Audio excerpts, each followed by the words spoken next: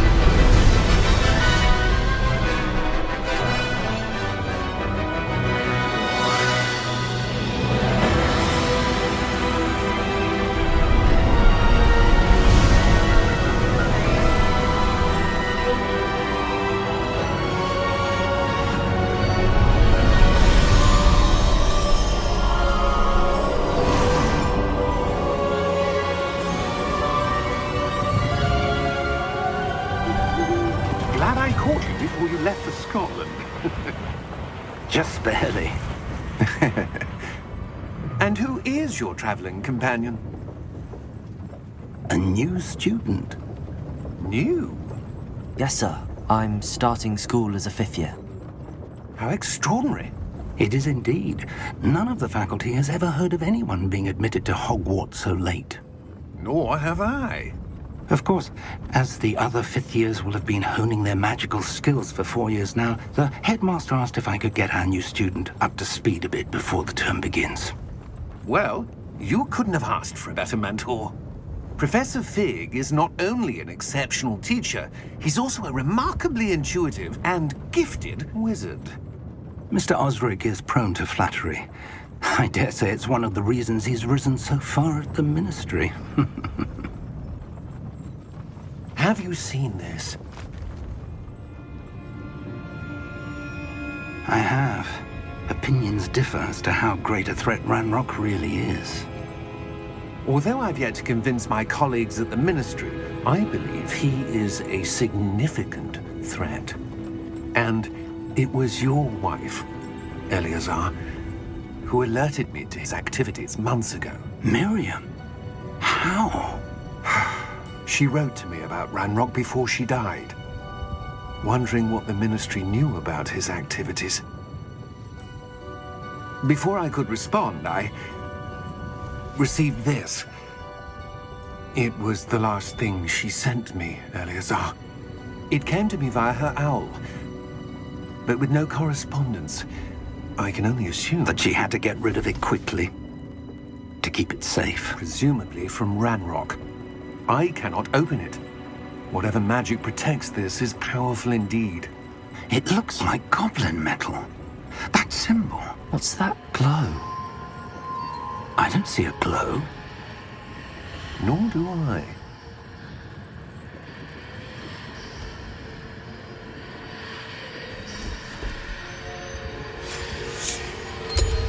Merlin's beard? How did you... Wait! We do...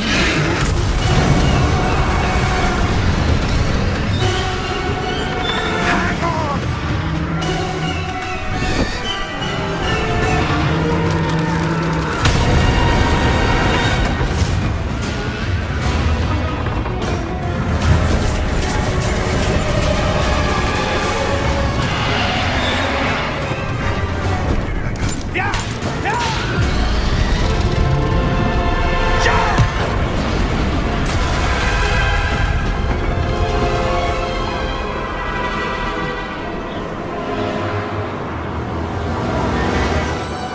key! Give me your hand!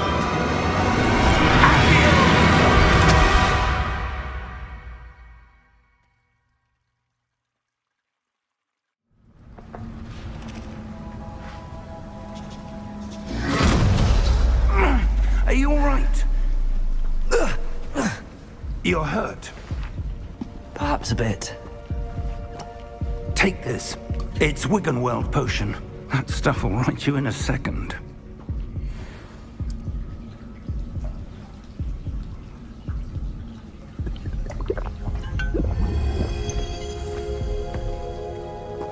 What happened?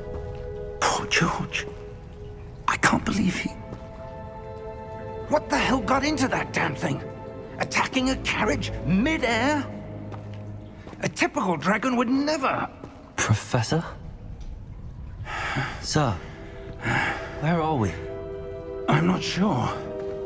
But that key you discovered was clearly a port key. Port key? An item enchanted to bring whoever touches it to a specific place.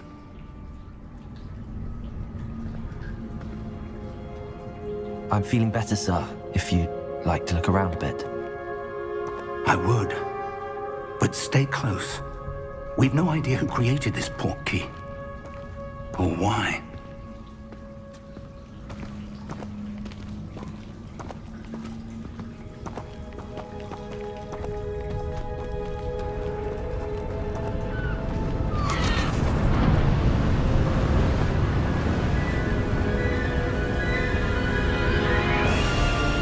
How far did that port key take us? Farther from London than the carriage traveled. We're somewhere in the Scottish Highlands. Sir, those ruins. Do you The think... port key was meant to lead us there? I do. This has not been the day either of us expected. But Miriam sent that port key to George for a reason. And I believe that she, and now George, died in pursuit of whatever it was meant to lead to. If you're sure you're all right, and wouldn't mind indulging me, I'd like to have a look around. Absolutely, sir. Good. Let's see if we can find a path, however faded it may be.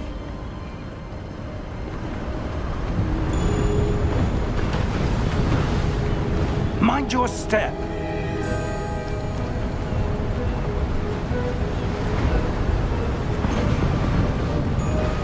Where do you suppose your wife got the port key that brought us here? A good question. Miriam spent years searching for evidence of a long-forgotten form of ancient magic.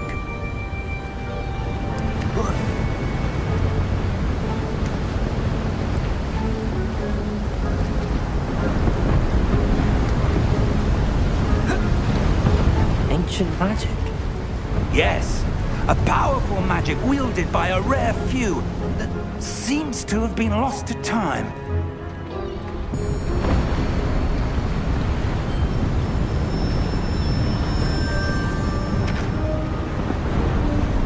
Hogwarts Castle was built by, and is itself a stronghold of that ancient magic. I don't know where she came into possession of the port key, but I am certain it was to do with that search. Ah, there's the path down below. This way.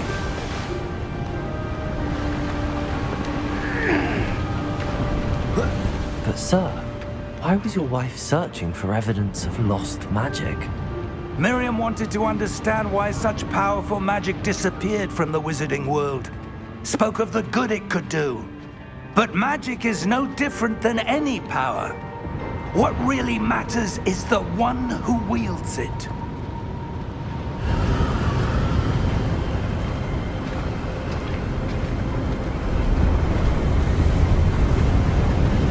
Steady yourself! Reparo!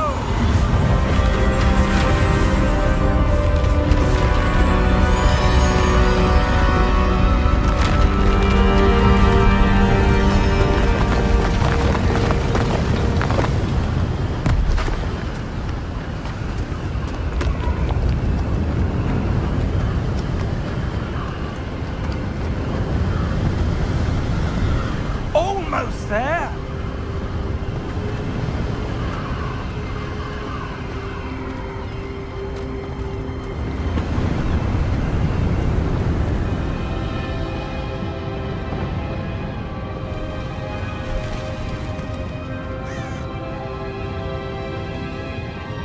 Why would someone have built this here? I suspect they valued their privacy. That portkey led us here for a reason. Let's have a look around for anything that seems out of place.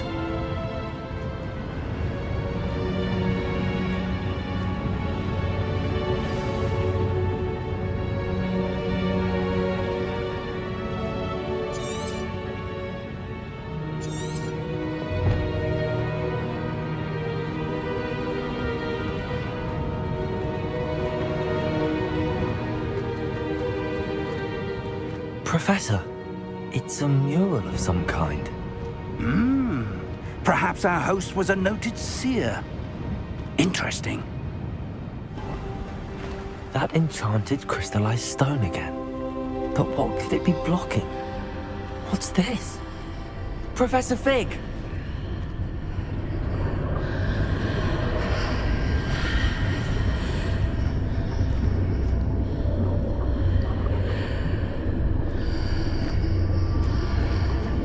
How odd. Why would someone have conjured that enchanted stone here? And how is there a room behind it? What room? I don't see anything. There's that glow again, like the glow on the portkey container. What in Merlin's name? Godric's heart. Where are we? I don't believe it.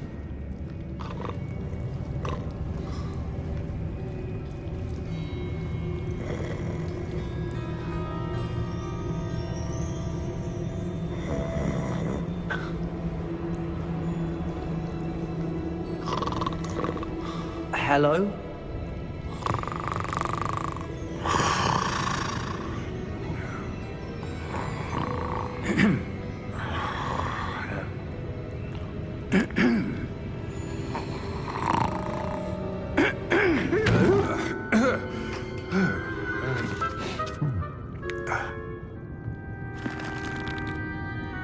It can't be.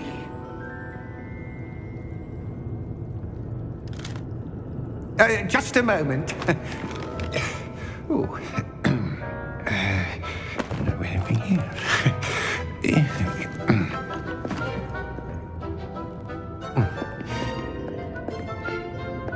Welcome to Gringotts Wizarding Bank. Vault number 12, I presume. Precisely. The key? Your wife's portkey. Oh, yes, of course. This way, then. Stay close.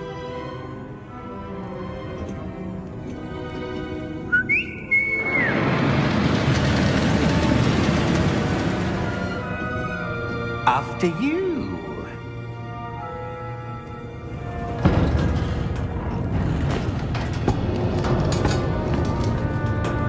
Keep your hands inside the cart if you don't wish to lose them.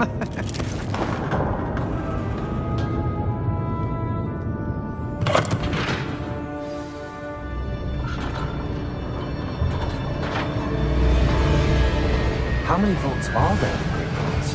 Hundreds. In fact, you'll see quite a few on our way to vault number 12. As we speak, we're just beneath the main lobby. The vaults you see now are the newest.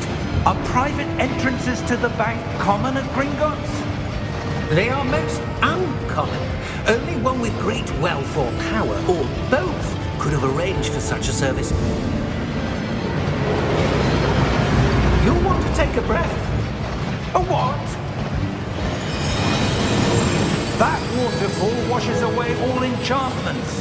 It's a security measure. Experienced the thief's downfall before, have you? Heard of it? These are the lower vaults that we're passing now. How deep are we going? Vault number 12 was commissioned shortly after Gringotts was founded over 4 centuries ago. It resides in the deepest part of the bank. Settle in. We've quite a distance to go.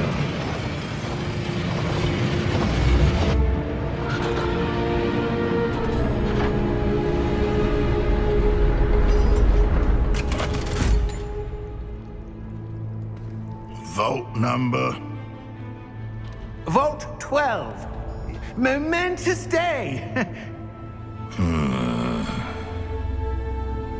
On your way.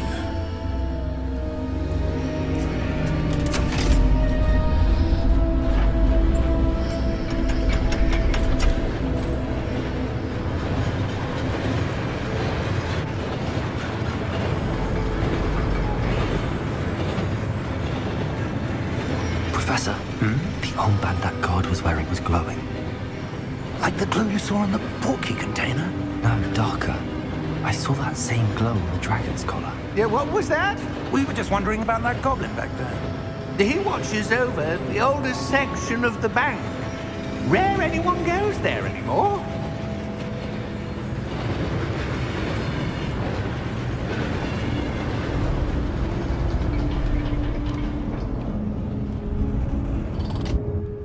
Here we are.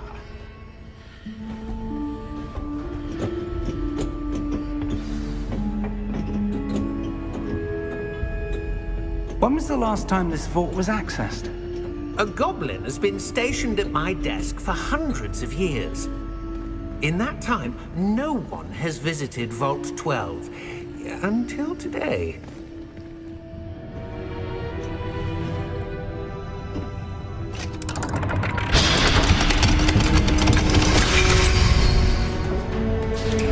Vault 12. Thank you for your help.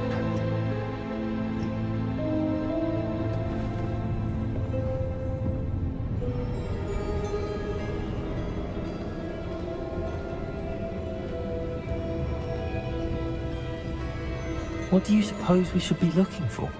I'm not sure. Sir, I wonder if you The might... instructions for Vault 12 indicate that I am to grant access to the holder of the key and then close the door. Wait! Best of luck. Professor? That was certainly unexpected. Let me think. There must be something here. Revelio, perhaps? Revelio? Yes, a revealing charm. No time like the present. Let's see what we're missing, shall we? Revelio. There! I saw something. Move a bit closer and try again.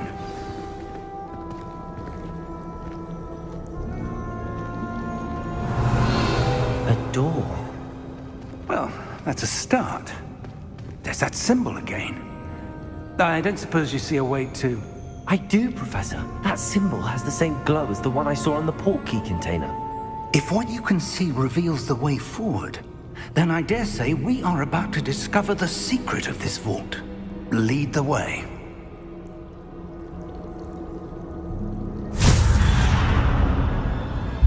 Lumos! This is no ordinary vault. I suspect we will need to earn our way out of here. What do you mean, earn our way out? Do you think this is some sort of test? I do. But to what end, I can't say. Stay close. There will be no disapparating if things go poorly. Not out of Gringotts.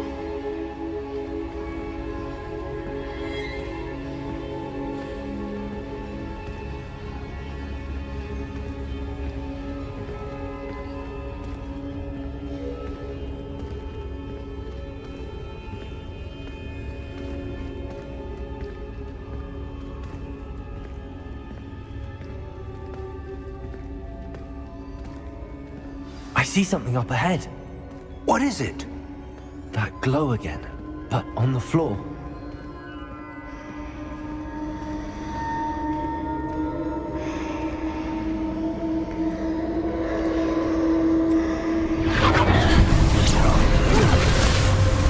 Lumos!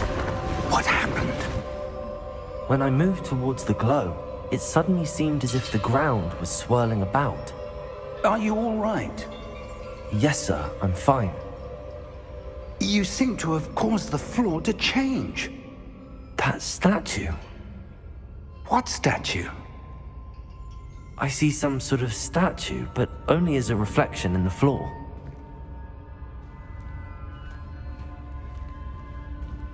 Revelio. I presume this is what you saw reflected in the floor. It is. The reflection's still there, but the statue's positions don't match. Wait. When you moved, the reflection turned in the direction of the light. Perhaps you should cast Lumos. Lumos. Well done. Now the reflection is turning towards me. It does follow the light.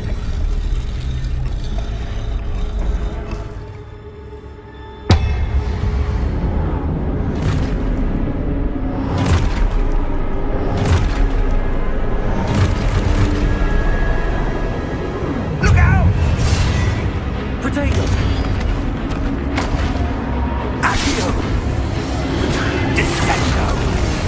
Levioso! Deposo! Deposo! Levioso! Confundo! Protagonist. Exposo! Confundo!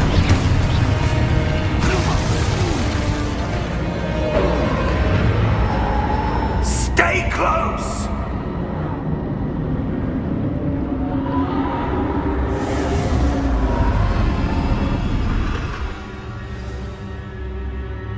Professor! Professor Fig! Professor, where are you? This isn't good. Where am I supposed to go? What's happening? The wisps of magic seem to be leading me somewhere.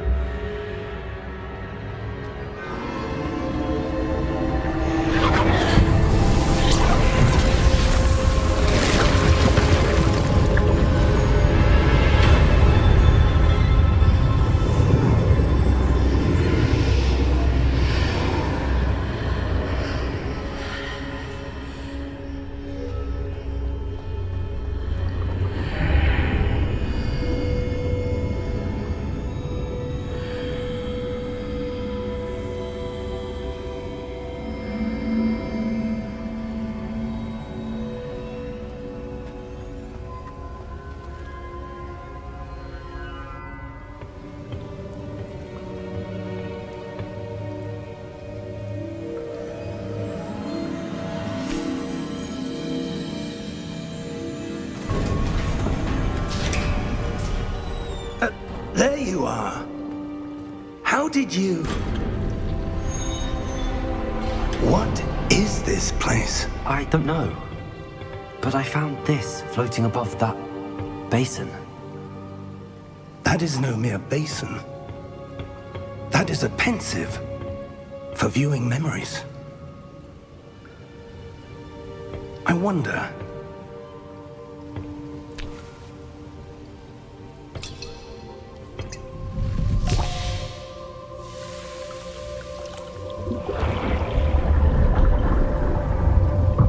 Follow my lead.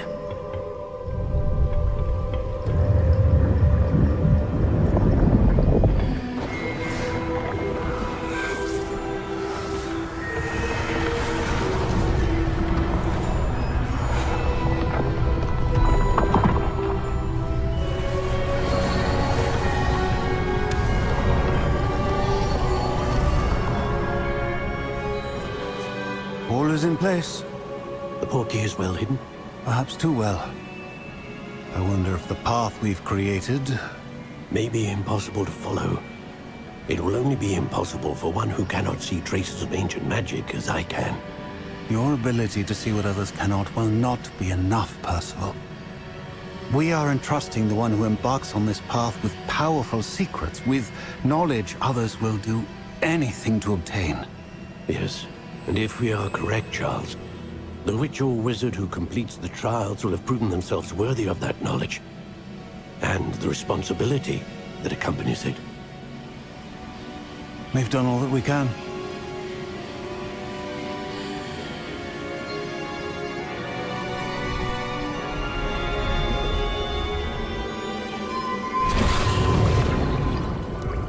That's what you're seeing.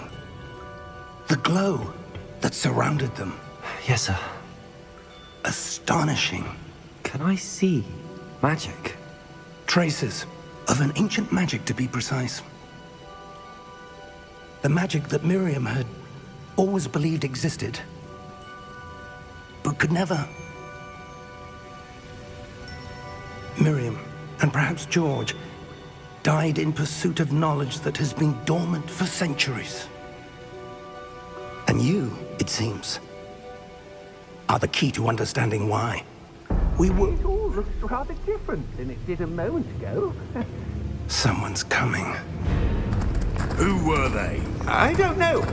But, sir, you shouldn't be in here. I was right. Ranrock. Seems my reputation precedes me. I was beginning to think no one was ever going to visit Rackham's vault. And why are you here? No need for that.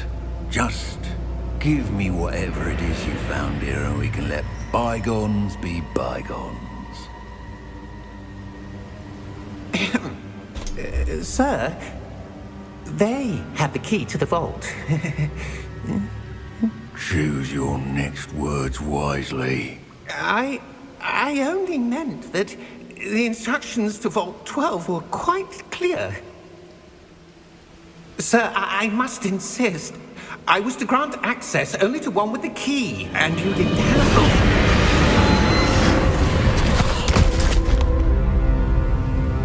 I have no patience for traitors.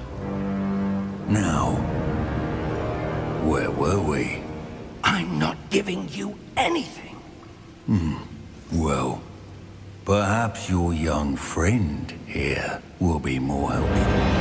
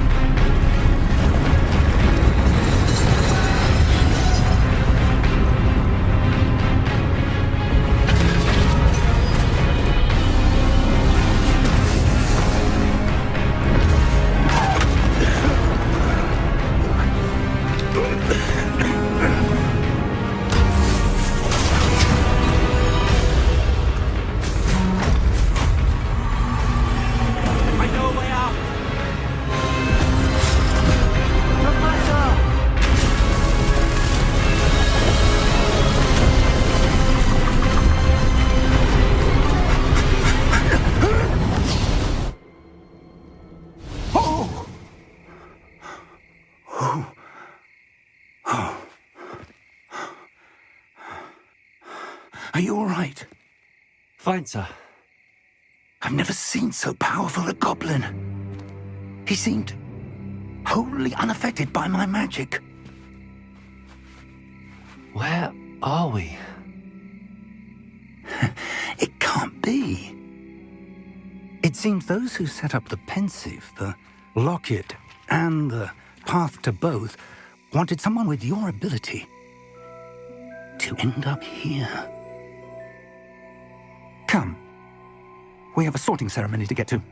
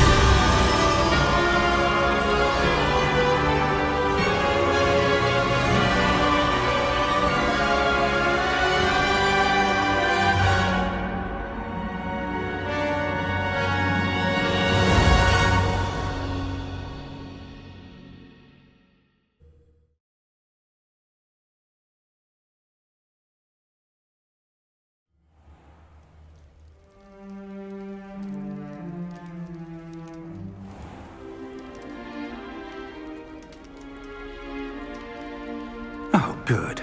We haven't missed the sorting ceremony. I'm no expert, but That seems more appropriate. Now, I need to study this locket as soon as I can, but first I must contact the Ministry. They need to know what happened to George and be warned of Ranrock. For the moment, I ask that you keep all that's happened this evening between you and me. Of course, sir. Thank you. Ready for the sorting ceremony?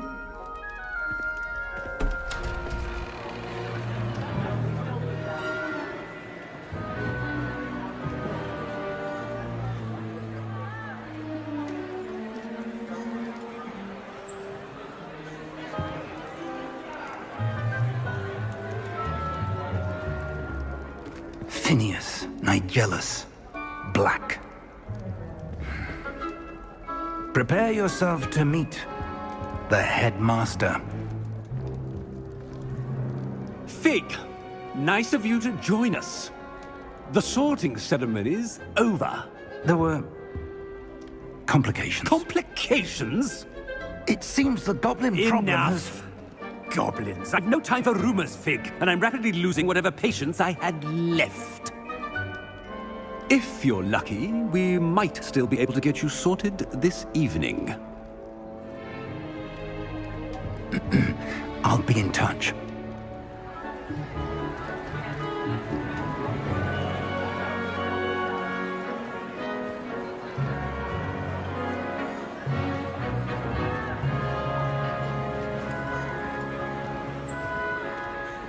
Professor Weasley, we've one more to be sorted. Welcome. You're just in time. Have a seat.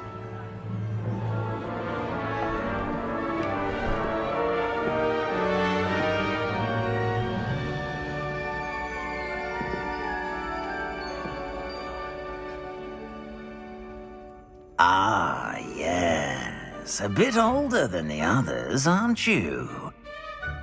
You come here with preferences and preconceptions. Certain expectations. I'm looking forward to meeting my professors and learning all I can at Hogwarts. Indeed. Hogwarts has much to offer a dedicated student. And what you learn in class will prepare you for challenges outside the classroom as well. I wonder...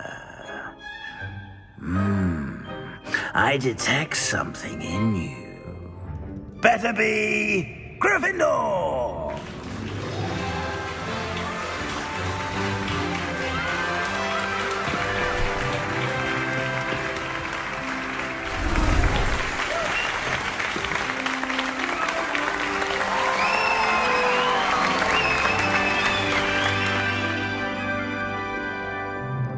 Oh, and one more thing.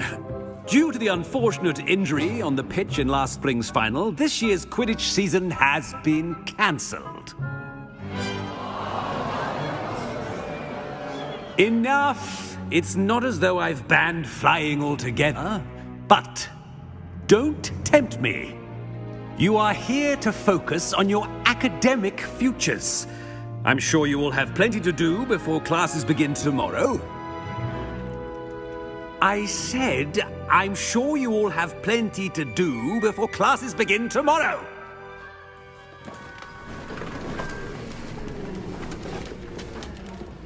Quite an entrance.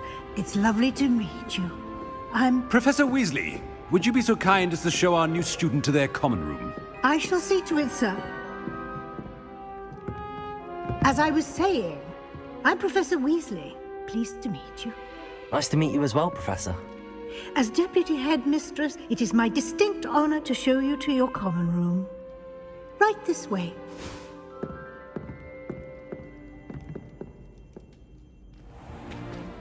It's most uncommon for a student to begin as a fifth year. This should be quite an adventure. I'm looking forward to it. I remember the first time I entered the Gryffindor common room after being sorted.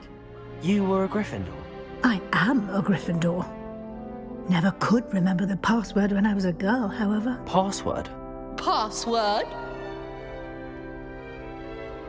The password is Grata Domum. Grata Domum. You may enter.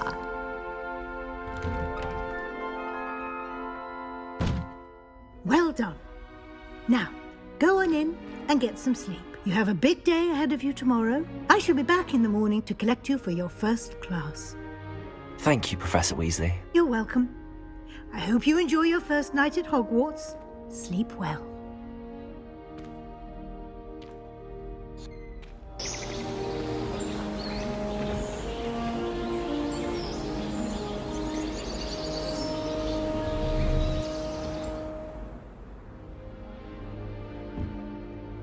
Looks like everyone's gone. Better head to the common room.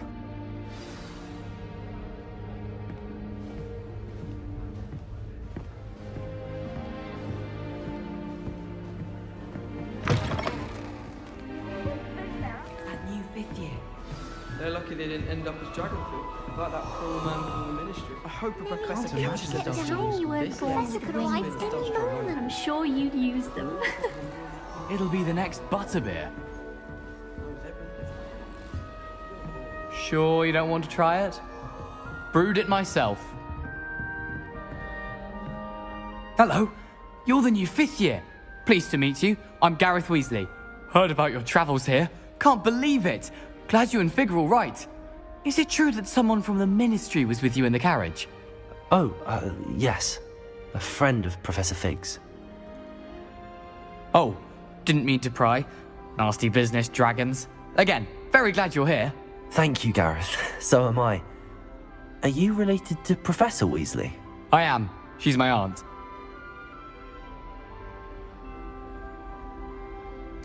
Must be nice having an aunt for a professor. You'd think so, wouldn't you? Aunt Matilda tends to treat me as if I'm a first year. Keeps too close an eye on me. It's all a bit suffocating, to be honest. Still, she means well. And she's an incredibly powerful witch. She'll have your back. Are you having butterbeer for breakfast? Oh no. I've been perfecting a recipe I came up with over the summer. I'm almost there, based on some reactions that may need a bit more work. Seems you enjoy brewing. Might I assume that you've a talent for potions of all sorts? Well, as I see it, there's little difference, fundamentally, between brewing a modification to butterbeer and a Wiggenweld potion. Though, I'm not certain Professor Sharp would make the connection. He doesn't appreciate my, creativity as much as you might think. Well, it was nice meeting you, Gareth, and thank you for the insights on your aunt. Pleasure to meet you as well. Good luck today.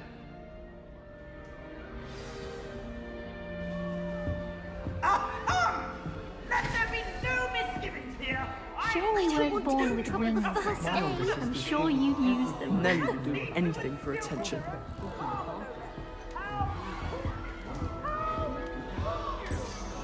Still not working. Ugh. I don't know what I'm doing wrong. It's not a complicated spell. I should be able to do it non-verbally. Why is this not working? Ugh. Oh, hello there. Welcome to Gryffindor. I'm Cressida. Pleasure to meet you, Cressida. Splendidly theatrical arrival to the sorting ceremony last evening. Made it in by the skin of your teeth. Is it true that you're Professor Fig's protege? I'm not sure I'd say that, but I did study with him a little before we arrived. Blast! I was hoping he might have given you some advice on non-verbal casting. Is that what you were trying to do just there? Oh, yes. Having a spot of trouble. I've mastered the charm using its incantation, but this is proving a bit trickier. A little more practice ought to do it. I practiced all summer. I can cast spells more complicated than this one without speaking. What's so difficult about this one? I'm just going to keep at it.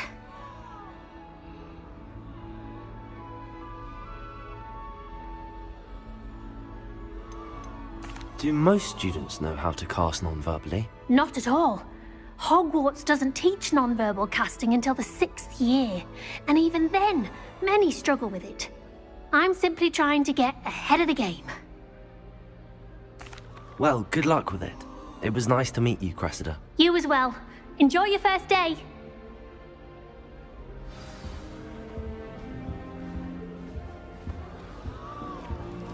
Who does Nellie think she is, anyway? Don't fall off this time, Nellie.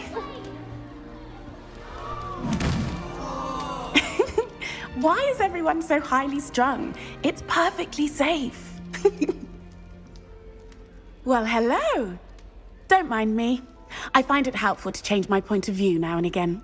Put things in perspective. Once I made it to the top of Gryffindor Tower, from the outside, without a broom. Goodness. I'm Nellie, by the way. Nellie Ogspire. I've heard rumors about what happened to you on your way to Hogwarts. Is it true? About the dragon? Yes, our carriage was attacked by a dragon. Crikey! I can't believe it. How thrilling! And also terrifying. Anyway, you've certainly brought some much-needed excitement to Gryffindor. And Hogwarts, for that matter.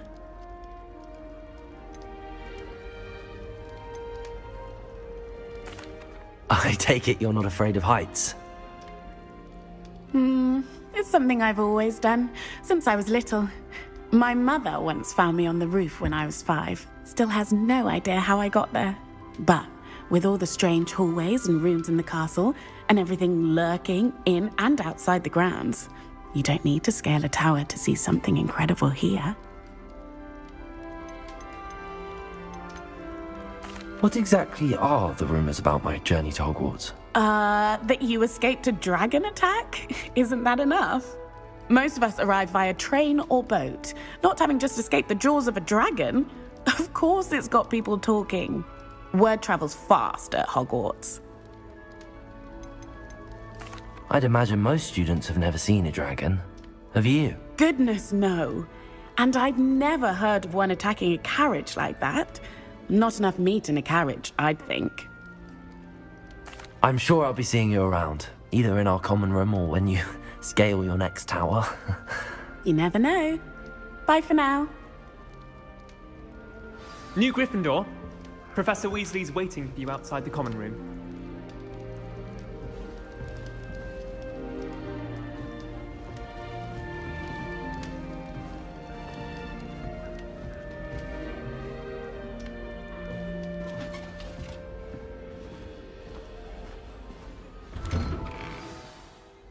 Good morning.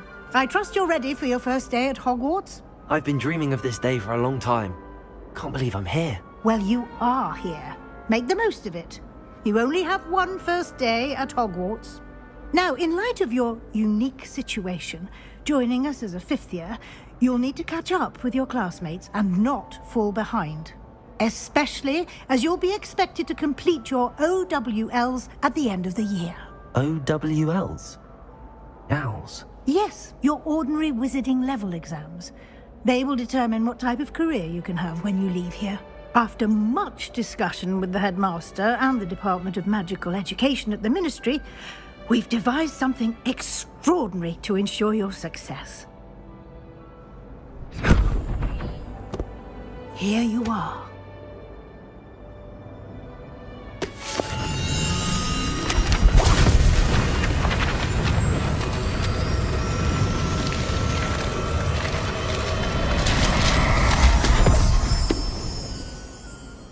What is it? It is a wizard's field guide. It will help you to keep track of what you are learning so that you master all that's expected of a 5th year. You would be wise to take full advantage of this exceptionally valuable resource.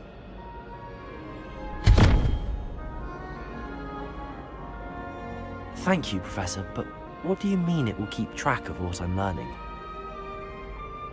Perhaps seeing it in action will answer any questions you may have. Walk with me and we shall put it to the test.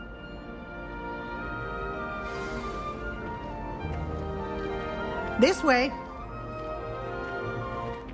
Always something happening here. It's the heart of the hive. Our King's Cross station, so to speak. Sometimes you can find some quite interesting things. That should be all for now. You'll be expected to attend both Charms and Defense Against the Dark Arts classes today. And I'd like to be sure you get to Hogsmeade as soon as possible to replace the supplies you lost on the way here.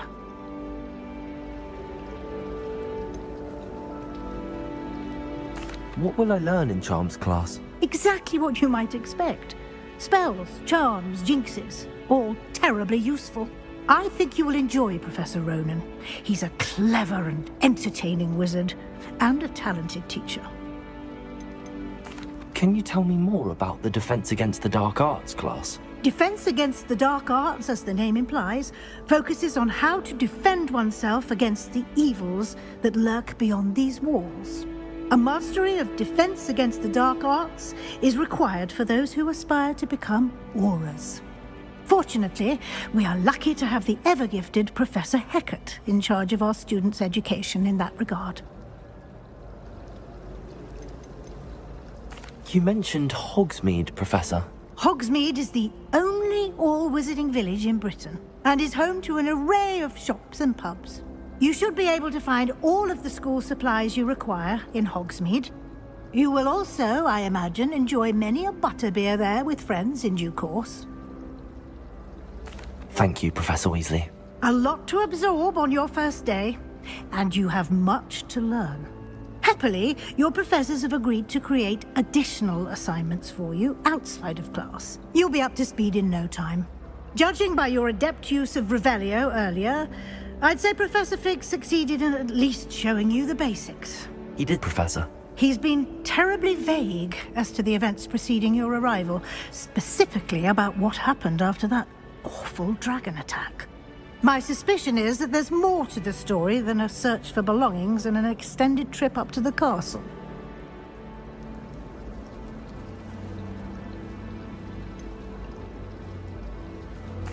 I'm sorry, Professor, but I'm afraid that's all there is to it.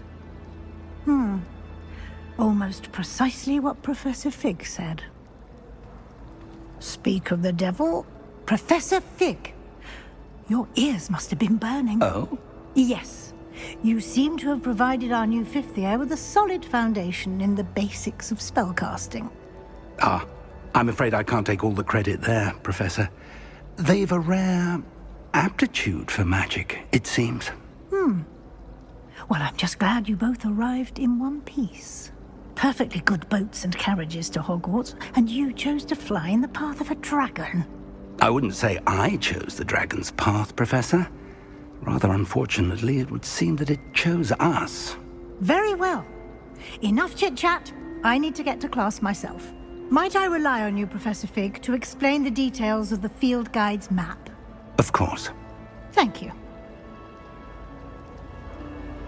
Good luck today. And remember to use your field guide. It will be invaluable to you. And invaluable to me, as I'll be using it to keep up to date on your progress. Yes, Professor. Come and find me in my classroom after you've attended both classes today, and I'll explain more about those assignments I mentioned. And we'll see if we can't get you to Hogsmeade for those supplies.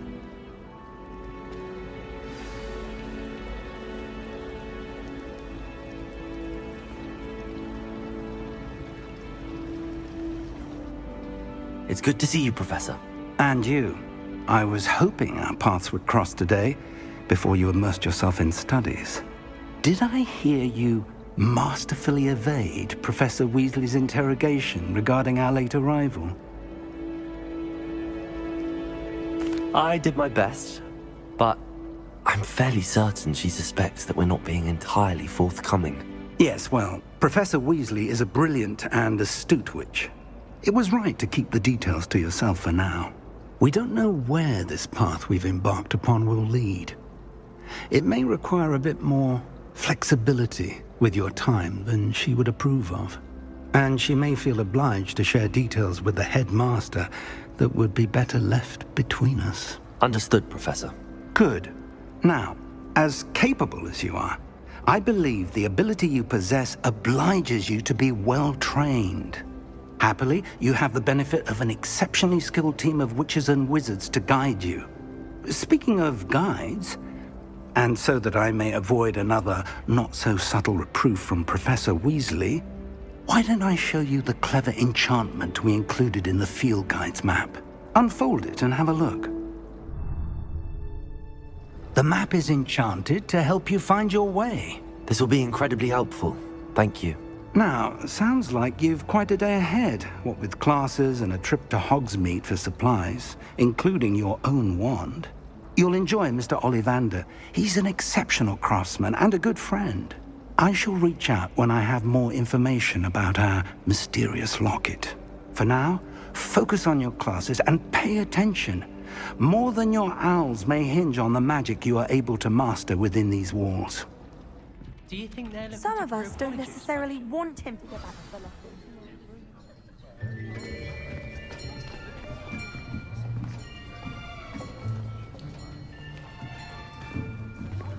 Here! Behind you! There is an open seat here. Thank you. Hello, I am Nettie. So you are the new student. Have you met Professor Ronan yet? Shall we begin?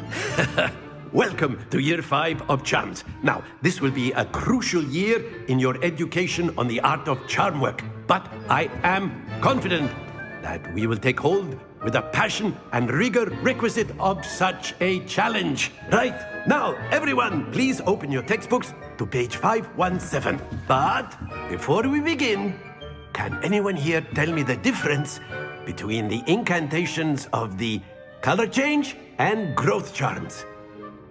Anyone? Anyone? I am afraid it is too late to study now. My, the summer months must have really taken a toll on you all. By the looks of it, you all spent your holidays practicing Obliviate on one another. Do you even remember how to perform a basic summoning charm?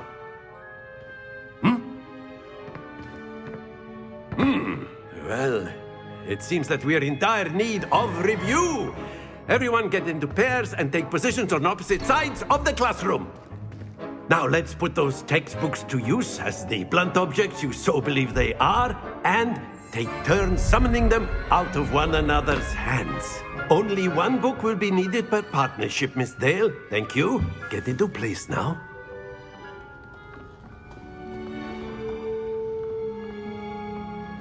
Accio! That is not bad. You are a swift learner. I see a lot of potential, but remember, potential is nothing without practice. Keep at it. You might just rival Miss Onai here. Very good, everyone. That's enough of that. Well, as you all seem to have the basics down, and it is an exceptionally lovely day, I was thinking that we might have ourselves a little excursion outside for a spot of fresh air. After me.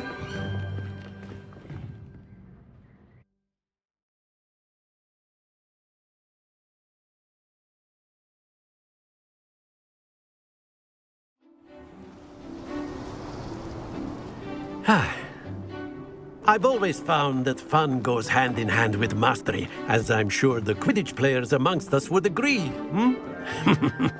So, what better than a bit of sport to put our prowess with the summoning charm to the test, right?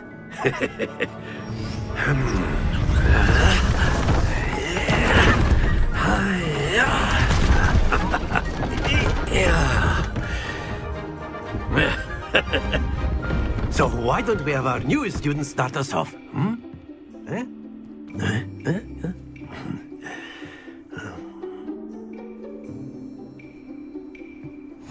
Very simply, cast Accio on one of the spheres and relinquish your charm at the last possible moment.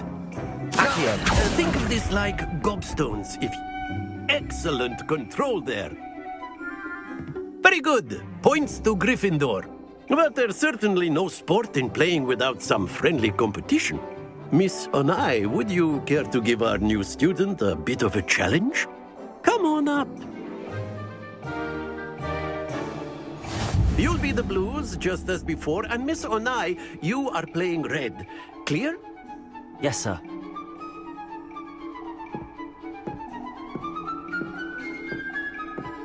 Be sharp.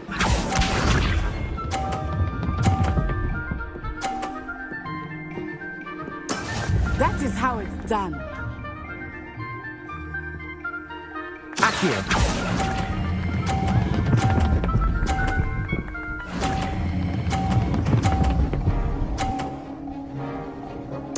A perfect score. Remarkable.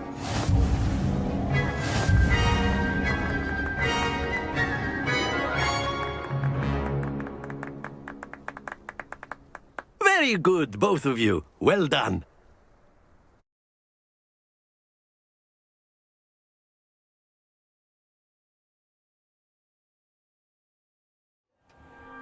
Class is dismissed. Gather your things on the way out.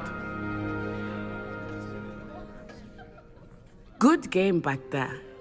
I must admit, I think I underestimated you. Took me weeks to become proficient with Accio. Took weeks for me to get anything right when I transferred here. It gets easier, I promise. That's good to hear. It's a lot to take in all at once. To put it lightly, I remember how I felt when I first arrived. I transferred here from Ouagadougou just before my 4th year. My mother received an offer to teach divination here. Before I knew it, we had left Uganda and were halfway around the world at a new school in a new country.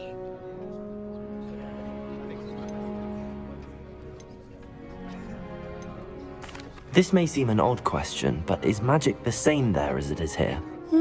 Mostly, yes. But I did have to learn how to use a wand when I arrived here. Hardly anyone at Ouagadougou uses one. You can cast spells without a wand? Oh, yes. I find wandless magic to be much more instinctive. Not to mention quite convenient if one is without their wand.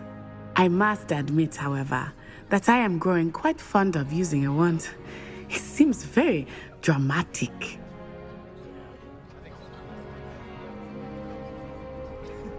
It's nice to learn about another wizarding school. Thank you for asking. I do miss Ouagadougou, but I am glad to be here at Hogwarts. I think Professor Ronan wants to talk to you. Better not keep him waiting. Until next time. Of course.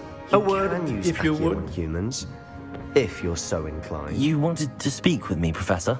I did. I trust your first charms lesson lived up to expectation? Well, an outdoor competition wasn't exactly the lesson I was expecting, sir. What charm is there in the expected? You did well, managing to best as gifted a student as Miss Onai. Thank you, Professor. I enjoyed the match. Miss Onai is always a fierce competitor, though I sense that she is a bit distracted of late. Now, Professor Weasley has asked that your professors give you instruction outside of the ordinary curriculum. Expect to hear from me soon regarding a special assignment that I am preparing for you.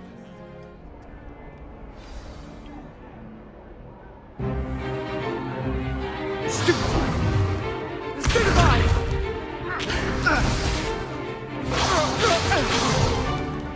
that all you've got? Levioso! Professor Hecat! Perhaps you'd be good enough to blast each other to pieces on your own time.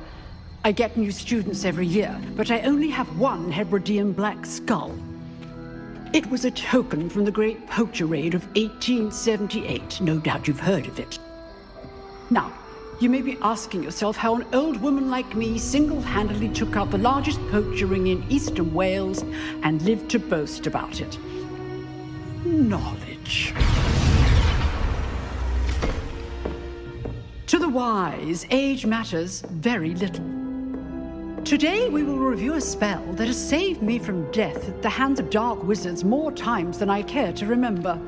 Levioso. Levioso? A levitation charm? Levioso!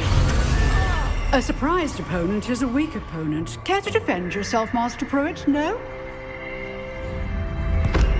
One thing I've learned as an unspeakable is the value of simplicity, especially in the heat of battle. Now, let's practice what we've just learned, starting with something small. Levioso.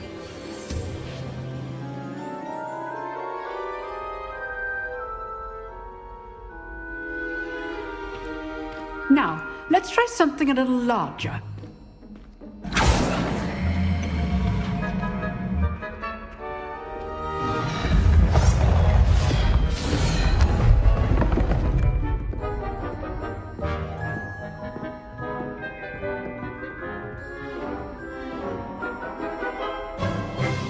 Let us begin with the basic cast.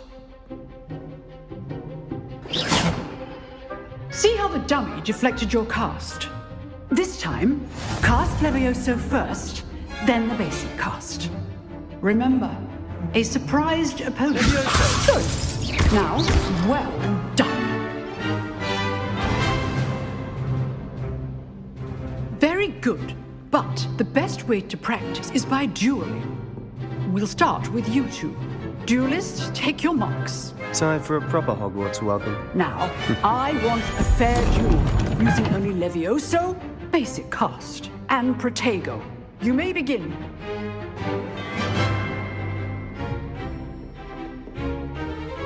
Levioso, good form. I know. Protego, stupid Protego. Levioso complicates things. This can't be your first duel. Let's just say I'm a quick learner. Levioso! Stupid! I do enjoy duels. But only all of my students were this adept.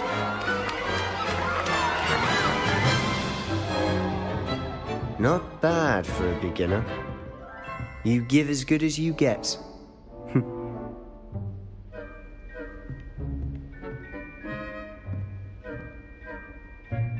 I put you on the spot, and you rose to the challenge.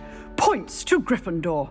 Thank you, Professor Hecat. Glad to have the opportunity to practice. If what I've seen today is any indication, we can expect great things from you.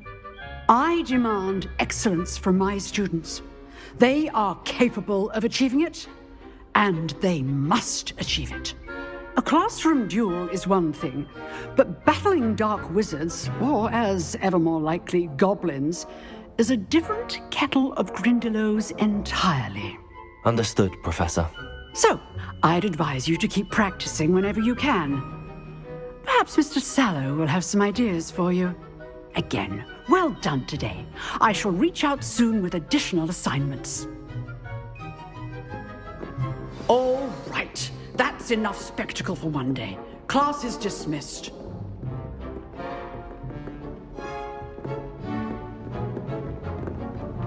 Nice work. I enjoyed that. Well, that duel was quite something. Everyone will be talking about it. It was certainly good practice. Practice? It felt more like I was dueling an expert. Sebastian Sallow, by the way. Didn't expect a new student to be so deft with a wand. Then again, perhaps this wasn't your first duel. I've dueled enough. Consider yourself lucky I held back. Huh, fair enough. You owe me an honest duel when you aren't. You know, you might be a perfect fit for a certain exclusive, unsanctioned dueling organization.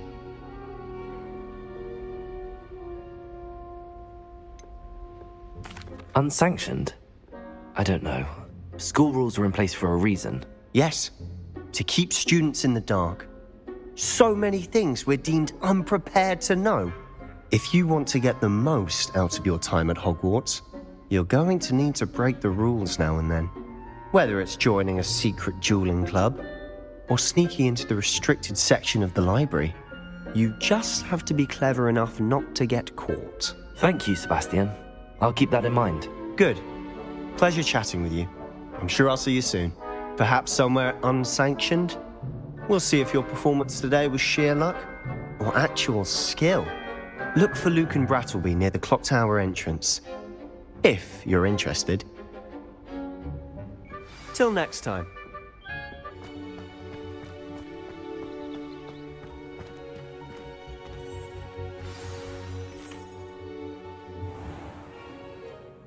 What about the room, Professor? I was thinking the same thing, Deke. Perhaps you could help. Oh, excuse, Deke. Ah, there you are.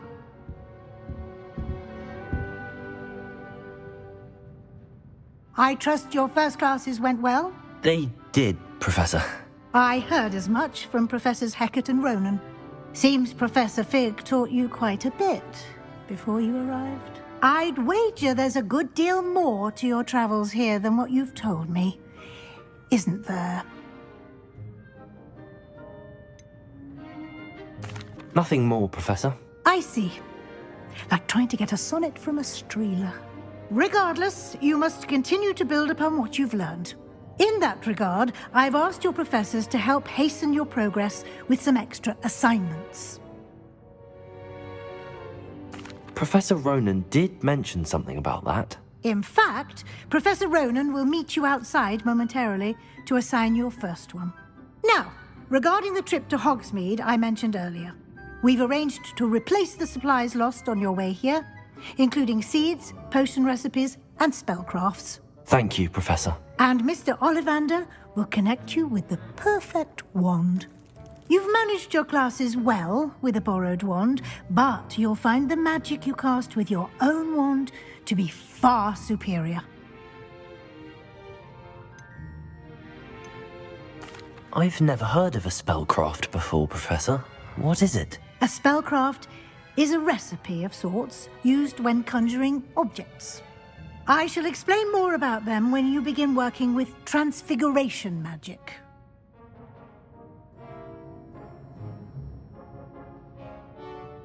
I'm eager to get to Hogsmeade. Very well. I'd like you to make your first visit to the village with a classmate. Help you get your bearings. Perhaps Sebastian Sallow or Natsai Onai. I've noticed you spending time with them. I'd like to go with Natty. Excellent choice. Miss Onai is one of our most talented students. And she knows the area. She'll keep you well clear of any of Victor Rookwood's undesirables en route. Rookwood? A rather unsavory local. Best to avoid him and his associates, including his right hand of sorts, Theophilus Harlow, if you can. Once you've finished Professor Ronan's assignment, your friend will meet you at the castle doors. No time to waste. The sooner you complete your work, the sooner you can enjoy a butterbeer at the Three Broomsticks.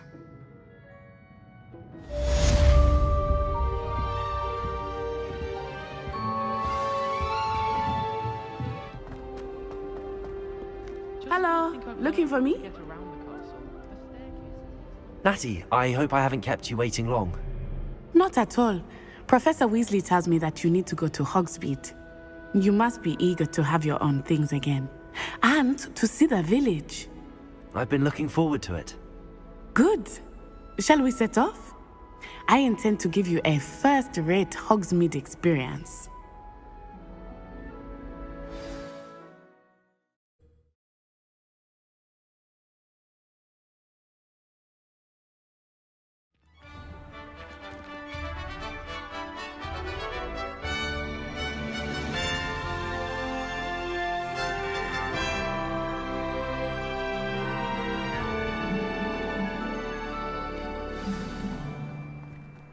I was glad Professor Weasley asked me to accompany you.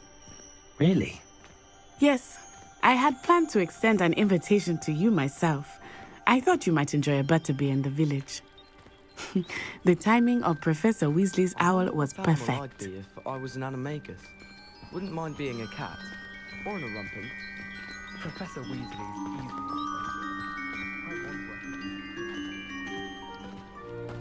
I would spend all of my time exploring if I could. I confess I was surprised when Professor Weasley mentioned that you knew the area, since you're relatively new here. She said that? She knows more about me than I had thought. I will say, while I certainly learn a great deal in class, much can be gleaned outside of the castle walls.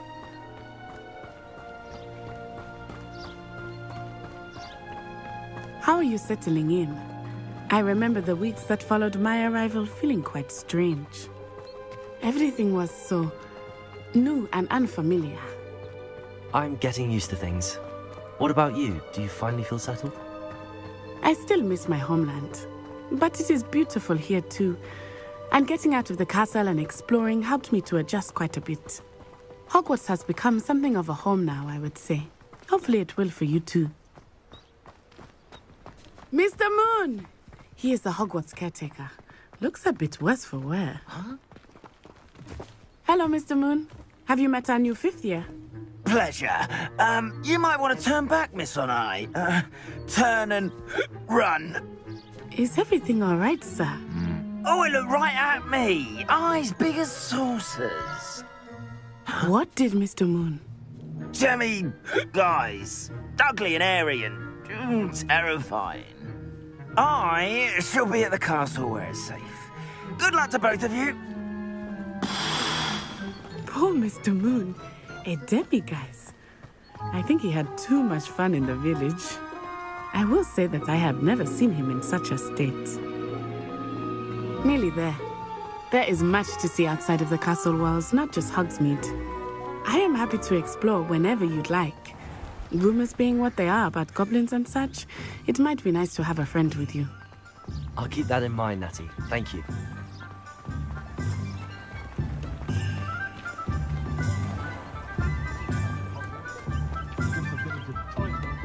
And here we are. It is hard to know where to start. The Three Broomsticks is the place for butterbeer. And you can get any sweet you can imagine at Honeyduke's. I could not choose a favorite shop here. It changes with every visit. I can tell you that you are certain to find everything you need in Hogsmeade. Professor Weasley said that you need to get potion recipes, spellcrafts, some seeds, and... A new wand? Of course! You will enjoy Mr. Ollivander, and I am keen to see what you will do with a wand of your own. You should be able to collect everything you need and still have time to explore a little as well. Experience Hogsmeade at your own pace. We can meet up in the town circle when you are finished. Enjoy yourself. I will see you soon.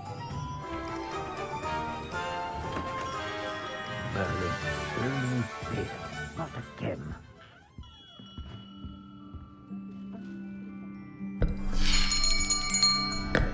I'll be right with... it's you. Just a moment, please. Hello, sir. I'm looking for... For a new wand, yes. It's about time. Yes, about time? Well, you're our new 5th year student, are you not? Oh, what am I saying? Of course you are. Gerbold Ollivander's the name.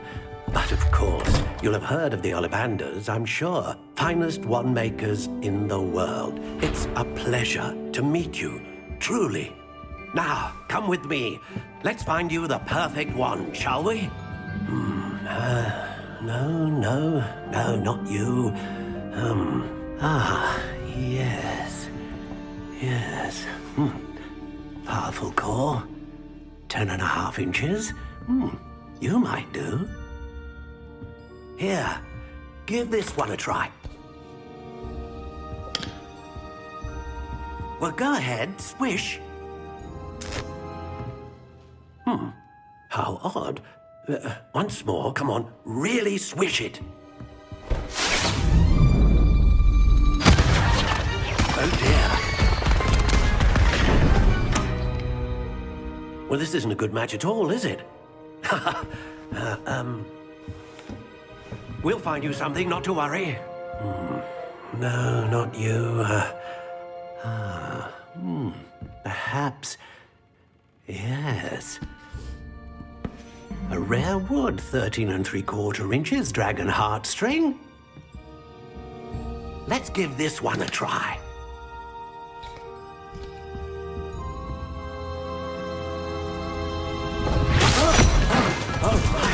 Oh, goodness. Looks like it's back to the shelf for you. This is proving to be trickier than I had anticipated. How perplexing. Where are you? Perhaps you? There you are.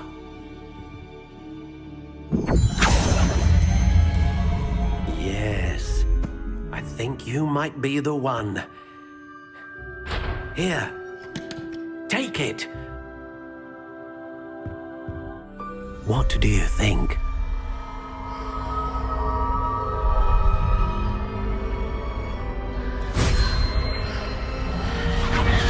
Extraordinary. Another wand, another beginning of a bright and magical future.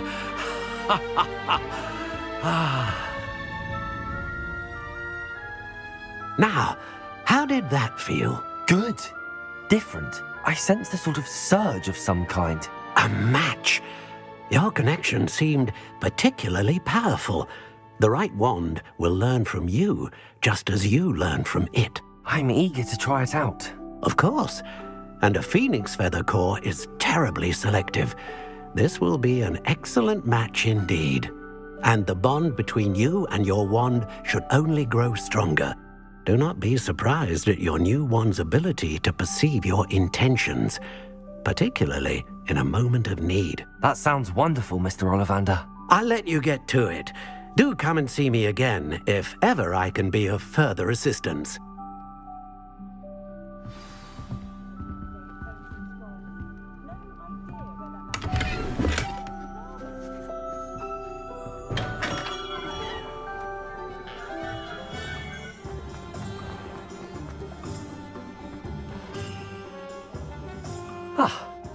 I have everything.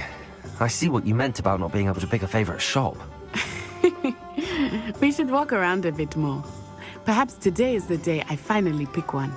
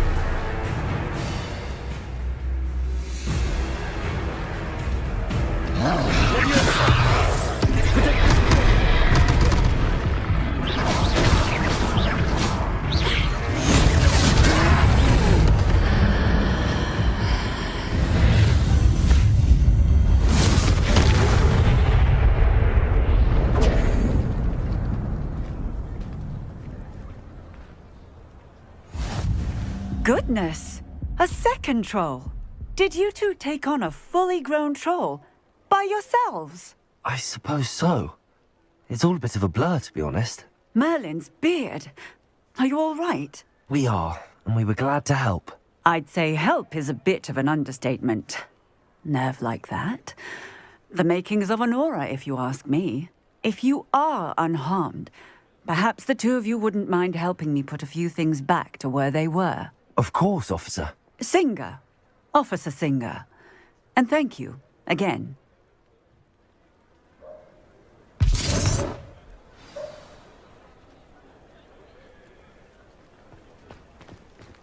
Oh, hello there. A moment if you would. I will see what he wants.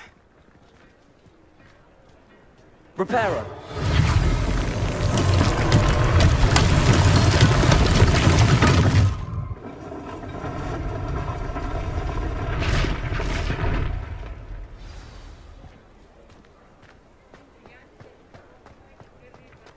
Reparo. One less thing for Officer Singer to worry about.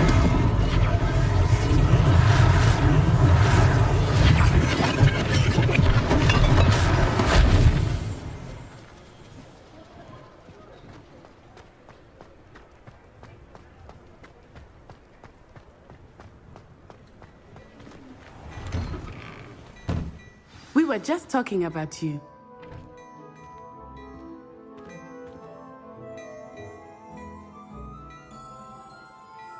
Hello, sir. I don't believe we've met.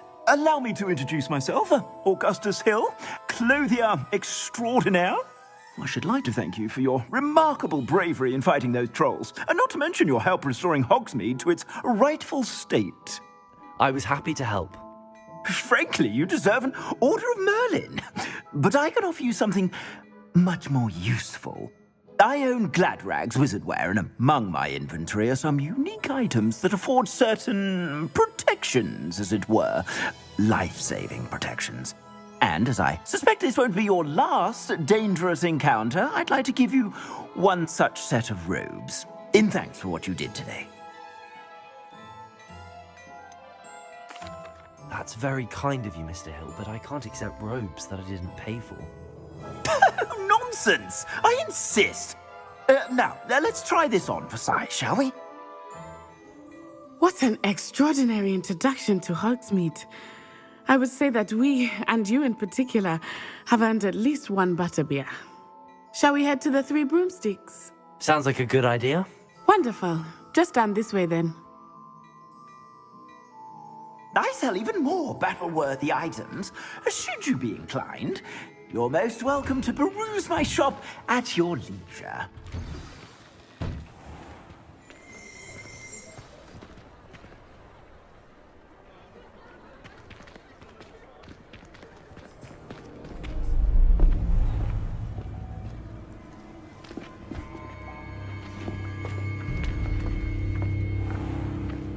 You said you could get to the child when they came to Hogsmeade. That all you needed was a distraction. I gave you a distraction. I just watched a student take down your distraction. Who's this child? What are you not telling me? All you need to know is that if you cannot get to the child, then you have no value to me. Let's go.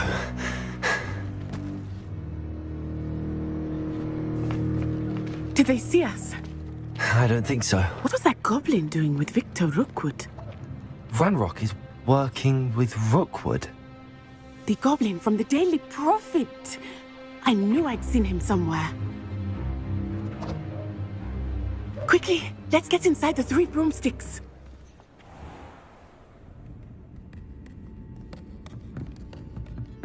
It's a treat to see you, Lodgok. I shall let you know if I hear anything.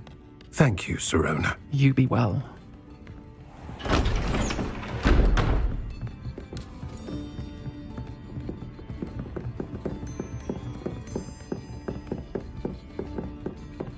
Now, what can I... Oh, there's a face I haven't seen before. It's my first time here. Welcome. Butterbeer's on me. Heard about the attack. I shall be looking in on the other shopkeepers and residents shortly. Glad to see you two escaped injury. Thanks to this one, single-handedly took down a troll. Is that right? Well done. Thanks for this. My pleasure. I will say, trolls in Hogsmeade. That's never happened before. Something's not right. The only brutes we usually have to deal with are... How timely. Was that Lodgok I saw leaving just now? Your clientele's not what it used to be, Sirona. Not to worry, Victor. Once the two of you leave, the caliber of my clientele will greatly improve. I wouldn't do that if I were you, Theophilus. Come now. No need for theatrics. I'm only here for this one anyway. My friend is enjoying a well-earned butterbeer. Only want a quick word. Perhaps you didn't hear me. I said, my friend is busy. One would think you all had enough bloodshed for one day. Come, Theophilus. The Three Broomsticks isn't what it used to be. Let's take our galleons elsewhere. Can't drink butterbeer forever.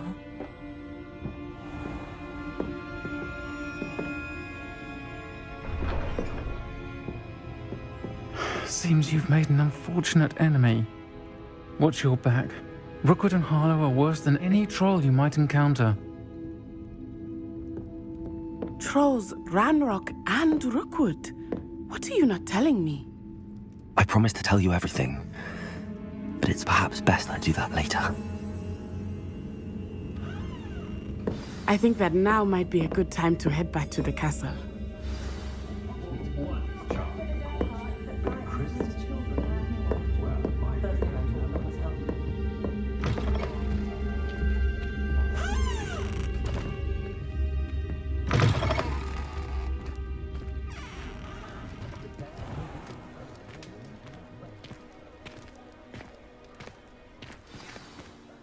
I am certainly glad Sirona was there.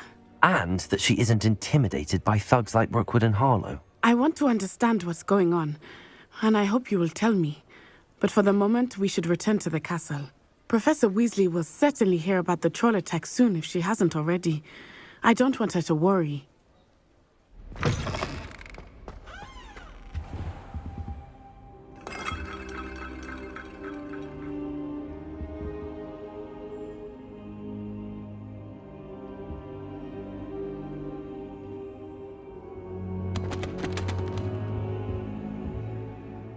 Professor, I'm glad to see you. And I you. Thank Merlin you're in one piece. I heard about the attack. Trolls in Hogsmeade? Sir, the trolls were wearing armor. It had that dark glow like the dragon collar. Goblin silver! Ranrock used it to control the dragon. But how? And why send trolls to... They were there because of me. I overheard Ranrock talking with Victor Rookwood. Ranrock was in Hogsmeade? With Rookwood? The trolls were Ranrock's distraction so that Rookwood could get to me. And he would have, had Sirona and the patrons at the Three Broomsticks not intervened. This is grave news indeed. If Ranrock's goblins and dark wizards are after you, they want what we found in that vault.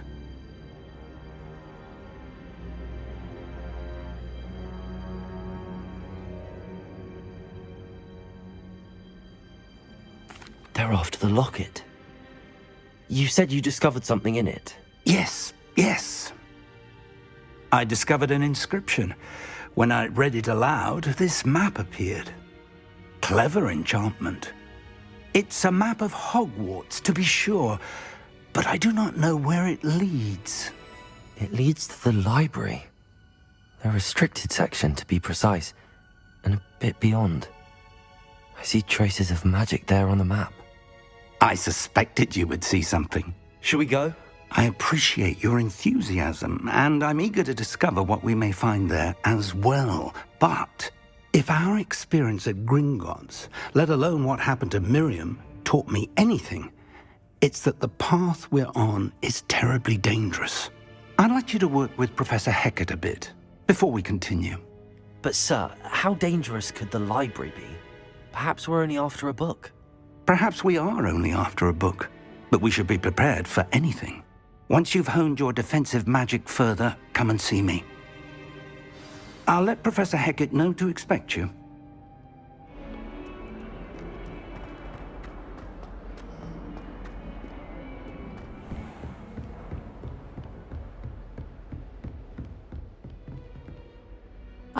I'm here about the new spell you wanted to teach me, Professor. Good. Professor Fig indicated a certain urgency to you completing your defensive magic assignments. As such, you are to learn Incendio, the fire-making spell, handy for lighting torches, burning away spider webs, and, when necessary, defending against those who would wish to do us harm. Sounds versatile. Quite. But before we get started, I'd like you to complete a few tasks. You may be surprised by some of them. Astonishing how much students don't think their professors know. When you're finished, come and see me. Then we shall begin working on Incendio. You know where to find me once you've finished.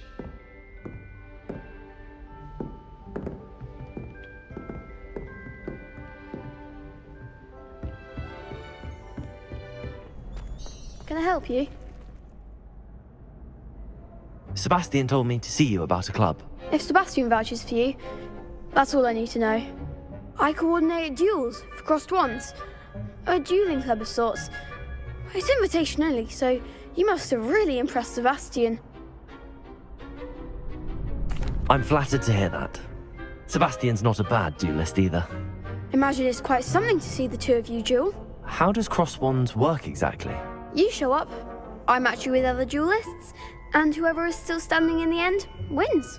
It's our way of determining the school's greatest duelist once and for all. And to liven things up, the winner is awarded a prize. Interested? Of course. Dueling's an entertaining pastime. I agree. Besides, in crossed ones, you can duel with a partner if you like. Your first time I'll pair you with Sebastian. Next time, you'll need to bring a partner along, or duel alone. So, care to step into the ring? Get me in the ring. Spectacular! Let the fireworks begin!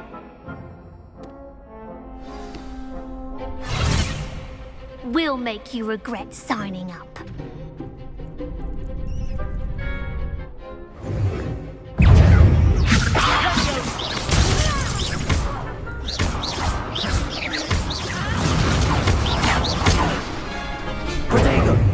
Leviosa!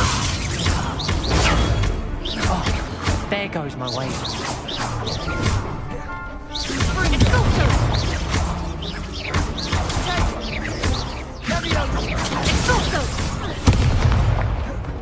Leviosa!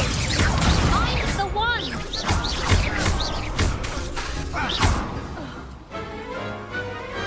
Perhaps one day I'll sign up for a round. Nice work. Sebastian wasn't wrong about you. There's strong competition ahead, but keep this up and you could be the next school champion. Brilliant. Count me in. I shall. In fact, the second duel is ready when you are. And as a fully initiated member, you now have access to the official Crossed Wands training dummy. Very good way to master spell combinations. Come and see me and I'll set it up. Again, congratulations on your first Crossed Wands victory. Well fought. Hope to see you back here again.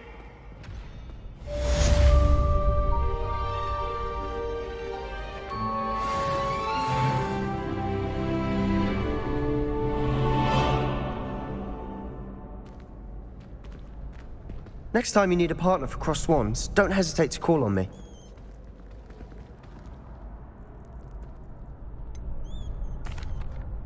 Hello, Lucan.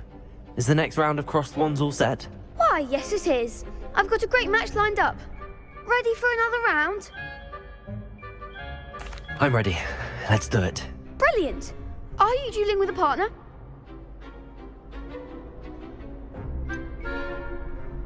Yes, Sebastian. Then let's get to it. Ready to get thrashed? Apologies in advance.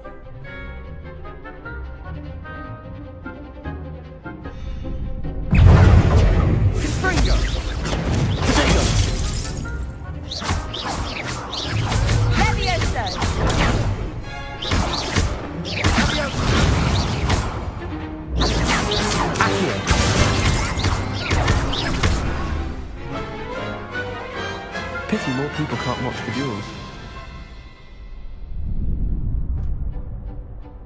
Bravo! I gave it my all. You did indeed. The other duelists have already taken notice of you, but after that last round, they'll really have it in for you. You'd better keep practicing if you want a chance at winning, or at least surviving the next round. I'll let you know when we're ready. Hope to see you then. The next round is for all the gobstones, so to speak.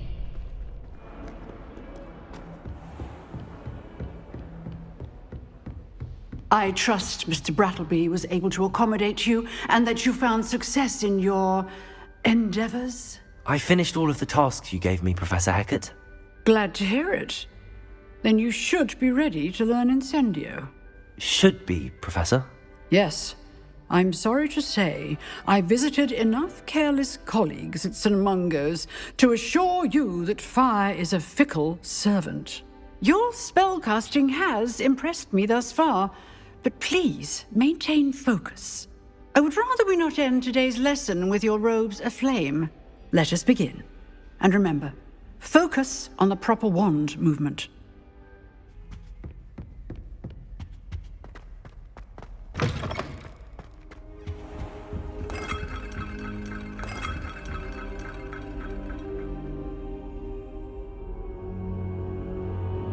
Ah, there you are. Hello, sir. You'll be pleased to know that I worked on my defensive magic with Professor Heckard. So I hear. She tells me you've taken rather well to your new wand. You must continue to work with her and your other professors to improve your skills. That said, I don't wish to postpone our visit to the library any longer. So, shall we proceed? Fig! I have work for you. Come. Headmaster, I'm with a student and my schedule Your schedule will wait indefinitely, as will your student. I would think that after all the trouble you caused me with Osric, you'd be eager to make amends. My office, 5 minutes.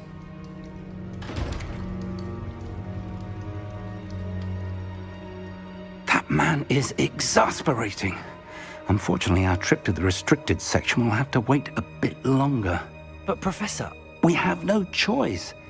It would be unwise to provoke our illustrious headmaster further. I shall find you when I've completed whatever toils I must endure.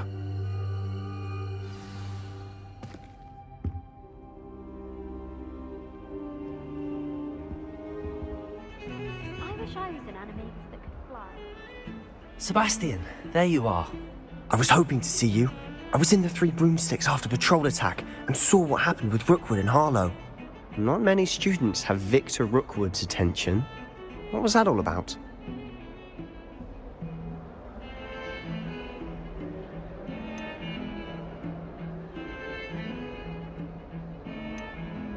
Seems he's working with Ranrock, and Ranrock is after something I found at Gringotts. Ranrock? And when were you at Gringotts? Professor Fig and I ended up there after the dragon attack. It's quite the tale. Fig had this port key. A port key? To Gringotts? I'm not sure I follow. I barely follow myself, and I was there. Anyway, we ended up in an ancient vault where we found a map. That map leads to the restricted section. You can't be serious. Deadly serious. Professor Fig has insisted that I not tell a soul about any of this. I've probably said too much. Understood. Your secret's safe with me. Whatever it is. Thank you, Sebastian. You mentioned being clever enough not to get caught in the restricted section. And I am. Meet me outside the library tonight, and tell no one.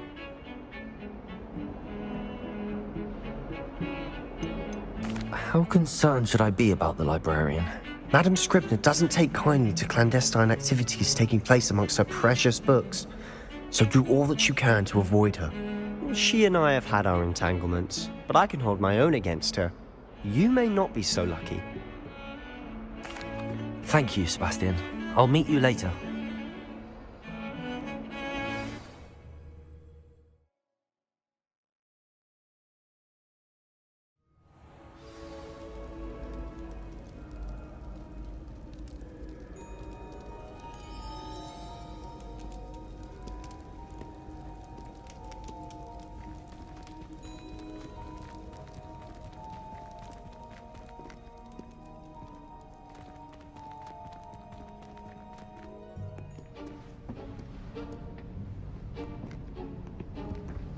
See there? That's the door we need to reach. And those annoying prefects would love nothing more than to rat on us to Scribner, so don't let them see us. Understood? I can be sneaky. Let's go. Hold on now. There's a spell you should know. The Disillusionment Charm. Good for getting places you're not supposed to be. Cast it and you'll appear as little more than a trick of the light, just as long as you keep your distance and stay quiet. You mean I'll actually be able to turn invisible? Something like that. It's not as foolproof as a cloak, but those are expensive. And spells are free. Give it a try. We must remain unseen.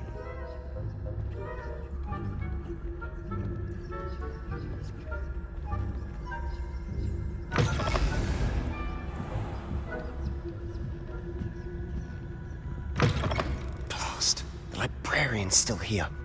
Quick, behind the bookcase.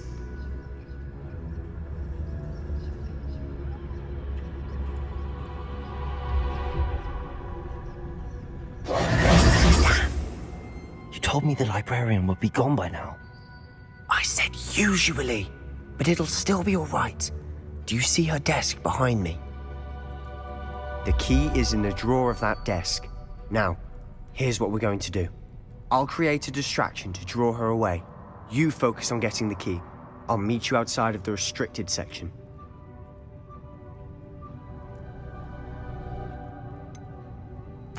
Wait, why do we need a key? Isn't there a spell for this? Alohomora. That's how I always used to get in. But the librarian twigged that I knew the spell and cast an anti-Alohomora charm on the lock. So now it's just this key. But don't worry. I said I'd get you in, and I always keep my word. Trust me.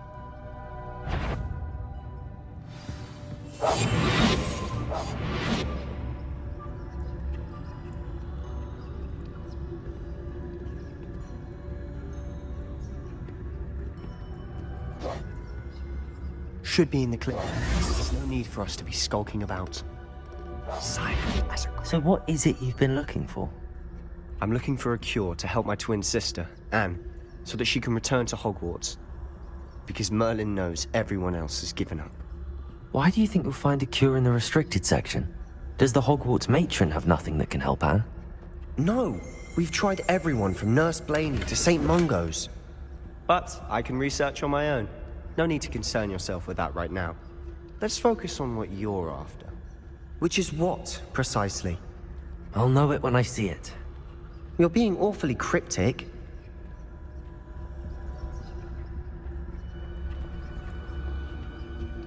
Who have we here? Sebastian Cello and his new little friend. Out exploring where they shouldn't be. Naughty, naughty, you'll get caughty. Peeves, don't I'm going to tell, I'm going to tell, I'm going to tell. Oh, blasted Peeves! I've got to stop him, or at least get to the librarian with a good excuse for all of this. Wait, I don't want you getting into trouble for me. I have a way with the faculty when it comes to disciplinary matters. Besides, I like having friends who are in my debt. Now go. Good luck in your search. Now, where has that damned poltergeist got to? Of course, traces of ancient magic.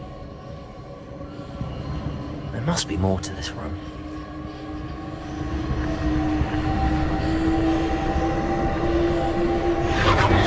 That's it!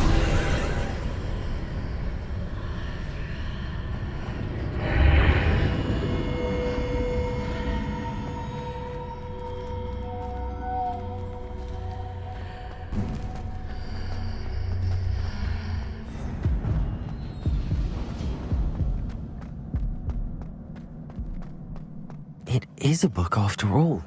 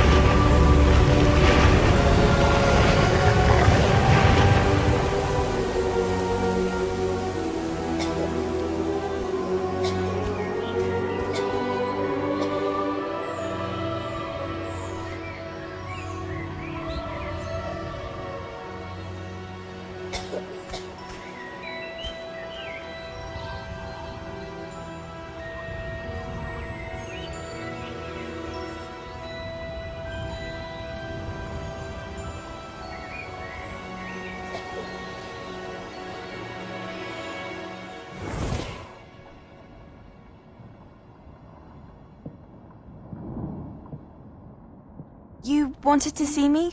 Headmistress Fitzgerald, Professor Rackham.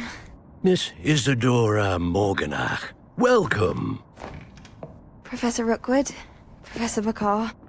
We understand that you are adjusting well to life at Hogwarts. I am. I am glad. Especially in light of your unusual situation, starting as a 5th year. As it happens, I was also admitted to Hogwarts as a 5th year. I've never heard of another like us. Miss Morganach, when we spoke yesterday after class, you asked about the beautiful swirls you saw years ago when we visited your hamlet. I recognized you all immediately. I cannot thank you enough for what you did. We were glad to help. And yes, I did see swirls of magic everywhere that day. My father insists it was my imagination running wild, but it was certainly real to me. It was not your imagination. Percival, Professor Rackham can see them too. But we've never known of another who could. I don't understand. What are they? The whispers or traces that appear when a particular form of ancient magic is wielded. Ancient magic? Few are capable of wielding it. Hogwarts itself is a stronghold of ancient magic. So if I can see traces of ancient magic, does that mean I can wield it too? With the proper training. But let us not get ahead of ourselves, Miss Morganach. Before I can train you to wield such magic, you must first master all that Hogwarts has to offer. A magic this powerful can do great harm in the wrong hands. It must be wielded by a select few. As such, we ask that you not speak to anyone about what we have discussed here today.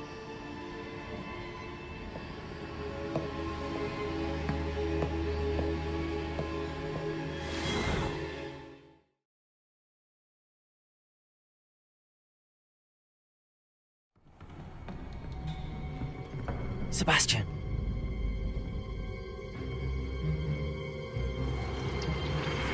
Sneaking in the restricted section again! I had thought we were through with this mischief. Clearly detentions are insufficient. I'm afraid I must take this to the headmaster. But that being said, Peeves informs me that you didn't come alone tonight. If someone has coerced you, I would have you tell me. You're a bright boy. Don't waste this. There was nobody else. I came alone. Oh, Sebastian. What will your uncle say?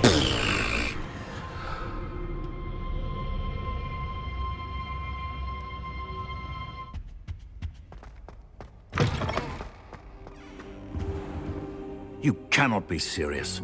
Goblins working with Rookwood makes no sense.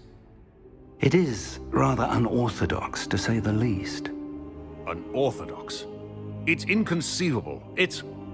Ah, Fig. You have a visitor. I'll see what I can find out.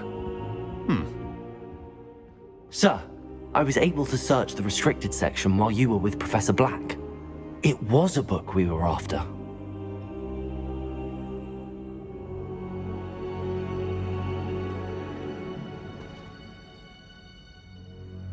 What? That's... Wait. You accessed the restricted section? But how? Thinking on it, perhaps it's best you spare me the details. Fair enough. In fact, the book was below the restricted section as it appeared on the map. I want to hear everything. First, let's have a look.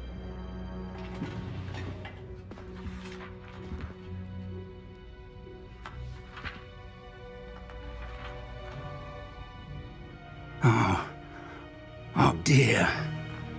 Some of these pages seem to be missing. It appears someone has got to the book before us. Still, I will need time to study what remains. Perhaps we can still salvage something useful, though it may take some time. I wonder why it was here, below Hogwarts. I think I know, sir. I saw 2 more memories where I found the book. Another pensive. Godric's heart. The man we saw before, Percival Rackham, was a professor here. The first memory showed him and 3 other professors using ancient magic to restore a hamlet from a drought. Miriam was right. And the second memory? They were talking to a student who started as a 5th year, like I did. She could see traces of magic too. Why those memories? Perhaps this book will explain. I'll have to take it with me to London. The headmaster has insisted that I speak directly to the minister about George's death. What will you tell them about Mr. Osric's death? I don't know how much I dare say. George tried to convince the ministry about Ranrock, but to no avail. My instinct is to follow the path we are on for the moment and keep the details to ourselves until we know more. I understand. I'll see what I can learn about the missing pages while you're gone. Good. Don't neglect your studies. Your wand work is improving by the day. But you'll want to pay attention in herbology and potions. There's more to magic than spellcasting. Plenty to keep me occupied while you're gone. You've done exceptionally well. I look forward to seeing all that you've accomplished when I return. Oh, and don't neglect your friends. You may be surprised by how much you can learn from them as well.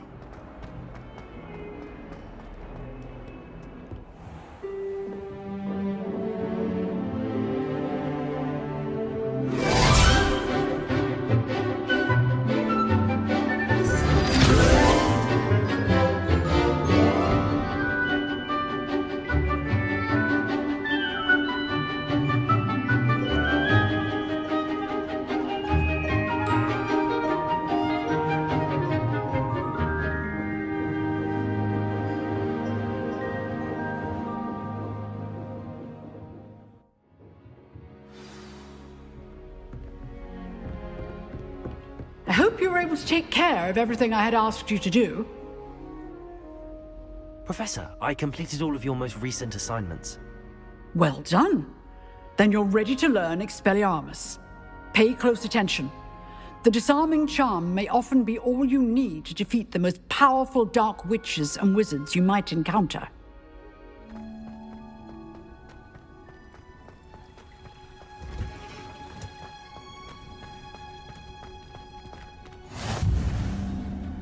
What are you up to?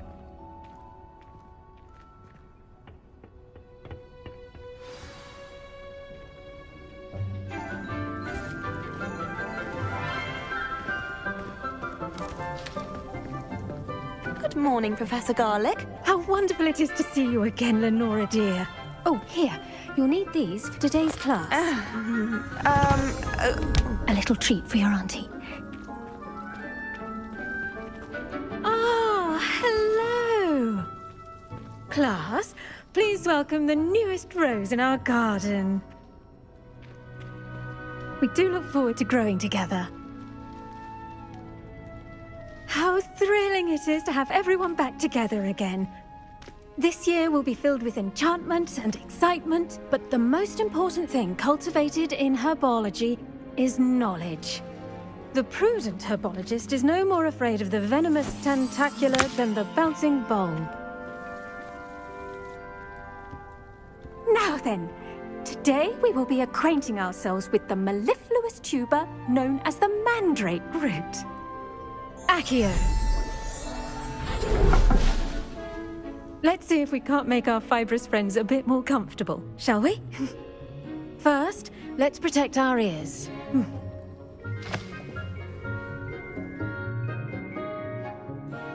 Now, everyone, grip their mandrake by the tendrils and give it a firm tug.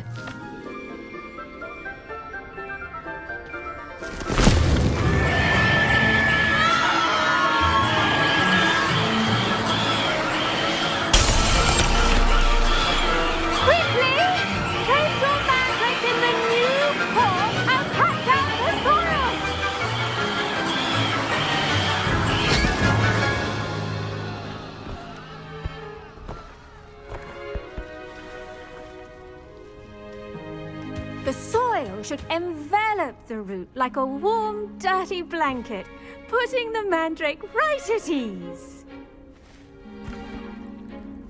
Reparo! very sorry about that. Yours was a bit mature, I'm afraid. All right then, off you go. Splendid work, everyone. Now, for our next task, we'll be planting Dittany at our potting tables. You can all get started. I need to have a brief word with our new student. I wonder if hippogriffs like knotgrass. Yes, Professor. Firstly, well done with your mandrake. They can be rather difficult to get a grasp of. Actually, I enjoyed it. I couldn't help but catch your enthusiasm. How kind of you. It seems you're already taking to herbology like a mandrake to fresh soil. Now, as I mentioned, next we'll be planting Dittany. Let us find you some seeds. I already have some, Professor. Picked them up in Hogsmeade. You visited the Magic Neep. Wonderful! A prepared student is bound to bloom. I've arranged for you to have your own potting table here in the classroom. Wasn't easy to spare one on such late notice. Plant the seeds there now, and you can return to harvest them later. Even with soil, sunlight, and a bit of magic, they will take time to grow. Let's see how to balance my star thistle arrangement. Miffler's Fancy or roses? Well done! Once it can be harvested, your Dittany will be ready to use in Wiggenweld Potion. I'll let Professor Sharp tell you about that. Now, what say we branch out? Introduce you to a different sort of flora, the Chinese chomping cabbage. You'll find that some plants are better suited to uses outside of a cauldron. The cabbages do get testy without something to chew. Fortunately, I have a dummy for them to gnaw on. Be a dear and let them have a good chomping. Yes, Professor. They're in the other greenhouse. It's just at the end of the footbridge leading out of this room. Your classmate, Mr. Pruitt, has kindly offered to accompany you. Come back and see me when you're finished. Oh, and mind your fingers. They do bite.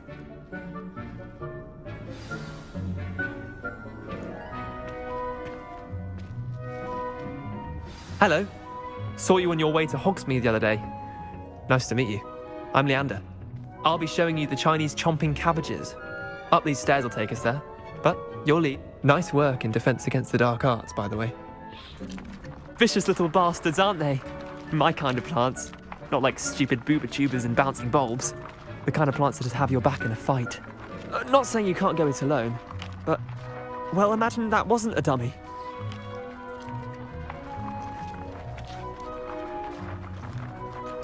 I suppose they could prove useful outside of the greenhouse. Nothing wrong with a bit of backup, even if it is from a cabbage. It's chaos out there. Trolls in Hogsmeade and such. You can't be above throwing a cruciferous vegetable if necessary. Dogweed and deathcap has more of them, if you're keen. Other plants too. Ones your parents wouldn't plant in the garden. You get the idea. Anyway, we probably ought to head back to class. Take your time. I'll see you back in class.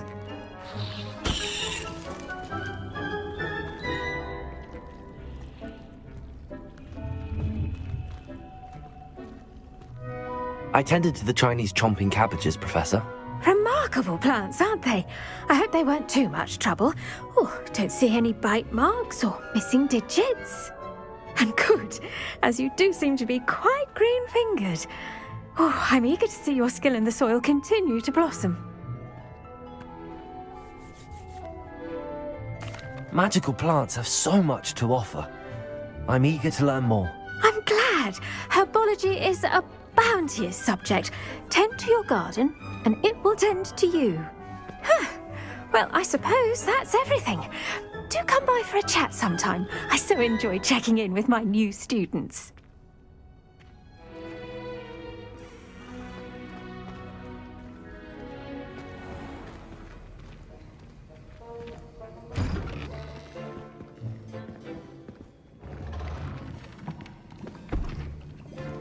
Potions is one of the most challenging and hazardous subjects taught at this school. As fifth years, you will be required to reach new heights of both discipline and intellect. You will begin this term by brewing a Wiggenweld potion. Mr. Takar can you tell us why this particular potion might come in handy? Yes, Professor Sharp. The Wiggenweld potion can be used to sterilize and even heal a variety of injuries. It can heal some injuries, but not all. Points for Ravenclaw. Before today's class is completed, each of you will have brewed a Wiggenweld potion of your own. You never know when you might need it. Please begin.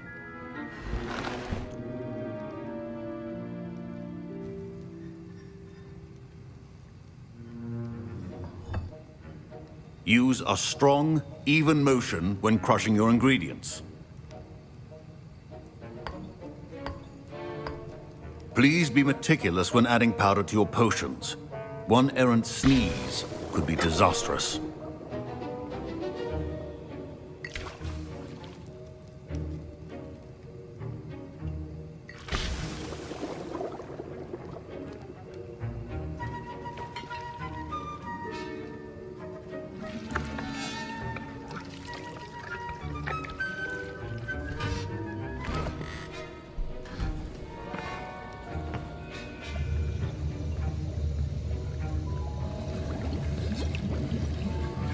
I see most of you have not forgotten how to stir.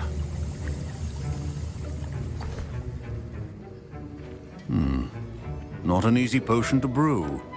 Well done. And from what I hear of your recent exploits in Hogsmeade, you'd also do well to practice brewing the defensive Edurus potion. Professor Weasley had you acquire the recipe from J. Pippins, correct? Yes, sir. Good. For the moment, you can find the ingredients you need in my office. But in the future, you'll be expected to provide your own ingredients.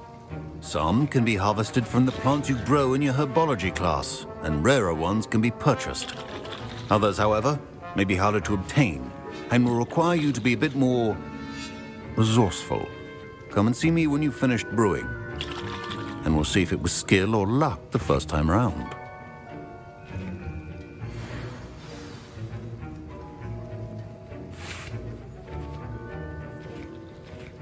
My parents considered keeping me home from school this year after the rumors of a goblin rebellion.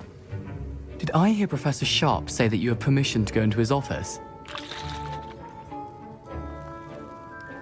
He did say that. He wants me to get more ingredients to brew another potion. Brilliant! You, my friend, have been presented with an extraordinary opportunity. You remember me, don't you? Gareth Weasley. Ah, yes. We met in the common room. Listen, anyone with a troll-sized brain can brew an Edurus potion. I'm working on something that's certain to be spectacular. I'm just missing one tiny last ingredient that will add that extra spark. I suspect that's where I come in. You're as clever as I'd hoped. I simply need a single Fwooper feather. As you'll already be in Sharp's office with his permission, perhaps you could grab it for me.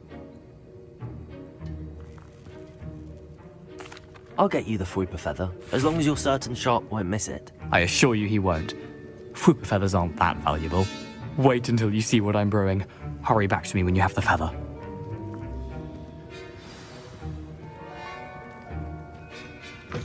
Remember, precision is key when brewing potions. Here's the Fwooper feather you wanted. Brilliant! Thank you! This is going to take a moment to brew. You should get back to brewing your Edurus potion, and I'll tell you when this concoction's finished. And now we add the mallow sweet, and... That's odd. What's happening? Wait, it's not supposed to... Ah! Get it! Dragon Dog! What happened? Well done, Gareth. What now, Mr. Weasley? Sorry, Professor. That'll be points from Gryffindor. Again. Mr. Weasley did not do this on his own. His accomplice will answer to me as well. I brewed an Edurus potion as you asked, Professor. I'm surprised you had the time. You seemed rather busy helping Mr. Weasley brew chaos. I'm sorry, Professor. I was merely trying to help a friend. Taking responsibility for one's actions does go a long way with me. I shall assume that you've learnt a lesson. As for the work you did today at your own cauldron, I will say you've done well. I confess I was skeptical given the advanced nature of this class and the fact you're a new student. I'm glad I was able to meet your expectations. A rare occurrence. And you do well to remember that you're not a potions master quite yet. In addition to having a solid grasp of how to combine various ingredients, you should gain an understanding of the ingredients themselves. Pay particular attention in herbology. The plants you nurture there are often essential to the potions you brew here. Now, I recommend that you find a safe location in which to practice brewing. You cannot leave a hot cauldron simply anywhere. That'll be all. I think each of us has had enough excitement for one day. Class is dismissed. That was an interesting class. Thanks to you. Wasn't precisely what I had in mind, but it was still brilliant. I appreciate your help. I hope Sharp wasn't too disagreeable when you handed in your potion. Heard him talking about taking responsibility. Professor Sharp was annoyed, but we sorted it out. No harm. Cheers to that. He probably had a good chuckle after we left.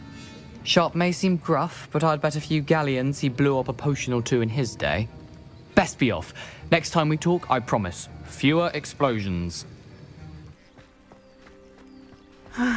It is good to see you, my friend. Natty, how are you? I hope you've recovered from our rather eventful trip to Hogsmeade. I am well, but I have been worried about you, my friend. With Ranrock and Rookwood and Harlow after you? I'm all right at the moment. We did not speak about it at the time, but I am hoping now you might tell me why they were looking for you.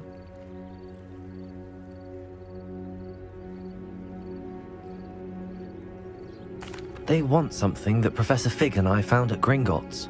When were you at Gringotts? Just before we came to Hogwarts. In fact, it's why I was late to the sorting ceremony. A portkey brought us there after the dragon attacked our carriage. What on earth? There's one more thing. It's a bit odd, if I'm honest. Professor Fig says I have a rare connection to a powerful form of ancient magic. Is that the magic you used fighting the trolls in Hogsmeade? I think so. I'm still learning, but I can see traces of it, and I've cast magic I can't otherwise explain. I know that's a lot to absorb. It is. And I will have more questions. For now, it is safe to say that Rookwood and Harlow are a threat to both of us, to all of us. Which is why I wanted to speak to you. I realized something that day in Hogsmeade. You displayed such courage fighting that troll, and Serona wasn't intimidated one bit by Rookwood and Harlow. Both of you have inspired me to take a stand of my own. What sort of stand? Men like Rookwood and Harlow are the reason my mother and I left Matibili Land. I am not going to sit by and watch them destroy my new home.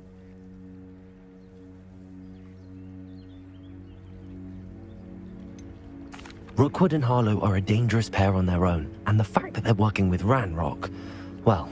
All the more reason they must be stopped. Rumor has it that Theophilus Harlow runs Rookwood's day-to-day operations.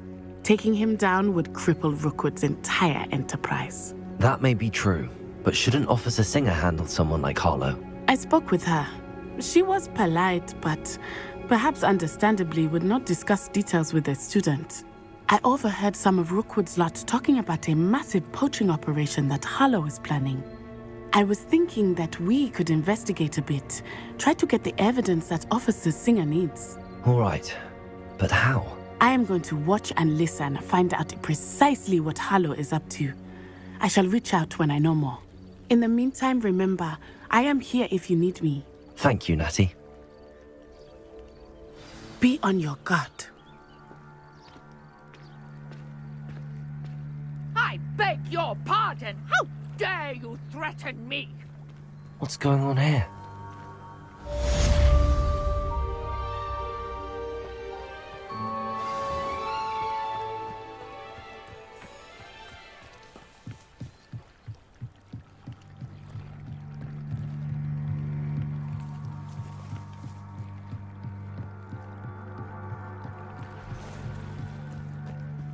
They must have come this way. Think! I've no idea who it is you think I might have seen. I've been busy with my research. I do not have time to... Victor Rookwood don't give a doxy's nip back your time. Oi! Speak of the devil. Mr. Rookwood would like a word with you. A students! You can't be Enough out of you. Leave her alone. Stupefy! Let's get this over. Accio. Incendio. Levioso. Some sort of... You'll pay for that.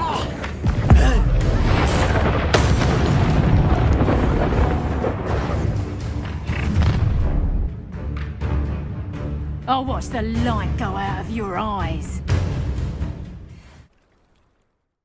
Ha ha! Time to take up! We can hold them off! I'm not going anywhere with you. You'll take this student out of my dead body! Better luck next time. Incendio.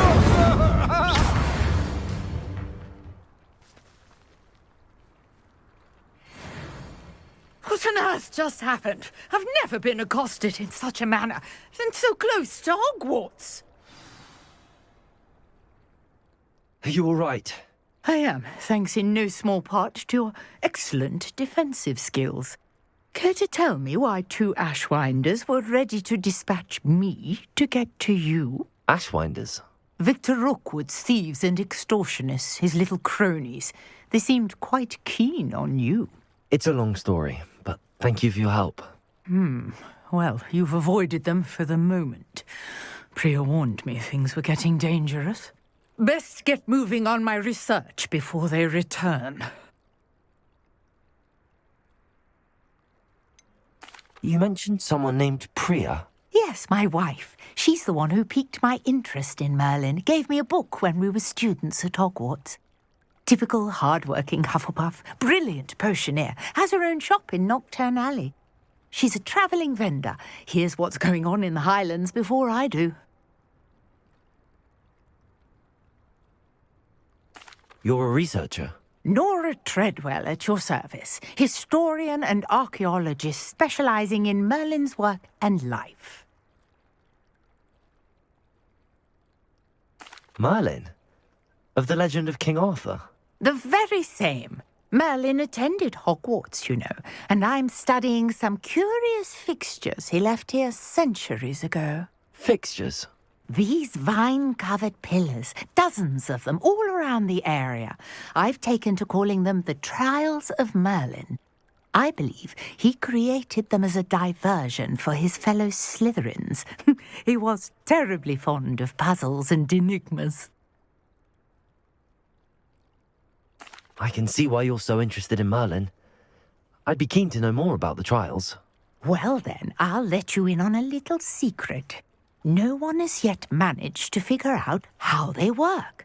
But I believe I have just unlocked a crucial clue.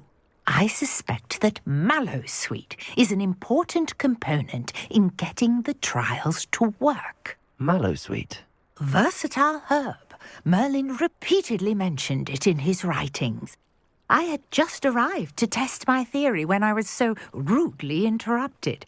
You see, each swirl in Merlin's writing has a symbol in the centre.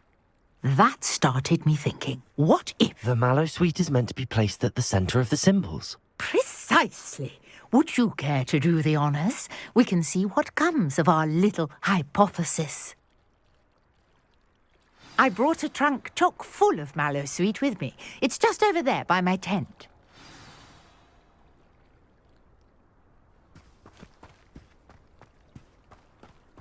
This trunk? Yes, take plenty, even if you already have some. I have the Mallowsweet. Lovely. Now, notice the vines on these pillars here, as well as a stone swell on the ground. Each trial has these features. Place the Mallowsweet on the swell, and we'll see what happens.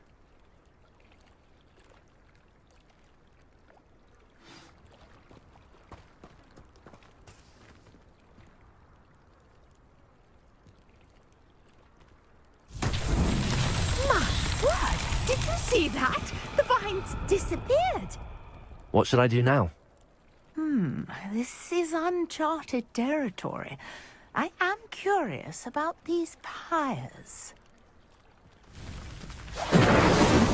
Merlin himself would be proud.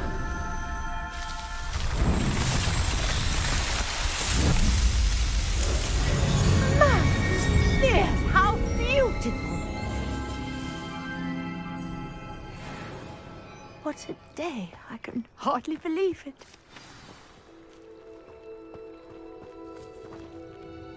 I take it we can call that a success? We can indeed. However, I now have even more questions. How does it work?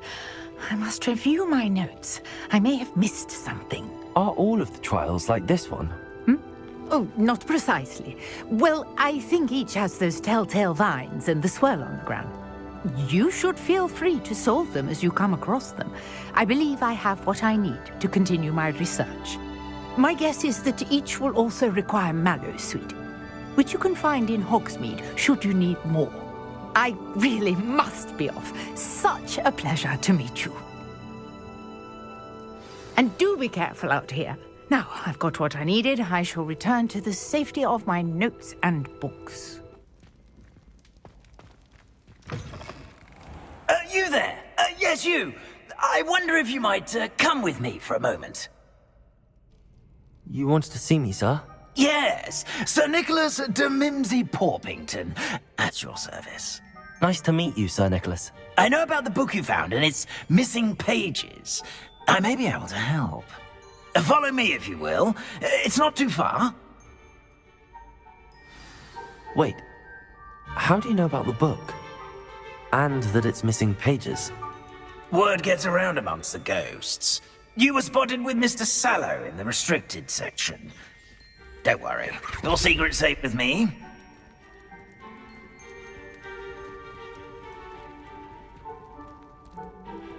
This may be a leap, but I believe I know who ended up with those pages.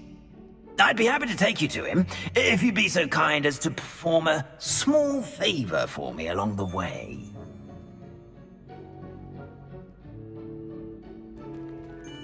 A small favor in exchange for getting those pages.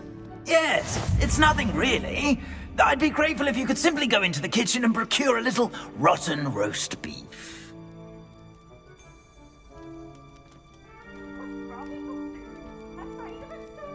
I beg your pardon. Roast beef. Rotten roast beef. That is correct. Rotten roast beef. If one floats through it just right, one can almost taste it. Ugh. I suppose I can do that. But why me? It's simple, my young friend. My ghostly form cannot carry it.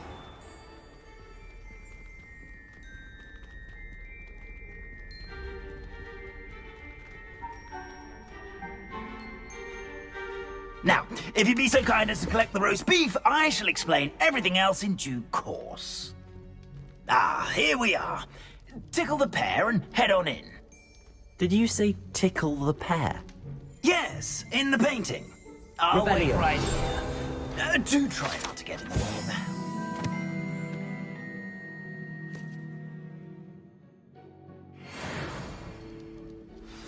I'm already imagining sweet aroma of rotten roast beef.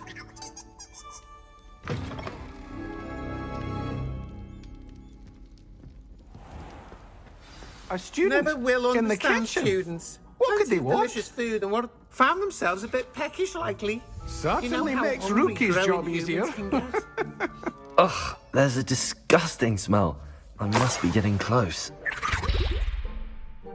Oh, a student? What a treat!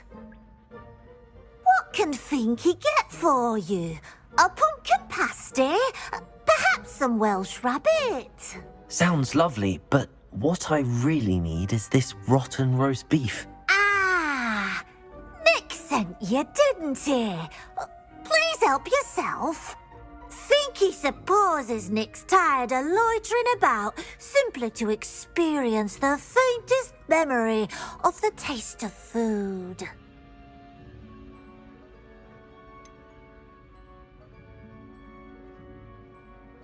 Do you and the other house elves conjure the food served in the Great Hall? Goodness, no. Not even house elves can conjure food out of thin air.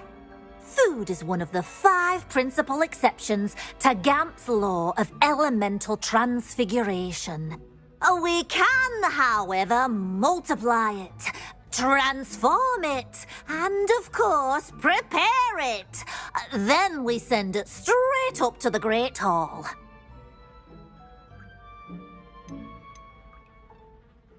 Are there any restrictions as to what you can make here? Finky supposes not. However, Finky has had the best luck with the many recipes left by Helga Hufflepuff. Her quince pie has always been a favourite, but the newfangled Arbroath Smokies are becoming popular as well. It was nice to meet you. Thank you for the beef. Happy to help, and to meet you as well. Please give Nick Finky's regards.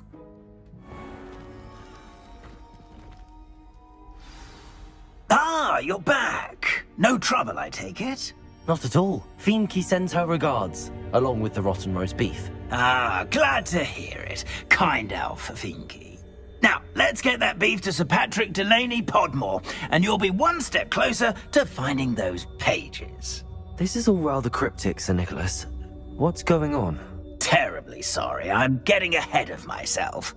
Sir Patrick organises the Headless Hunt, a group of headless ghosts who gather for various, headless activities. Headless activities? Yes, you'll see.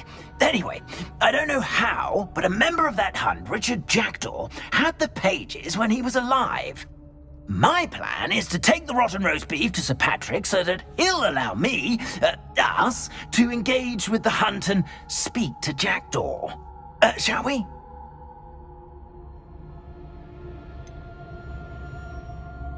I thought the rotten roast beef was for you. It is, in a way. You see, I've been trying to gain access to the hunt for quite some time. Offering the beef to Sir Patrick may help me in that regard. While, of course, also helping you.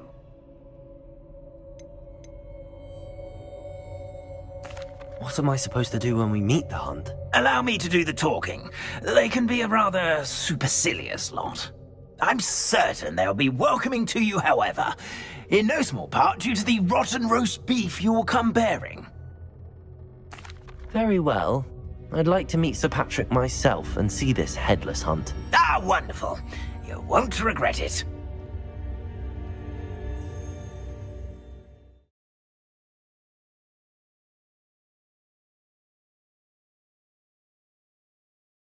While away the afterlife.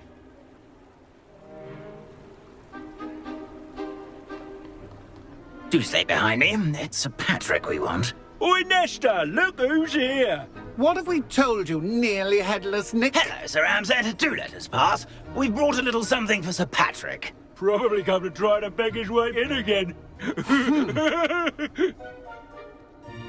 Do they always talk to you like that? Ah, all in good fun. Once Sir Patrick lets me join the Headless Hunt, I'll be right there with them. This offering is sure to win him over. Don't forget why I'm here, sir. Rest assured, you'll have your information from young Jackdaw in no time. Wherever he may be.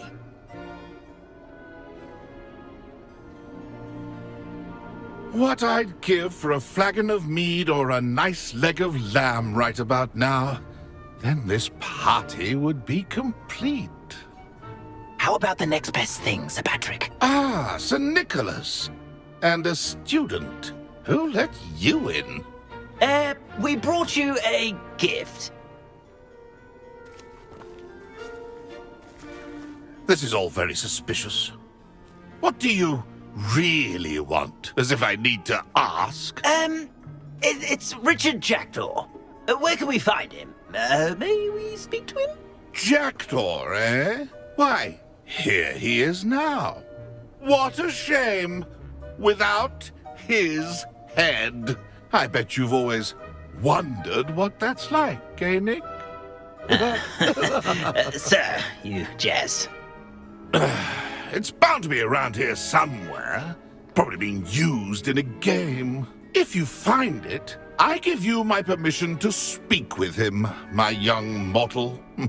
It's the least I can do for you for bringing this putrescent gift home. Sir, there's another matter I wish to discuss with you, if I may. Tut, Sir Nicholas. How many times do I have to tell you? Our entry requirements are quite clear. But, sir, we aren't the headless except for a little bit of tendon hunt, after all. Now, please, follow me, and I shall help you find your way out. Farewell, my young friend. Perhaps your luck with these chaps will be better than mine. Hello again. Can you help me? Ah, Sir Nicholas's young friend. Has he abandoned you? Not at all. I need to speak to Richard Jackdaw. Sir Patrick said his head might be around here somewhere. Indeed it might be. It is a bit unorthodox to include a mortal, but if you do wish to speak with him... Oh, why not? You can speak with Jackdaw if you can find his head amongst these pumpkins. Not just once, but 5 times. Good old Dumfrey will move the head to a different spot each time you find it. Those are the rules. What say you?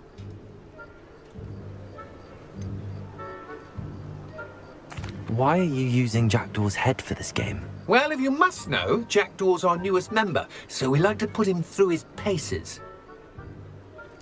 If that's what I need to do to speak to Jackdaw, I'll do it. Marvellous! Of course, a mortal holding a wand has an advantage over us ghosts. You can simply blast away to your heart's content.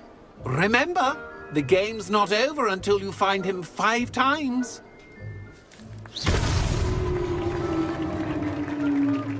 Well done! Of course, having a wand served you well. Still, I believe congratulations are in order. Not too bad for a mortal. Now, say what you need to say to old Jackdaw here, You've earned it.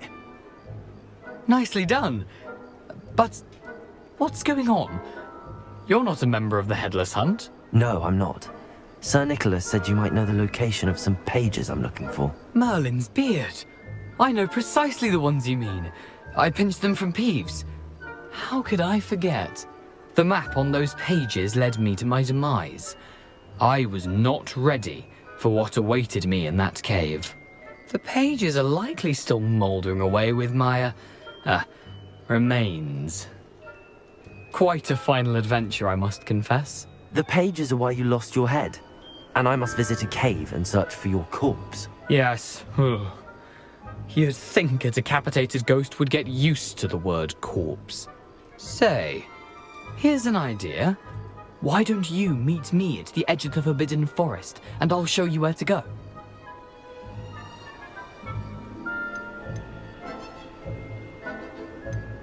How is it possible to steal from Peeves, a poltergeist? I didn't steal the pages from his ghostly form. I merely found them in his wake of destruction. He has a penchant for wrecking things. Books, bottles, suits of armor. Whatever's likely to cause the most chaos. I found them after he ran riot through the library. Doubt he even noticed they were gone. What will I find in the cave? Aside from my mortal remains?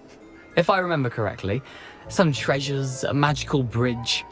But what kind of an adventure would it be if I spoiled the surprises for you? I need those pages, so I suppose I'd better meet you. Thank you. Not to worry. I'll just need to be reunited with my body first. But Dumfrey can handle that. See you at the forest's edge. Here I am, as good as my word. We meet again, Richard Jackdaw. I suppose I shouldn't be surprised to see you. Just like a Gryffindor to brave the Forbidden Forest in pursuit of adventure. Well said. Now where do we go from here? Follow me.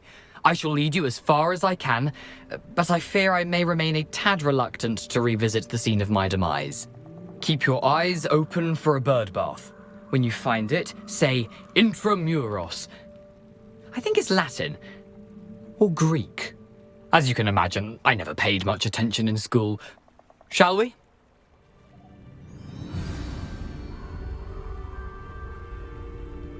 Aside from the bird bath, anything else I should look for?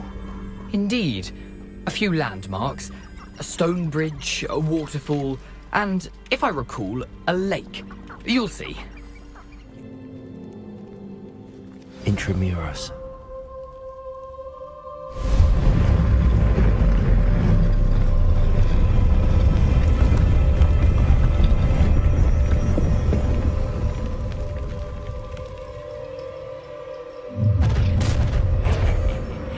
Aren't you a little far from home? Ranrock knew you'd eventually lead us to whatever it is you're hiding.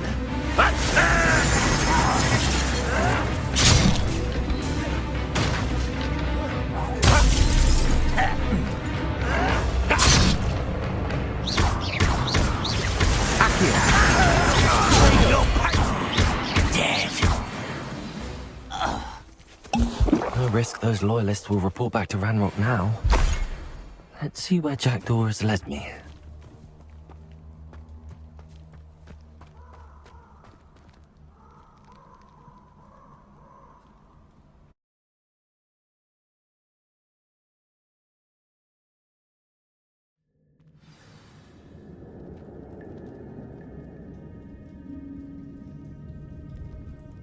I wonder how big this place is.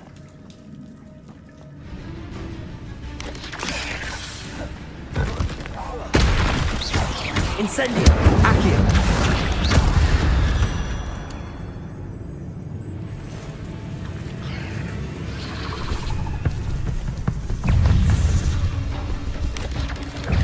Incendio! Potato! Leviosa!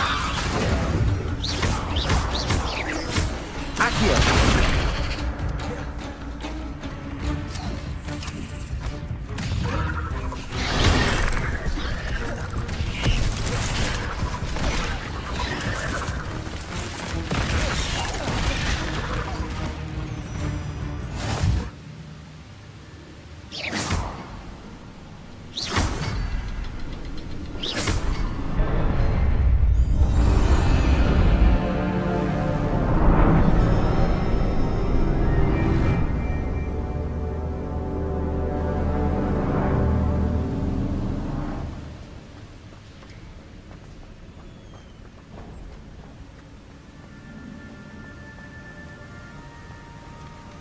Must be getting closer to Jackdaw's remains and those pages.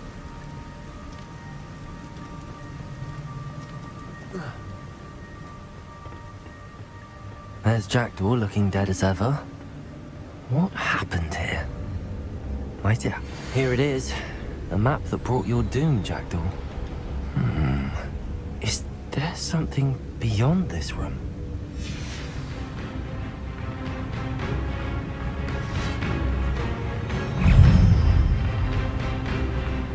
Leviosa!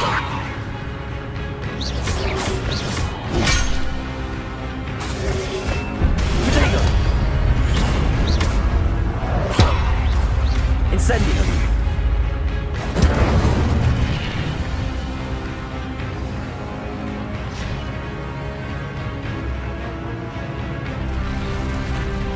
What? That's unnerving. What's happening?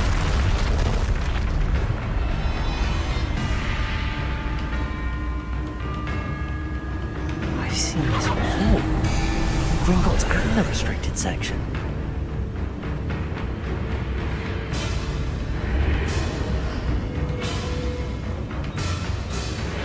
Where am I? Oh no, the room's starting to flood.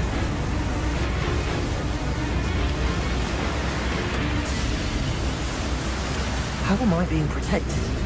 What sort of magic is this?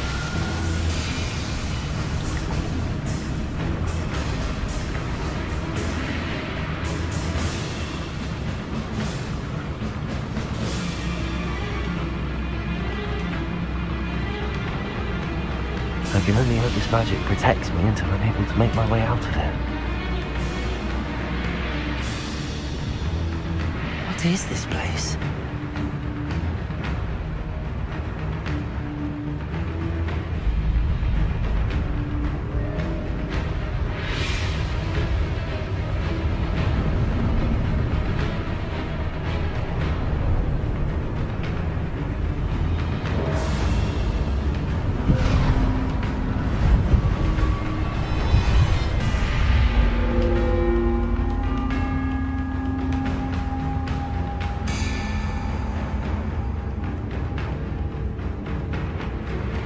Can it be? It's you. Has someone finally found our map chamber? I recognize you from the Pensives. You're Professor Rackham. I am indeed. I must confess that I am surprised to see someone so young standing before me. I'm the same age that you and Isadora Morganach were when you started at Hogwarts. You've paid attention, and might I presume you share our ability? To see traces of ancient magic? Yes, sir, I do. As you have likely realized by now, our ability gives us a unique relationship with all forms of magic. We can access expressions of magic that few others can. Opportunities will arise that allow you to sharpen this rare talent. Do not squander them. I won't, Professor. Thank you. We have much to discuss. But first, a map found in a certain book led you here. Place the book on the pedestal. I don't have the book with me, sir. That is unfortunate. I'm afraid we must pause our conversation until you return with the book. I'm a bit confused, sir. Why is this room called the map chamber? I assure you that all will be clear once the book has been placed on the pedestal. Very well. I'll retrieve the book right away. Good. We shall speak again once the book is in place. Everybody grab a broom, and we shall get started.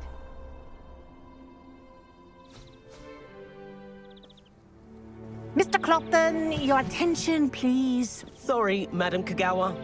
Everyone, please welcome a new student to our flying class. Welcome. Hello. The goal of today is to remind all of you how to maneuver on a broomstick safely, as broom flight is, first and foremost, a means of transportation. This, I fear, some of you have forgotten.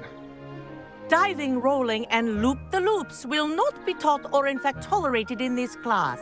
We'll leave that to professional Quidditch players, like the Toyohashi Tengu. Not a fan, I take it? Now, let's see how well everyone kept up with their practice over the summer holidays. For those who need a refresher, step up to your broom, say up firmly and clearly, then kick your leg over and rest your weight on the seat. Up! Thank you. Now, your turn. Up! Up! Up, you stupid ratty school broom! Up!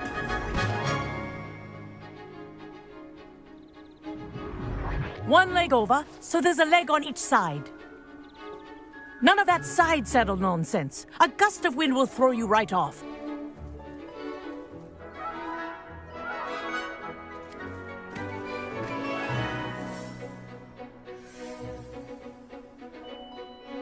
And if you hear my whistle while you're in flight, ground yourself at once. Good. Now, for your first lesson, fly through each ring in the courtyard. Do take care. The brooms are This'll school take some property. getting used to. I want them returned in one piece. I think I'm getting the hang of this.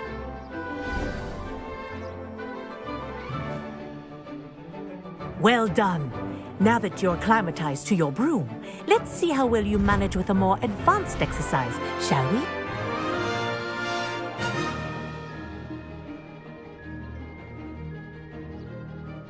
This next set of rings will take you around the grounds for more of a challenge.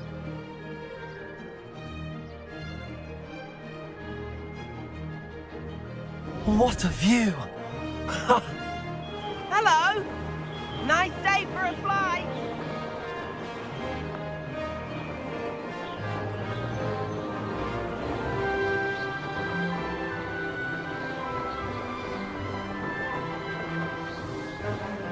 Ah, the old boathouse. Wish you could have experienced crossing the lake as a first year.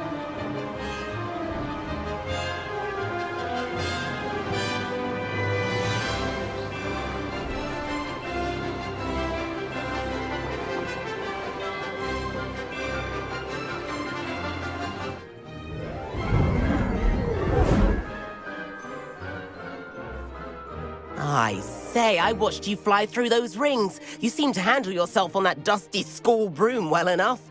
I'd imagine you're ready for something a bit more challenging. But I'm getting ahead of myself. We haven't properly met. I'm Everett Clopton. Am I right in suspecting that a Gryffindor like you might be interested in a high-flying adventure?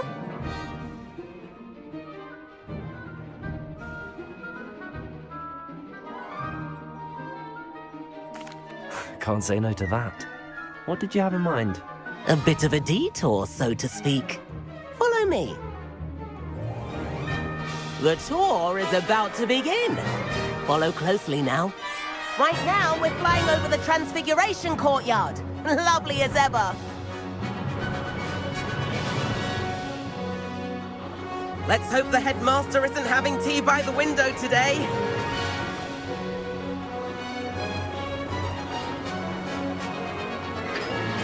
Nice to get above it all, isn't it?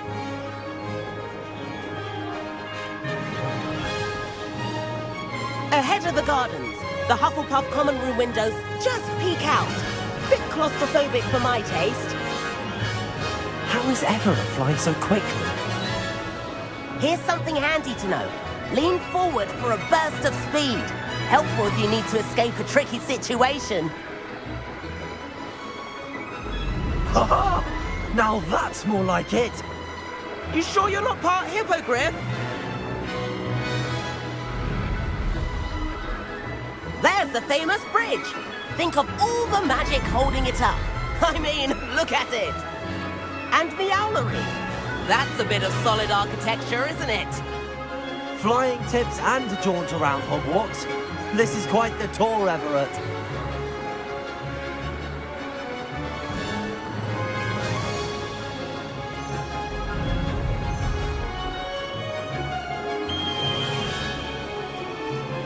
That's Kagawa's whistle. This concludes our tour. Let's hurry back. And where have you two been? Oh, hello, Professor. We were trying to get a bit of extra practice in. Hefty points will be taken from each of you for not following my instructions. Mr. Clopton, I am disappointed in you. You're in this class because you're still not showing yourself, or frankly, your broom the proper respect. But, Professor... Enough. Class is finished for the day. As for you, you do well to use better judgment in the future. Chin up. That was some rather good flying.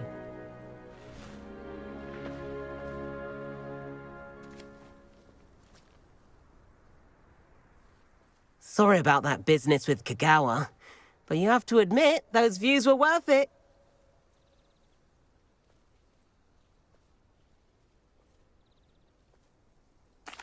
It was worth losing a few house points for that detour.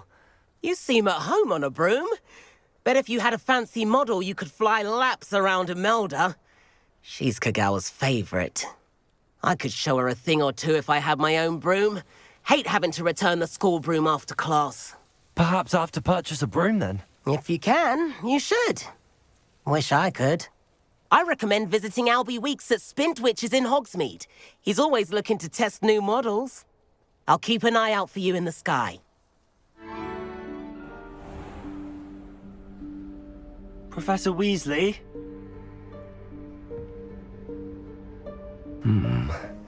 Somewhere away from prying eyes.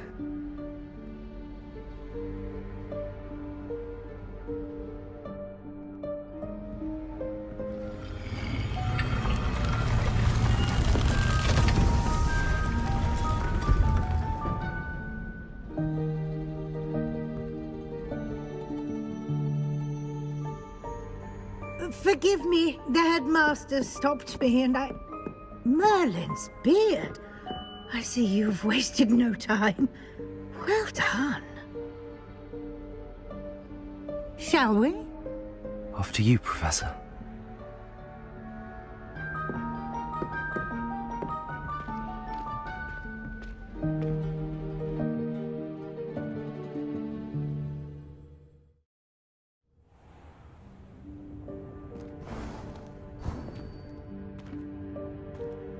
What is this place?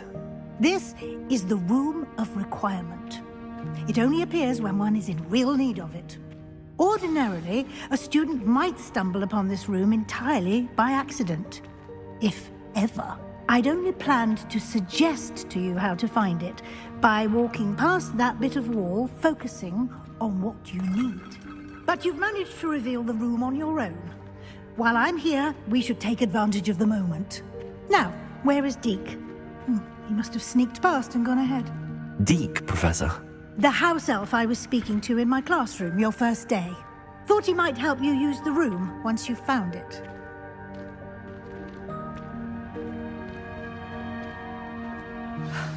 There's no chance I'm clambering over this mess. This presents the perfect opportunity to teach you Evanesco, the vanishing spell. You can cast Evanesco to vanish certain objects, such as these chairs and other things here in the room. I suggest you practice the wand movements first, then you can clear the chairs away. Excellent work. You'll note that you are now in possession of Moonstone. We shall discuss its uses later. Let's move on. Where in Merlin's name is that elf?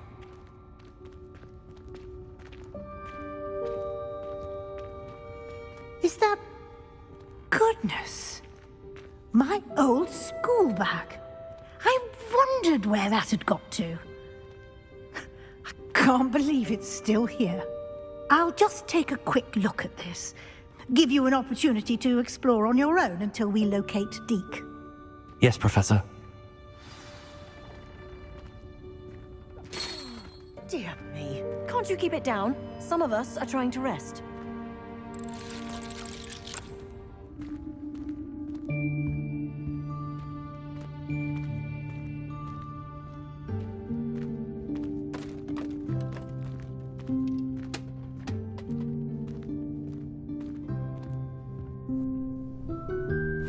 Yikes! Careful! Huh? Oh, there you are! Wait right there. Deke will come to you. Hello. Ah, Deke, we've been looking for you. Apologies, Professor Weasley. Deke was looking through some of what's appeared in the room since Deke was last here. Is this the student? Indeed it is. Deke is honored to meet you. Deke has been a friend since I was a second year.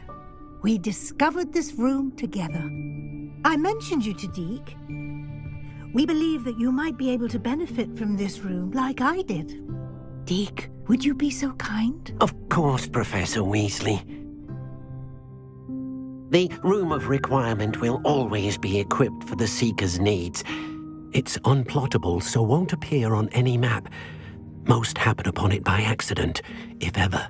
Deke's seen students in need of an extra file for potions stumble upon the room filled with them.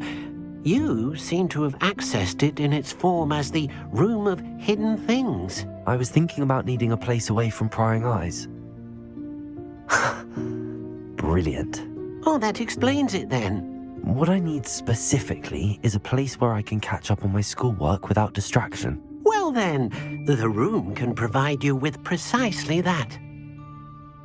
Now, it's time to focus on what you need. Just close your eyes. Imagine the room precisely as you need it. The room will do the rest.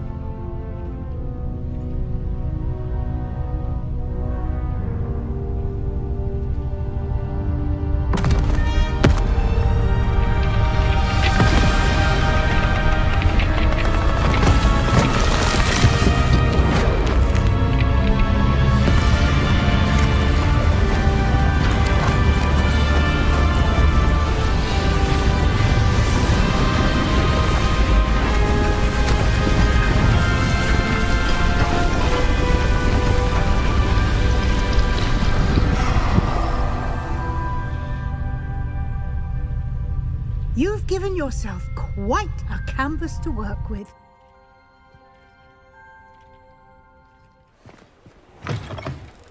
Ah, new face. Wonderful.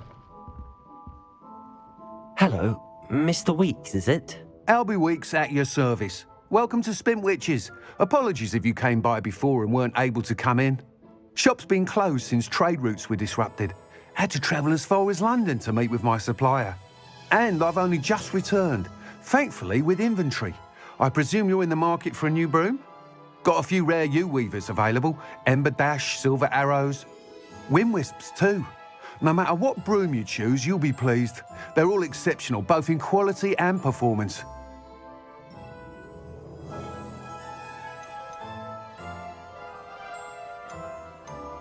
Sounds quite the array of brooms. I'll have a look around. Thank you. Whilst nearly any broom will certainly be a step up from the practice brooms in Kagawa's class, they all have their limitations. You seem to be a flyer who might be interested in, say, some enhancements? Go on. Ha!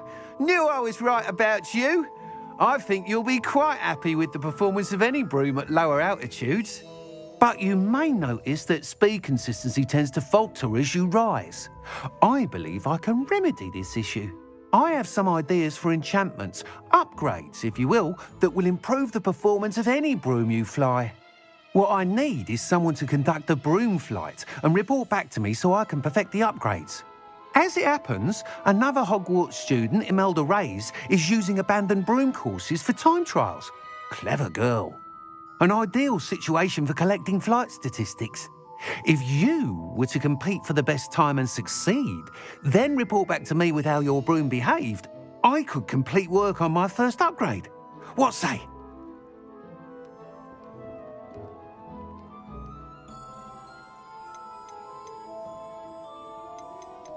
That sounds intriguing. I'll see what I can do. Thank you. It'll be worth your while. If I'm right, the new upgrade ought to enhance brooms in every regard. And I can give you a special price. The time trial should be a bit of fun too. Go to the Quidditch pitch and Imelda Reyes will sort you out. Hey you, Gryffindor.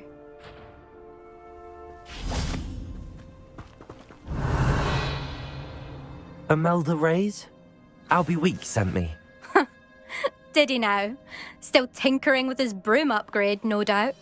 I tried to help him once. He nitpicked my flying technique, and that was the end of that. The nerve.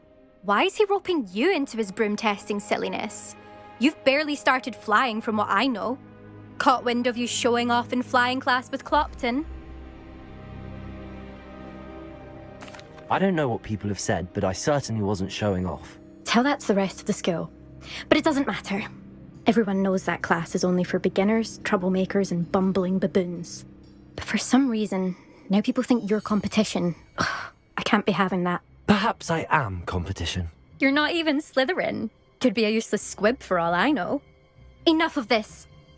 Only one way to find out who's the better flyer. I hold one of the fastest times on this course. Let's see if you can beat it. Slytherin versus Gryffindor. Can you tell me more about these courses? Stalling, 5th year. Fine, I'll humour you. This course demands focus.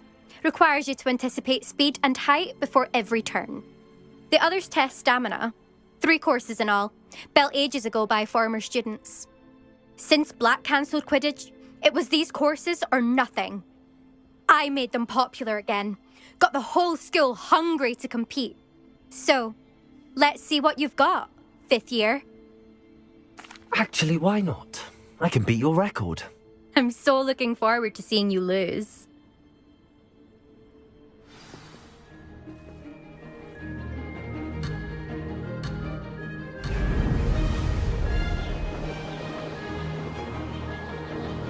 Success.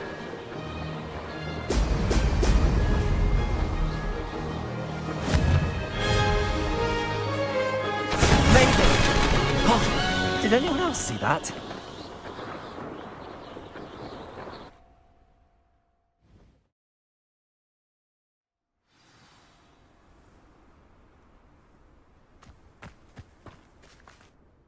Ugh, that's not...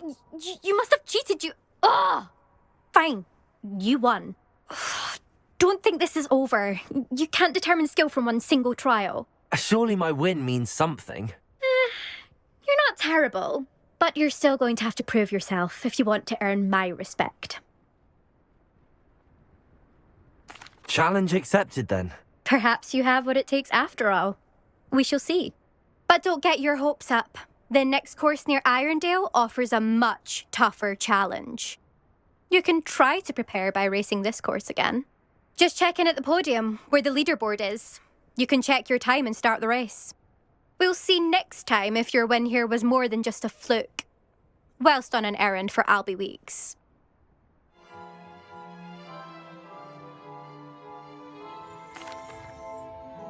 Mr. Weeks, I was able to set a record on my broom.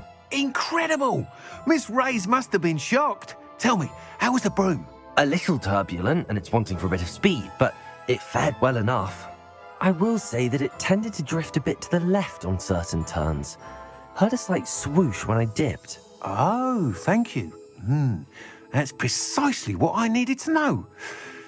Drifted, eh? I shall get to work immediately. Even the naysayers will be forced to admit that my work's had potential all along. Why would anyone doubt your ability to upgrade brooms? No, you'd be surprised. People get set in their ways, worry that fiddling with what's working fine will somehow ruin it. Those people don't appreciate the sense of freedom that comes with quality broom flight, nor do they appreciate all that's involved in the creative process. I have a friend in Rome runs a shop like mine, says it's worse there. Of course, they do nap in the afternoons from what I hear. And where would we be without enhancements? I mean, if Elliot Smethwick had let the naysayers get to him, we would never have had the cushioning charm. I don't listen to them. I'm excited to hear more. I have a very good feeling about this upgrade. I guarantee you'll be pleased. Expect to hear from me soon. Travel was before I invented Blue Power. So intimidating.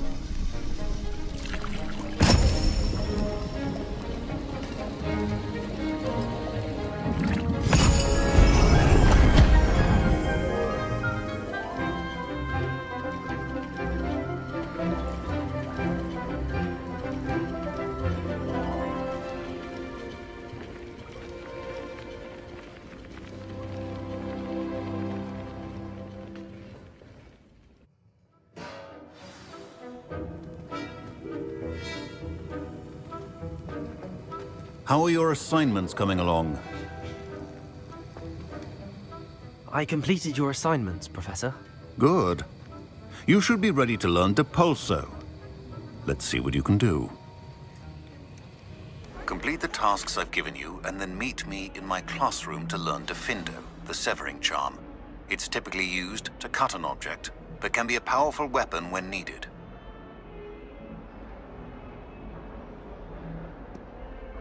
Sebastian, it's been a while. It has. Glad you received my owl. I have something to show you. First, let me thank you for what you did in the library. Of course. Scribner tried to give me detention, but I have ways out of these things. Well, you took the fall for me, and that counts for something. Did you find what you were looking for? I did, but something was missing. I'm not sure here is the best place to discuss it. Understood. We can talk more in a moment. In the Undercroft. Not even the professors know about this place. This way.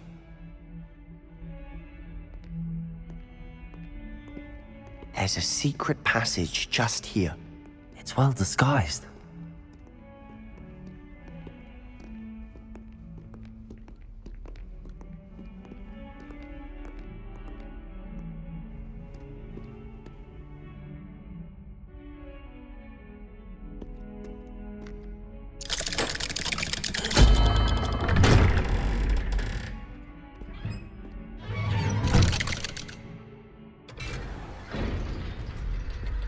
How did you find this place?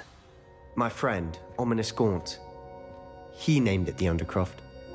We used to play gobstones here all the time. With my sister, Anne. She loved that infernal game. What I wouldn't give to lose to her again. I should tell you, I swore to Ominous I would safeguard this place. So please, keep this between us.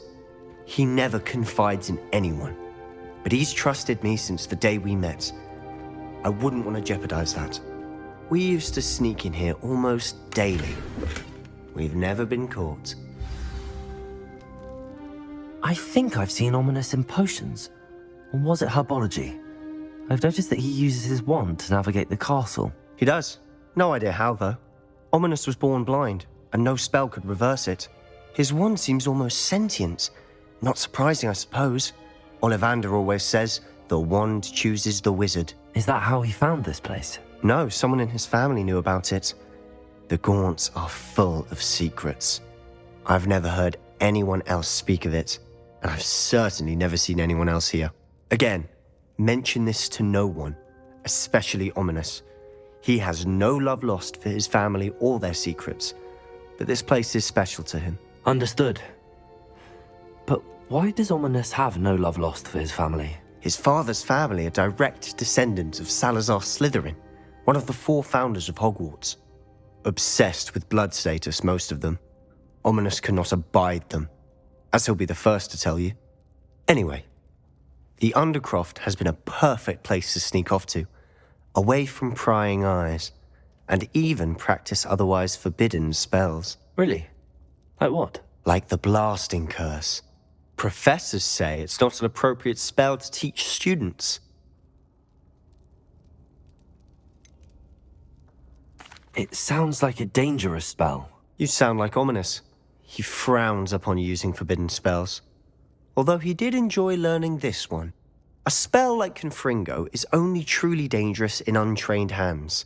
Such spells should be properly taught, not banned. To be fair, I'm admittedly partial to more fiery forms of magic. But you should learn it. I can teach it to you safely here. It may take a while to get the feel for it. Mimic my wand movement. The incantation is Confringo. Very well. Well done.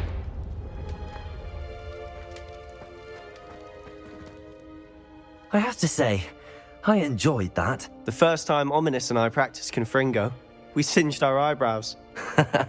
I would have paid to see that. I swore we'd never live it down. So this day, there's something about that spell that's addictive.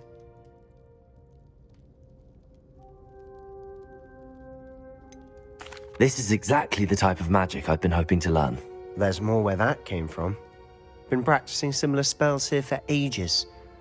Although, I didn't tell Anne and Ominous about every one. Haven't been here in some time. It's not the same without Anne. I'm sorry about your sister. If there's anything I can do... Perhaps when I next head to Feldcroft, you could come along. Meet Anne. She could use some cheering up. Just let me know when and I'll meet you. Oh, she misses Hogwarts. She's been stuck at home with our guardian, Uncle Solomon.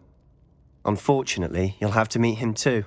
Well, meeting a new student will be precisely what she needs. I shall look forward to it. Cheers.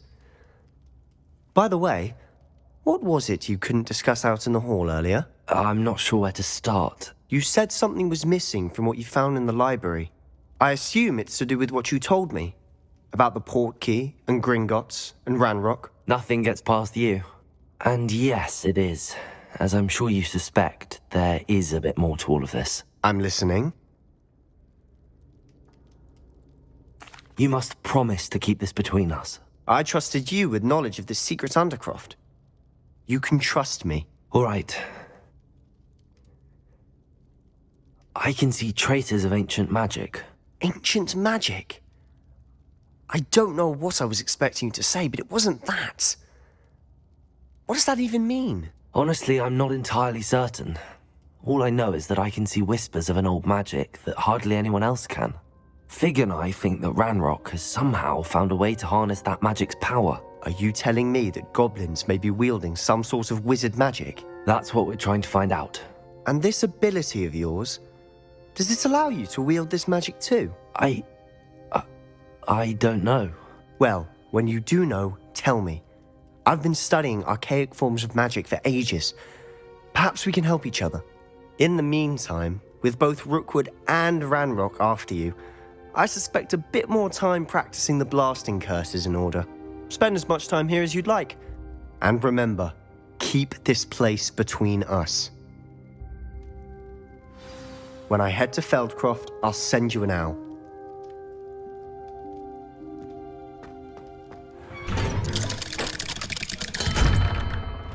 Hello, Sebastian.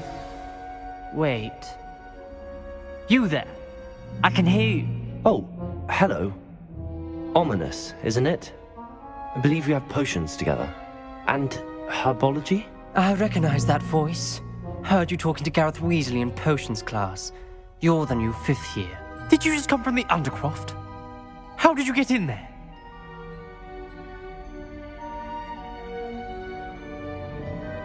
Actually, Sebastian brought me there, but he made it perfectly clear to keep quiet about it. That rat! You breathe a word about this place to anyone, and not even your precious Professor Fig will be able to help you. My father is friends with the headmaster, and I'm not afraid to exploit that connection if I need to. You needn't threaten me. I'm not going to say anything about your Undercroft. Why should I trust you? You just betrayed Sebastian. Please. I was trying to defend him. He was clear that this was a secret place and I was to tell no one. He's a good friend. I don't need you to tell me about my oldest friend. Thank you very much. Ominous, I just meant... I know what you meant. Sebastian gets himself in enough trouble. He doesn't need your help. Sebastian is going to get an earful about this. I was hoping to see you. You're back. Finally. Minister Spavin talks more than he listens. Ranted on and on about rogue dragons. Wouldn't listen to a word about goblins. Speaking of which... Listen, Professor. So much happened while you were away. Nearly Headless Nick asked me to get some rotten roast beef from the kitchens. Rotten roast beef? Yes, I thought it was odd too. But then we took the roast beef to Sir Podmore of the Headless Hunt, and... You met the Headless Hunt? That must have been interesting, to say the... Yes. And then I had to find Richard Jackdaw's head in the pumpkins so that he'd tell me about how he died. Who on earth is Richard Jackdaw? He was a student here long ago. Anyway, he told me about a secret cavern. I went there, and right next to Jackdaw's skeleton, I found the missing pages. You found the pages? I did. And because Jackdaw had followed the map they contained, when I found the pages, I found the location on the map. Believe it or not, it's a room below Hogwarts. Why am I not surprised? Shall we? I was hoping you'd say that. Oh, and we'll need to bring the book.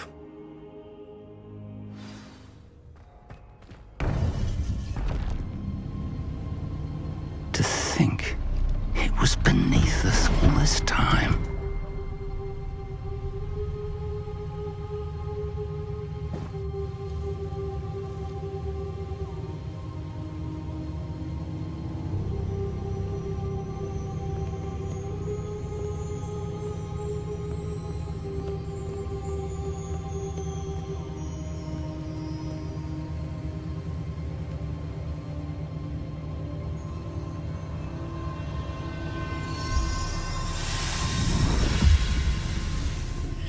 This looks promising.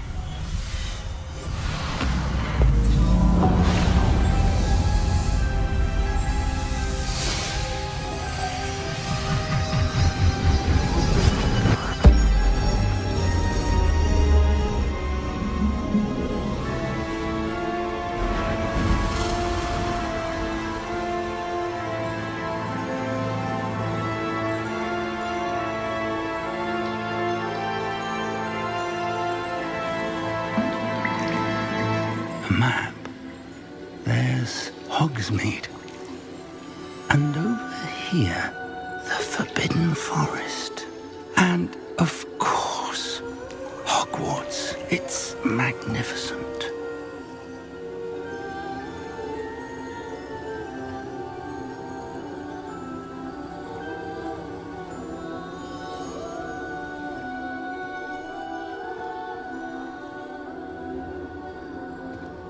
If only you were here to see this.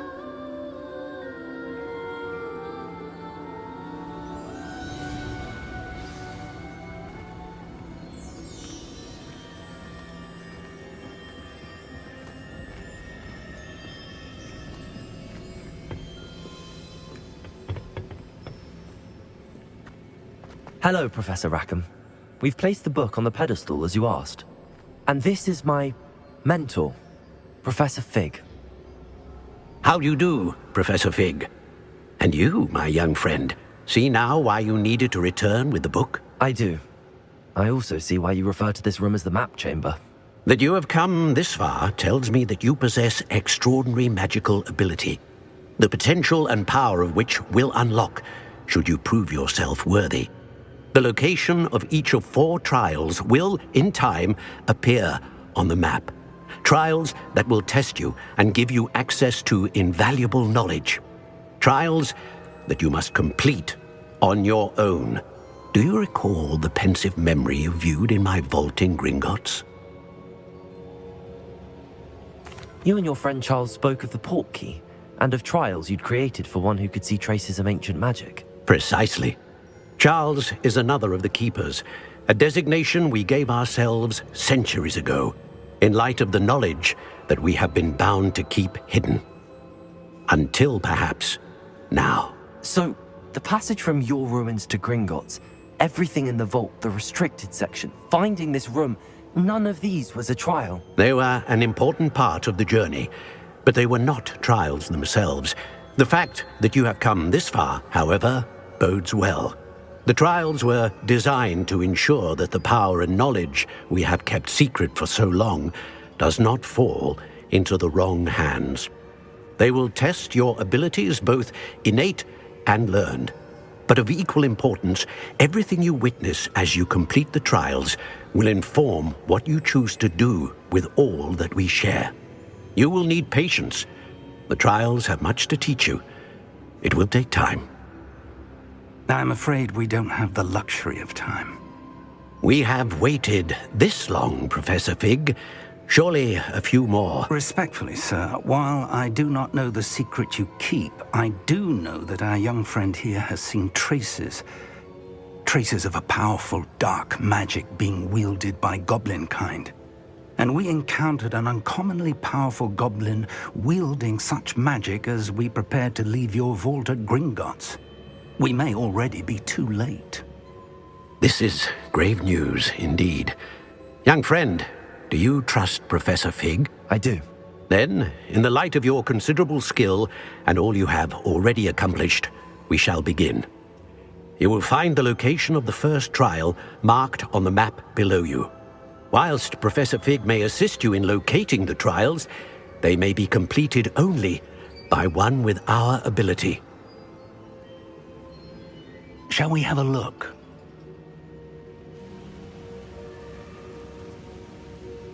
I know that tower. It's not far. You may have seen it yourself.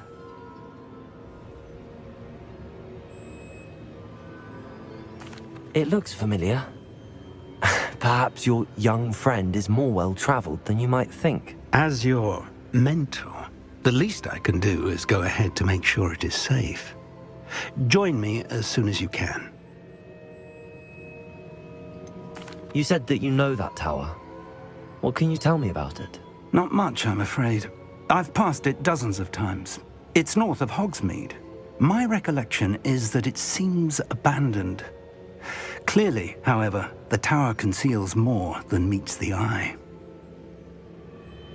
I'll find you at the tower as soon as I can. Until then, be careful, and do not tell anyone where you're going.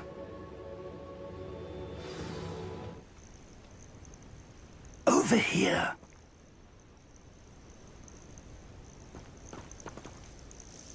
We're not alone. We are not. Ranrock's loyalists. Around a dozen I can see, but could be more. Can't we apparate past them into the tower? We could, but we've no idea what's in the tower. More importantly, however, I'd like to know why they're here. They've set up camp just ahead. I suggest we investigate a little before doing anything else. Let's go. Well, this isn't ideal. No, it isn't. This way. And I'd suggest we use the disillusionment charm here. Welcome to Sanbakar's Tower.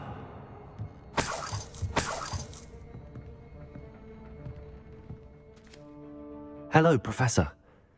Did you say Sam Bakar's tower? I did. Professor Bakar is a keeper you have yet to encounter. I'm glad to see that I was correct in presuming that we would meet again soon after our last encounter, though I surmise, based on the commotion I heard, that you did not have an easy time getting to me. We did not, Professor.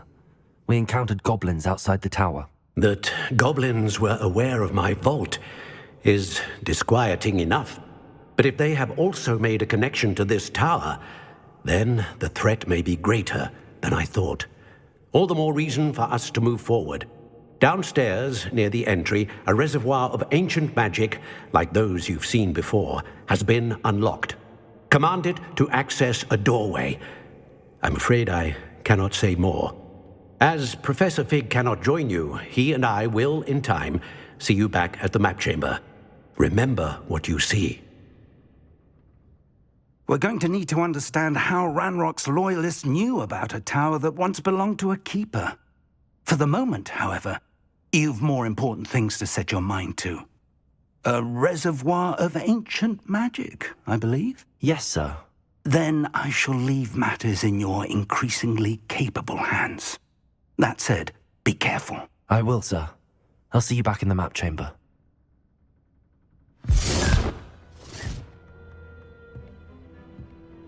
A reservoir of ancient magic, downstairs, near the entry.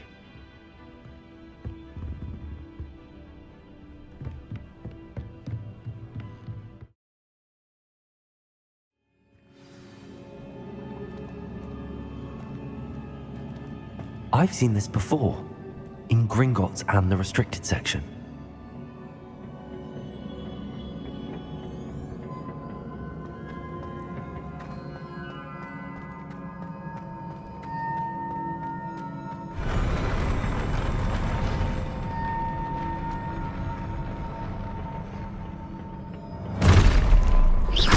Don't like the look of this.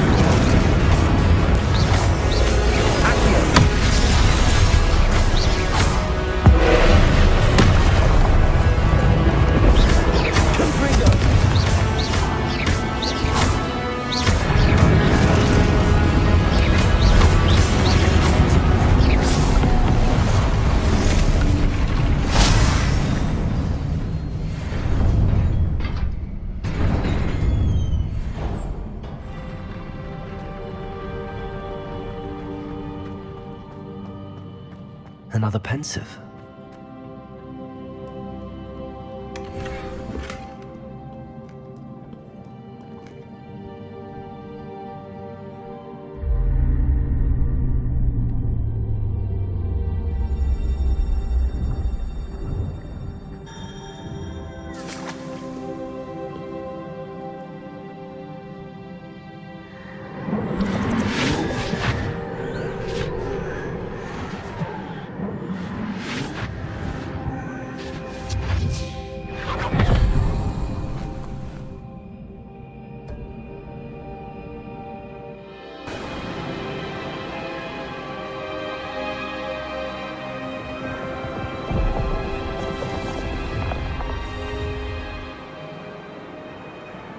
Your ability to transfigure the world around you is remarkable.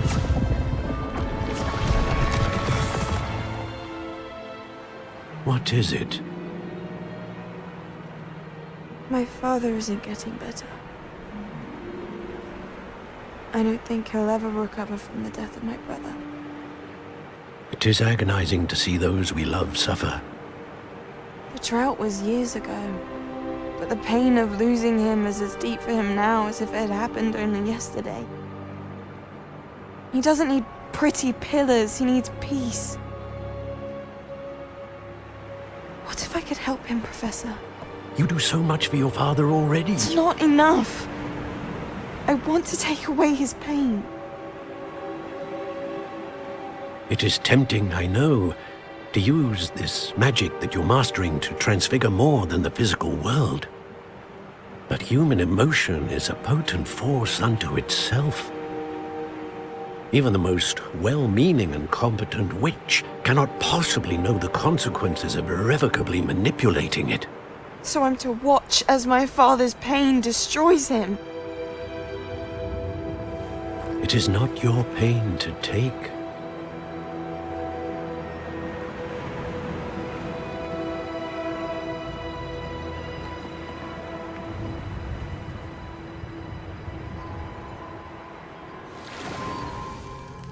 Every year, a student sees something sillier than I could ever imagine in their tea leaves.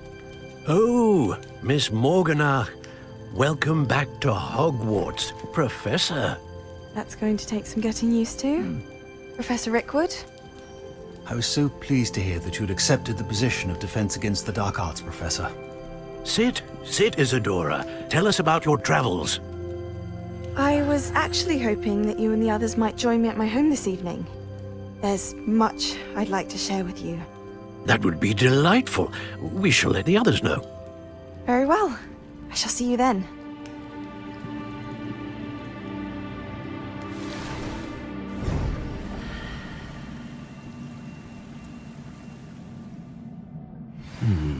Another memory. Now to find a way out of here.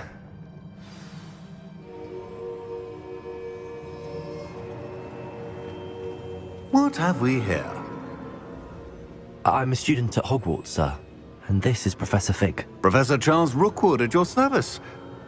Has someone completed the first trial? I have, Professor Rookwood. We saw you in the Pensive in Gringotts with Professor Rackham. Indeed. So, you found the portkey to access Professor Rackham's vault, and you deciphered the map within the locket you found floating above that Pensive. I did.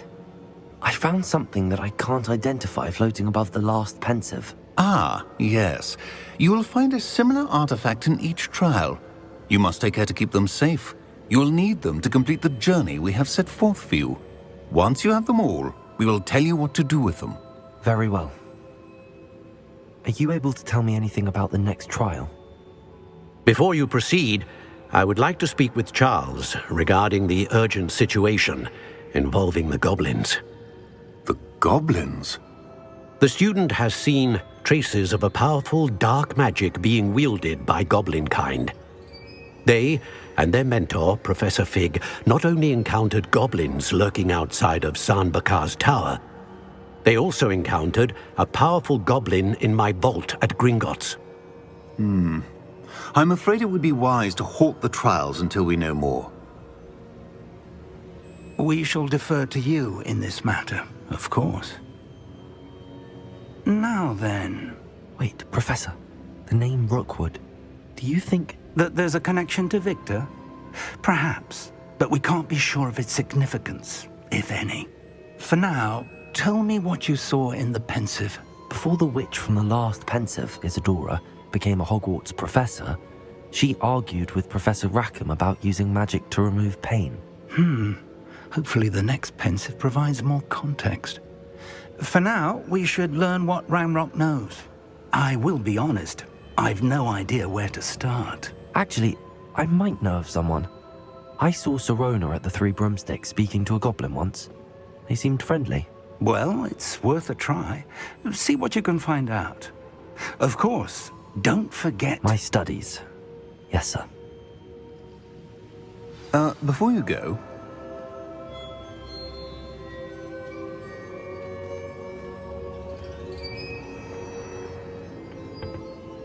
Professor? Have you encountered swirling traces of magic in the world? Aside from those along our path? Not that I recall. What are they? Evidence of the Keeper's efforts to manipulate the power of ancient magic during our time. If I am correct, and I usually am, you should be able to use them to inform and enhance your own magic. Thank you, sir. I will look out for them.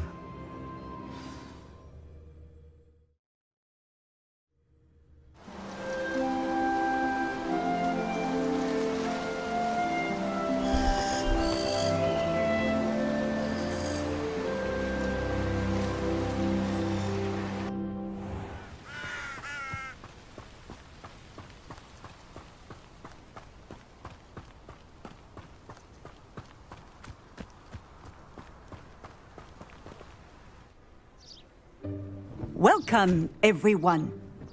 I see you've already met some of the many beasts we study in this class. Though be advised, none of these creatures should be taken lightly.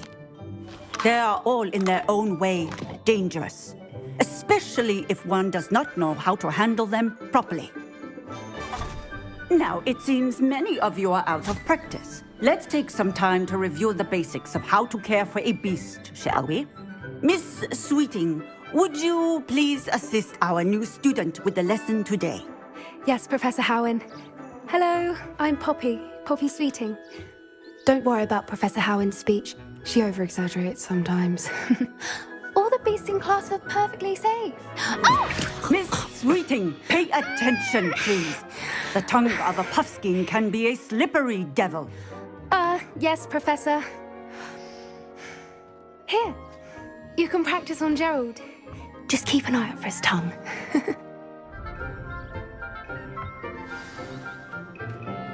What do you suppose the pellets taste like to Gerald? Pudding, I like to think. I think we can safely say that Gerald likes you. That's good news. He seems very nice. He is. Kindness is one of his best qualities, right after ambition. And cleanliness. Good work, everyone. Now, let's make our way to the pens and select another beast. And please, do be careful as you feed and groom them. Miss Sweeting, why don't you show our new student to the Kneazles in the farthest pen? This way. The Kneazles are over here.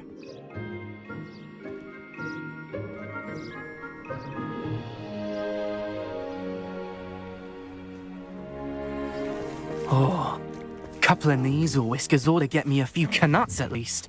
Enough to buy something from Honeydukes.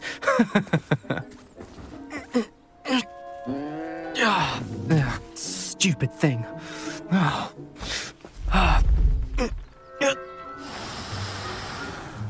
What in Merlin's name are you doing? Tuss, peculiar Poppy. Worried about a worthless little rodent? Her name is Persephone!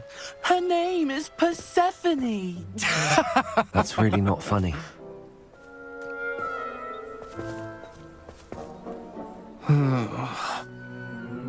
Let's go.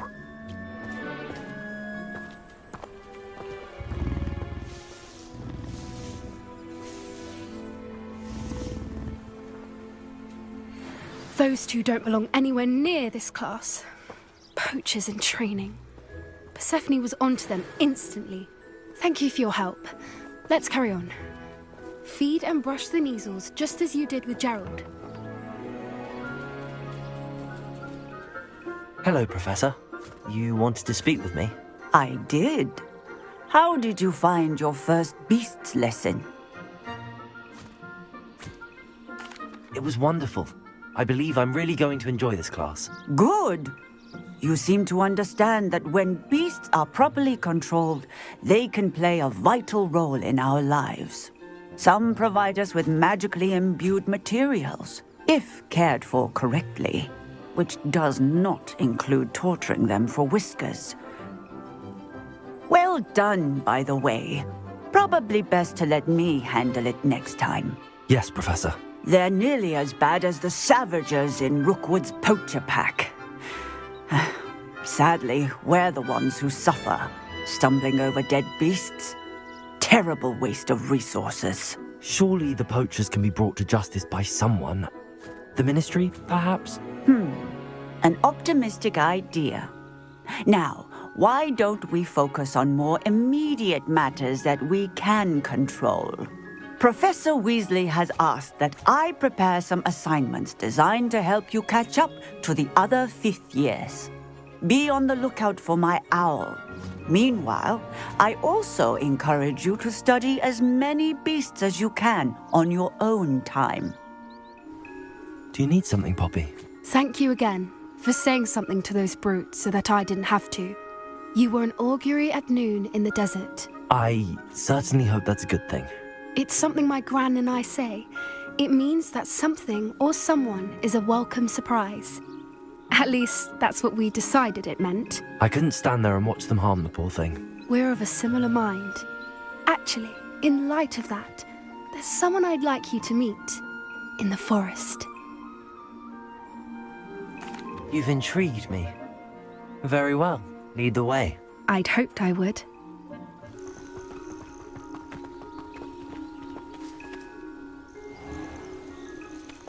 Stand back.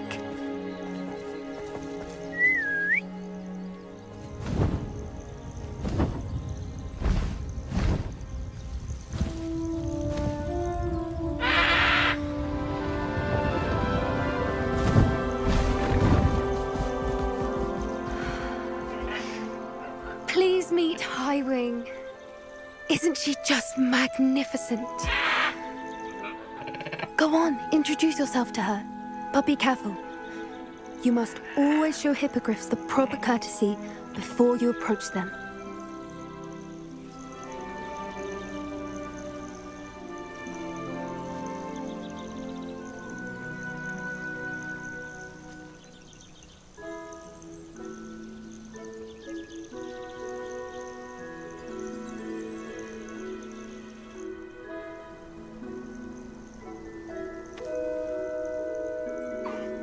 I knew it!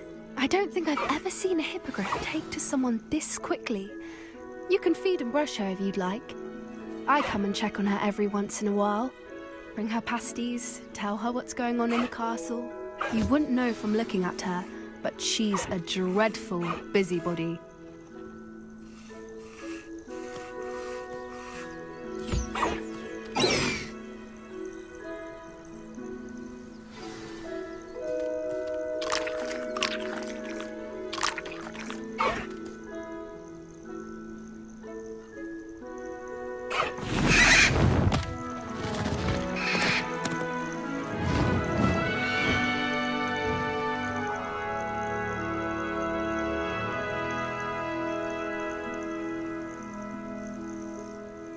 So, what did you think of Highwing?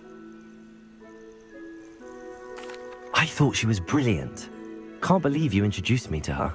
I suspected you two might get along. Are you the reason students have been seeing hippogriffs flying above the Forbidden Forest?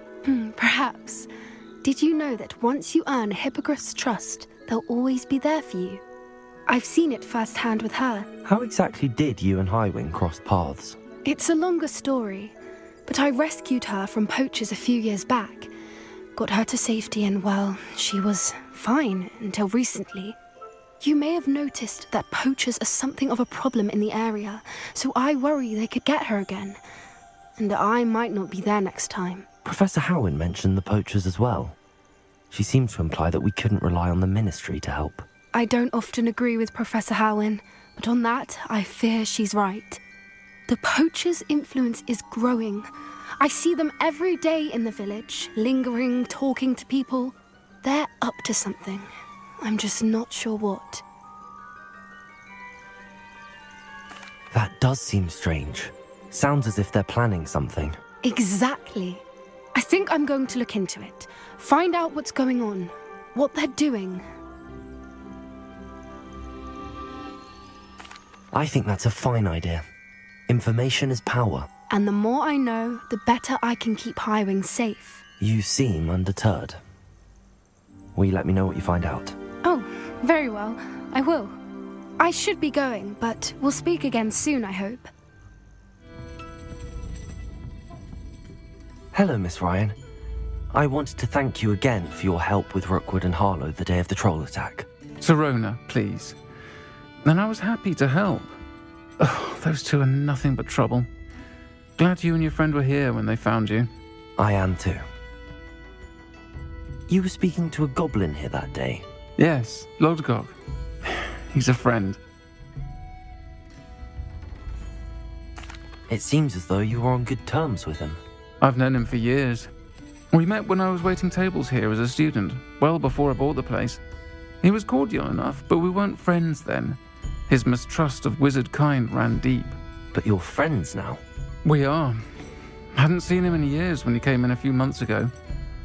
But he recognized me instantly, which is more than I can say for some of my own classmates. Took them a second to realize I was actually a witch, not a wizard. Not all goblins are like Ranrock and his loyalists. Lodgok is as worried as the rest of us about what's been going on. In that case, I'd like to talk with him, about Ranrock in particular. Where might I find him? I assume your interest is to do with the rumours I've heard about Ranrock working with our friend Rookwood. It is. If he's not here, you might find him doing business at the Hog's Head. He's a trusted metal trader. You should mention that we spoke. He can, understandably, be wary of witches and wizards, even ones as young as you. That said, if you're looking for information on Ranrock to help rein him in, you'll find an ally in Lodgok. Have you heard what Ranrock and Rookwood are working on together? Not much more than the fact that they seem to have some sort of uneasy alliance. Friendship between wizards and goblins is rare enough, but between those two, they each want something the other has. I can guarantee it. That said, I fear they're like a two-headed serpent. Both will need to be taken down to stop whatever scheme they've been plotting. You seemed unfazed by Rookwood and Harlow the other day. They don't scare you? They're bullies. Plain and simple. Never tolerated them in my own life, and certainly won't tolerate them going after my friends. Don't misunderstand me. They're dangerous wizards and shouldn't be trifled with. They should, however, be confronted and reminded, whenever possible, that the rest of us have each other's backs. Thank you, Sirona. If you find Lodgok, please give him my best. I don't know what you've done to make such powerful enemies, but please, watch your back.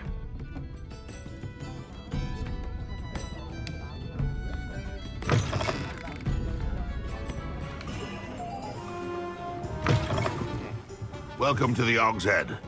Any empty seat is yours.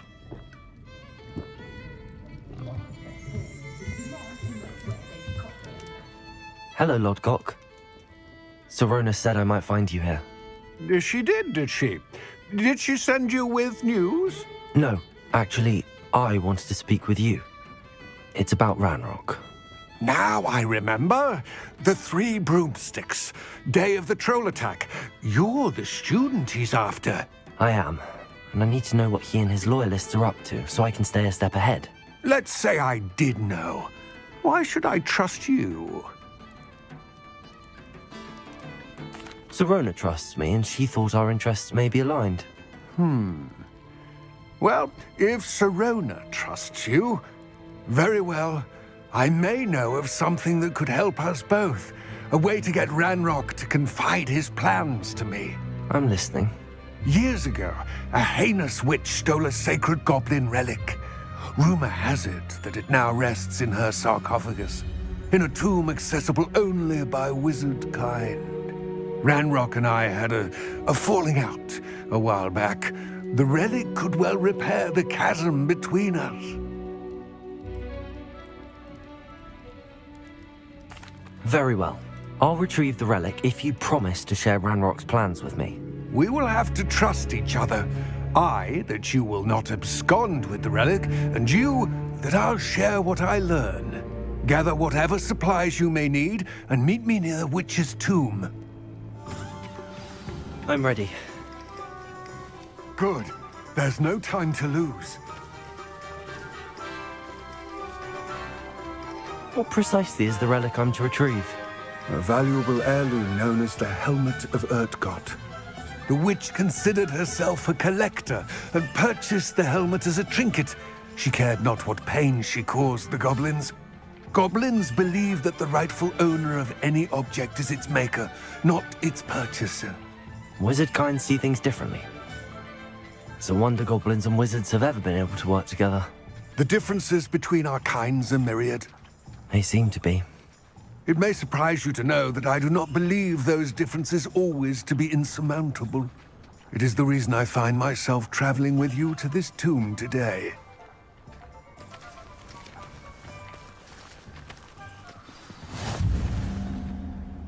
I wish you luck retrieving the helmet.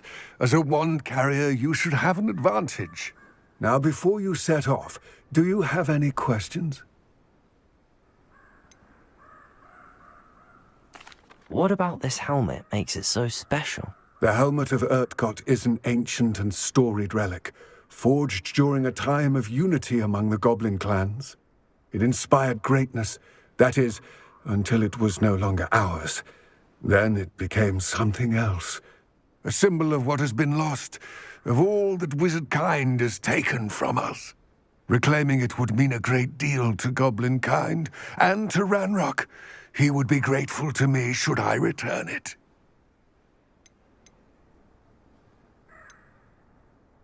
Don't suppose you have any idea what could be waiting for me inside the tomb? Considering a Dark Witch was involved, I suppose there's a chance you may encounter the Dark Protectors, known as Inferi. The foul creatures thrive on darkness and the cold. Vanquish them with light, force, and, most effectively, fire. It all seems clear to me now that we're here. I do hope our alliance proves fruitful. Again, I wish you luck. I will remain here, eagerly awaiting your return. Please, be careful.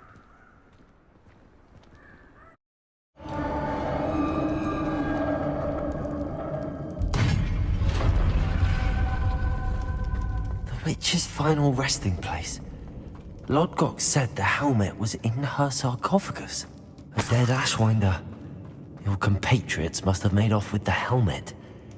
Lodgok won't like this. Better show this to Lodgok. I know there's a mechanism to open this door.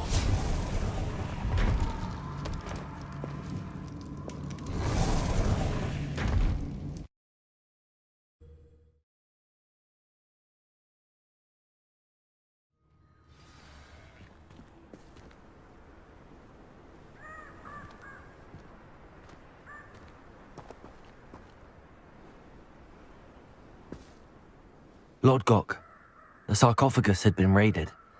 I found no helmet, only a dead Ashwinder. Damn! They got here first! We need to get it before Rookwood uses it to further ingratiate himself to Ranrock. I saw one of their campsites not far from here, but I fear you must go in alone. My fighting days are behind me.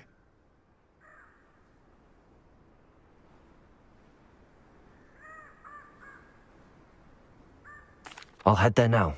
Good. There's no time to lose. Get to that helmet before Rookwood does, or we will lose our chance at any leverage, no matter how small, with Ranrock. To think those wretched thieves have their hands on such a relic. That's it. This is for Rookwood! I'll watch the light go out of your eye. Depulso. You're going to regret that. Confringo. Levioso. Depulso.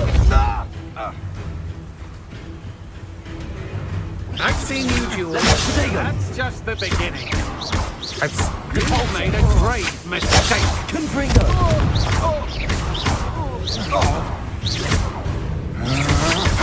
I'm just warming up. I know you're one. Depulso.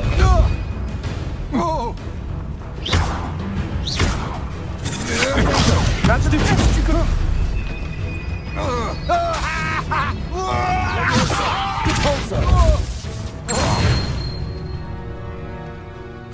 I did it. And an Ashwinder, no less. I retrieved the helmet from the Ashwinders. Well done! This is sure to impress Ranrock. The helmet shines even more brightly than I imagined. The etchings, the contour of the profile, remarkable. It looks stunning, Lodgok. I see why you wanted it back. You did the thieves a service by recovering it. I know many a goblin who would have killed for it. Ah, then I'm glad to be rid of it myself. Thank you. This should earn Ranrock's trust. I will take it to him immediately. It may distract him from his search. His search? It is merely an inkling. You have impressed me greatly, friend. I am glad that I trusted you. We shall speak soon. Best to keep our arrangement quiet for now. Many will not believe that our aims might possibly be aligned. Ironically, I didn't see ahead of time how bored I'd be in divination class.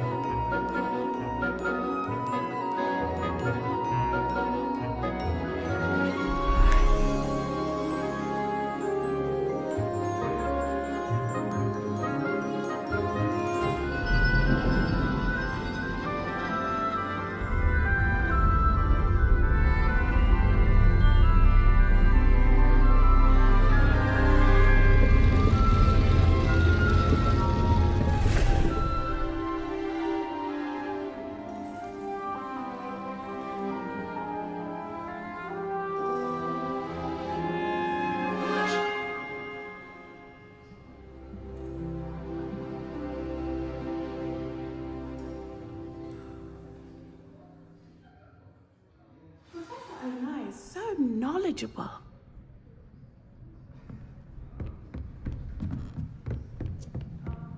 I hope those assignments were challenging. I've completed all of my tasks, Professor Onai. Very well done. Although I must admit, I did have something of a premonition that you would follow through. Now, as you have no doubt sharpened your perception by completing my assignment, I am curious. Based upon the knowledge that one's present and even one's past may reveal traces of what is to come, what do you see in your own future?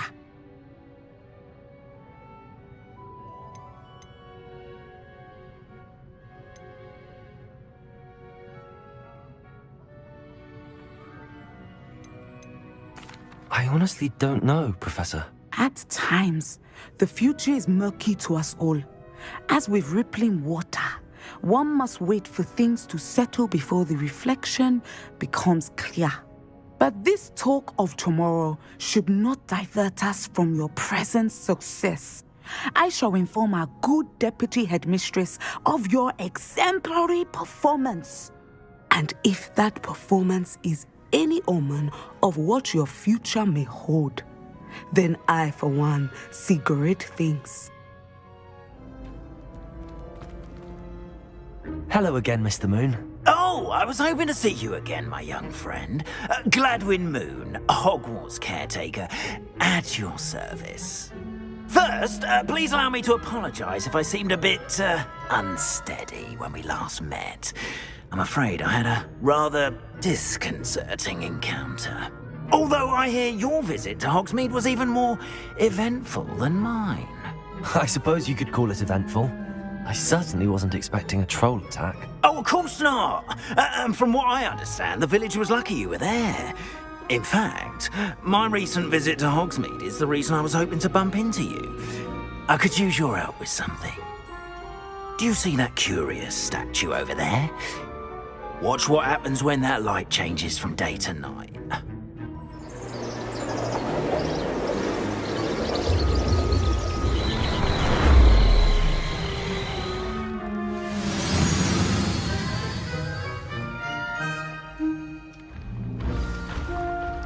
Now, if you wouldn't mind humouring me for a moment, see if you can remove the moon from the statue. Oh, odd little contraptions, aren't they? It seems the statue vanishes once the moon is removed, which, incidentally, can only be done at night. Why don't you hold on to that one for now, and I'll explain more as we walk.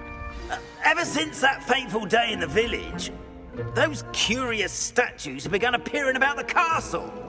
A fair number have been strewn around Hogsmeade. Someone, it seems, is trying to torment me. A couple of reasons, frankly.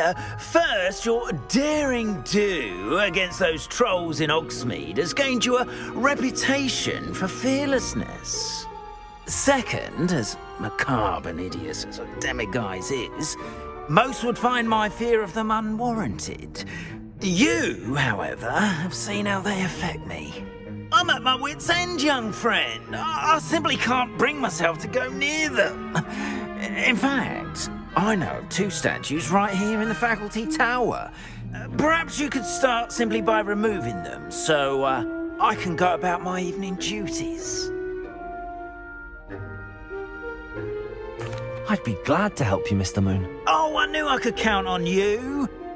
First, you know how to cast a disillusionment charm, correct? You'll want to do that before wandering the tower at night. Next, you'll notice that the door is locked. However will you get in? Alahomora, that's how. But what about curfew? Curfew? Oh, tosh! I sense you're a bit like me when I was your age. Oh, the school was my oyster. And I took advantage of it.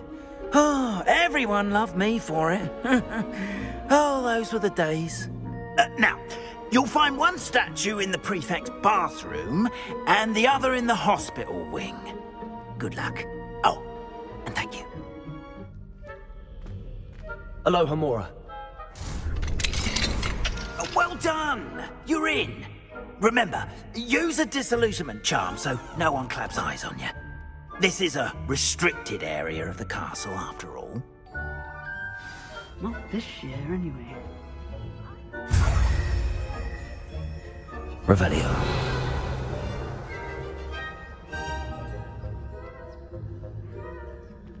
Anyway, I had high hopes for Hufflepuff. I was... Hello, Mr. Moon.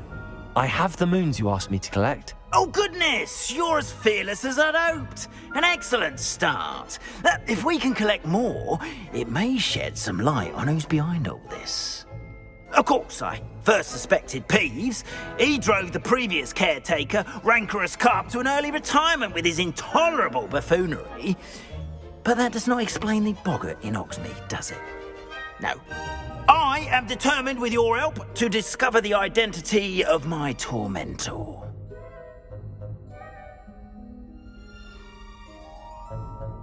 It's definitely intriguing. I'd like to help you solve this mystery. You, my friend, are a gentle person and a scholar, and I have something to offer in exchange for your assistance. Now, remember, the moons are only retrievable at night. Thus, I encourage you to use a disillusionment when necessary. How many statues are there to find? I don't know precisely, but I've spotted dozens. Seems they're everywhere I look. You have your work cut out for you, if you were to ever unravel their meaning. Understood. I shall keep an eye out. I appreciate that. Oh, and I knew you were the one to ask for help.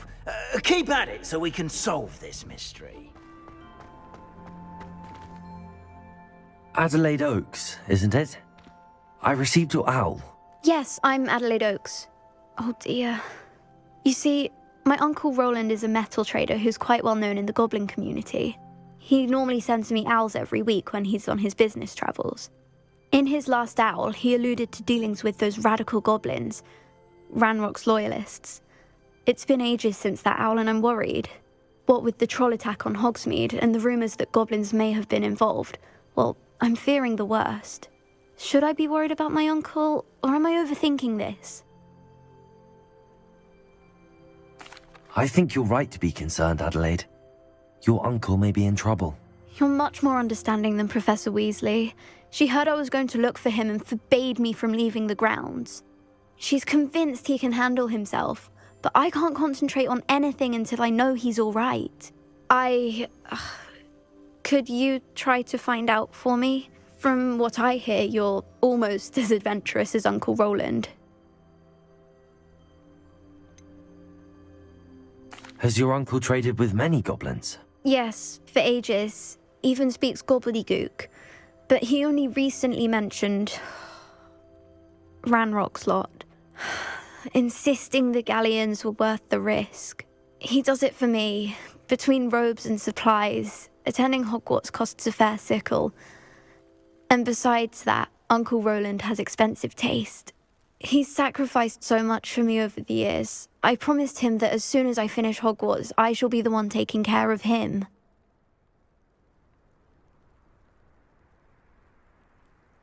I'll try and look into it for you, Adelaide. Thank you. He's very thorough in his record keeping, notes all his trades in a journal, makes maps. In fact, in his last owl, he drew me a map of his next stop. He'd planned to set up camp north of here. I do hope you're able to find out where he is. Thank you again for any help you can provide. Could this be Mr. Oakes' campsite? Ranrock's loyalists, just ahead. Should I take them by force or be discreet?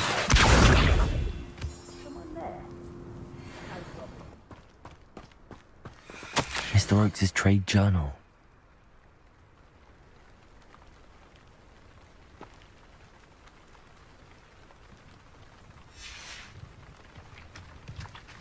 Adelaide said that her uncle kept notes of his trades, maps. Perhaps these landmarks will lead me to him.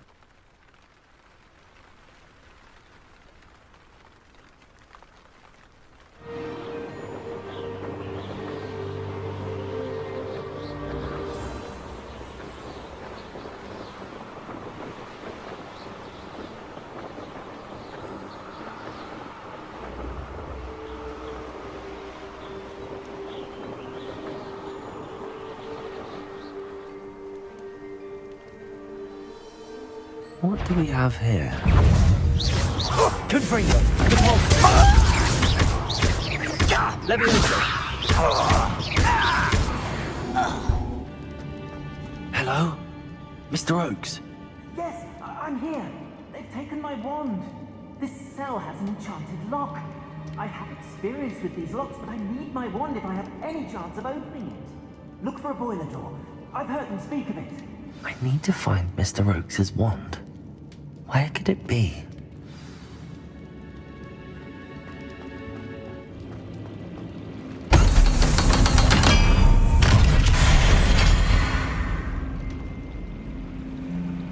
One way or another, we'll get what we're owed.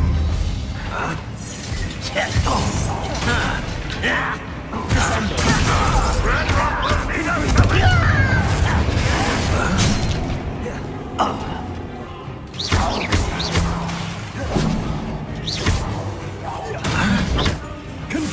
Easily diverted. Confringo! Descender! Enough! Glacier! Too late for you to learn the error of your ways.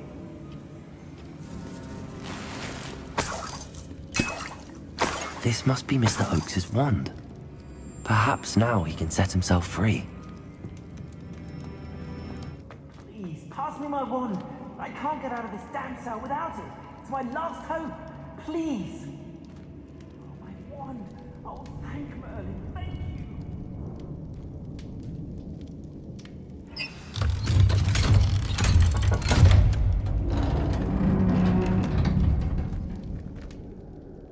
you. You did it! I found my wand and... Wait, you're a student? Oh, we must get you to safety immediately. It's dangerous.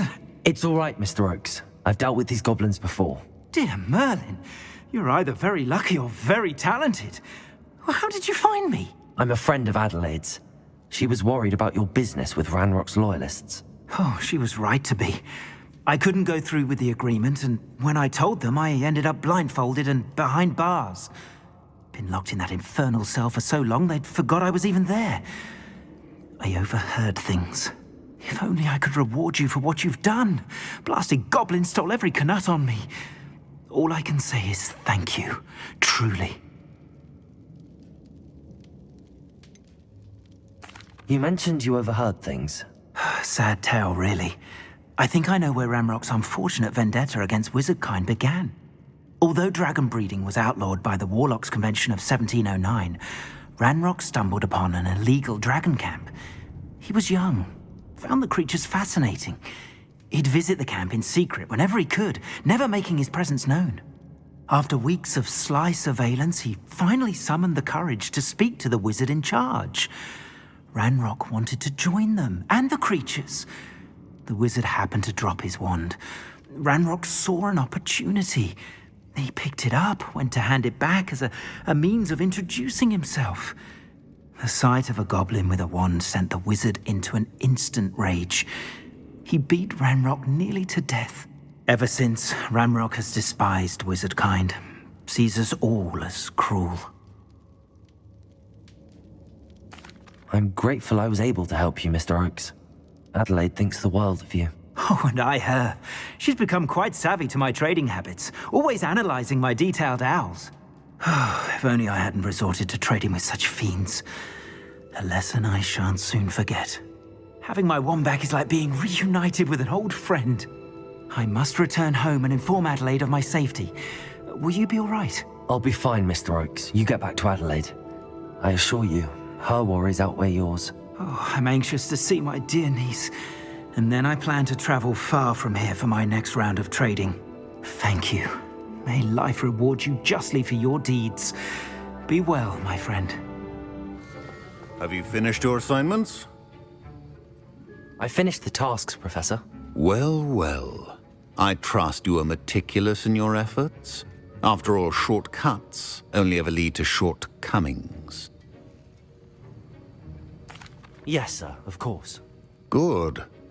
Ordinarily, I'd say it's not my concern either way, but you... I want to make sure you're well prepared. Talent and resolve are a potent combination. It would be a shame to let that go to waste. Thank you, Professor.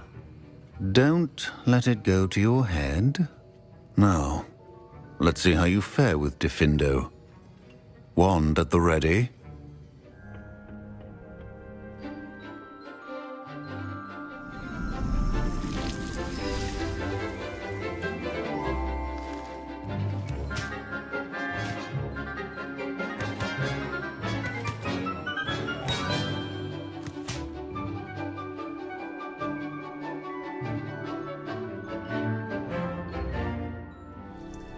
I've completed my assignments, Professor.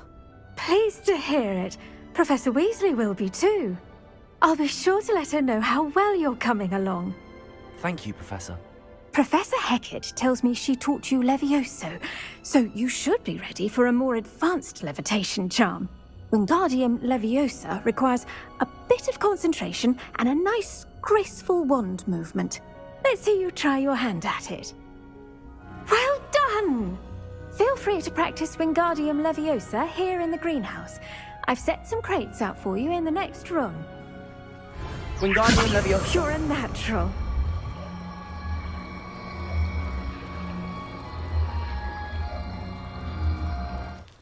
You made it. Enjoying the view? Keeping an eye on things. Feldcroft isn't what it used to be. No one has felt safe here since Ranrock's loyalists took a peculiar interest in that castle over there. Rookwood Castle. My uncle Solomon is a former Auror and refuses to look into it, even after Anne was cursed by one of them. Possibly with a wand, no less. I heard a goblin refer to wizard kind as wand carriers. Are goblins forbidden from carrying wands? Precisely. That's why I'm on the hunt for answers. If I'm to cure her, I need to understand what happened to her. Anne was always the most mischievous of the three of us. Which is saying something, knowing me and Ominous. I'm hoping a surprise visit from me and a new friend from Hogwarts will help lift her spirits. Bring back the Anne I used to know. Come on, I'll take you to my uncle's. This way.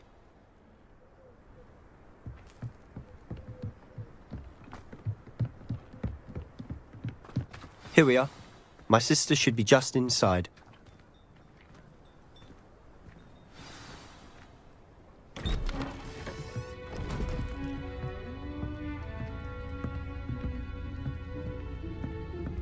Aha!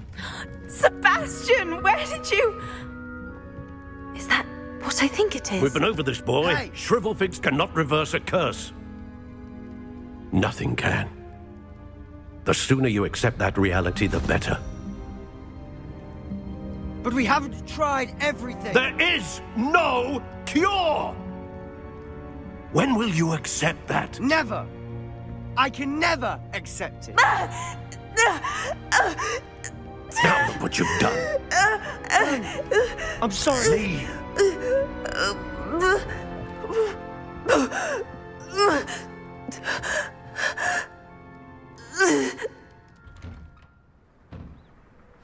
I'm sorry you had to see that. If you don't mind, I just need a moment alone. Poor Sebastian. Not the visit he'd hoped for.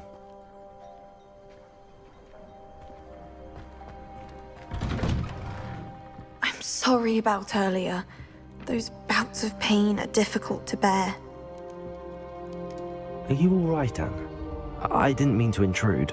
You didn't, truly. And I'm all right. The pain from this curse comes in bouts, and often suddenly. It's not anyone's fault. It's nice to meet you, by the way. You must be the new 5th year Sebastian told me about. I am. Sebastian and I met during a rather lively duel in defense against the dark arts. Oh dear, Professor Hecat. She's a powerful witch. And she knows how to keep students like my brother, and me, in line. I do miss Hogwarts, but I wouldn't mind being in Feldcroft really if it wasn't so dreary now. Between the goblins at the castle and my uncle fighting with Sebastian whenever he's home, it's not the cozy retreat it once was. Sebastian mentioned something about your uncle being an ex-Auror, but refusing to go after Ranrock's loyalists. I must say, I wasn't prepared for him to be as angry as he was. Uncle Solomon is frustrated by what happened to me, and by Sebastian for thinking he can fix it. They both mean well, I know they do, but my uncle is right. This curse cannot be undone. I can feel it. Sebastian cannot take away my pain. Perhaps you can help him to understand that. I'll do my best. I can promise to speak with him about it. Thank you. His search for a cure is futile, I'm afraid. I'm getting tired. I should probably rest. Thank you for stopping by. I wish you well. That boy will fray my last nerve. Excuse me, Mr. Sallow. Oh, yes, Sebastian's friend. I apologize on behalf of my nephew. He doesn't know when to stop. I was about to check on Anne. Did I see you come from the house? How is she? She's all right. She said she was going to rest. Nothing can be done for her. It could be that you've not yet discovered the cure. Ah, you sound like Sebastian, thinking you know better than the healers at St. Mungo's. Perhaps the healers don't know everything, sir. Sebastian is single-mindedly focused on finding a way to help his sister.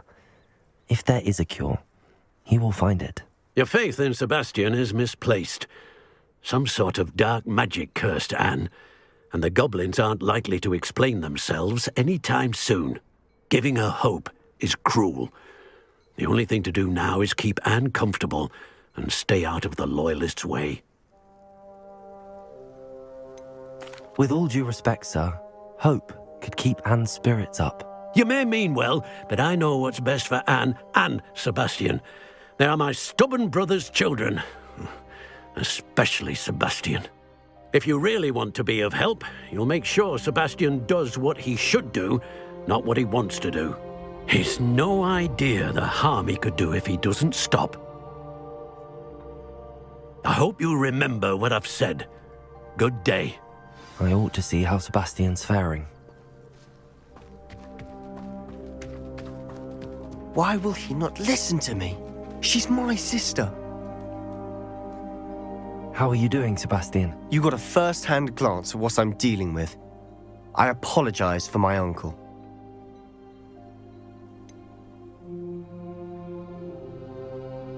I know he's angry, but he's only trying to do what he thinks is best for Anne. He's always angry. He's been angry since my parents died. After Anne was hurt, he only grew worse. It's as though he blames me somehow, always calling me my father's son, as if that's an insult. I'm the one trying to help her. He's simply given up. Both Anne and your uncle seem genuinely convinced that nothing more can be done for her. I refuse to believe that. Anne's pain is more than physical. It has changed her entirely. I miss my sister. And I'm going to get her back. Come with me. I need to show you where it happened. Ranrock's loyalists are capable of so much more than people realize. They should not be underestimated.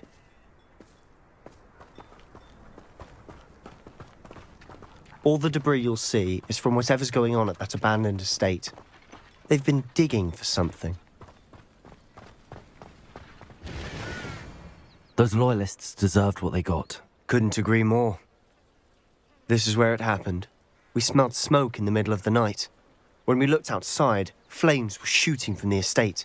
Before my uncle and I could stop her, Anne rushed out, racing towards the fire, worried someone had been hurt.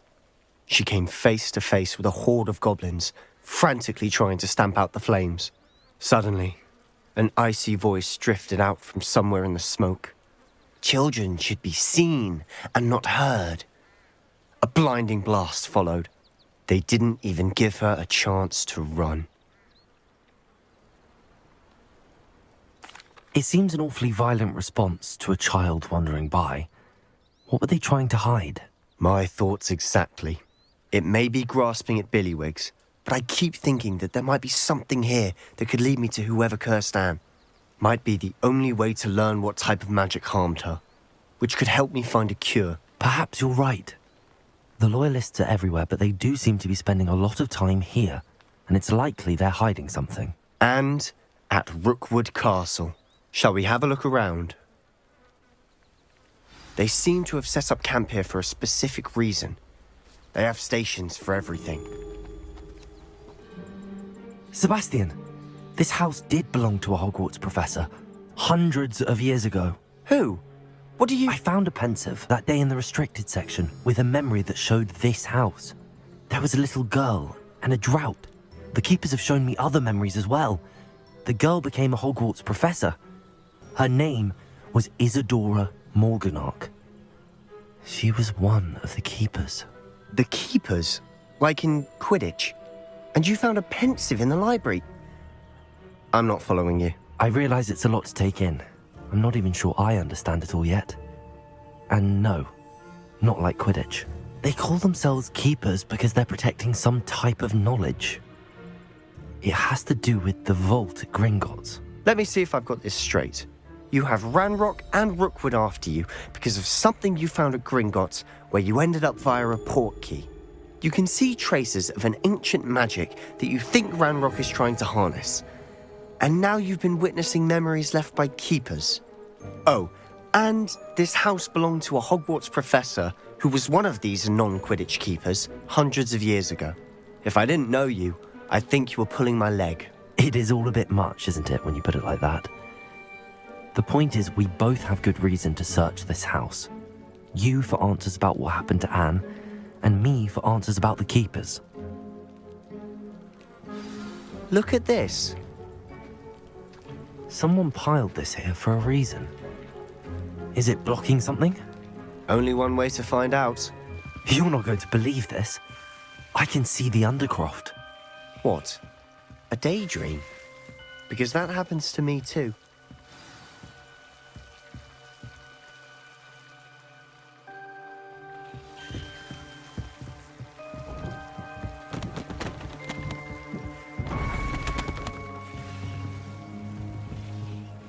I know it sounds strange, but... Honestly, nothing you say sounds strange to me anymore.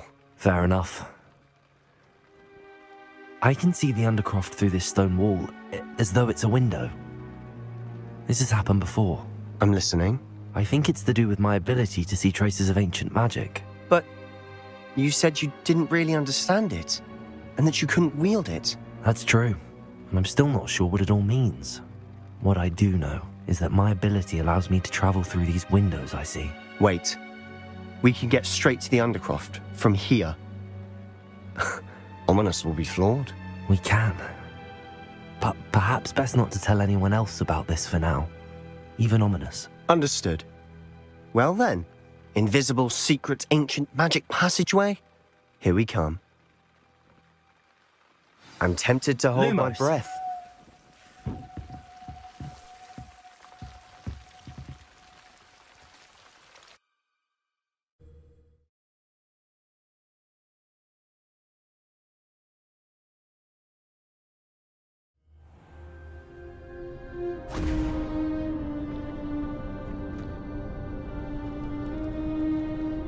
Why would the door lead us here? Sebastian, look.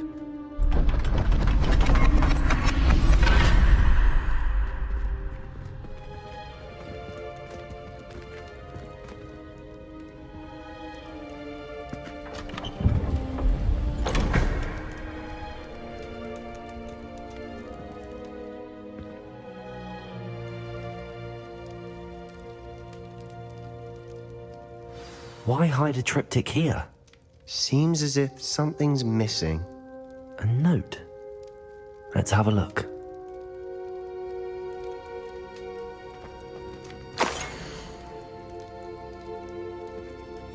Anything helpful in the note? A rune symbol. I've seen similar symbols used by the keepers. I've been thinking.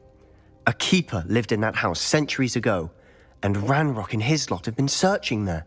You said that goblins may be wielding some form of this ancient magic. Do you think Anne was cursed by ancient magic? I can't be sure, of course, but I don't think so. I didn't see any traces of it around your sister. Very well. But that doesn't mean it's not ancient magic.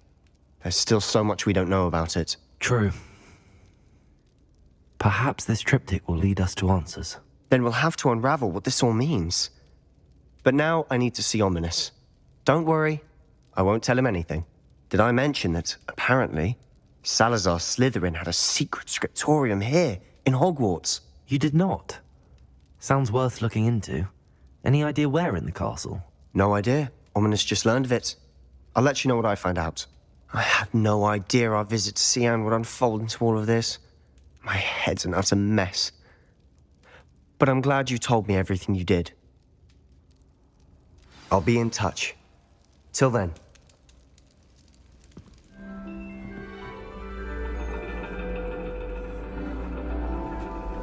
And your reading is the dragon.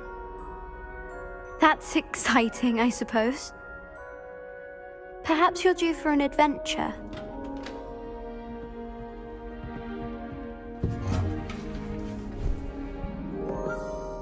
Ladies. Professor Shah. Astronomy is not divination. You won't find the mysteries of the cosmos charted out on your palms or at the bottom of your teacups. Alas, the heavens remain hazy to the starry-eyed. Now, if you were to devote yourselves to persistent and painstaking observation, you just might catch a glimpse. With that in mind, please take your telescopes. Tonight we will be on the observation deck. For you to put in your stargazing hours outside of class. Is that clear? But, Professor, it's freezing out. Mere cold didn't stop the great stargazers of the past. Look only to the astronomy tables they erected throughout the Highlands from which they gazed millennia ago on the very self-same stars above us. Is that clear?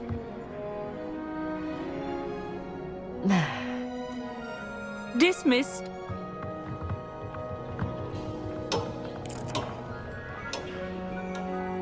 Hello. I don't believe we've met officially. I'm Amit. I'm something of an astronomy buff. Hello, Hogsmeade. It's nice to meet you. Did I hear Professor Shaw say that you don't have your own telescope? I have a spare one you could borrow for the rest of term. That's very kind of you, Hogsmeade. Are you sure you won't need it? I'm certain. It's my old one. I finally got my hands on the new Celestia Contemplar. You've heard of it, I assume? I mean, of course you have. It's only the pinnacle of all personal stargazing implements. But my old model's not too shabby either. Goblin-cut glass, first-rate optical enchantments. Hate to think such a fine instrument is just collecting dust. Well, thank you, Hogsmeade. Think nothing of it. Anyway, the telescope's in the storage room right underneath us. You can't miss it. I have some, reading to finish on the lower deck. Come find me there afterwards, and bring the telescope. There's something I want to talk to you about.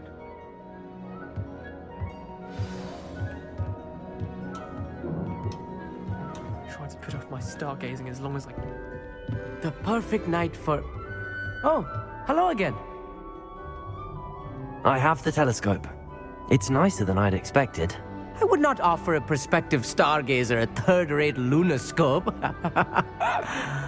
But there is, something else. Yes, what is it?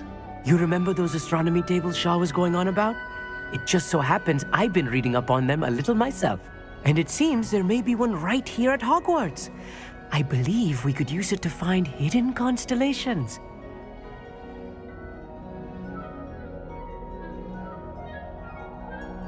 And you need someone to help find it. I do. Are you in? No one from the Gobstones Club will go with me. Said they'd rather get spit at by a stone than... Well, they are cowards. Let us get moving while the stars are still out. I'll show you how to use that telescope once we get there. I promise. No need to convince me. Let's get going. Brilliant. You won't regret it. Shall we?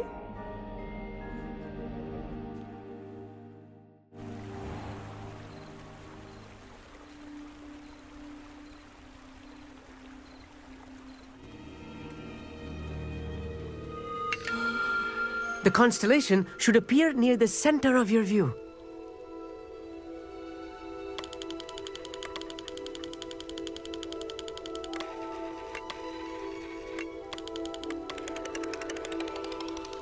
As soon as you've lined up the telescope, we will be able to fill out our star chart.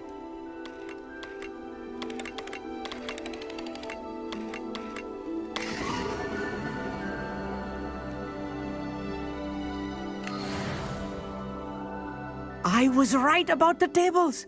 They really are gateways to the far stars, just as the book said. And your contribution was invaluable. Rest assured, you shall be credited in my memoirs one day.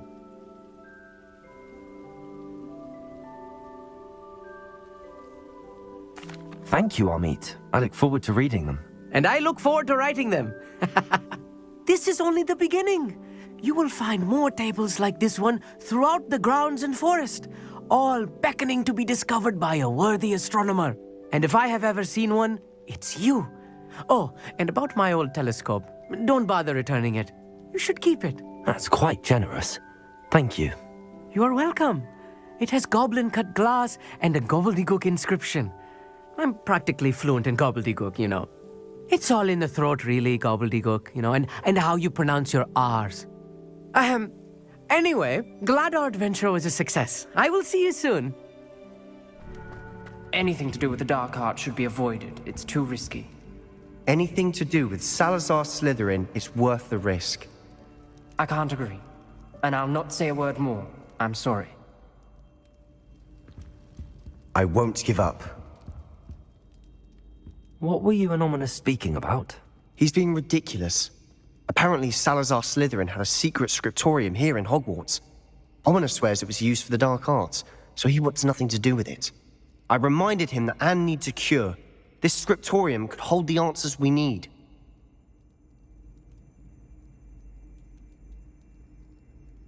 Ominous is right. Meddling in the dark arts is dangerous. There's more to dark magic than people realize. The Gaunts know this. Better than most. Perhaps I've spoken out of turn. Ominous's family history is personal to him.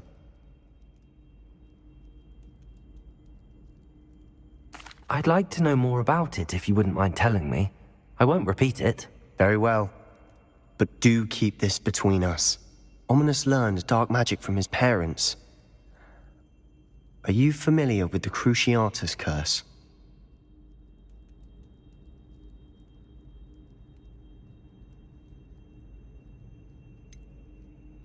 What does the Cruciatus curse do? It's known as the torture curse. Crucio. It inflicts intense, excruciating pain on the victim. Apparently, his parents and older siblings had no qualms about casting it on muggles for sport.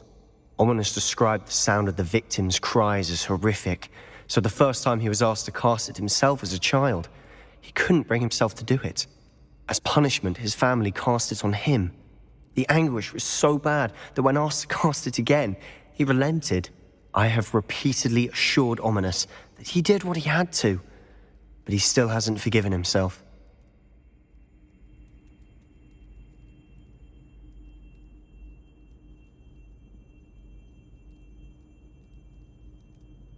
How horrible. Poor Ominous. He was only a child. He shouldn't blame himself. After that incident, the rift between Ominous and his family only grew. That is until I came along. Every moment he isn't at Hogwarts, he's with us in Feldcroft. Ominous trusts me. And more often than not, he winds up listening to me. I'll remind him of that when I follow up about the scriptorium. Watch for my owl. I'll have news soon enough. I'll make Ominous understand. He'll change his mind.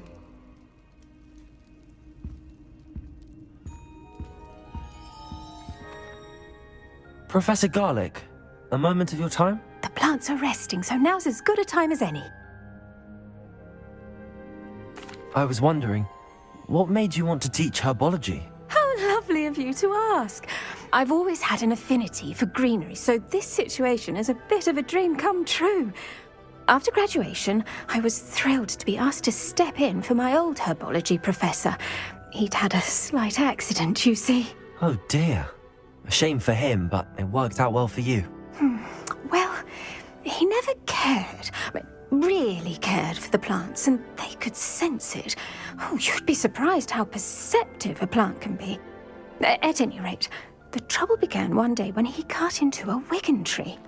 Unfortunately for him, its leaves were hiding a bowtruckle. You may recall the marvellous creatures that resemble a twig.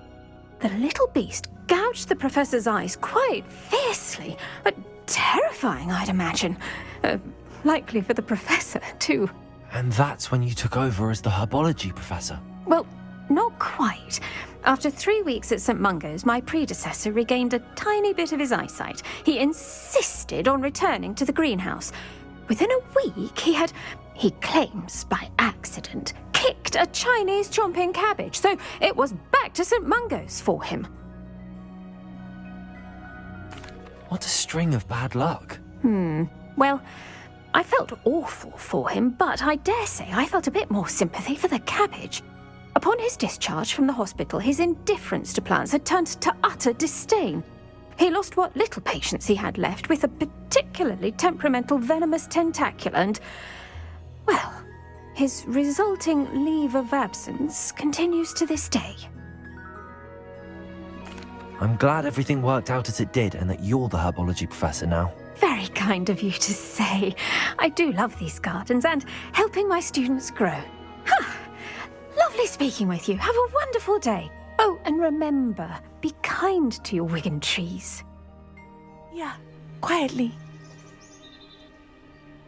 I'm glad that you received my owl. We need to stay low and remain quiet. Natty, what's going on? Why are we all the way out here? As promised, I did some investigating to find out what Harlow is up to. I followed him to the Hogshead. I noticed him reading a letter. All I could see was that it was signed by and bore the seal of Victor Rookwood. And after you told me that Rookwood and Harlow were after you, I decided that you were the perfect person to join me in taking them down. For good. That letter is the tangible proof that Officer Singer needs. It is why I followed Harlow here and why I wrote to you. I need your help to retrieve it.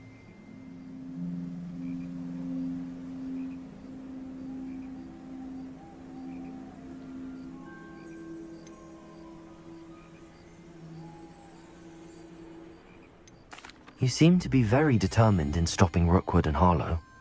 Why? I knew men like him in Uganda. I know how bad things can get if they are not stopped. It's a long story, one I promise to share when we have more time. For now, let's do what we came to do. Can't we just bypass Officer Singer and go directly to the ministry? Do you think they will listen to a student? Only Officer Singer can start an investigation. The ministry will come in later. I'll help you find the letter, Natty. I'm glad to hear it. First, we must access the castle keep. I'll check the main gate, see if you can find another way in. I do not see any guards, but we should still try to be as quiet as possible. Harlow is here after all.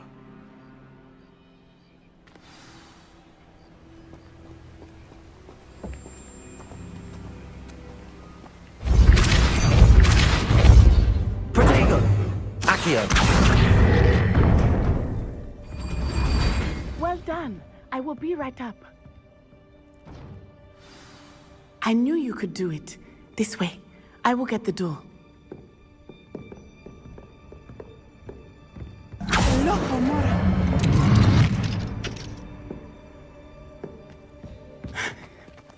That is the main keep. My guess is that we'll find Harlow and the letter inside. We'll need to be careful once we get...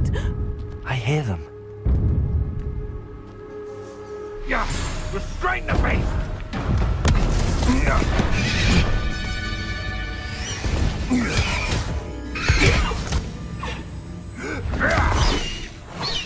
Highwing.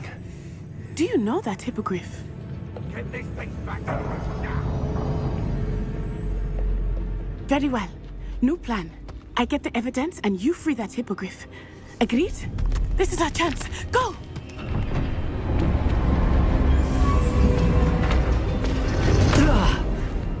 Blasted!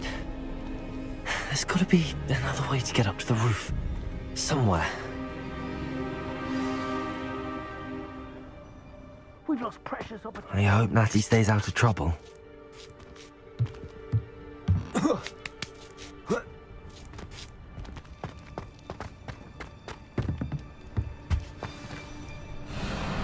Highwing. It's all right. There we go.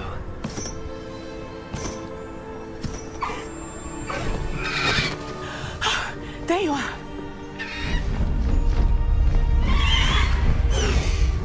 Come on. Hello, amore. Hurry!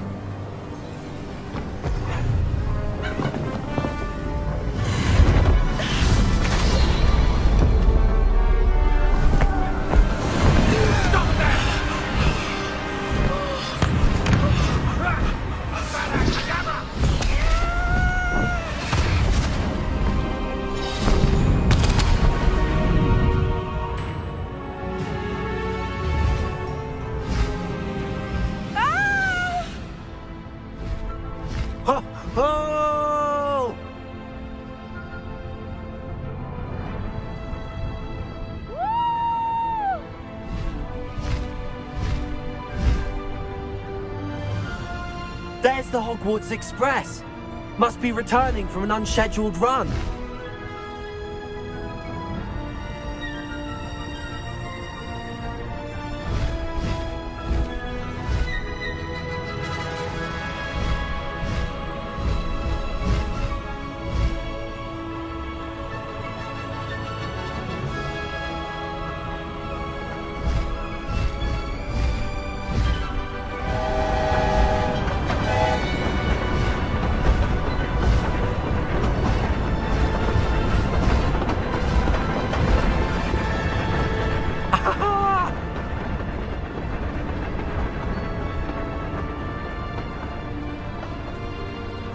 I wonder if anyone can see us from the castle.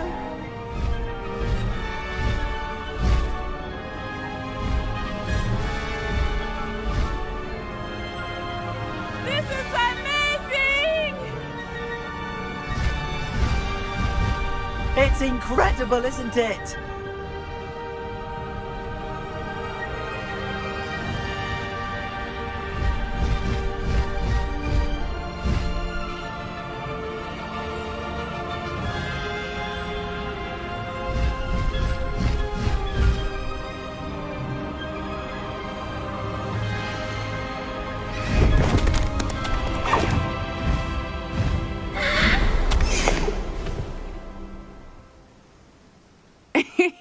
How exciting.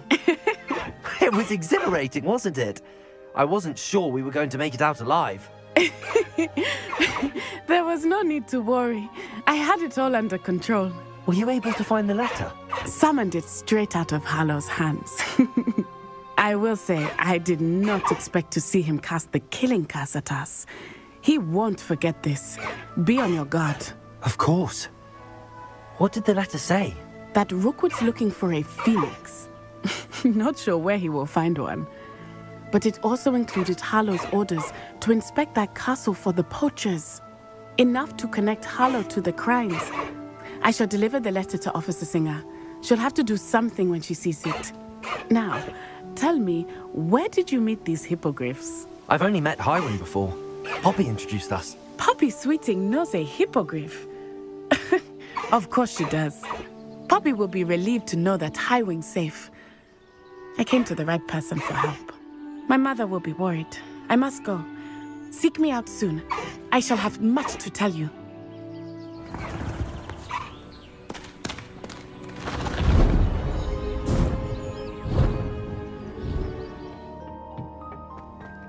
Perhaps a hybrid. Bouncing tentacular. I've finished the activities you assigned me, Professor Garlick. Wonderful. I hope you gained a greater appreciation for the flora in our lives. I am forever enraptured by it. Just yesterday, I spent hours pruning my self-fertilizing shrubs and flutterby bushes. Didn't realize how long I'd been at it until the sun began to set. Well, if there's one thing I love to see more than my plants thriving, it's one of my students doing the same. Now, ready to learn Flipendo? Chin up, keep a light grip, and it's all in the wrist. Let's see you give it a go. You're here. Brilliant. I received your owl. What happened with Ominous? I told him none of us will be able to avoid dark magic forever. So the more we know about Salazar Slytherin and the dark arts, the better prepared we'll be. Unfortunately, only a Gaunt knows the location of the Scriptorium's entrance, and Ominous won't tell me. Perhaps I should have a chat with Ominous. You? I suppose it's worth a try. But don't get your hopes up. Ominous is annoyingly stubborn. Nothing new. I know where he is. I'll lead you to him and then leave you to it. Come on. He's this way.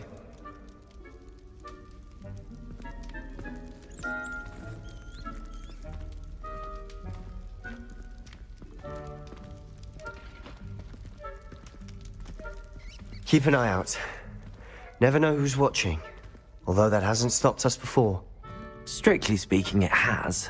We were caught. Damned poltergeist. Such a nuisance.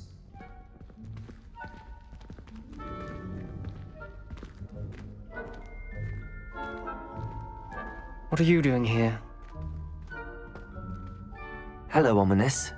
Do you have a moment? What is it? What have you and Sebastian been up to now? Please, Ominous. I confided in you before about what happened with the Undercroft. Sebastian simply wanted me to have a safe place to practice some spells, to try and catch up to the other fifth years. He didn't think you'd mind.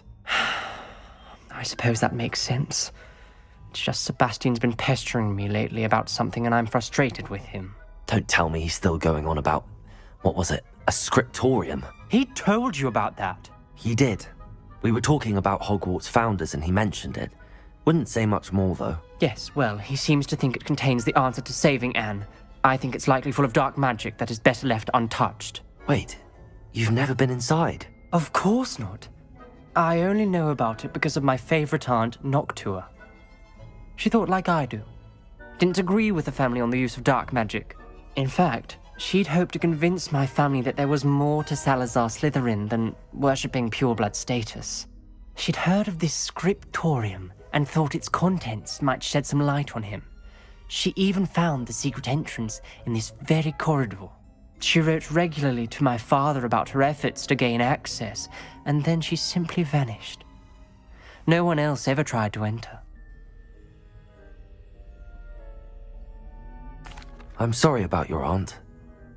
Don't you want to find out what happened to her? Aunt Noctua went down this path with good intentions and lost her life. I don't want the same to happen again. You don't know that history will repeat itself. Besides, you said your aunt thought like you. This could honor her memory, get you answers about Slytherin and Sebastian answers for Anne. Your aunt pursued this alone. We could do it together. I see what you've done here, and I confess, you've convinced me. I didn't think it possible. Very well. I shall tell you what I know. Fetch Sebastian, I'll wait. I hope we don't regret this. Sebastian! Over here! Confirming these braziers grant access to the scriptorium. Now you'll share? You wouldn't tell me when I practically begged. It wasn't you who told me what I needed to hear. Opening the entrance has something to do with threes. Well, 3 heads are better than 1. It's 2 heads are better than 1. And by that logic, 3 is better than 2. Simple math, something's happening. I hope we're ready for this. Dark, ominous corridors. Lumos. My favorite. No, this is ancient. Sinister. You hear a voice. It started when you repaired that relief. I hear a whisper saying, "Speak to me." I'm a parcel mouth. I can hear and speak to snakes. Nearly all known parcel mouths are descended from Salazar Slytherin. I'd like to be able to talk to snakes. You might not want the ability to speak past the tongue. It's often associated with dark wizards. I haven't spoken it in ages, but I'd wager if I speak it now, the door will open. I'm hoping you're having second thoughts.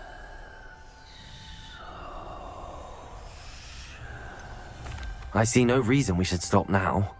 It's ironic. When I left home, I vowed to leave the dark arts behind, and yet here I am. Stand back. I can't believe I'm doing this.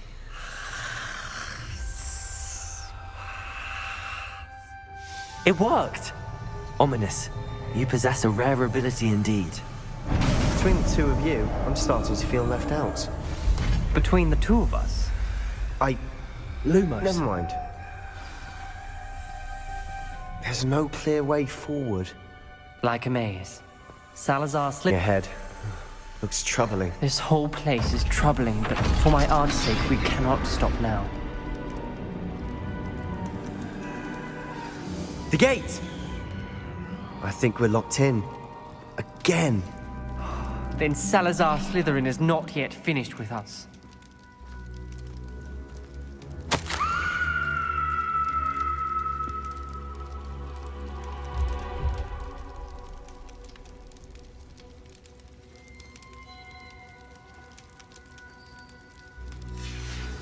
Ominous.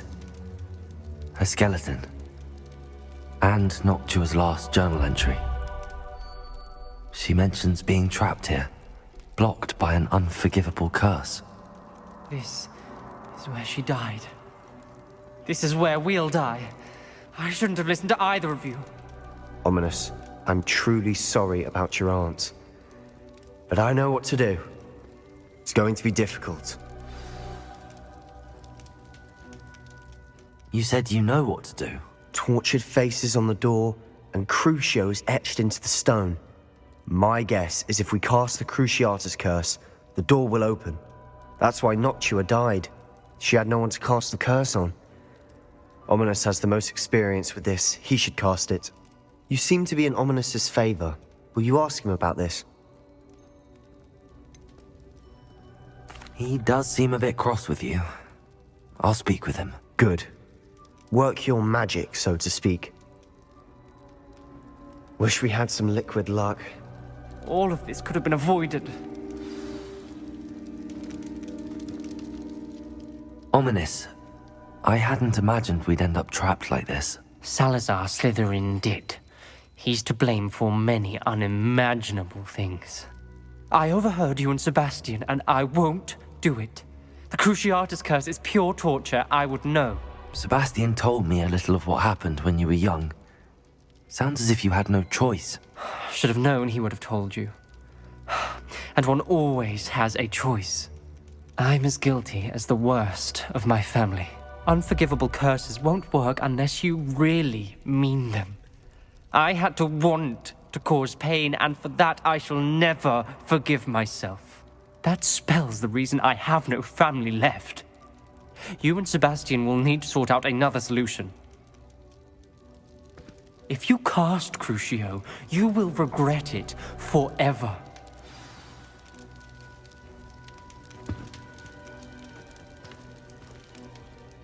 What do we do now?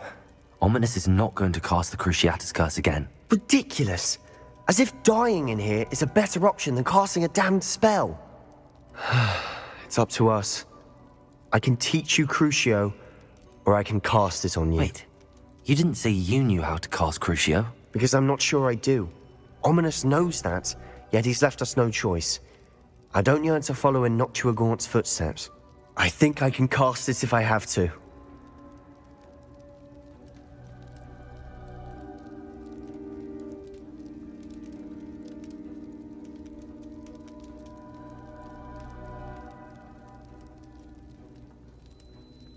I don't want to learn the curse, but I can handle the pain. It's fine. Cast it on me. I shan't forget this. Ready? I'm ready.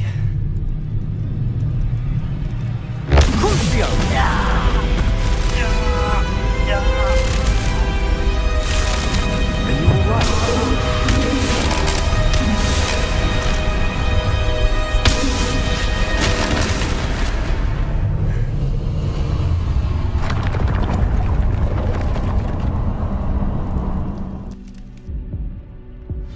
Are you all right?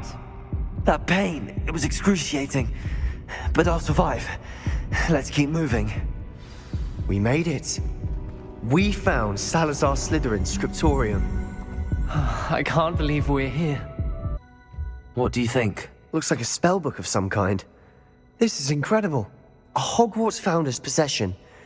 What an honor. Still can't believe Ominous never told me about his aunt and what she found. What will you do with Slytherin's spellbook? What I do with every book. Read it. Having professors as parents ingrained that habit early on. But I can do that later. For now, I say we explore this room. I see a way out. Best news I've heard all day.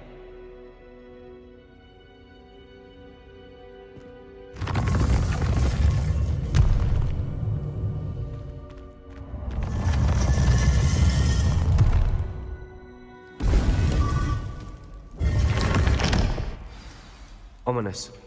About your aunt. Please, Sebastian. I meant what I said before. We swear, right now, never to engage in anything to do with dark magic again. Understood. I'm truly sorry about your aunt, Ominous. I suppose after all this, I am grateful to know what happened to her. Thank you. Is this Mr. Bickle's home? I believe so. He supposedly has evidence against Harlow. We need to speak with him.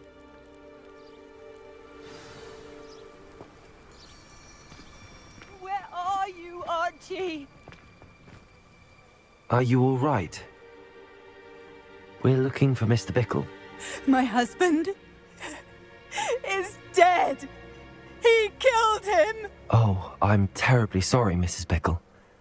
Who killed your husband? Theophilus Harlow. I'm sure of it. He's been threatening my husband for weeks and... Oh, where is my son? Where is Archie?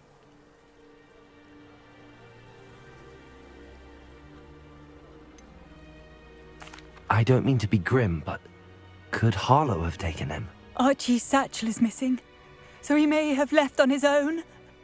Hopefully he's just gone wandering, as he's prone to do.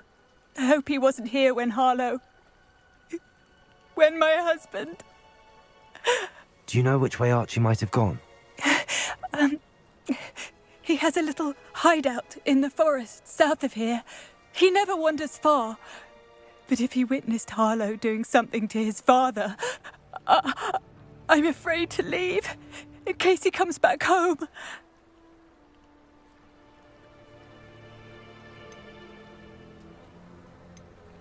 What reason would Harlow have to kill your husband? My husband had been looking into Harlow's dealings and discovered some of what he's been up to. I begged him to leave it alone, but he was convinced that...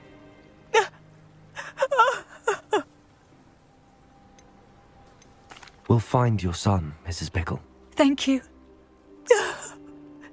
What am I going to do?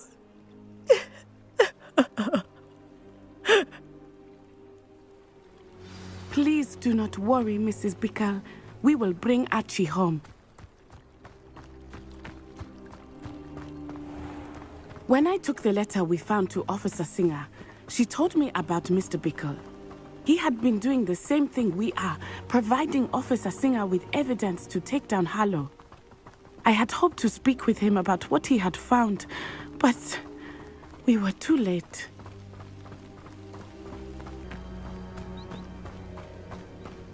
This must be little Archie's hideout that Mrs. Bickle mentioned.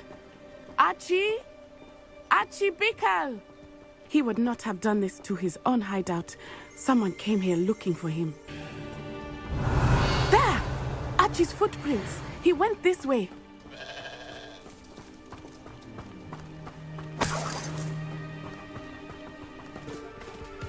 Thestrals. They are beautiful, are they not? You can see Thestrals too. I witnessed death when I was 9. Saw my first Thestral shortly thereafter. I found comfort in it. I still do. I think those of us who have witnessed death deserve some comfort.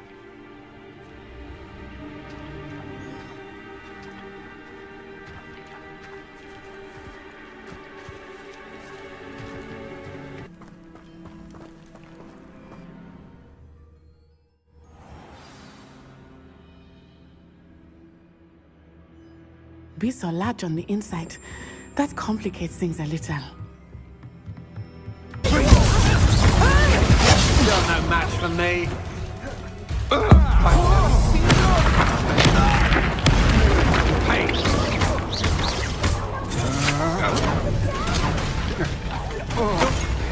You're easier to spot than an eruption.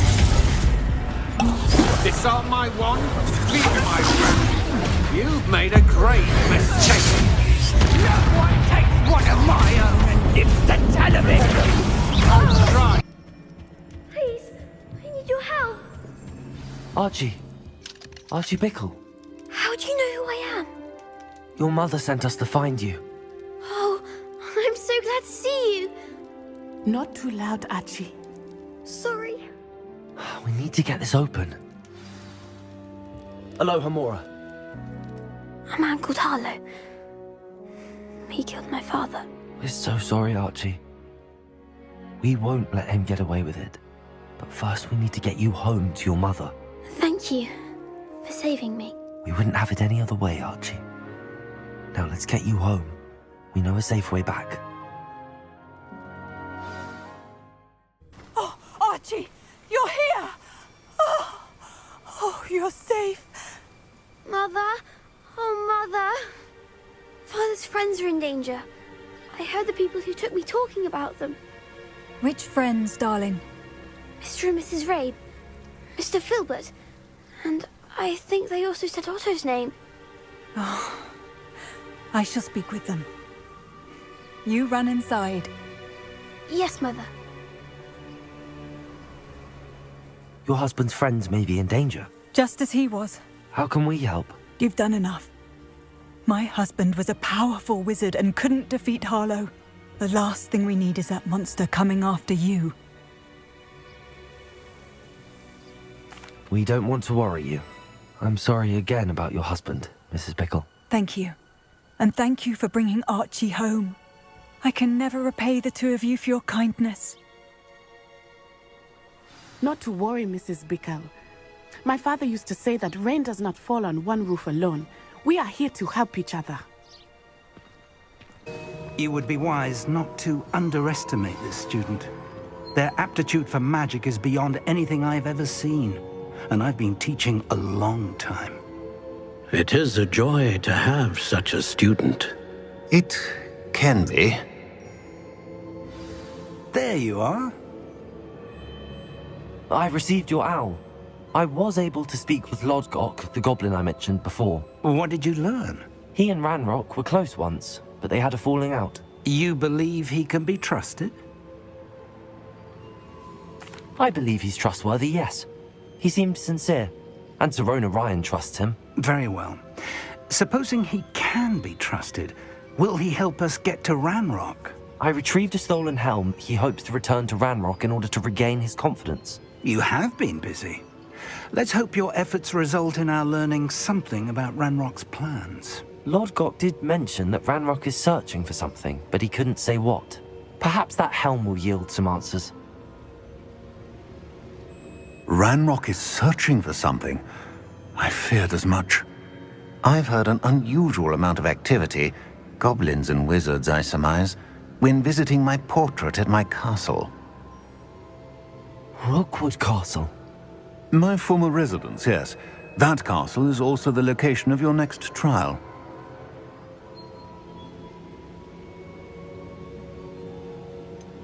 You didn't see anything? Speak with anyone? I did not. In fact, I did not make myself known. I only recently returned there and did not recognize nor trust anyone that I heard. I stayed out of sight so as not to tempt my portrait's destruction. I'm sorry to tell you that Victor Rookwood, evidently your descendant, is a dark wizard in league with Ranrock. My descendant? A dark wizard? I'm afraid we've no time to waste. Despite the obstacles that clearly await you, you must get to Rookwood Castle immediately. Not only is it the location of the next trial, it is home to a source of power that would be devastating in the wrong hands. I do wish we had the luxury of time. However, I do not doubt your abilities. Find my portrait there as soon as you can. Very well, sir. I'm on my way. Best of luck. No time to waste. I'll meet you at Rookwood Castle. What's going on here? Professor Rookwood was right. The place is crawling with Victor Rookwood's lot and Ranrock's loyalists. They're working together, all right, but it is not a friendly alliance. I'm sure you'll agree that we need to find a way in other than the front gate. Let's go.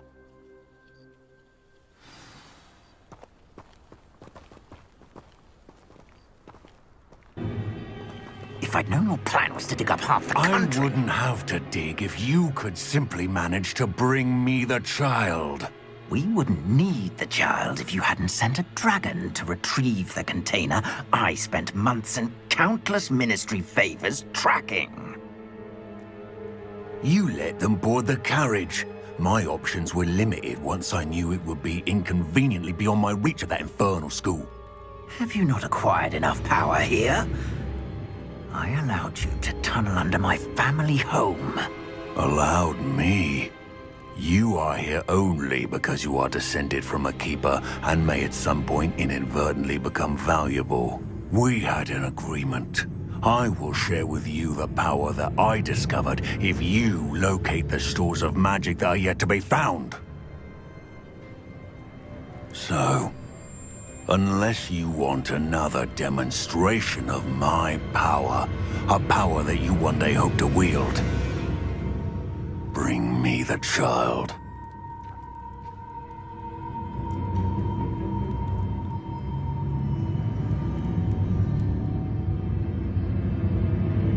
We already knew they were after you, but now we know they're digging for stores of magic. And Ranrock knows about the Keepers. Yes, I caught that too. Professor Rookwood said that you'd understand more once you complete the next trial. Let's get into that castle.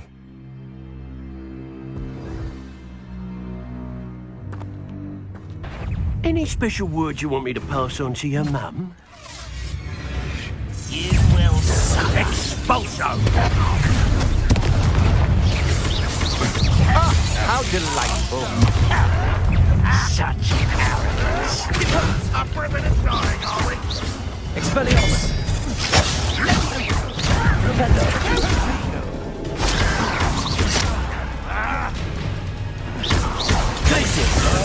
Expulso! I win!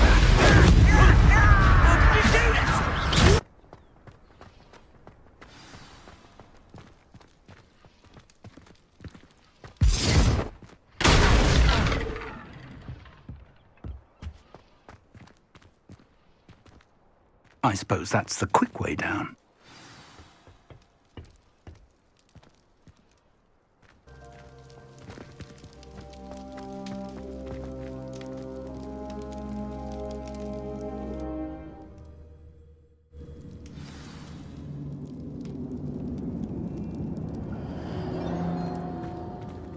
Goblin tracks. They're a step ahead of us. Let's see where they lead. Revelio!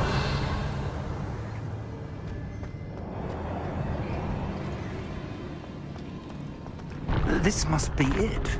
The store of magic and the source of Ranrock's power. It looks empty.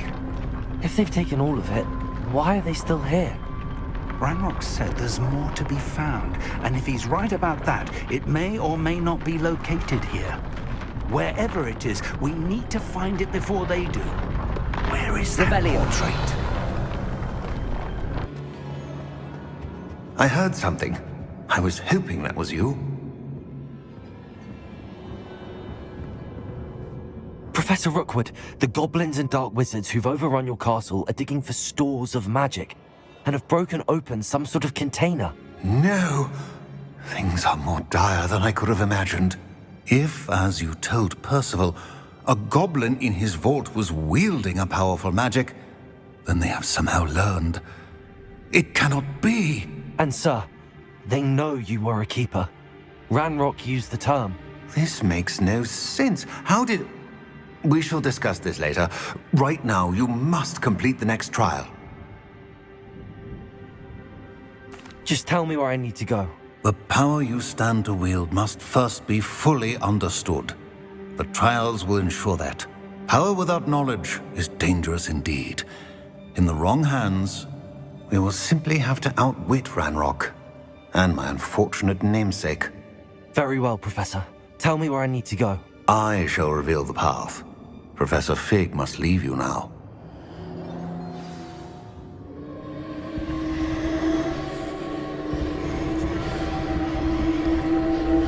Revelio.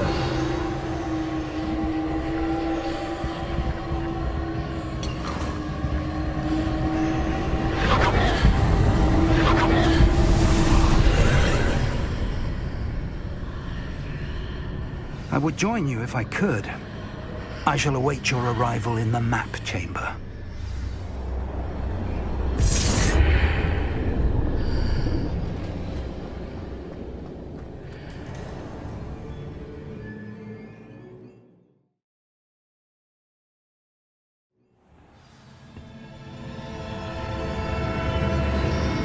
Revelio.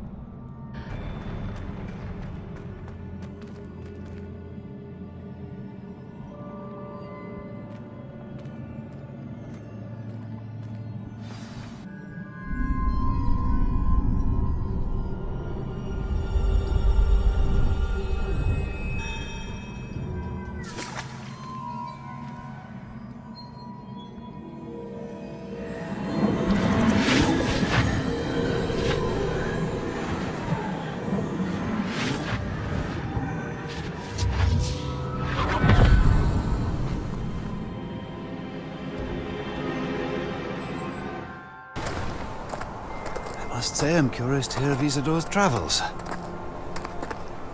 Do come in.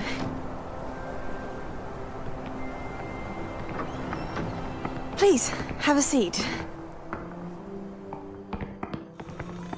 Isadora, we are all most intrigued to hear. We're ready. I've something to show you.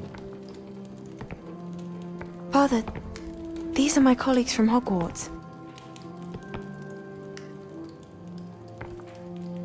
Father hasn't spoken since my brother died. On my travels, I confirmed that which I've always believed.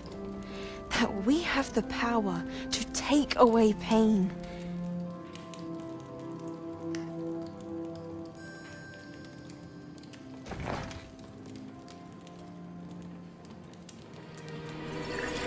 Isadora.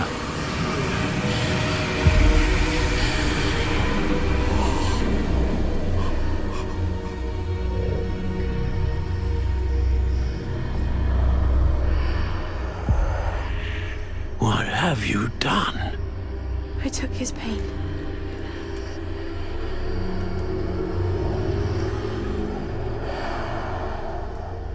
This is uncharted magic, Isadora. You can only see what has been sealed in the jar, and we do not know what power that may hold. But the traces of that magic are different from what I've seen before. Thank you.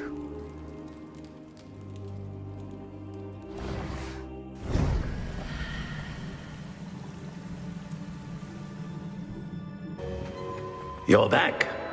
And in one piece, no less. It is good to see you again. Professor Rookwood told me about what happened at Rookwood Castle. In light of the dire circumstances in which we find ourselves, it is most fortunate that someone so competent is following this path. Thank you, Professor. I shall keep the second artifact safe as you've advised. Good.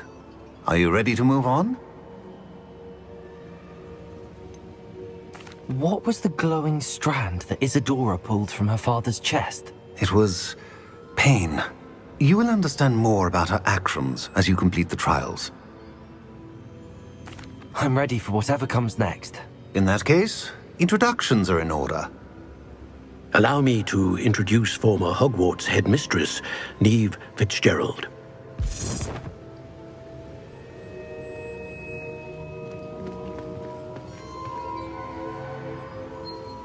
How do you do?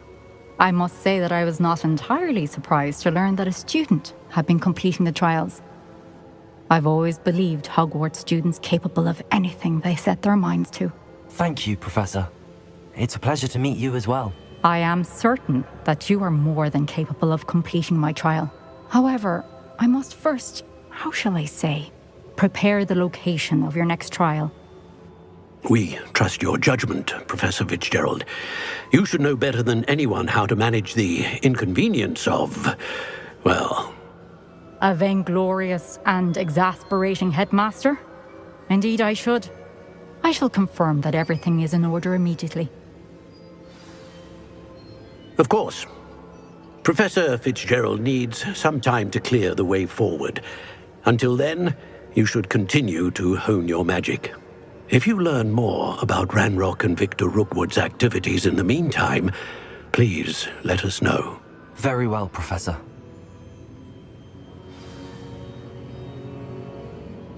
I know. Continue to hone my magic. You do learn quickly. Hopefully you will soon hear from Lodgok as well, and we shall learn how he fared with the helmet you retrieved. Well done today, as always. We shall speak again soon.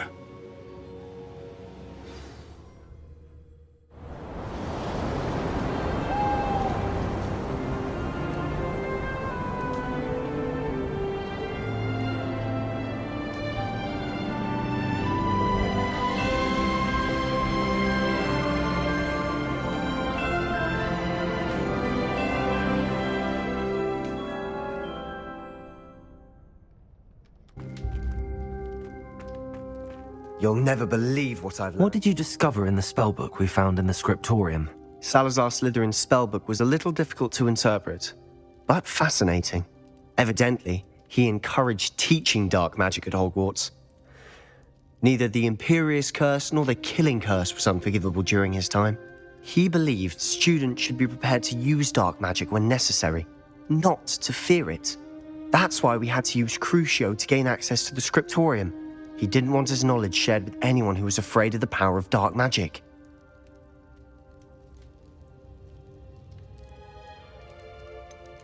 It was hard to do, but casting Crucio was our only option. And I'm glad we did it, because in the spellbook I also found something else. References to a lost relic, which, from what I can tell, grants the holder the power to reverse dark magic curses. And you think this relic might be able to save Anne? Precisely. I plan to search for this relic, but I don't think we should tell anyone. Especially Ominous. He wouldn't understand.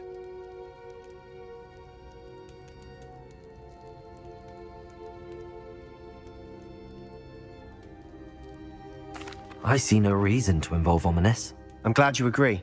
When I know more, I shall send an owl. And don't feel sorry for Ominous. Keeping this to ourselves for now is for his own good. I'll decide what's for my own good. Ominous, we were just about to get some air. Care to join? You're a liar, Sebastian. I heard everything. You swore you'd never engage in anything to do with dark magic again. No, I didn't. I said I understood you wanting that.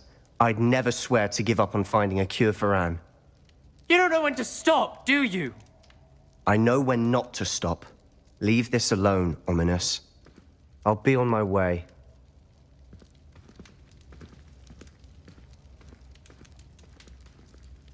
I am not letting this go.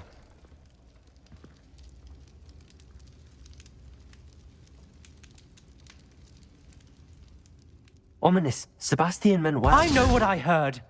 You knew I wouldn't agree with this. Going after that relic is not a good idea.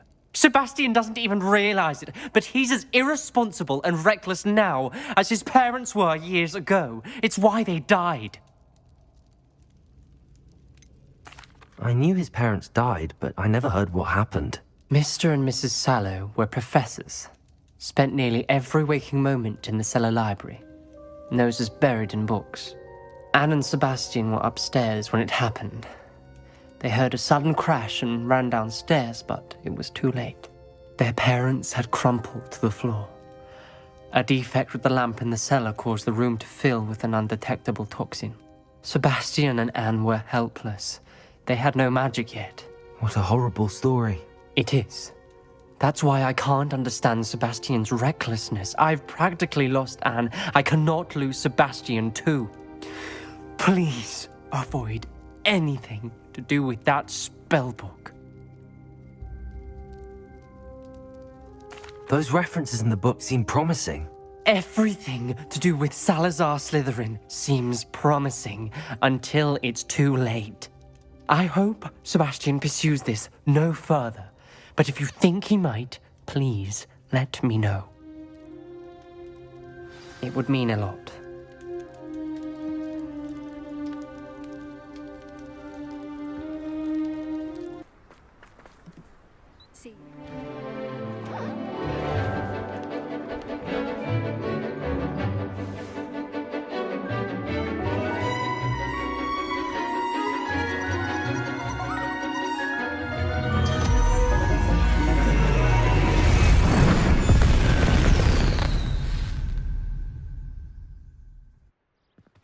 Excellent work today.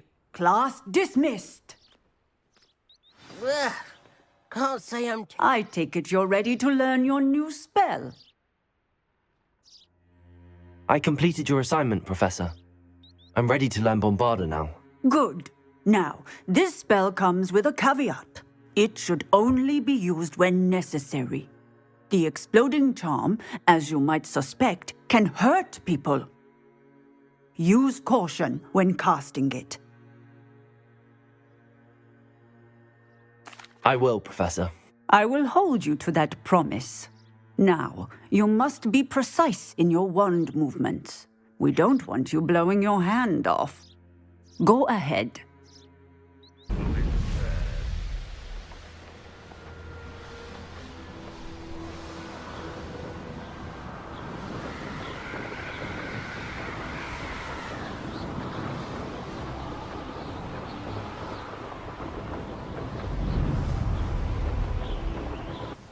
Highwing's fine. I'm keeping an eye on her.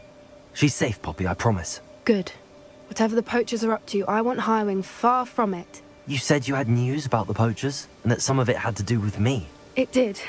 I overheard them talking in the Hogshead, and did you know that they have orders from Victor Rookwood to capture you on sight? Does this have anything to do with Rookwood and Harlow coming for you in the Three Broomsticks after the troll attack? It does, somewhat. But at the moment, I'm more concerned about what else you heard the poachers are up to. Fair enough. But I hope you'll let me know if I can be of help, especially after what you did for Highwing. Does the name Horntail Hall mean anything to you?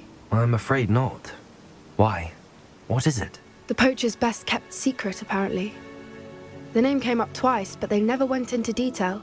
I also overheard one of them bragging about all the gold they're making, at the expense of innocent creatures, undoubtedly. The poachers spoke of this area, and I thought if we searched around a bit, it might give us clues as to what they're doing. If you ever meet my gran, this trip never happened. Not to worry, Poppy. If I ever meet your gran, I shall not speak a word of this. I normally tell her everything. She might be my best friend after Highwing, but she knows how I feel about the poachers. I think she worries I'll do something ill-advised. Whatever gave her that idea? This way.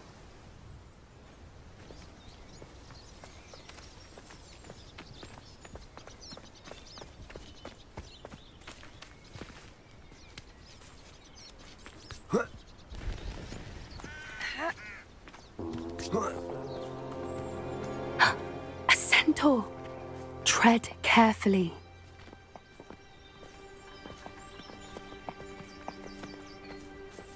An entire castle to roam, yet you choose to wander here. Please, we don't want any trouble. We're simply passing through. Do you take us for fools? That we do not notice more and more of your kind around here, in league with the poachers? We aren't involved with them. If anything, we want to see them stopped. I hope for your sake that is true. Our kind is swiftly losing patience with the poachers and those they work with.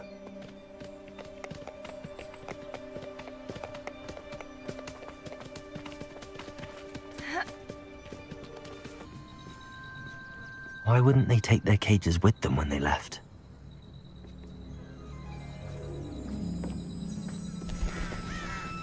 Pelts. Poor beasts. Still smoking. They can't have been gone long.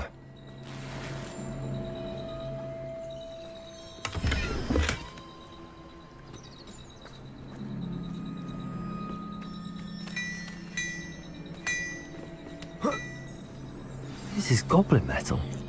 Seems out of place in a poacher camp. I should tell Poppy about it. Poachers were here. All sorts of evidence. But I found something else. It's goblin made. I found goblin armor. Let's keep searching, but carefully. Merlin only knows what's going on here. I don't have a good feeling about this.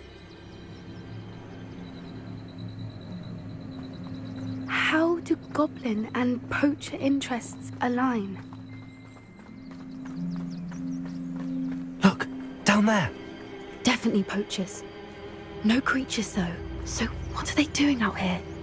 Let's take a closer look. They won't be happy to see us. Should we use disillusionment? Or perhaps a less discreet approach? Hard to say from up here. Let's get a better lay of the land.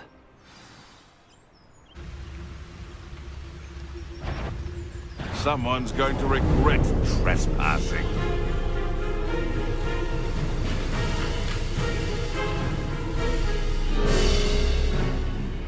Just the shadows playing tricks.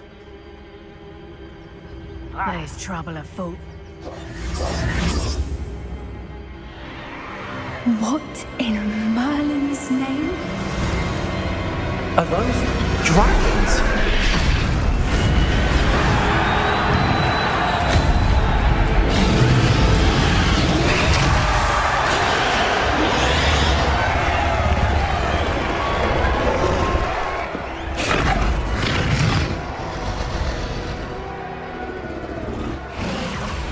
It's a dragon fighting ring. This is Horntail Hall. The name makes sense now, and the secrecy. No wonder the poachers were in Hogsmeade so much. Likely taking bets and spreading the word, given how crowded it is here. How could they possibly enjoy this? The centaurs have every right to be disgusted with wizard kind. There must be more dragons here. The poachers are far too greedy to run a fighting ring with only 2 dragons. We should take advantage of most eyes being in the fight and look around. But be discreet. You especially can't afford to be spotted.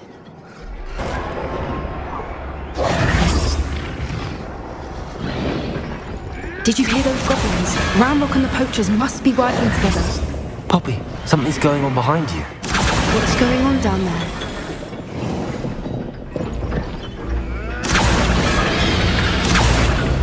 They must have only just captured her. She's putting up quite a fight. Not a fair one, though. Not with her chained up like that. Let's even her up, shall we?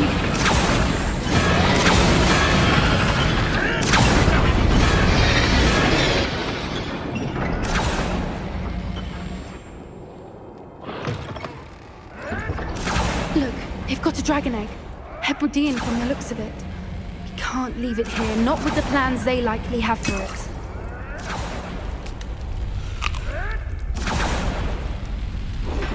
Aloha Mora.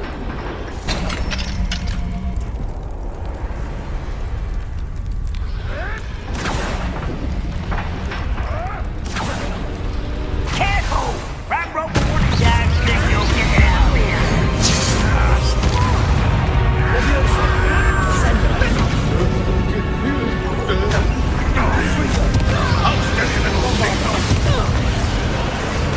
What have you done?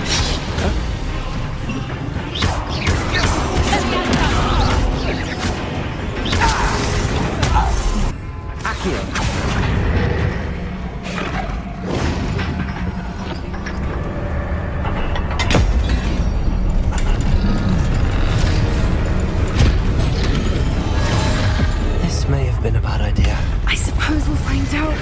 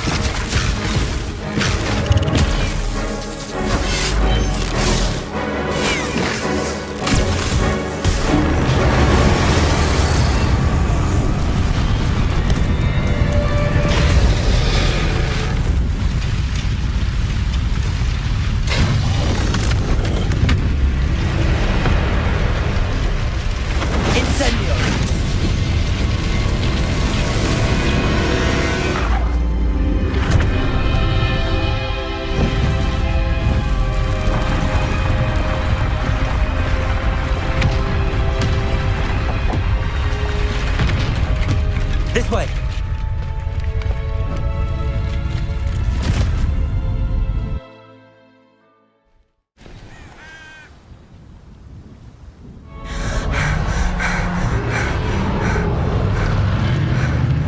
That was a Hebridean black. I'm guessing the egg we have belongs to that dragon. I don't think she knew they had her egg. She wouldn't have left without it. What now? She didn't exactly leave us a calling card. I don't know. Nothing about this day was expected. Not the goblins, and definitely not the fighting ring.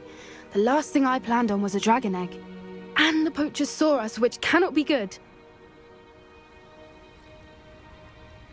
We aren't helping ourselves standing here. Let's get to safety. We can sort this out later. You're right.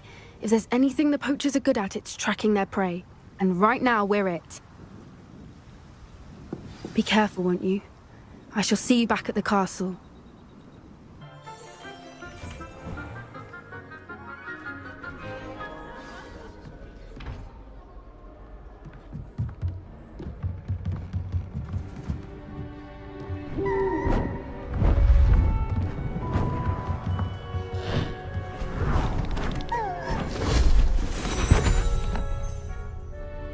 Settle down, settle down. Transfiguration, as you may be weary of hearing me say, is an exact science that can take a lifetime to master. But we needn't be daunted.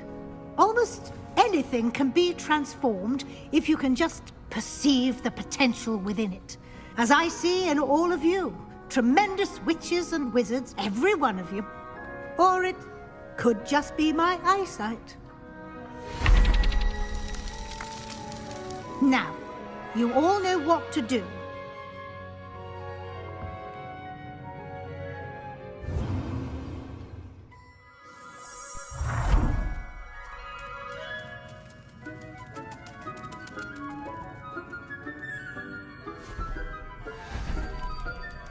Beautifully done.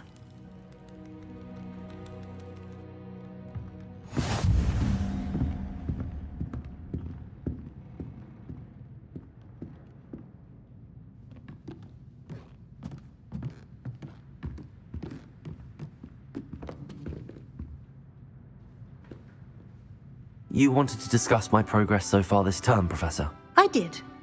You seem to have had no trouble in getting up to speed. And frankly, excelling in your schoolwork this year. Thank you, Professor. The extra assignments have been helpful. As I suspected they would be. Now, it seems you've been making good use of the opportunities presented by your field guide. Of course, the guide isn't the only measure of success. Deke tells me you captured a unicorn and brought it back to the Room of Requirement. Protecting so rare a beast is an accomplishment of which you can be quite proud. Thank you, Professor. I will say I'm especially impressed with all you've accomplished in light of the rumors of your extracurricular activities. Was your visit to the kitchens and the Hogsmeade graveyard with Nick to bribe a ghost for information connected in any way to Professor Fig? Not at all. I'm fascinated by ghosts and food, and I was interested in learning more about the castle and the surrounding area. I see. I admire your penchant for learning, but do remember that your classwork and field guide are designed to educate you thoroughly. It'll be the end of the year in no time, and you'll want to be well prepared for your OWLs. I'll provide a final assessment at that time to ensure that you're ready for your exams. Until then, well done. You are dismissed. Over here. This is a change of pace from our last outing. Don't remind me. The thought of that tent still makes my blood boil. I've been thinking about those poor dragons in the fighting ring. The collars they were wearing, they appeared to be goblin silver. I think a collar is precisely what we found at that poacher camp. I've never known poachers to use anything like that before. The dragon that attacked my carriage was wearing a collar, and Professor Fig was genuinely baffled by its behavior. That attack always did strike me as a little strange, seemingly coming out of nowhere. Surely you aren't suggesting that the collars somehow control the poor creatures? Exactly. Merlin, I don't think the dragon we set free was wearing a collar, but we should check. And if we can find her, we can return her egg. That's a good idea. We need to see this through. I'll start looking into it right away. There was something else that I wanted to discuss with you. I didn't want to press it before. It seems I may have caused you more trouble with Victor Rookwood. Why is he after you? Rookwood is working with Ranrock, and Ranrock is after something I found at Gringotts. Fig had a portkey that led us there after the dragon attack. It's a bit of a long story, and Fig had asked that I not speak of it yet. Goodness. Well, that certainly helps to shed light on what we saw at the tent. Don't worry, I'll guard your secret as if it were my own. I shan't press for more details. In fact, I should probably be going. I'd like to track that dragon down as soon as I can. I'll let you know when I have news of her location. You know, it's unforgivable curses. I'll say it again. Can't think. I came as soon as I could. I'd been so distracted by the scriptorium and Slytherin's book that I'd almost forgotten what it was that struck me about that triptych. This is the view painted on the canvas that was left on it. That's incredible. You know this area well. And while I was waiting for you, I scouted around and discovered an abandoned mine nearby, surrounded by Ranrock's loyalists. Do you think there's a connection to the triptych? I've no idea, but perhaps they're searching it, the way they did Rookwood Castle and Isidora's Manor. How do we want to handle this?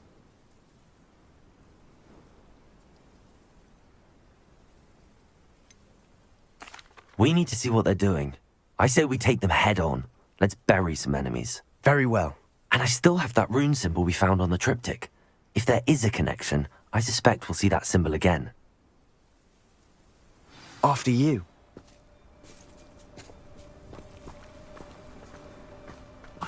Kill anyone who tries. Loyalists are out for blood.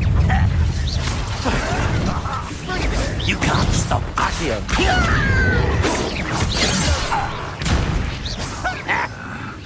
Not to abide.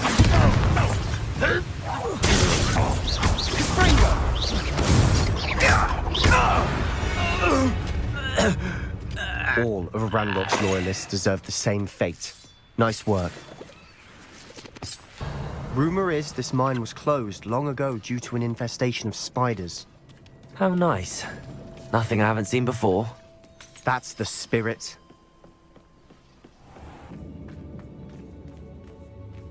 It's no wonder spiders give people goosebumps.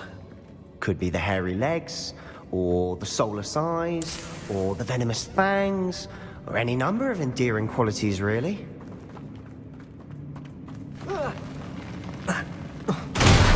Smashing.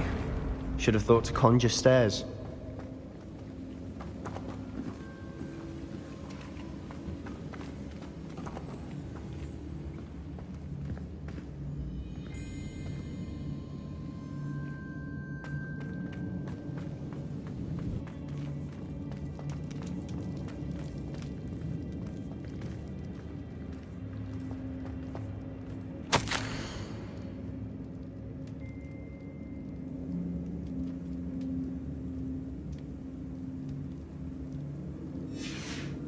What do you have there?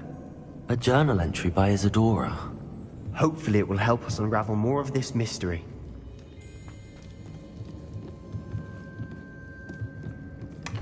Sebastian, I think I found something. A canvas piece. Brilliant. Our efforts weren't in vain after all.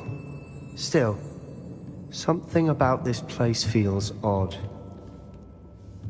Revelio.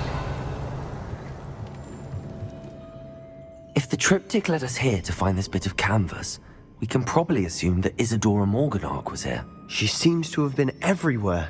But if she was using the Undercroft, and the cellar beneath her manor in Feldcroft, why would she create this space? And why hide it behind cryptic rune symbols? And ancient magic that no one but you could see? Isadora and Percival Rackham, another of the Keepers, could see traces of ancient magic too. Rackham? I haven't heard his name before. Here are some of the memories I've seen. I don't think he and Isadora saw eye to eye on how this magic should be used. This is all rather baffling. Let's take the canvas back to the triptych. Perhaps the answers are there. This place is odd, to be sure, but I'm fascinated by it. Now, for the trek back out of here and to Hogwarts. Unless we can find another passageway to the Undercroft. Let's have a look around.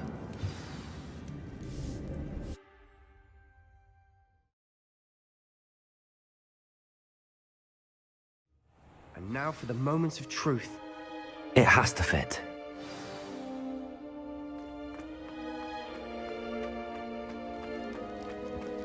Please tell me you recognize the location in this bit of canvas.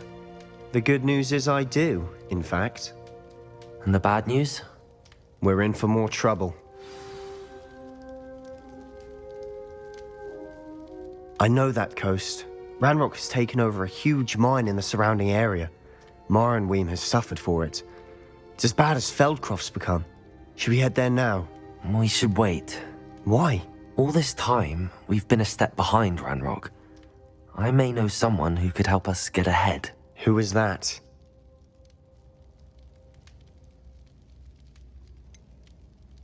Someone who knows Ranrock personally. They asked me not to mention their name to anyone. A goblin? Tell me I'm wrong. You know goblins cursed my sister to shut her up. Said she should be seen and not heard. I do, but not all goblins Not all goblins what? Have you forgotten Feldcroft? Have you forgotten the mine we just went through? No, Sebastian, I haven't. You're not listening to me. Why would I listen to someone so ignorant? Perhaps your uncle was right about you. You don't know when to stop. Oh, I do know when to stop. I didn't keep you waiting, did I? Not at all. I was just at the post office. Gran told me to expect a package, but it looks as if she forgot to send it. She didn't send me an owl this week either. Perhaps she's busy with her research.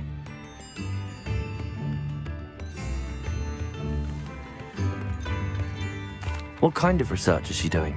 It varies from week to week, but it's always to do with creatures. Last week she was studying leg knots in Plimpies. What did you find out about the dragon you were tracking? I realised that she didn't know the poachers had her egg, so when she left Horntail Hall, she would have headed straight to her nest. I went back to the tent and tracked her flight.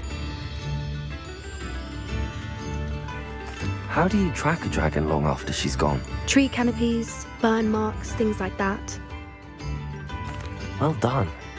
You certainly know what you're doing. I can't be certain, but I have an idea of one place she may have been heading. I thought we might go and see it for ourselves. Of course. Shall we leave now? If that's all right. I want to see how she's faring if she had a collar on. And she's likely frantic about her egg.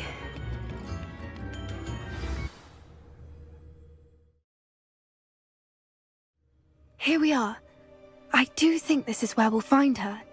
The terrain's typical of where the breed would nest. I suspect it's how the poachers found her to begin with. They likely camped here and logged her patterns. Perhaps nabbed her first and then her egg. Dragons are hard enough to wrangle, let alone maternal ones. You got all of that from simply standing here? You'd be surprised how easy it is to think like a poacher. Shall we see if she's home? We only need to return her egg. That sounds straightforward enough. We should be in and out. Then we can be finished with the poachers once and for all.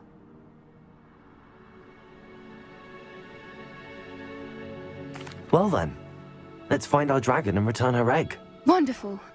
If she sees us flying about, she might take it as a sign of aggression or food. We should stay on foot.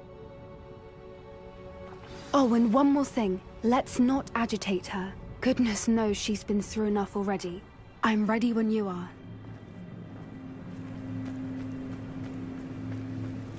There she is, above us. She did. Good. It looks as if she wasn't collared like the other dragons.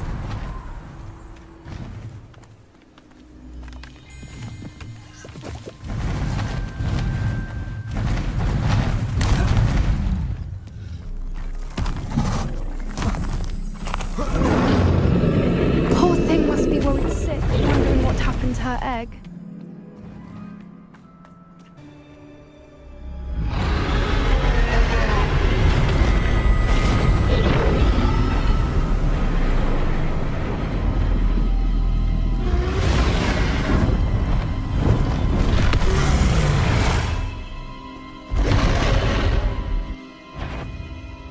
Well, there's no turning back now.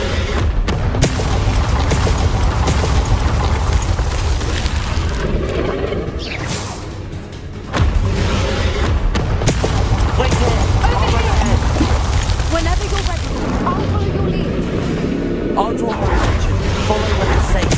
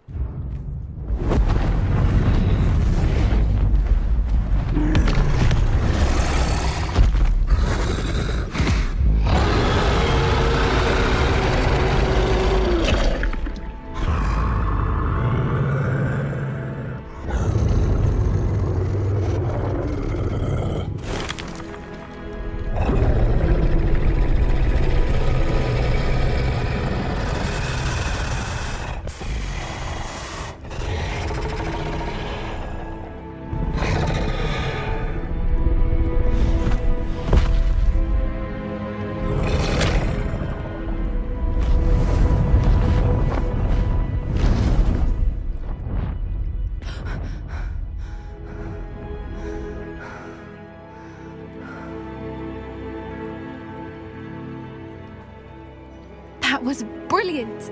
And did you see how clever? She left us perfectly unharmed. Creatures are a lot cleverer than most people realize. That's what Gran always says.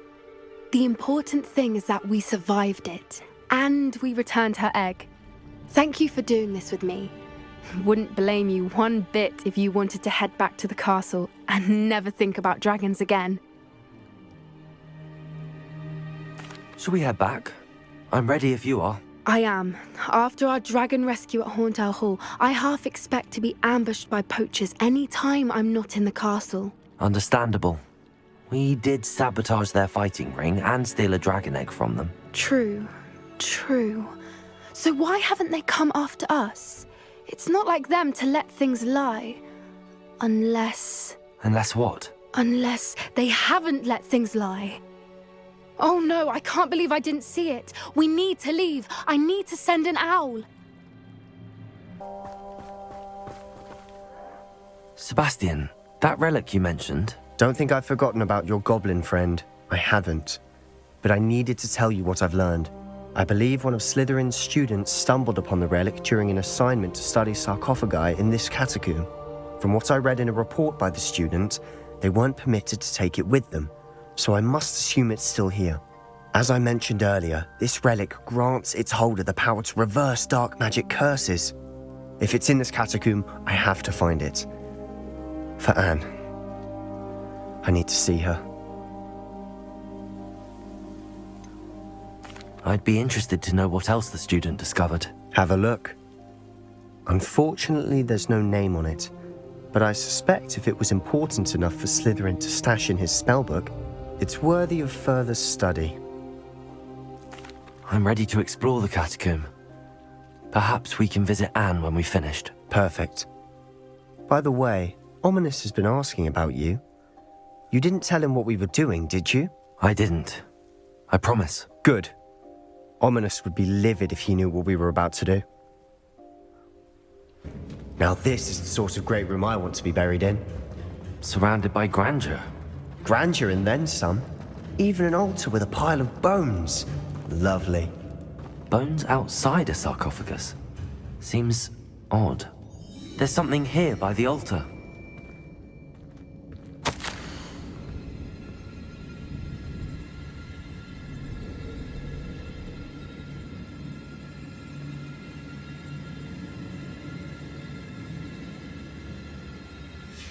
What did you find? Looks like part of a student's diary. It mentions plans to return for the relic and conjuring barricades using bones. Of course. The student's summary referenced the space beyond the Great Room, which means this can't be a dead end. Let's divide and conquer. You work on sorting out the bone barricades, I'll look around and see what we missed. Hold on to that diary entry. There may be more to it. It does mention something else. It says their next assignment was learning the Imperious Curse. Really? Interesting. We need to focus on moving beyond this room. But let me think for a moment. Do you think the pages were left here on purpose? Slytherin mentioned a student who excelled in charms and always carried a satchel stuffed full of notes. They might have been left on purpose, or the student may have simply dropped them. Of course. I'll start to search for those barricades. Brilliant. There's more to this than even I imagined. Look, bones stacked oddly on either side of this archway. Leave no stone unturned. Or in this case, no bone.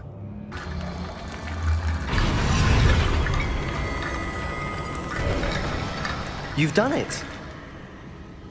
I knew we'd get through. I felt it in my bones. Nice. Before we trudge on further, I've just realized something. The student's diary mentions the Imperious Curse. I wouldn't be surprised if we're going to need it here. It's an unforgivable, but useful when you're outnumbered. Places the victim completely under the caster's control. So, if you'd like to learn Imperio, I can teach you.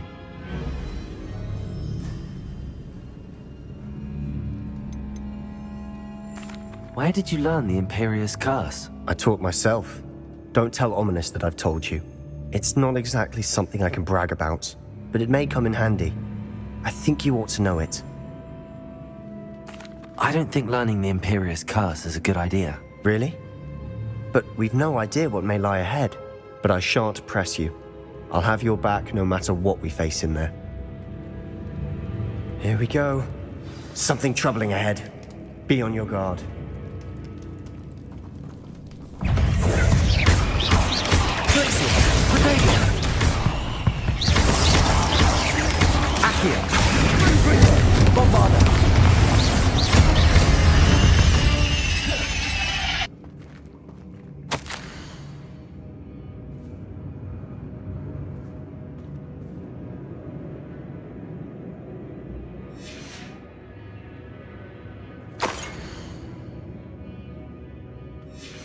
Sebastian! The relic! Look! Could it be? The note and rendition of the relic. It matches. This must be where the student left the relic. I can't believe it. After all this, it lines up. We've really found it. What do you suppose is meant by the dark sacrifice required to realize the relic's potential? I have no idea, but we're here for the relic.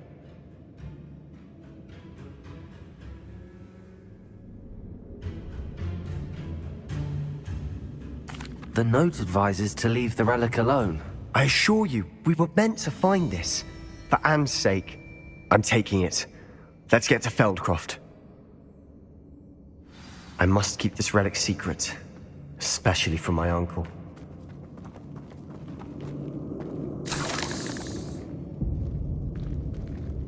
Is that ominous? Ominous! The sounds we kept hearing. It was you. You gave me no choice. I had to follow you. Sebastian, please, leave the relic alone. We can find another way to help Anne. I'm sorry, Ominous, but I'm taking it. No, you're not. If you won't put it back, then I will. Hold on, both of you. Sebastian, please, take a step back.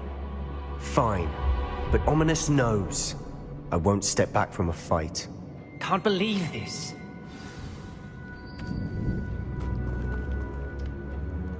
How much did you hear? Everything. I was glad to hear you tell Sebastian to leave the relic. We need to stand together. Convince Sebastian this is wrong. And if nothing will change his mind? Something has to. I need your help.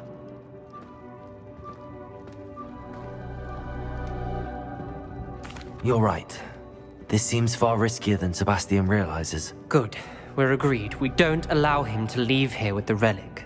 I do think we should talk to him, but I fear we won't stop him from taking the relic. What are you suggesting? I'm suggesting we negotiate. We allow Sebastian to leave with the relic under one condition.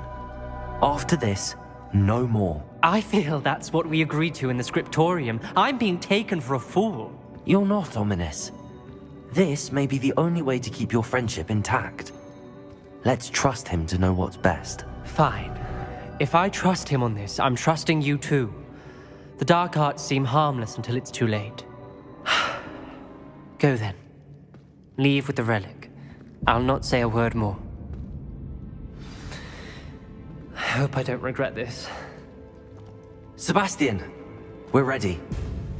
What is it? I haven't changed my mind. Ominous has. Let's go. What? Ominous? I'll explain on the way. Come on.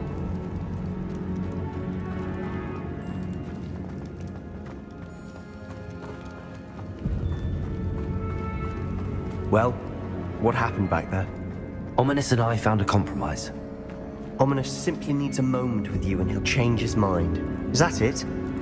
I told him we ought to give you this chance, that the relic is too important to ignore.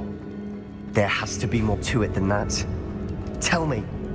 We agreed on what was needed, Sebastian. You have my word.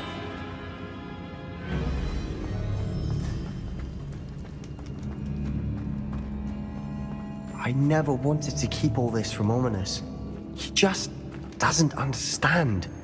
And I didn't want to worry him all over again. As we were leaving, Ominous wouldn't even acknowledge me. That's not like him. He was troubled, Sebastian. Even though we agreed to it all, it's been a lot to take in. I thought he understood. He knew we couldn't give up. All of this is too important. For Anne. Oh no, this isn't good. What is it? Smoke, over there, by the hamlet.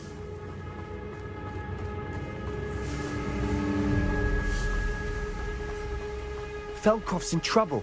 They're under attack. Let's hurry.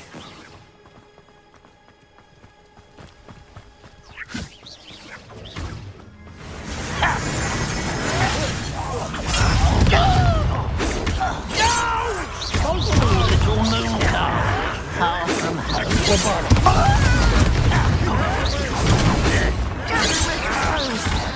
have to fight. Uncle, to the right! Accio.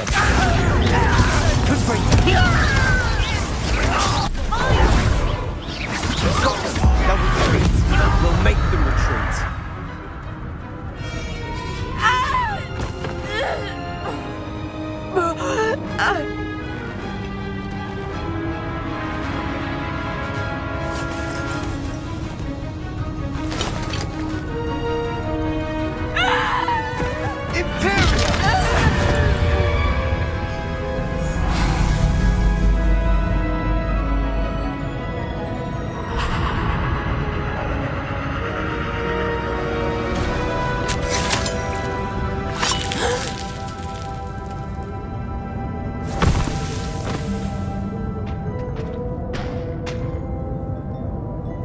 Boy!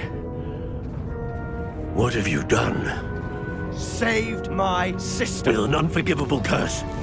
From that damned book, no doubt. Your father would be ashamed. You've gone too far, Sebastian. Stay away from her. From all of us.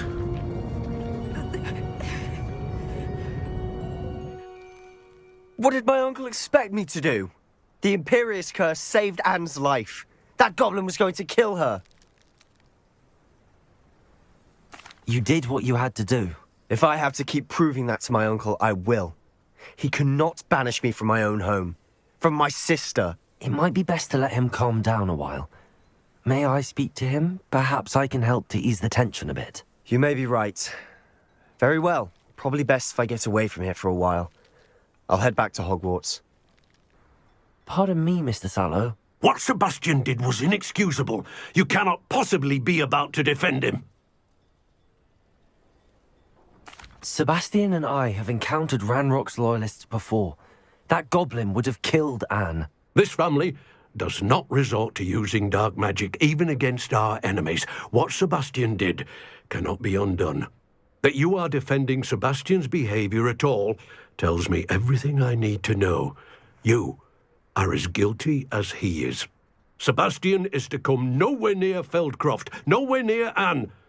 Unforgivable curses are so named for a reason.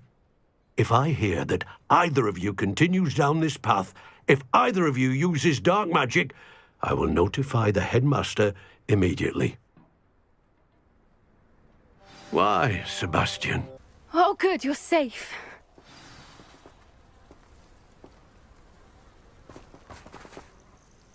There you are. You were in such a state when you left. The poachers got to my gran. Someone recognized me in Horntail Hall and they got to her. What do you mean? Is she all right? She's fine, thank goodness. But they were at her house, our house. They assumed I'd sent the egg there. She said they took the whole place apart looking for it, screaming that we'd cost them everything. I'm sorry, Poppy. I'm glad she's all right. I don't think either one of us could have anticipated that. I should have known. I underestimated the poachers. And now another creature's in danger. What do you mean? The poachers refused to leave empty-handed, so they took valuable journals that Gran had discovered when she was researching rare creatures. One of them contained theories about a secret hiding place of the Snidget, long thought to be extinct.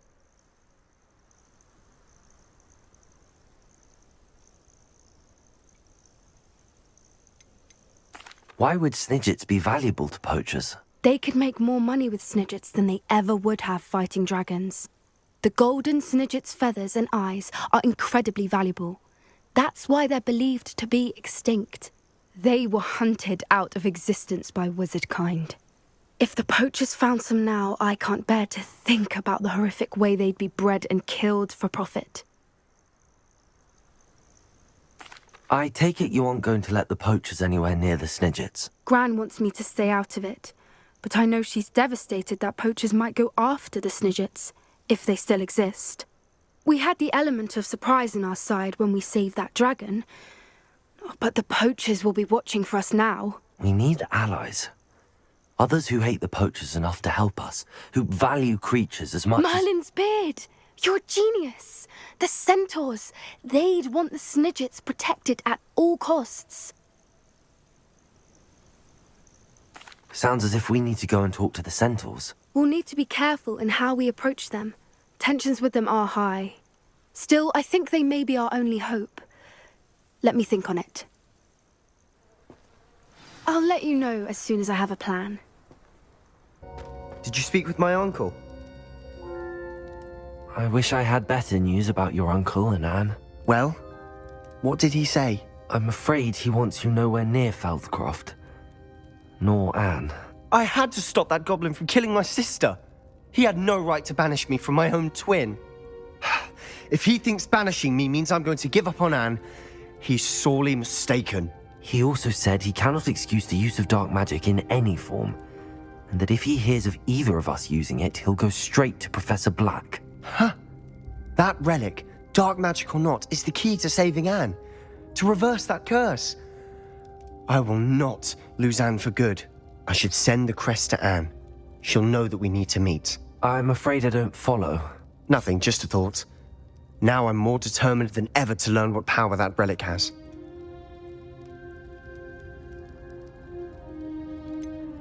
What did you mean you'd send Anne a crest so that she'd know to meet you? We just lost our parents, and we were packing up to go and live with Solomon. We couldn't take everything. She was carefully organizing her prized possessions, a box of artifacts she'd collected to do with our family. Jewelry, cards, old photographs. She got to her favorite, a handmade crest, and without a second thought she handed it to me. "This will keep you safe," she said. "It holds no enchantment, but I've kept it with me since. That's how I can reach Anne. I'll get the crest to her with plans to meet." Be careful, Sebastian. Your uncle could intercept it, or be expelled. Even if Ominous is upset with us, he has no love lost for his family. He'd use their connections to the headmaster if we needed his help. I shall wait to hear from you then. Thank you. I very much appreciate you standing by me through all of this. I'll send you an owl when I have news. Hello there. Hello, Hogsmeade.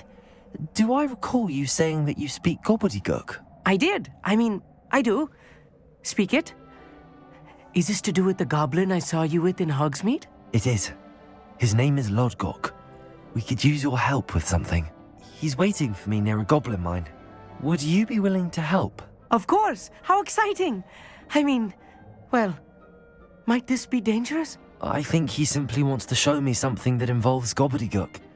If it helps, he's a friend of Sirona's. Good to hear. Good to hear. If Sirona trusts him, then I feel much better. Have you ever spoken directly to a goblin? Unbelievably, no. I'm so looking forward to it. Actually conversing in gobbledygook with a native speaker. Cannot wait to confirm subtle bits of pronunciation and tone that may have eluded me, being self-taught and all. Lodgok is waiting. Shall we go? Of course. I just want to check the pronunciation of a couple of key terms first. So I will meet you there. A friend who speaks gobbledygook is meeting us. Before he arrives, perhaps you could tell me why we're here? Of course. Unfortunately, presenting Ranrock with the Helmet of Urtkot did not have the effect I'd hoped. Because he knew the details surrounding its plunder, he presumed I'd had help from a witch or wizard in retrieving it. How else did he expect Goblinkind to get the helmet back? Seems he has no interest in making amends with you. I'm afraid we do not have the luxury of rational expectation when it comes to Ranrock. Damn Bragbor and his blasted journals. Bragbor? An ancestor of Ranrock's, renowned metal worker. If we are to work together, I suppose I must tell you more. Not long ago, Ranrock sent me to collect a recently unearthed set of Bragbor's journals. They described repositories that Bragbor had been commissioned to build for a group of witches and wizards.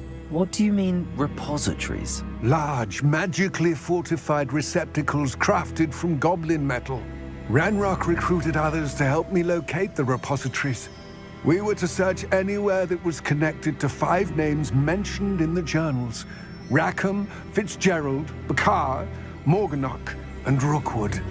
Rookwood Castle. That is where we began our search.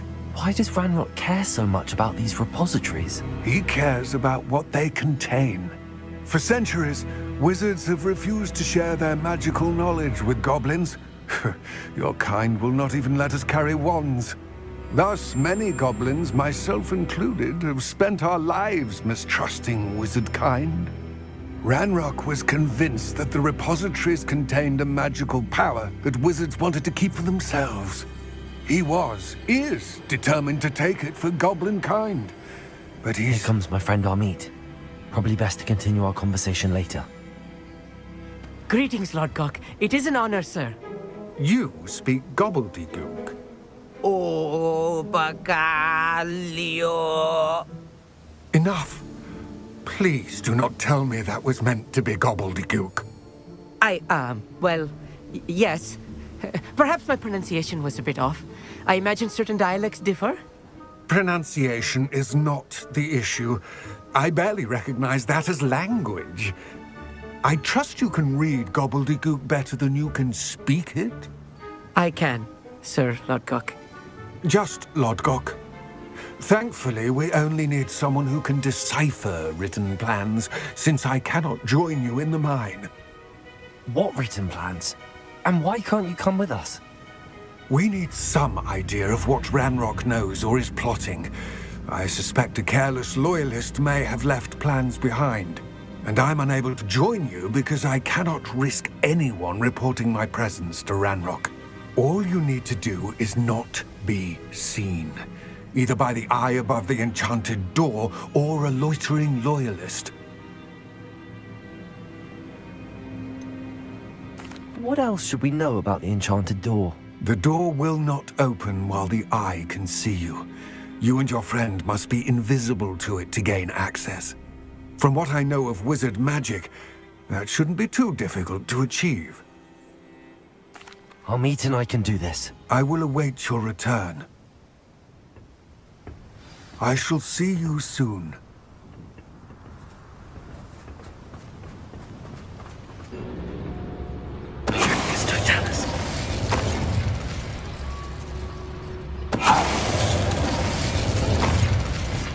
That's the last loyalist. Unfortunate, really. I'd imagine most goblins to be brilliant and kind. Fascinating to see gobbledygook written in a goblin hand. The flourishes are extraordinary. Let me know if you see any more plans or schematics. We can't return to Lodgok empty-headed.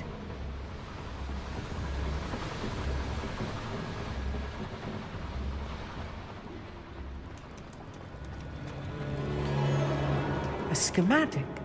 They're building something. I can't quite make it out. Curious.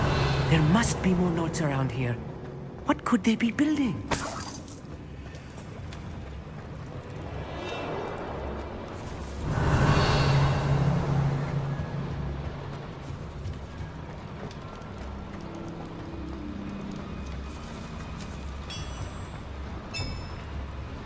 If I'm translating this correctly, and I think that I am, they're building something rather large. But what? I will get to the bottom of what they've been building down here.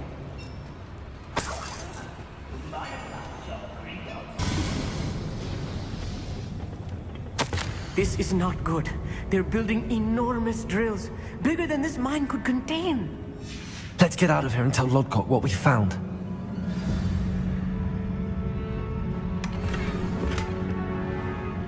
Revelio.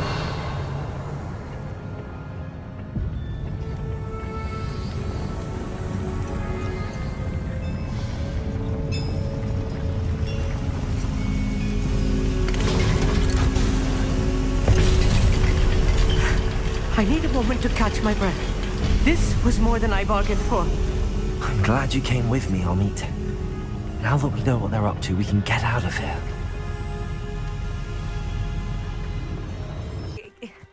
Can we please talk about what... That wasn't so bad, was it? It was. It really was. I'm afraid I've had enough adventure for one day. For a lifetime, perhaps. Thank you, Hogsmeade. I couldn't have done it without you. Now, if you don't mind, I'd like to have a word with Lodgok. Understood. I'll leave you to it. Your goblin secrets are safe with me, but I get to write the book about this escapade someday. Without further ado, adieu.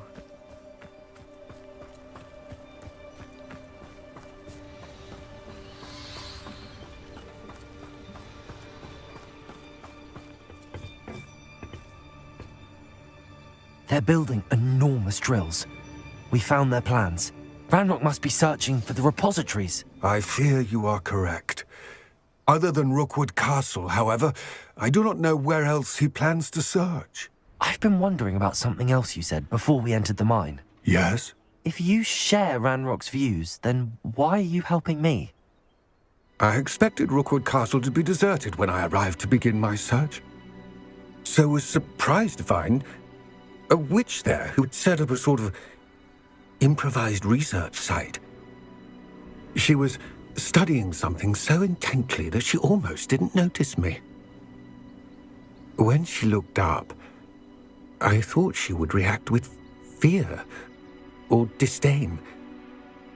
But instead she did something that I will never forget. Without a moment's hesitation, she smiled and asked me to sit with her. She told me that she was a researcher and showed me a small, oddly shaped container with a strange symbol on it. She was certain it was made of goblin metal, but was unable to open it. She wanted to work together. Miriam. Yes. But how did you... Professor Fig's wife. He told me of her research, and I know of the container. Ah. The reverence with which she talked of goblins and their intelligence and skill, it caught me entirely off guard. I'd never been treated with such respect by a witch or wizard. So, to my surprise, I let her study the container if she would allow me to search the castle on my own. We parted ways, with her promising to share what she'd learned. More of Ranrock's recruits arrived, and we began to dig, eventually locating the first repository. Ranrock was thrilled with our discovery, but furious when I told him about Miriam. Berated me for trusting a witch, and I heard she'd been killed. You think Ranrock murdered her? I don't want to believe it, but I don't know. After that, something shifted in me. I had seen how the power from the repositories was transforming Ranrock, transforming all of them. I could no longer remain a part of it. Thank you, Lord Gok, for telling me this. I tell you all of this so that you understand what is at stake. Ranrock never found all of Bragbor's journals, but the ones he did find suggest that Bragbor at some point built a repository far greater in size than the one beneath Rookwood Castle. What you've discovered here today worries me deeply. If Ranrock learns of the location of that repository, I fear we shall be destined for a great war. I will find out what Ranrock knows. Watch for my owl.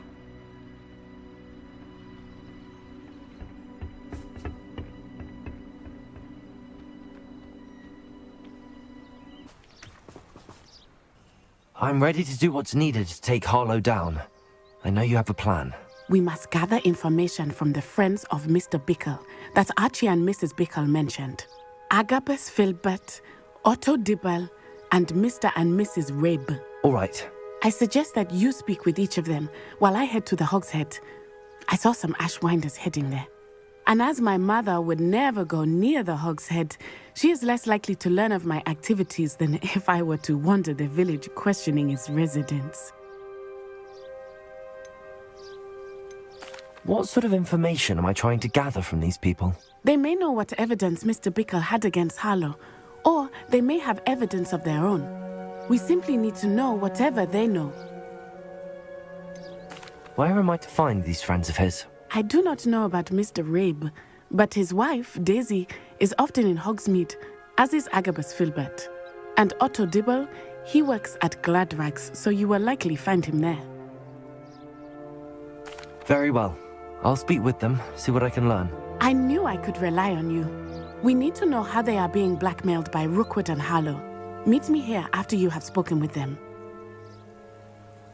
Hopefully, by the time you return, I will be able to move a bit more freely. Oh, Isco, what have I done? Mrs. Rabe, I wondered if I might speak with you about Theophilus Harlow. I'm a friend of the Bickles and I'm trying to gather evidence against him. Poor Joanna and little Archie. And now Harlow has taken my darling Isco. What do you mean? Why? I'm a security guard at Gringotts, and my husband is a curse breaker for them. Harlow approached me about helping him extort my colleagues into giving him treasures from the vaults. And you declined? Of course I declined. Repeatedly. I thought they'd given up, until I came home one night and found my husband gone, and a note affixed to my door with a knife. The note stated that I only had a few days to reconsider helping with some banking needs, and that my husband would appreciate it if I acted quickly. But the help Harlow wants is help that I cannot give, and my dearest Isco is paying the price.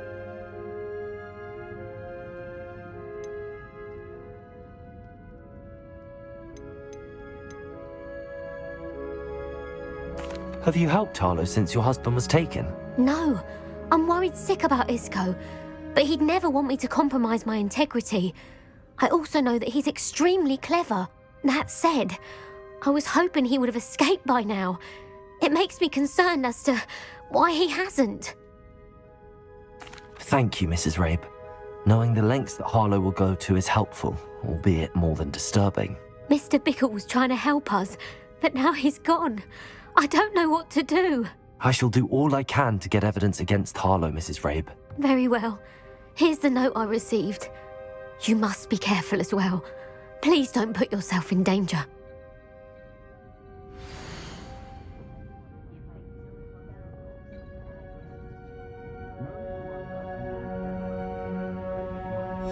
Some evidence worth hanging on to. Thank you. I hope it's not too late. Now, to find Mr. Bickle's other two friends. Please tell me you didn't take it, but perhaps it's been here all along. Mr. Dibble, may I speak with you? It's about Theophilus Harlow. I've nothing to say about him. May I interest you in a stunning cravat today? Please, sir, I'd like to help. I spoke to Mrs. Bickle. You know the Bickles? All right. But we must be discreet. Can't have Mr. Hill hearing this. I know Mr. Hill. He was kind to me the day of the troll attack. Oh, he's a good man. But even he wouldn't understand about Harlow. It started a few weeks ago. I was distracted, reading a note, when you-know-who came into the shop. I hid the note behind the counter and offered to help him. He stared at me for a moment, then asked me to check on an order he'd placed. I went into the storeroom to check on what turned out to be a non-existent order.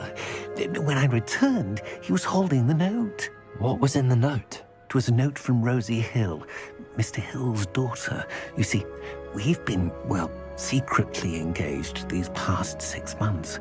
We haven't told Mr. Hill yet.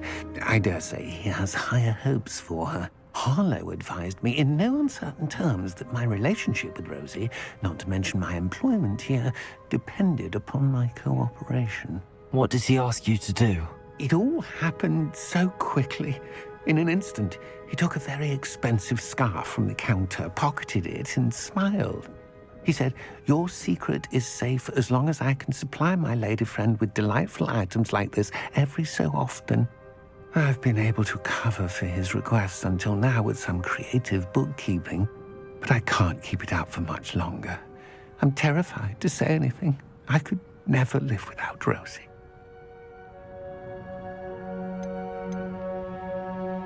What have you been doing to keep the extortion a secret? Well, as I mentioned, creative bookkeeping. And I've also been trying to cover the costs with my own savings, but I'm running out of money. Of course, none of this bodes well for my efforts to improve my circumstances and be worthy of Rosie.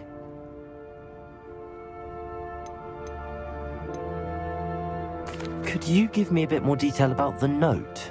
That might help me to identify it should I come across it. It's on Rosie's special pink stationery. It has her monogram at the top, RH. That's how Mr. Hill would know it was real. Thank you for telling me. I'm gathering evidence to take Harlow down. I would love nothing more than to see him rotting in Azkaban, but be careful. He's an awful man and incredibly dangerous. As for Rosie's letter, should you happen upon it, I have committed it to memory. You may destroy it immediately. Understood. Now hurry off before Mr. Hill returns. Where was I? We're on the right track. Now to find the last of Mr. Bickle's friends. Excuse me, Mr. Filbert. I wondered if I might speak with you about your dealings with Theophilus Harlow. I hope to ease Mrs. Bickle's mind by gathering evidence against him. Oh, tragic, what happened to Bickle. He wanted me to speak out against Harlow for an act of violence committed against me. But I feared Harlow's retaliation, and so I refused.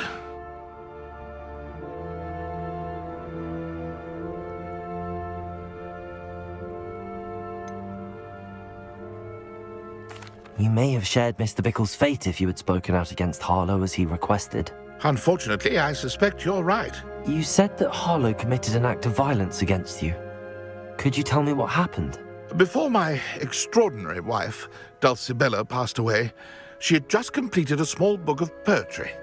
As a surprise for her birthday, one she never had the chance to celebrate, I had the book beautifully bound and plated in gold.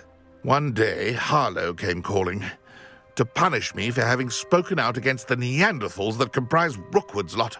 Before I knew it, I'd been petrified, and Harlow was rifling through my home. He found the book of poetry, with its exquisite gold plating.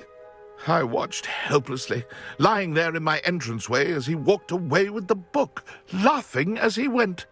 I was shaken to my core, still am, to be honest. I imagine you fear Harlow retaliating again, but do you mind if I share this information with Officer Singer? I suppose I have no choice.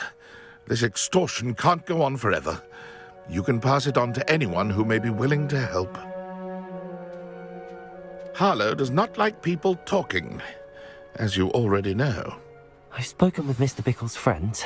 Now to find Natty.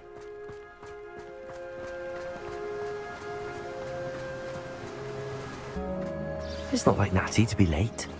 She said she was going to the Hog's Head. Perhaps I'll find her there.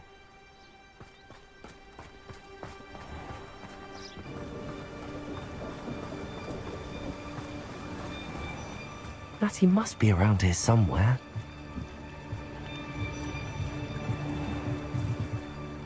Natty's wand. She can cast without it. She wanted me to find this. She's in trouble. Revelio will show me where she was taken.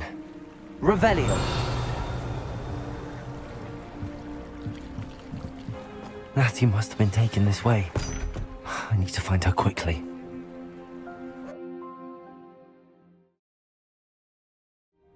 The footprints led to this room. There must be another way forward. Accio!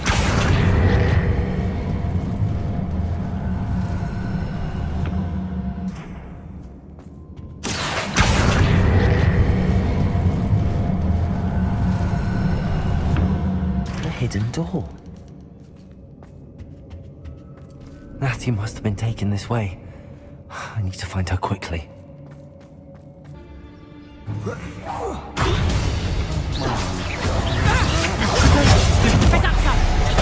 bet that one hurt. You haven't got... You're no match for me. Stupid. My conducting.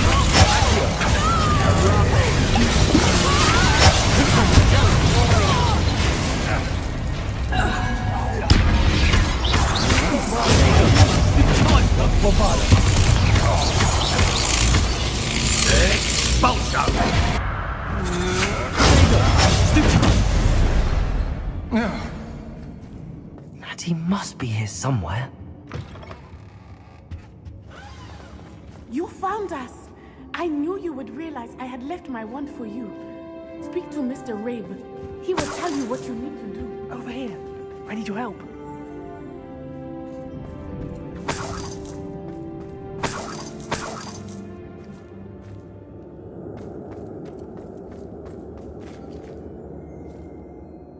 Mr. Rabe, Daisy told me you'd been abducted. You spoke with my wife. How is she? Worried about you. Are you all right? I am all right. Thank you for coming. These locks are cursed, and there's an anti-apparition jinx on the cells. Even Natty's skill with wandless magic cannot free us. I need you to find my wand. Use mine. We'll find yours together once you're out of there. I need my wand for this. Using one with which I have no connection may not work as well or as quickly, and we cannot risk detection. I shall do my best. Any idea where it might be? It's nearby. I can sense it. Understood. I'll find it. Your friend Natty was not able to summon my wand. It must be blocked by something.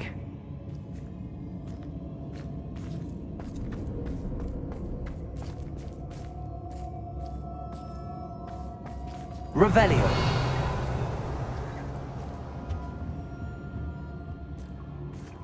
My wand is somewhere in this room. Mr. Rabe's wand could be in there.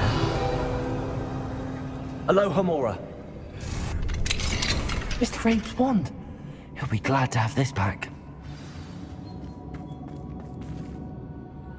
Mr. Rabe, I found your wand. Well done. I knew it was nearby. Now, you best stand back. One never knows how a curse will react to being broken.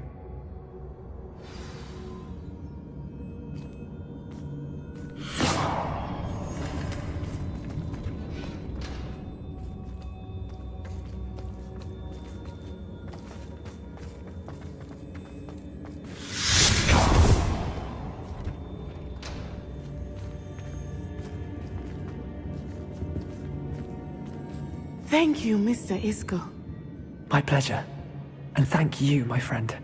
We owe our lives to your bravery. I may be too weak to disapparate with you both, but I can try. You go ahead. Find Officer Singer. We will get out of here on our own. Very well. But be careful. Thank you, my young friends. Be prepared for a fight. These Ashwinders must pay.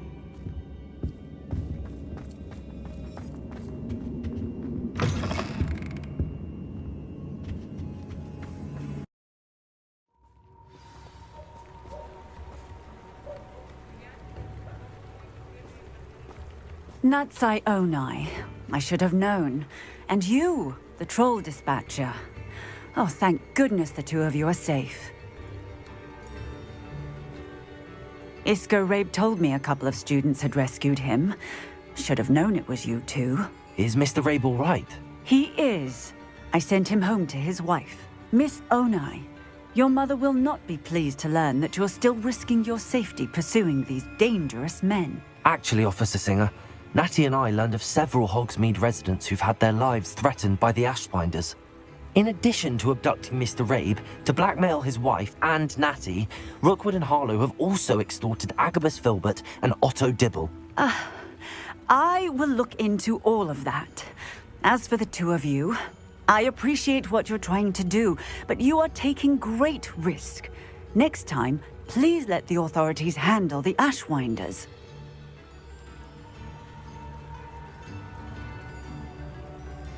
Yes, officer.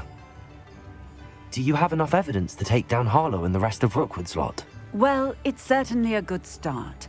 We shall see. But you can leave this to me now. Natsai, you may wish to speak with your mother about this before I do. My mother will not like this. Thank you again for rescuing me. We shall speak soon.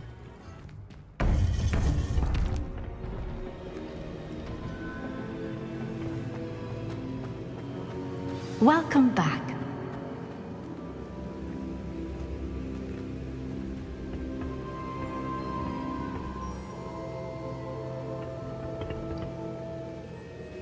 Hello, Professor. I have news. The goblins are looking for something. Another repository. They've built drills to help with their search. Most troubling. Are these repositories like the broken container I found at Rookwood Castle? They are. I fear we have no time to lose. Have a look at the map. Fortunately, the next trial is fairly nearby. It's Hogwarts. As you know, I was headmistress in my time. My portrait hangs in the headmaster's office. In fact, I witnessed Professor Black learn of your arrival. And I'll confess that I wondered about you. Wait, is the next trial in the headmaster's office? It is. I had hoped that when the time came, the occupant of that office would be of help to us. Unfortunately, this headmaster seems wildly unconcerned with anything but himself. You'll need to access the office while he's away. I understand. Very well. I'll find some way to get in. Good. I shall meet you in my portrait there. Until then. Professor Fig, the Keepers have shown me where the next trial is. Has something changed? Lodgok and I have learned that the goblins are searching for another repository, like the one we saw at Rookwood Castle. And I discovered that they're building massive drills to help in their search. Professor Fitzgerald seemed very concerned. I see. Ranrock clearly knows even more than we suspected. And sir, there's something else. Lodgok knew Miriam. He knew Miriam? They encountered each other at Rookwood Castle. She was doing research. That's where she found the container with the portkey. He liked her so much that he let her leave with it, despite orders from Ranrock. I don't know what to say. She could win over almost anyone. I want to hear more of this. And, in fact, I'd like to speak with Lodgok directly. But we've no time now. Where is the next trial? Believe it or not, it's in the headmaster's office. Incredible. Very well. You'll need the password to get past the stone gargoyle. The headmaster's house elf will know it. I don't know the headmaster's house elf. Will he even speak to me? I imagine he's loyal to the headmaster. He is. So you'll need a disguise. I have just the thing. A polyjuice potion. You'll look and sound like Professor Black. Wait, doesn't polyjuice potion require a bit of the person you want to change into? And take ages to brew? It does. So how do you already have polyjuice potion to change into Professor Black? One never knows when such a thing may come in handy. Let's just say I felt the need to be prepared for anything after my fruitless trip to the ministry on his behalf. Now, time is of the essence. Drink up and I shall explain more.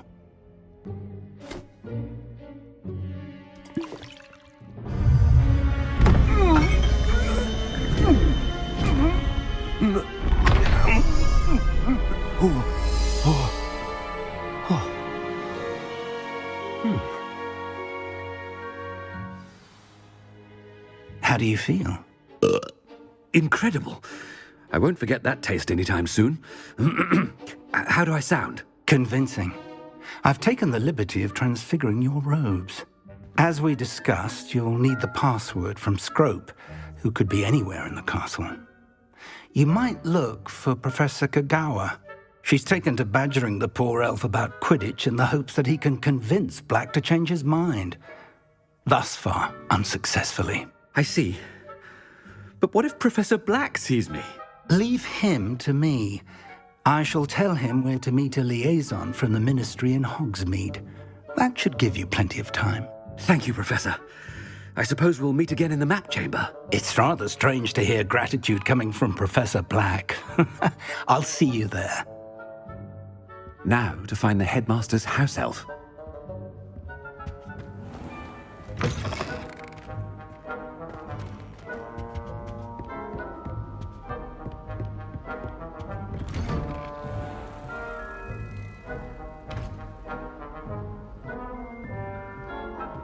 Professor, a moment of your time, please. Professor, I was hoping to catch you. Places to be, Professor Sharp, places to be. Of course, sir. Only, you'd asked me about a particular potion, and I did? I did, yes. Well, spit it out, Sharp. I don't have all day. Probably best not to discuss it here, sir.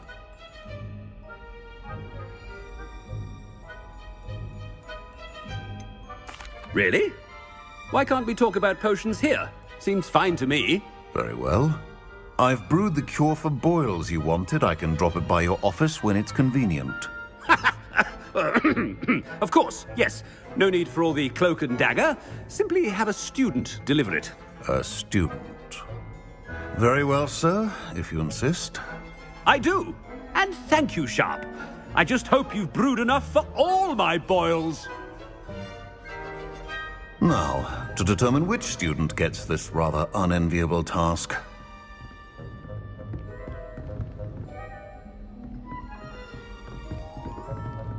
Greetings! I mean, out of my way, children.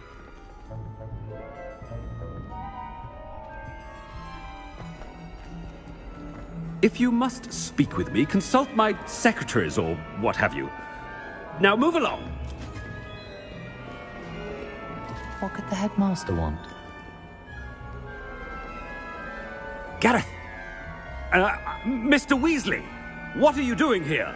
Don't you have, somewhere to be? Oh, Professor, yes, of course. All sorts of places I'd rather be right now. Do you need something from me? I'm looking for my house elf. Surely you've seen him? Ah, the little one-eared fellow. I saw him heading to the Great Hall moments ago, muttering on about your, sterling graces, sir. I hear you're getting quite good at those concoctions you brew. I say, why don't you bring a sample of your next batch to my office? I'd like to give it a try. What? Yes, sir. I will. Thank you, sir. Thank you. On your way, Mr. Weasley.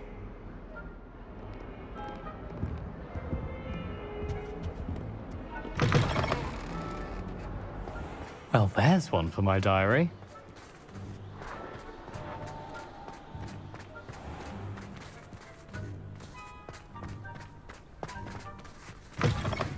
Stand proud, purebloods. The future is yours.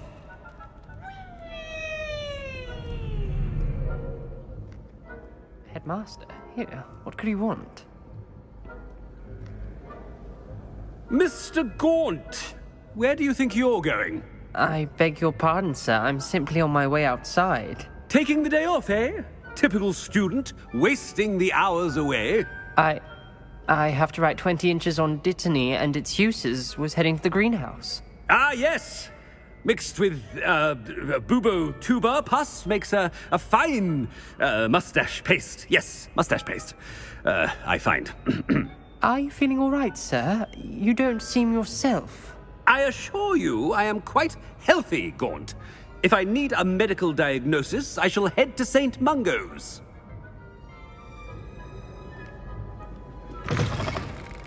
Something is very wrong with Professor Black.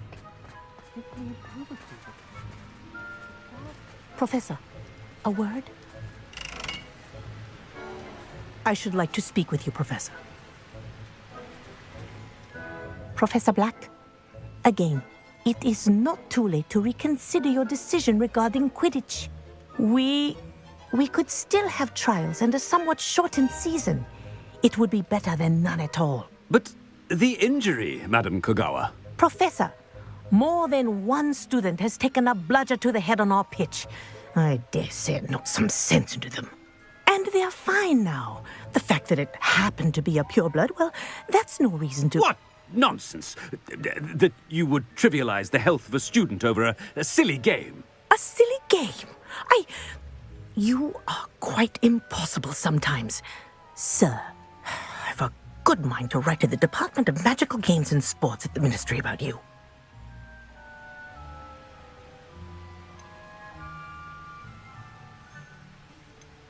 Good idea.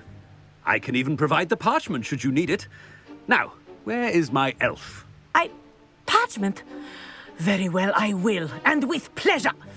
And I spotted Scrope in the Great Hall. Seems to be avoiding me. I wonder why. Good day, Madam Kogawa.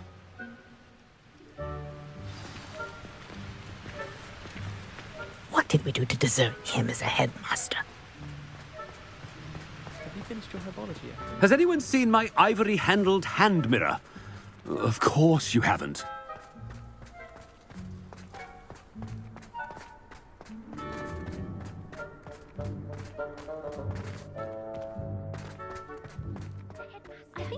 I hope it's not about anything I've been doing.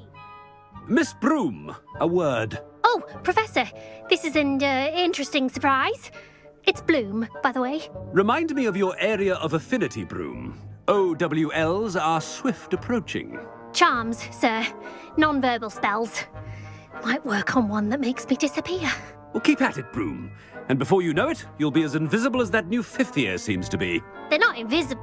I mean, I've seen them about. I mean, yes, sir. Speaking of invisible, where's my blasted house elf? Something seems a little off with the headmaster.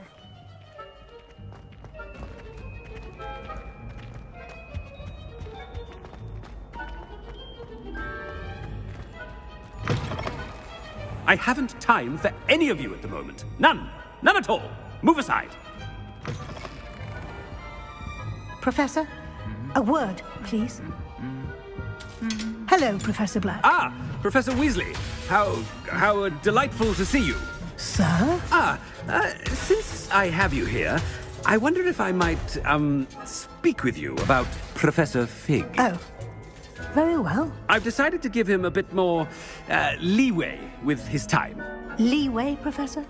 Are you sure that's wise? I confess I do worry for his students. He's rarely here as it is. Ah, well, yes. He's handling some official ministry business for me. I see. But, sir, if I may, I am wary of how much time the new fifth year seems to be spending away from the castle, supposedly on Professor Fig's behalf. I've heard unsettling rumors of their escapades. Everything from sneaking into the Forbidden Forest to confronting Ranrock's loyalists and Rookwood's lot. What? Goodness. You cannot believe everything you hear, Professor. No, you cannot. I mean, I shall keep an eye on Fig. You simply keep doing the wonderful job that you're doing. Simply wonderful. Thank you. But I'm happy to look into... Good. That'll be all, Weasley. I mean, Professor Weasley. Good day.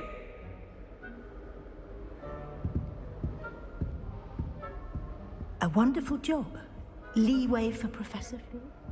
I shall never understand that man. That ought to give Professor Fig some breathing room.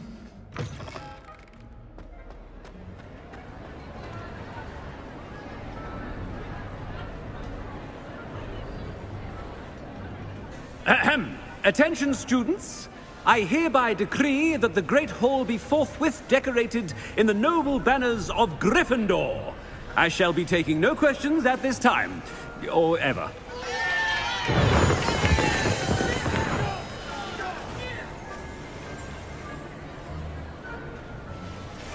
Scrope! Oh, greetings, Master. Remind me of the password to my office.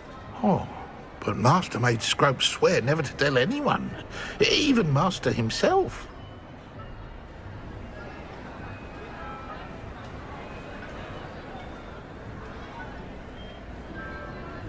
How dare you question me? I've a mind to give you a matching set of ears. Yes, sir. Of course, sir. Scrope begs forgiveness. It is the Black family motto, Master. Right. Of course. Master does remember it.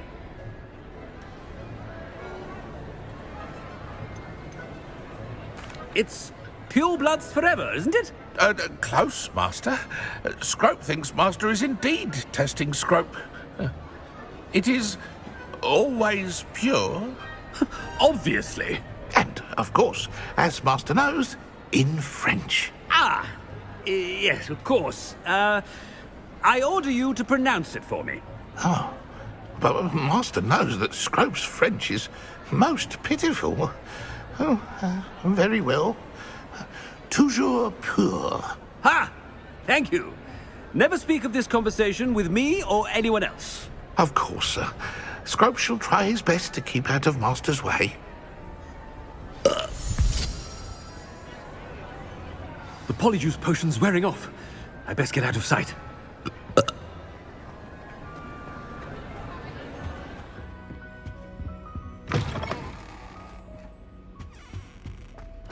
gargoyle. That's where I need to speak the password.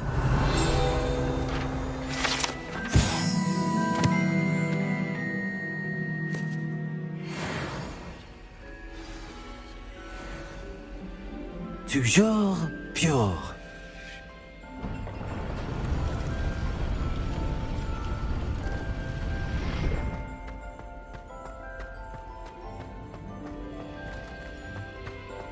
I wonder if all the elite wizarding families have a motto.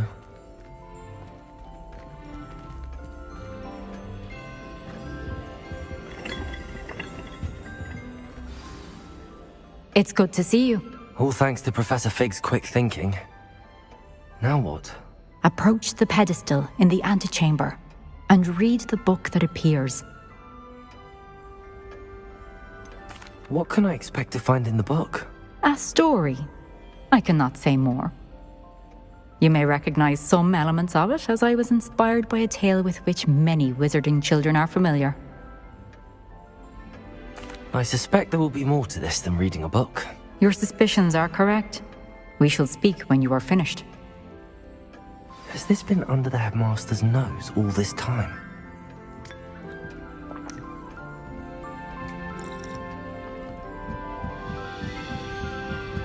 That must be the pedestal.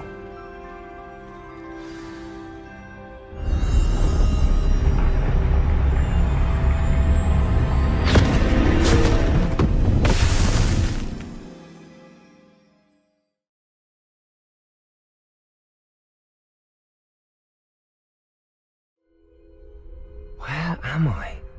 Professor Fitzgerald? Can you hear me? I am here. In this place, you may call me Neve.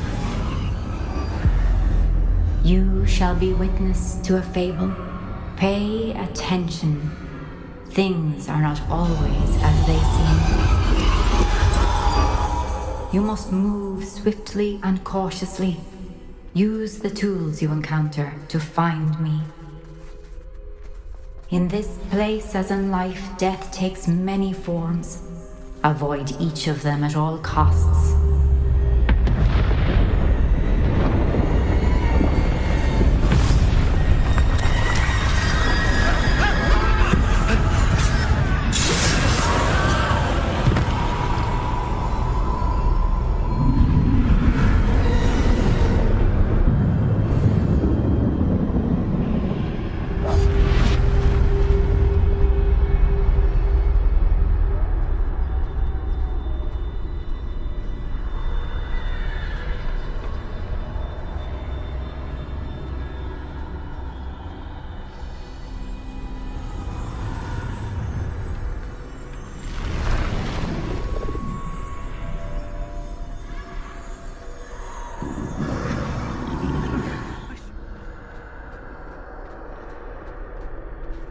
Nothing this way, but more danger. There must be another way to find you.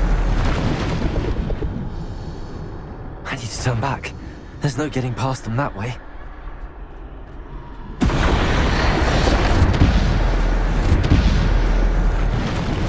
That doorway looks like the only safe way forward. Closed tight. No way but forward, I suppose.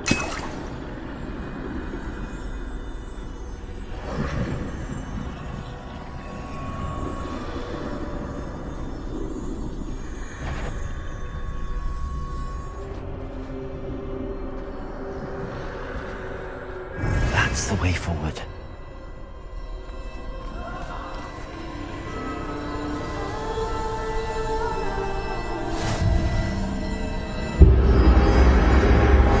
Can this be? I think I'm invisible.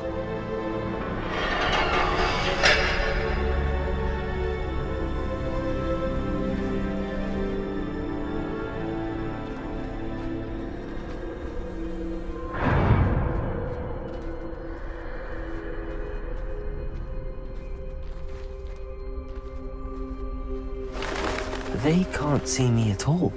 I can get closer to them.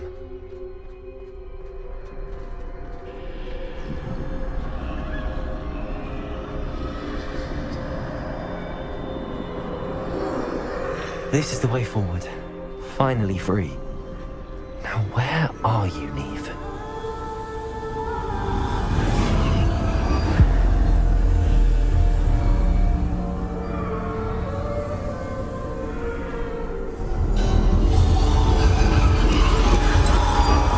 You have outrun death thus far, but have yet to find me.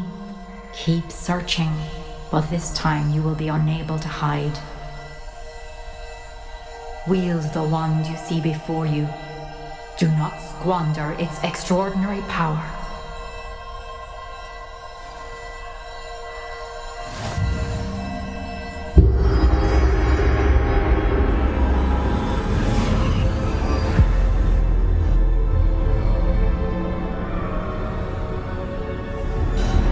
I've never felt such power.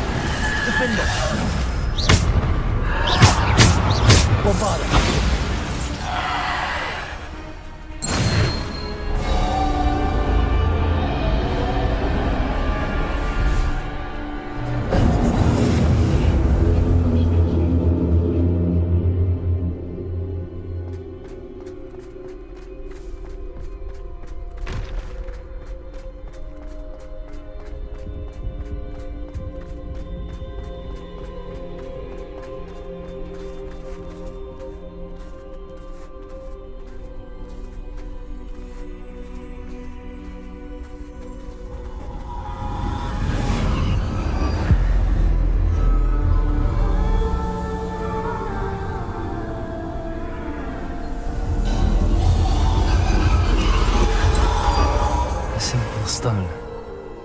This must be for me.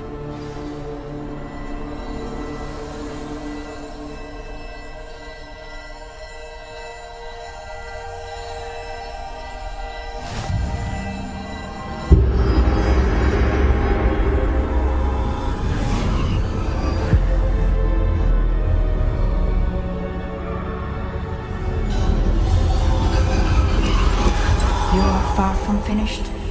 Pass through the mourners ahead. Nothing is what it seems. She's gone. Neve's dead. Dear, sweet Neve. Dead. Neve, why? We won't be the same without her.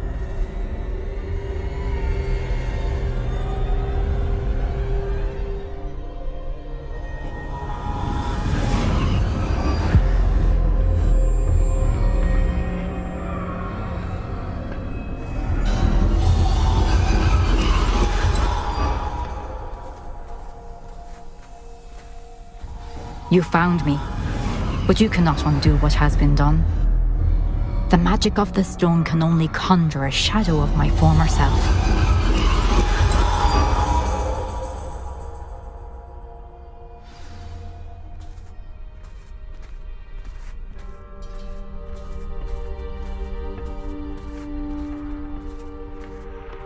But there is no light without shadow, as there is no shadow without light. Simply because you can eliminate darkness does not always mean that you should.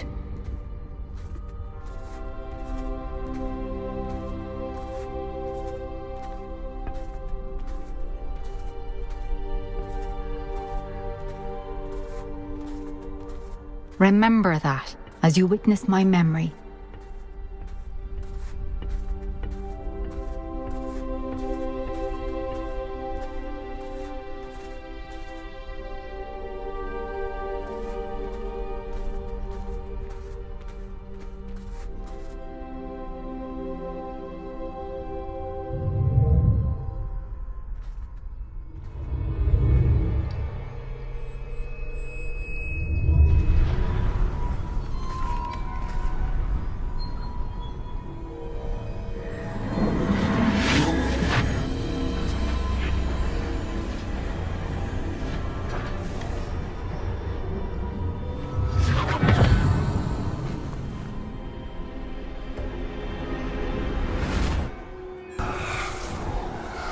Isadora, what you did for your father was remarkable. Wasn't it? And Percival needn't worry about the strands of emotion or the traces that this magic leaves. I found a way to contain all of it. You haven't stopped. Goblin Silver. You spoke to a goblin about this. Don't worry, he has no idea what we're containing. We don't know what effect any of this may have. The emotions, the dark traits. You sound like Percival. And as it happens, I do know. It is a source of strength, of focus. Somehow it enhances my ability to wield magic. I don't follow, Isadora. I think we can harness it. Power like this is not to be toyed with. In the wrong You hands, saw what I did for my father. Oh, Neve, imagine the good we could do. Everyone is in some kind of pain.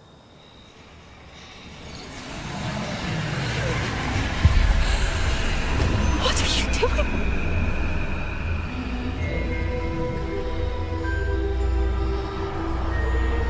Breathe it in. Can you feel it? Oh, Isadora. This must stop. All of it. You've kept this power to yourselves for so long because you fear it. I choose to embrace it.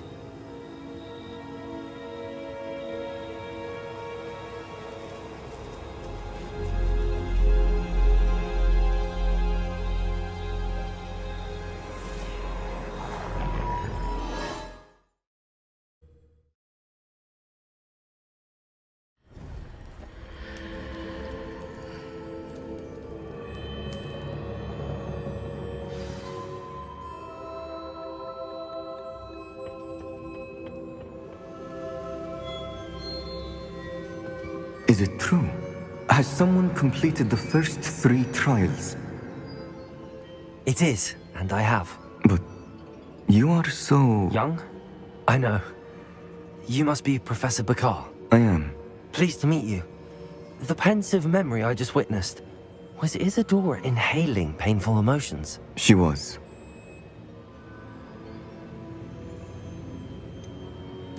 I found it disturbing. But how did she gain power from it? How did she harness it? It was disturbing. Although I wonder that you are asking about her power. I hesitate to reveal the location of my pensive to someone who, perhaps, has yet to understand the responsibility of power. I can assure you, Professor, I do. In fact, what you don't yet know is that a dangerous goblin called Ranrock has accessed the repository at Rookwood Castle. He has learned to harness the contents of it as a source of immense power. He plans to use that power against wizardkind. We have no time to waste. I see.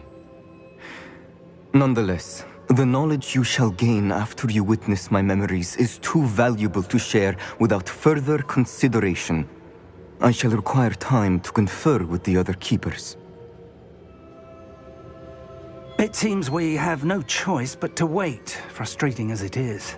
I heard what you told Professor Bakar. Isadora was inhaling emotions to gain power? She was. And she pulled emotions, as she did from her father, from Professor Fitzgerald, without permission. Monstrous. What's more, she said that she found a way to store the traces of magic she extracted in goblin silver. The repositories? Possibly. There's something I didn't get a chance to tell you earlier. Ranrock has been digging at locations tied to the 5 names he found in the journals of a goblin metalworker named Bragball. 5 names? The Keepers, and who else? Isadora Morganac? Precisely. That's how he's been one step ahead of us. Gringotts, the Tower, Rookwood Castle. If the Keepers won't tell you where the next trial is yet, I say we at least maintain a watch on Ranrock. Perhaps he'll lead us to more information. Perhaps. I hope to hear from Lodgok soon. I haven't heard anything since I learned of the drills. Oh, and as you've probably guessed by now, your Polyjuice plan worked like a charm. I knew it would. I may have done too good a job distracting Black. I had no idea he can't hold his fire whiskey.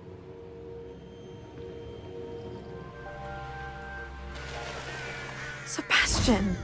A lost relic from a catacomb which requires a dark sacrifice. I know how it sounds, but if this can help you, it's worth the risk. Does Ominous know about this? He helped find the scriptorium where we discovered Slytherin's spellbook. Very well. If Ominous will be there, I'll meet you. We don't have much time. Solomon wants to leave Beldcroft. What? Leave? Never mind. You need to stall him. Buy us time, Anne. Please. I shall do my best. I'll be in touch. Solomon can't take Anne from Feldcroft. Where would they go? When would I see her? Sebastian. I can't believe my uncle wants to leave Feldcroft. Anne's going to stall him. She must. We need time. Time? For what? I've learned more about the relic. I cross-referenced Slytherin's spellbook with everything in the library on relics and dark sacrifices. That's when I realized something. I believe the relic will only work inside the catacomb. So we have to get Anne to the catacomb and then conduct a sacrifice. Seems risky. It'll be worth the risk. Our biggest hurdle may be convincing Ominous. And we'll only give this a chance if he's on board. And we have to keep all of this from your uncle. If he goes to the headmaster, we could be expelled. Let me handle Ominous this time. As for my uncle, he's not an Auror anymore. What he doesn't know, well, won't hurt us.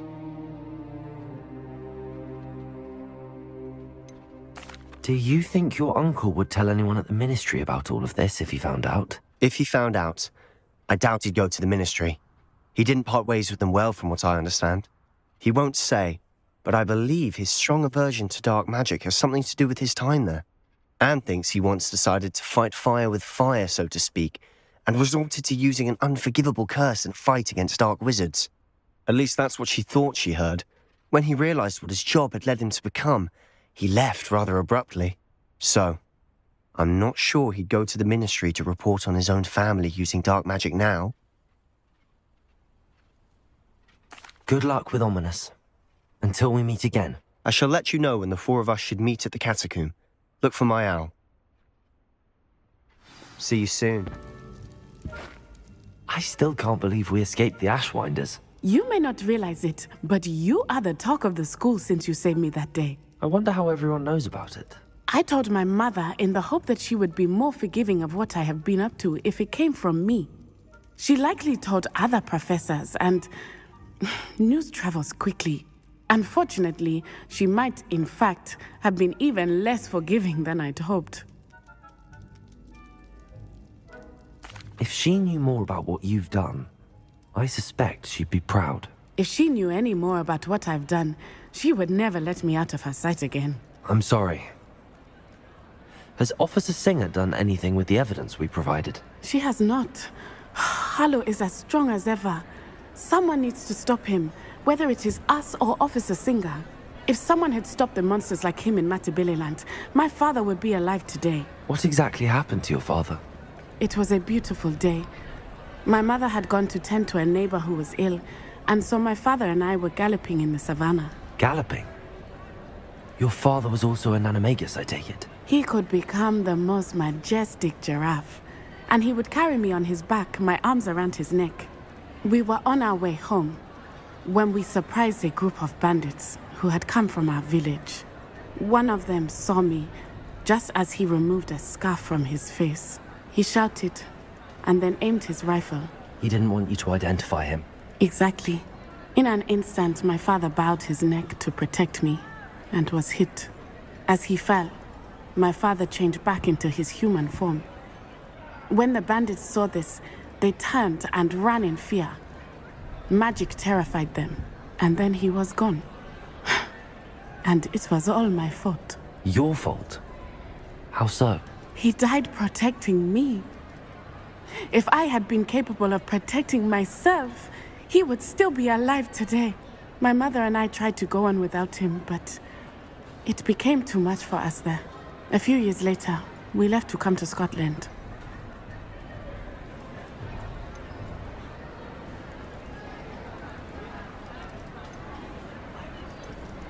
Do you think your father would approve of the things we've been doing? Oh my, that is a good question. In theory, yes. although he would worry as my mother does. But I think he, of all people, would understand my persistence. My father never shied away from a fight for good, no matter how ruthless the foe. And I think he would have enjoyed knowing that I had a compatriot like you. Do you think taking down the Ashwinders will avenge your father's death? No. Vengeance is not what drives me. My father would not want that. He and my mother raised me to believe that it is a privilege to be able to fight for those who cannot. I know there is risk involved, but I feel it is worth it. I am glad you seem to think so too. I'm sorry, Natty. I can't imagine what you've been through. Your father sounds exceptional. He was. Truly extraordinary. And thank you for your kind words. We all have our burdens. My father had a saying about that. Yes, I remember. Rain does not fall on one roof alone. Exactly. Soon you and I will put an end to the Ashwinders, beginning with Harlow. And once he is gone, we will turn our attention to Rookwood. We are making progress, and we will succeed. Thank you again for saving me. You deserve all of the praise you have received.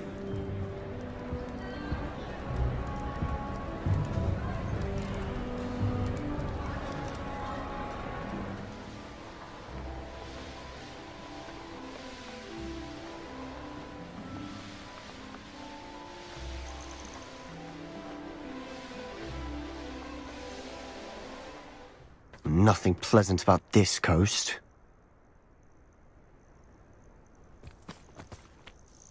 I received your owl. Thank you. I'm glad you came. I spotted droves of Ranrock's loyalists coming up from the coast. Overheard one of them say they're headed to another cavern, like the one we found. How are they still one step ahead of us? They can't know about the triptych. I don't know. I did see another memory. This time, it was a keeper named Neve Fitzgerald. She was unnerved by Isadora's use of ancient magic. But I still can't be sure how any of it connects to Ranrock. These keepers are playing games with you. You need to press them for more information. It doesn't work like that. To access each of these memories, I have to complete a trial. It's not as easy as you think. They're showing me the memories in a particular order. Either they don't trust you, or you don't care enough about Anne to ask the difficult questions. I do care about Anne, but I'm tired of explaining myself. Perhaps we should part ways. That's not what I meant. We're just not getting answers. I need answers. For Anne. I know. Now, shall we see why the triptych led us here? Let's go, quickly, before we're spotted. Keep a close eye out. I saw some of Ranrock's crew moving off the path just ahead. I wonder why. Raiding, I imagine. This mountain used to safeguard local hamlet valuables.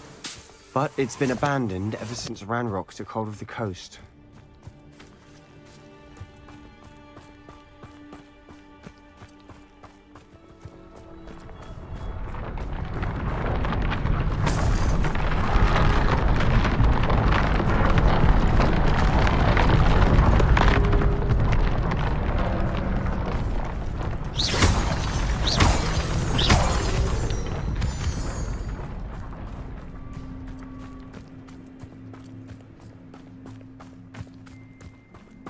Thestrals overhead.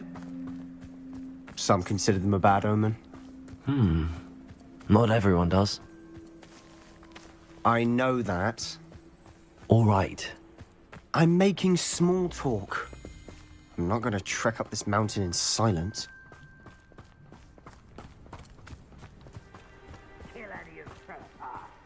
There they are.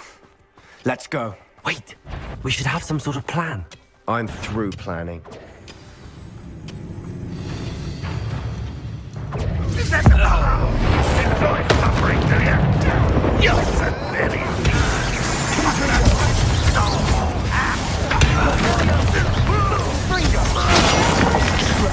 Such arrogance. Ranrock will unite us. Arrest the momentum.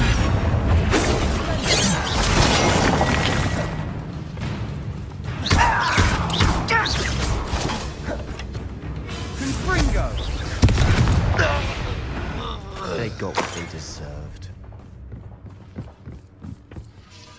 What were you thinking? I was thinking about dead goblins. You could have got us killed. But I didn't.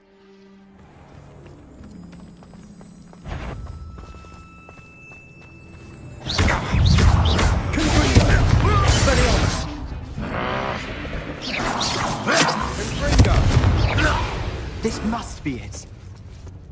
Sebastian, wait. Wait? For what? Ugh, why are you suddenly so cautious? Listen to me. I know you're angry and frustrated, but charging ahead now could undo all the progress we've made.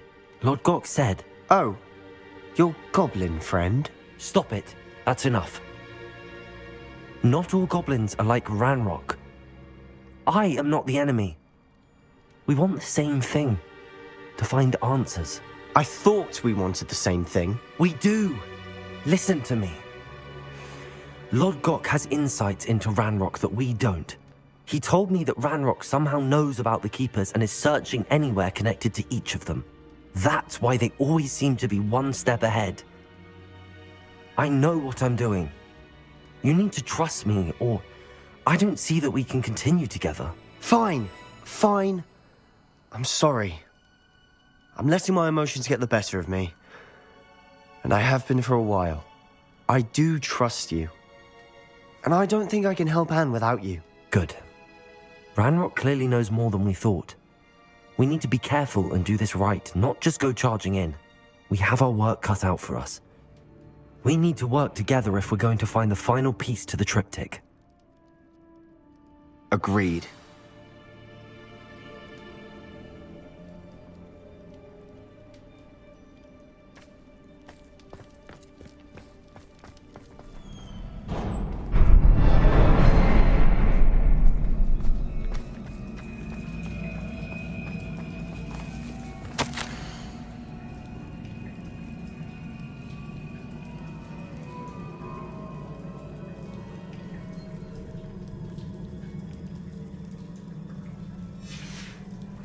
Sebastian, a journal entry. We should look for more.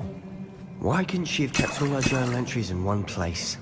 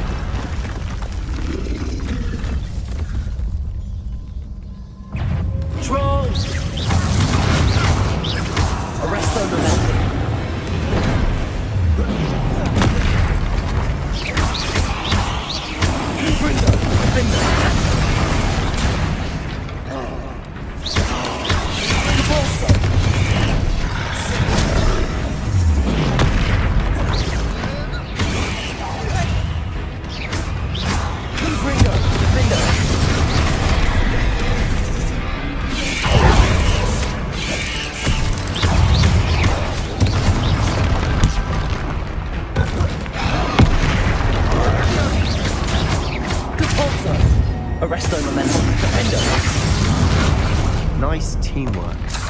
Nothing like an angry troll to bring friends together.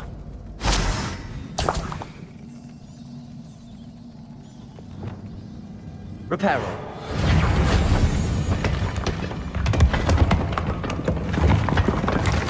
That was a piece of work. More than one.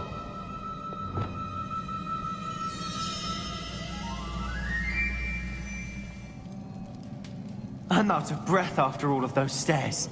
But the view, well worth it.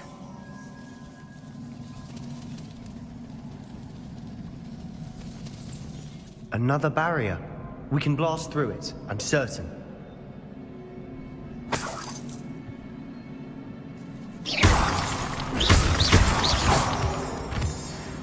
This can't be a dead end.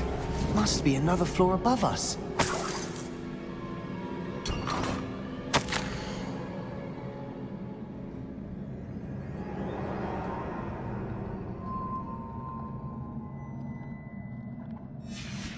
Good news?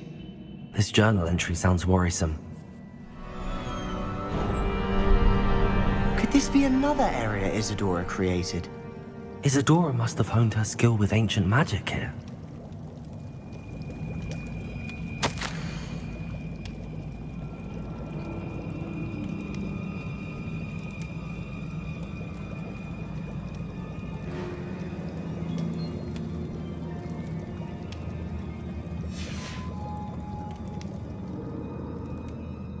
I know from the memories I've seen that the Keepers and Isadora didn't see eye to eye on the use of ancient magic.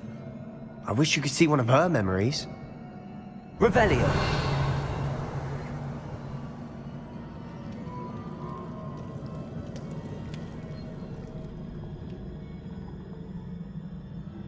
Another ancient magic passageway to the Undercroft. The final piece to the triptych must be here.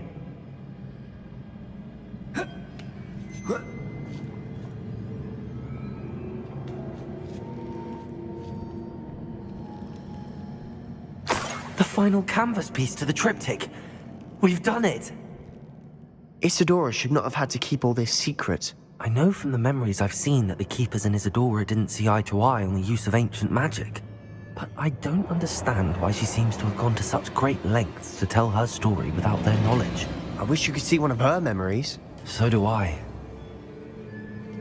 Perhaps completing the triptych will shed more light on all of this.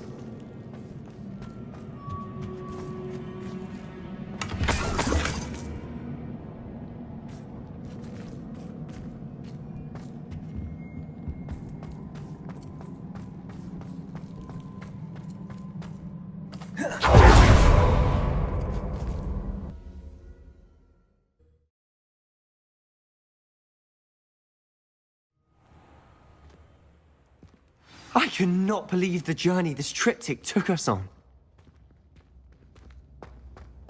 This is it. Don't keep me in suspense.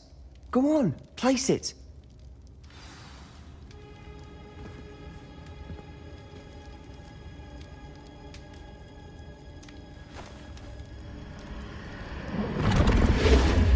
Huh. Another pensive. This is what we've been chasing.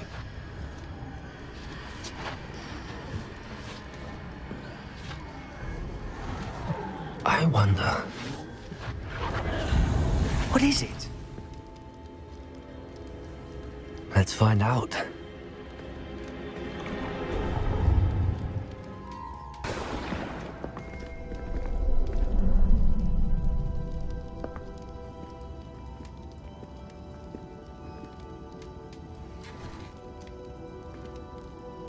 I cannot bring my brother back, Father. But I can give you peace.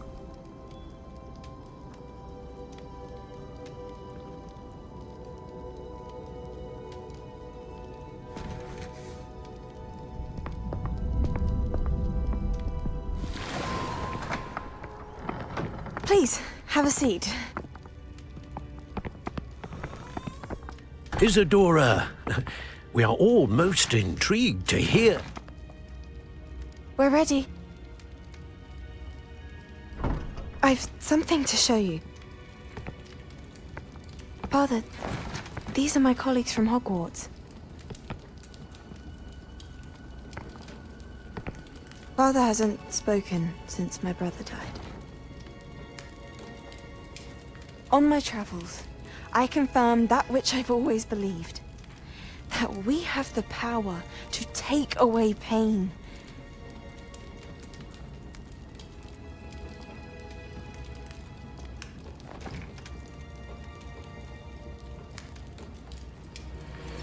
Isadora.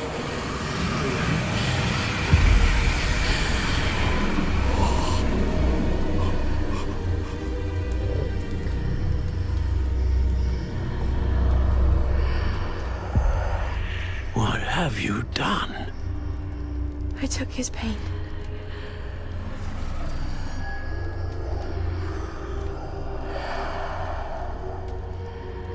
Thank you.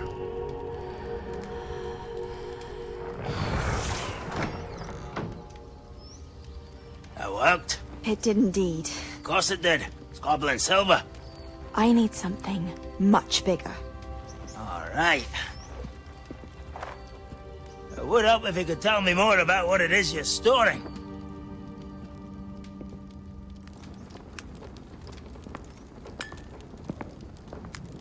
Magic. Left over from a spell I devised to remove pain, but if used correctly, its power can be used to do even more good. Why would you want to store such magic away? I only need to keep it safe until I can convince my colleagues of its worth. Magic like this unnerves some. Not everyone's ready to wield such power. Perhaps not. Someone will be.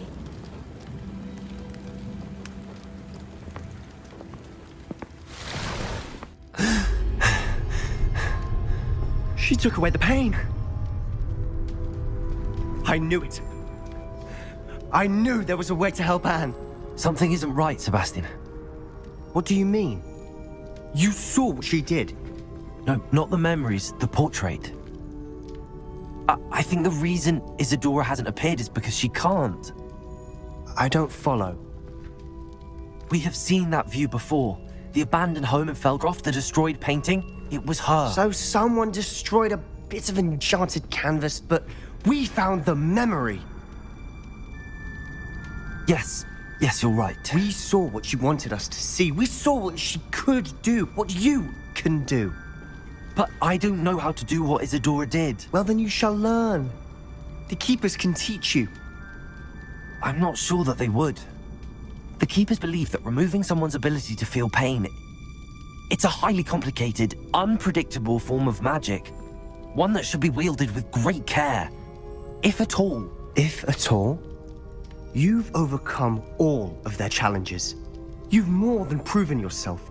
You can wield it. You have the ability.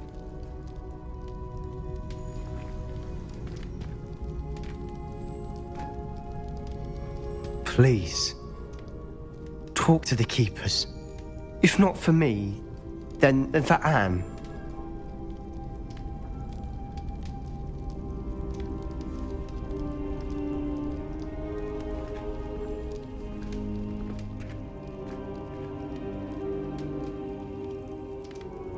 Why did the Keepers want to keep Isadora quiet? Why destroy her portrait?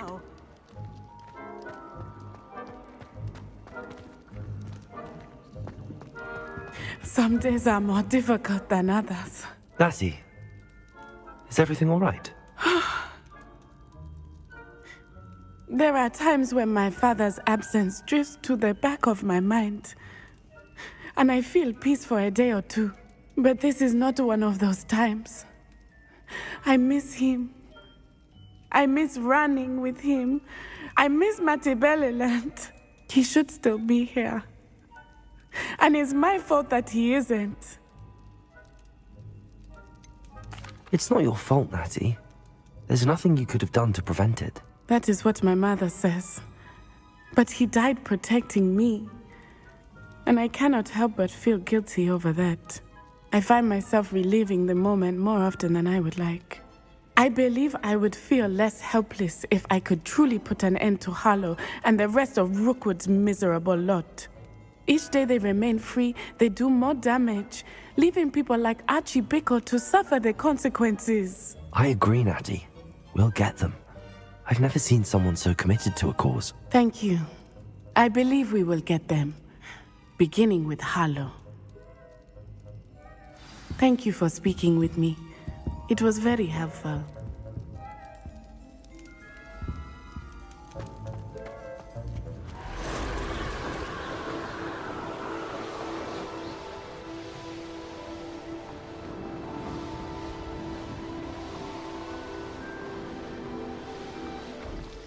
No sign of Lodgok out here. He must be inside already.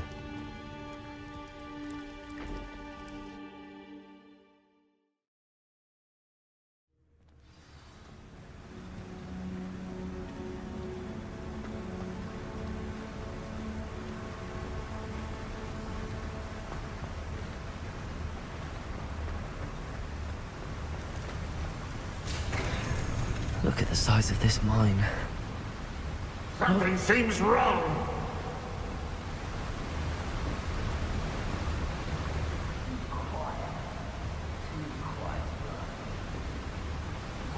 This place is teeming with Ranrock's loyalists. I keep my wits about me.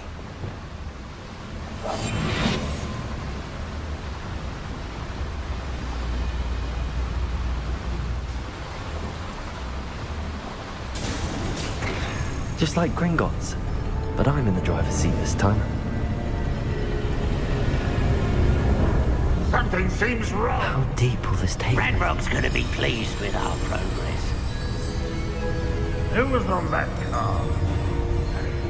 Lend me a hand with this part, will ya? That has to be the end up ahead.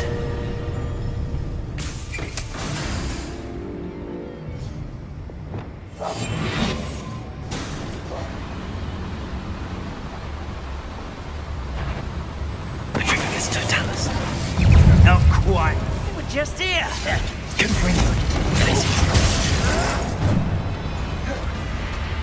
I was right Child! A miss!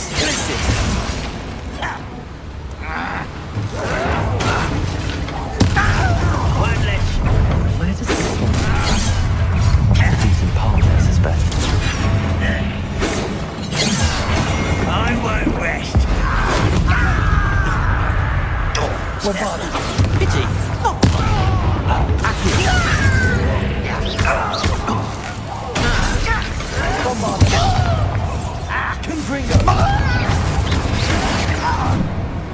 This is where you will fail.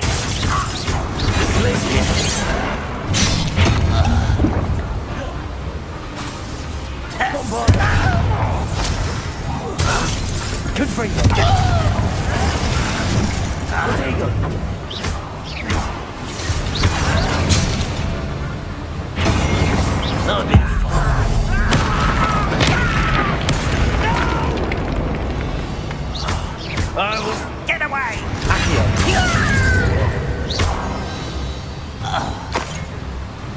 Ranrock has fooled you all. To your demise. Another drill is complete. The wizarding world will crumble. I can end this right now. I have to destroy the drill and stop Ranrock's loyalists. No witch or wizard will be spared. Hungry.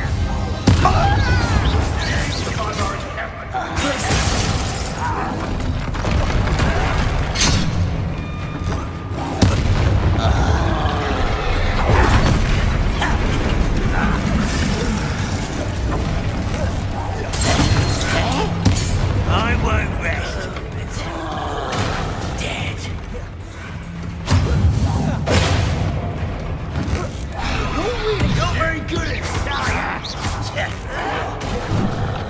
Accio.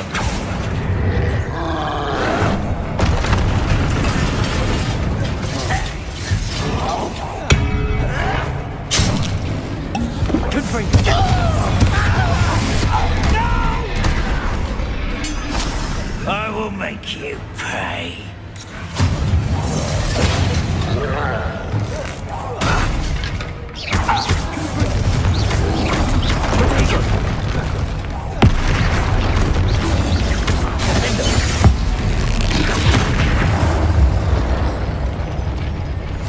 One less foul hulking brute.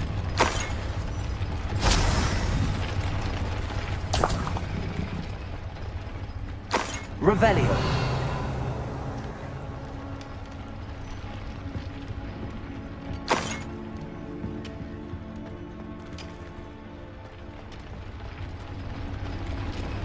I have to find a way to stop that drill. Accio.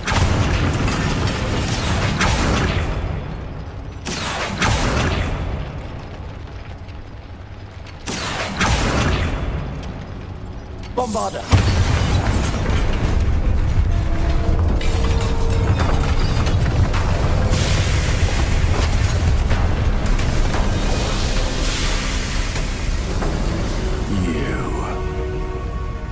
That is unfortunate. No matter, we will build another. I found this one lurking outside. Lord Gok, come to make amends, little brother. I came to stop this. What is this you've brought me?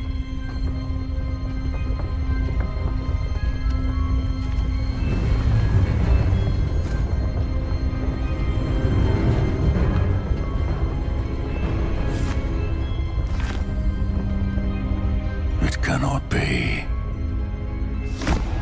All this time, you knew where it was!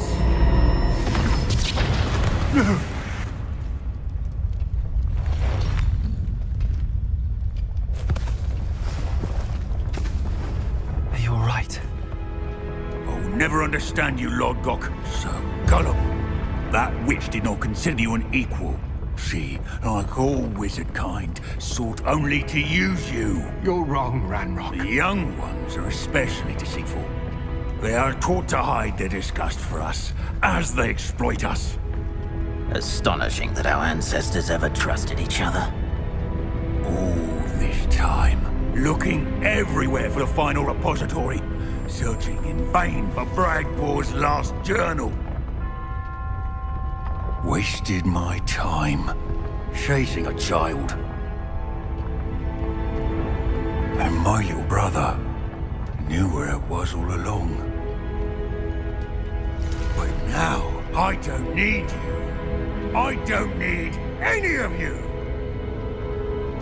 I was bringing it to you. You are a traitor to our kind! No! Avada Kedavra!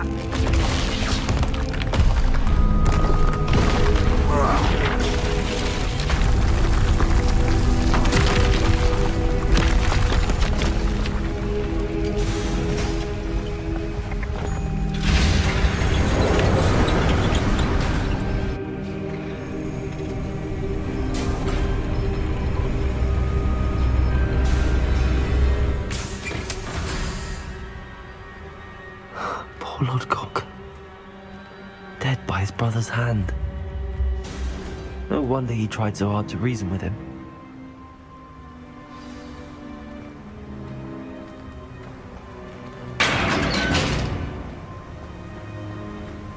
Now to get out of this blasted place. According to the owl I received, Ranrock is moving more quickly than we could have anticipated. This is grave news indeed. We had hoped for more time to discuss the best path forward. Let us hear what the student has to say. Professor, you received my owl. Ranrock has the last of Bragbor's journals. He killed Lodgok to get it. He knows where the last repository is. Godric's heart. Lodgok and Ranrock were brothers. Lodgok was bringing the journal to me. Ranrock is a monster. We need to know where the final repository is. Surely this changes things. Ranrock has Bragbor's journals and knows where the final repository is. We obliviated Bragbor. He kept journals? Why would he have documented all of this? He didn't know what we were containing.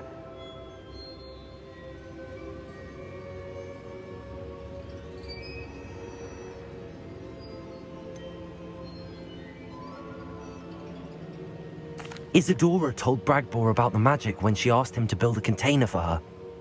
I've seen her memories. Isadora left memories for someone to find? You know what she did? Her memories showed what she did for her father, which I also saw in Professor Rookwood's pensive. And a conversation with Bragbor in which she expressed frustration about the limits being placed on her use of ancient magic. Based upon the memories they have seen, I believe our young friend is well aware of the grave circumstances in which we find ourselves. The next trial will involve an exceptional level of magical skill and a nuanced ability to interact with beasts. Find a face of stone and tendrils. I should advise you that you must engage with any beast that is part of the trial on your own. Professor Bakar will meet you in his pensive room. An exceptional level of magical skill? nuanced ability to interact with beasts? I suppose we should begin our search for a face of stone and tendrils, whatever that may be. Very well. Professor Weasley has been keeping an eye on me. Perhaps we should meet there, so she has no reason to raise concerns with Professor Black. I shall see you near the coast. Perhaps then you can tell me a little more about the memories of Isadora that you witnessed.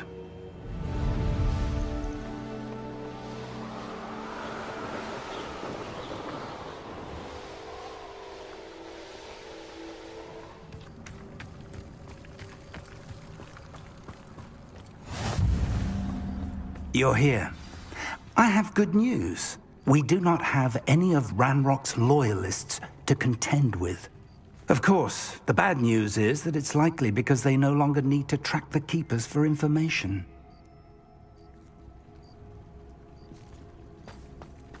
This place could do with a bit of pruning. Let's look around. Lumos.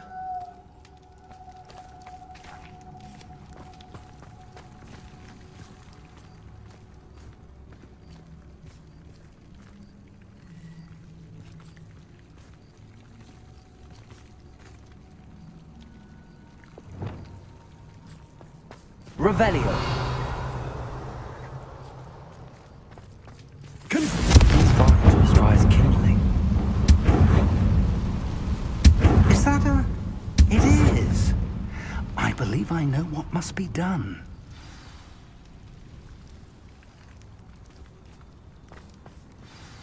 Do you recognize the head sculpted there? That's a head. I can't say that I do. It appears to be a fearsome beast known as a graphorn. And the prints carved into the ground lead me to believe that a graphorn will somehow open the way forward. That's what Professor Rackham meant when he spoke of my needing an ability to interact with beasts. It would seem so. I do know that the last of a long dynasty of graphorns lives nearby. They call him the Lord of the Shore. I suspect you'll need to bring him here. What happens next, I can't say. Have you ever subdued a graphorn, Professor? I have, yes. Years ago, at Stonehenge, of all places. The Ministry still owes me for that favor. It can be difficult, of course. They are massive, after all, but it's not impossible. It's my experience that many of your spells will have no real effect. You'll need to wear him down. If that's what must be done, I'll do it. Excellent. I know this area well enough. When you see the remains of a large sea creature, you're in the right place. Now, Professor Rackham made it clear that you must engage with any beast that is part of this trial on your own. So I shall wish you good luck and wait for your return in the map chamber.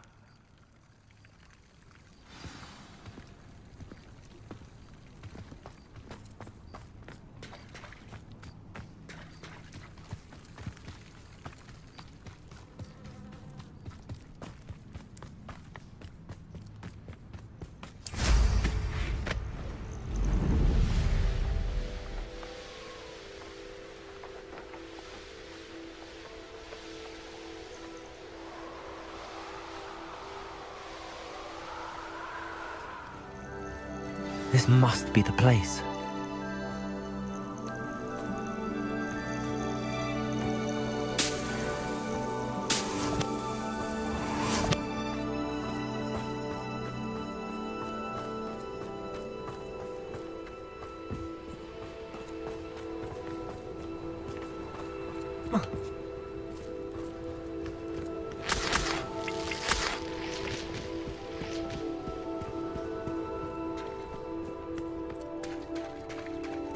Very well, Lord of the Shore.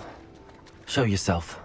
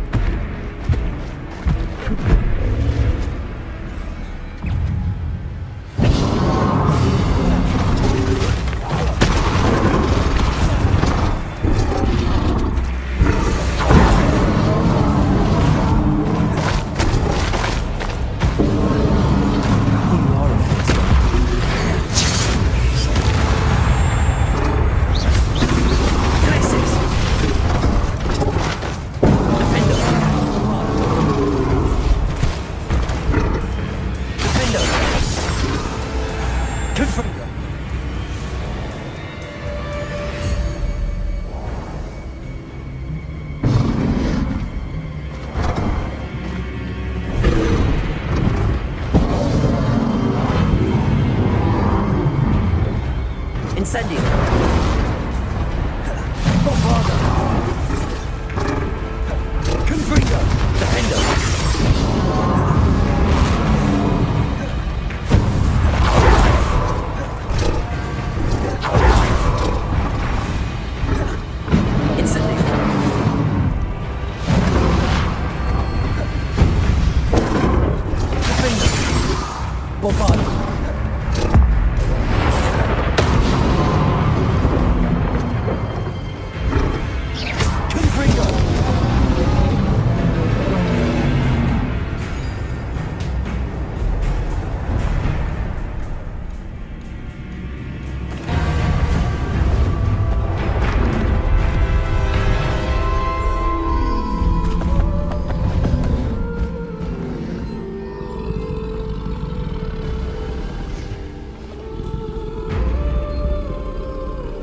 Your help, friend.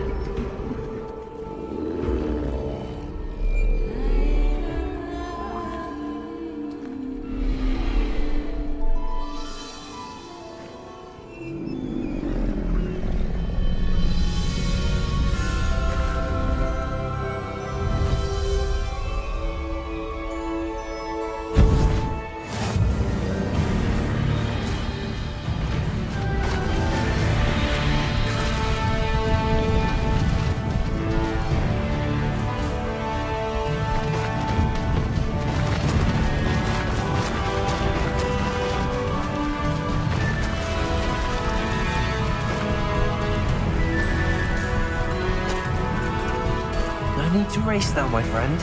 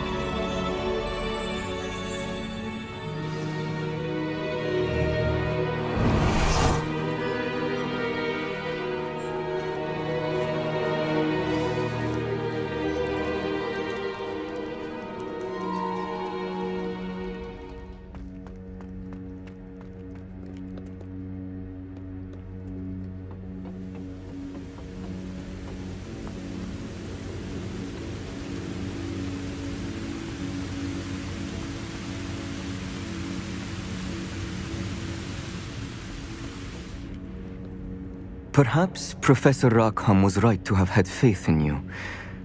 I still have my reservations. Isadora, as you will see, was not who she seemed. I can only hope that you are.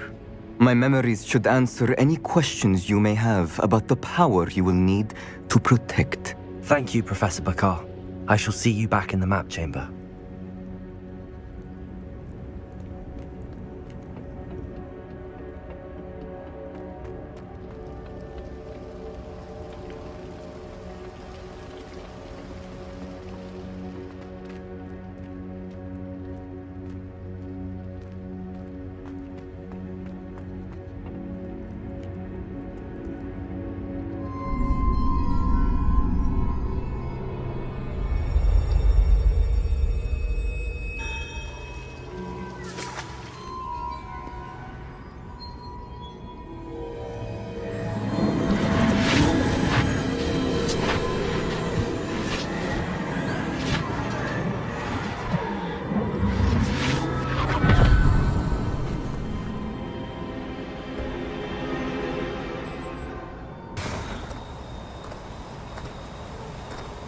Hello? Isadora? Isadora?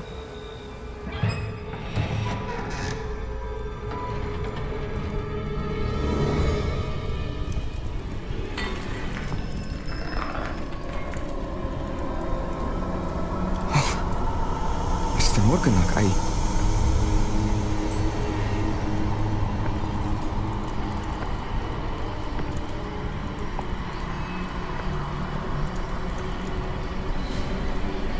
Mr. Morgan?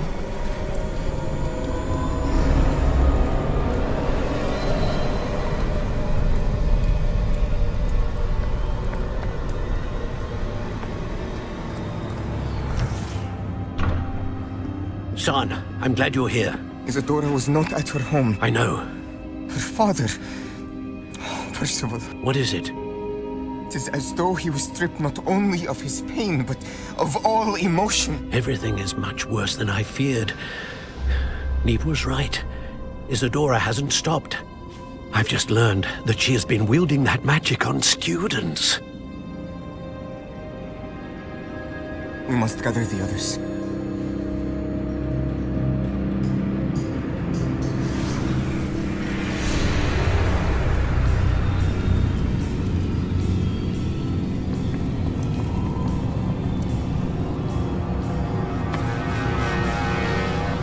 I need you to return to your common room, all right?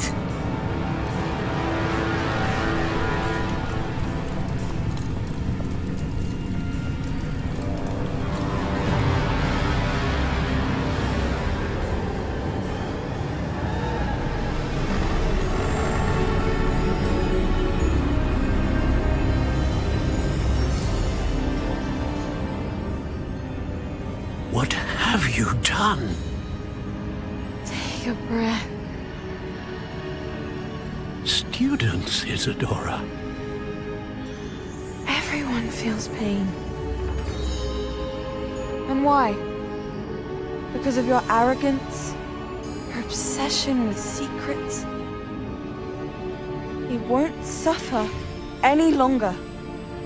Not my father, not my students, no one. Isadora, set down your wand. Professor, you taught me to hone my power, not throw it away. I did not teach you this. Expelliarmus!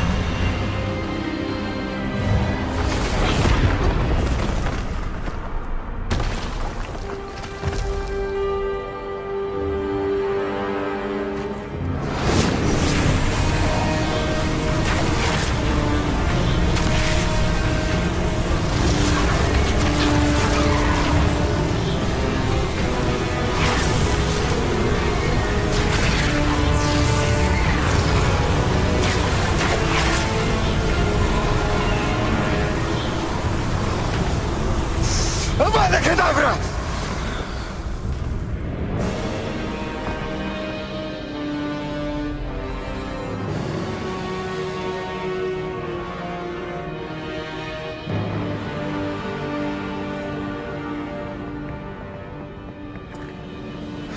She's alive.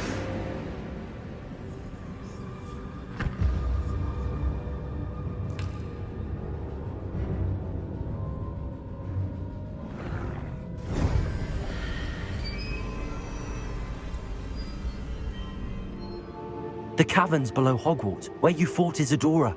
Is that the location of the final repository? It is. You see, we could not destroy the strands of emotion Isadora had stolen from so many. So we did all that we could to keep them safe. We also realized that until they could be destroyed, the magic used to create them was a danger to wizard kind. Hence, we became keepers. Keepers of an unfathomable secret. We knew that someday, one with the ability to see traces of ancient magic might be seduced by its power.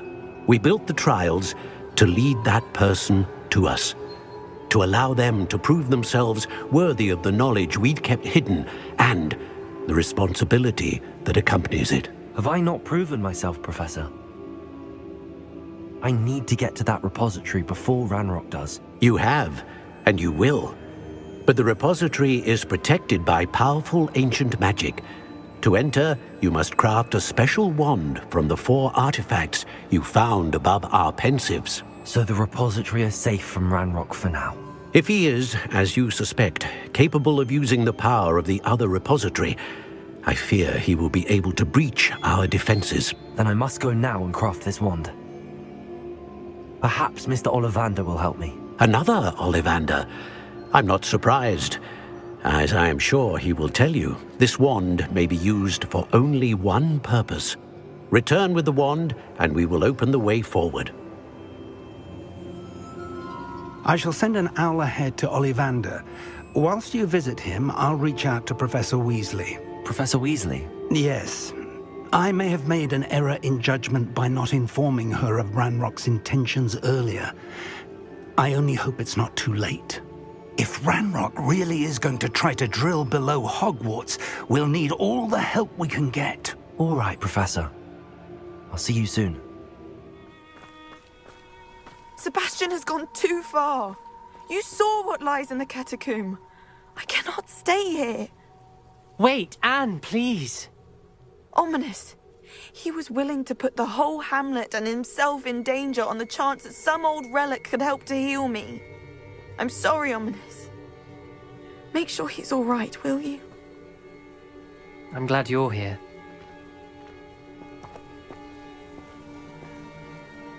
I received your owl. Where's Sebastian? Inside the catacomb. Frankly, I was surprised you weren't with him. Ominous, Stop. You swore you wouldn't let Sebastian take this one step further. Yet here we are.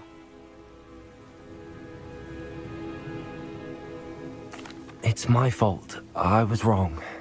I thought he'd stop. I should have stopped him before. Sebastian's in real trouble now. I'm going back into the catacomb to find him. Anne's right. He and the entire hamlet are in danger. The place is crawling with Inferi. Inferi? What are you talking about? You'll see. We need to hurry. Sebastian must not be in his right mind.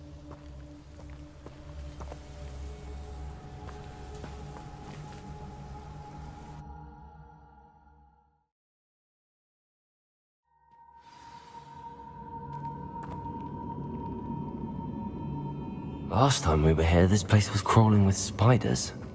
We're about to face worse. Let's find Sebastian quickly. Confringo! Accio!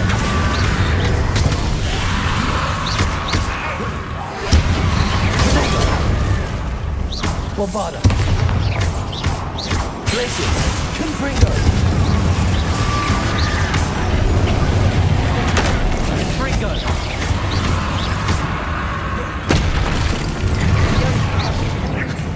Confringo! Sendo! Glacius!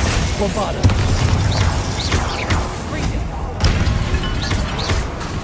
Descendo! Rodrigo!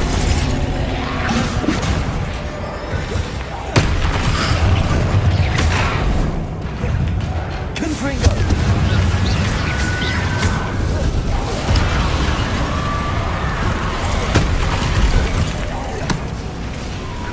Confringo!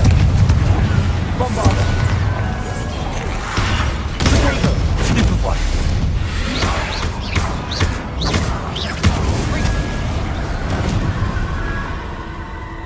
Hold on a moment. I was so worried about Sebastian I didn't even realize. Anne's gone to get Solomon. When she first saw the Inferi, she thought Sebastian was being attacked. But then he showed her the relic and said he'd learned how to use it. The carvings on the relic were Inferi, and Sebastian somehow created them. Not exactly. He's controlling them. This is powerful dark magic. Creating Inferi is incredibly difficult, but controlling them... As Anne and I frantically barricaded the Inferi to keep them from escaping, Sebastian kept mumbling about healing Anne.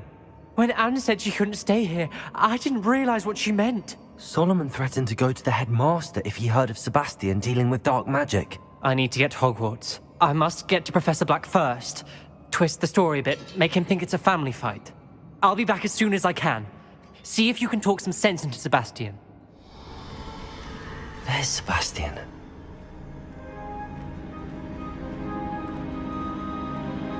Isn't this incredible? Sebastian, I told you! The relic is the answer! I've been trying to reverse the dark magic that injured Anne, but this will allow me to control it! Just as I can control the Inferi. Control? I had to fight the Inferi all the way.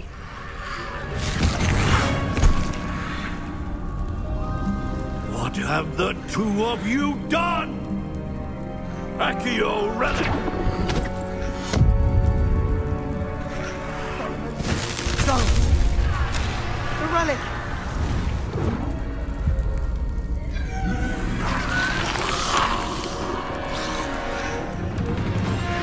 You'll pay for this!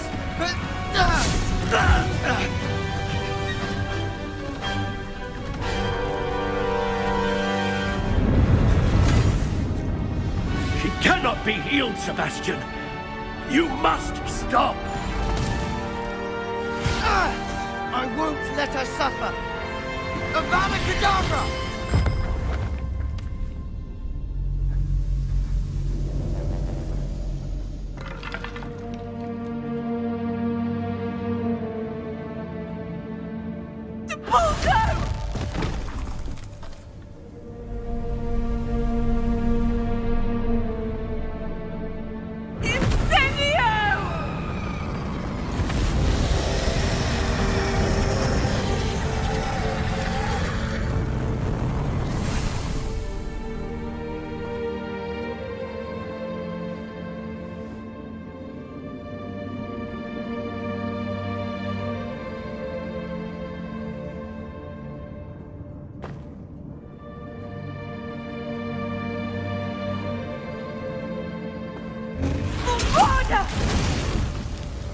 No!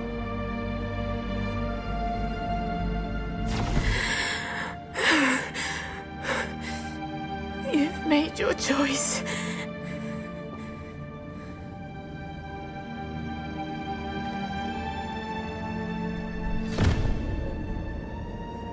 Oh, Anne.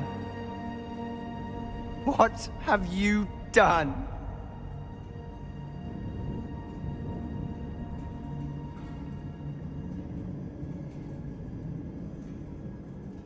I must get out of here.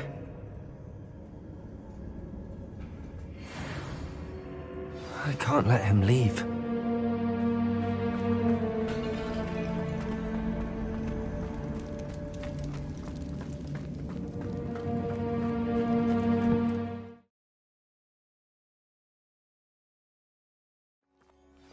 What is it?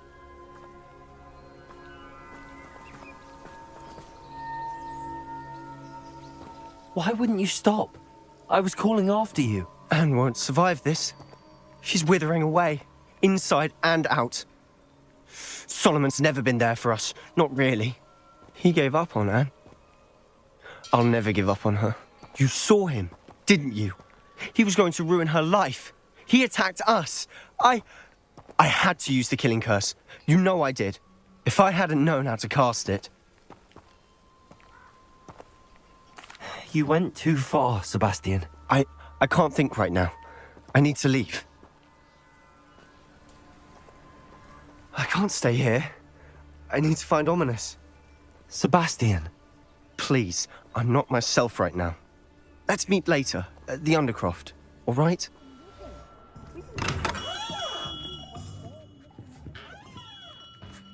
Hello, Mr. Ollivander. I wondered if you might be able to help me with something. Yes, Professor Fig sent an owl informing me that you'd be coming.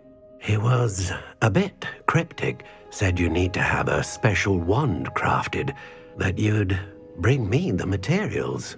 Yes, sir. I have them here. Oh, my. How extraordinary. Remarkable design. I will be honest, I have never crafted a wand in this fashion. Repaired broken wands, of course, but this is something else entirely. Keeping me on my toes, aren't you? I think I can work with what you've brought me. Let me see what I can do.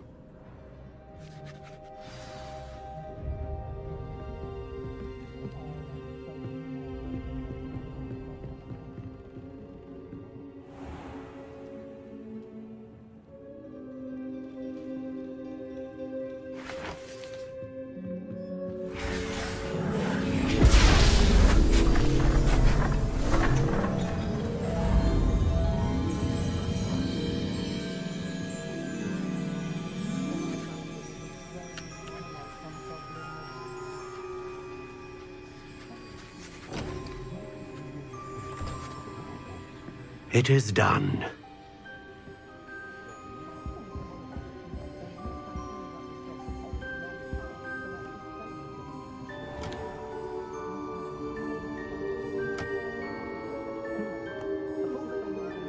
I should warn you, I've never seen a wand like this before.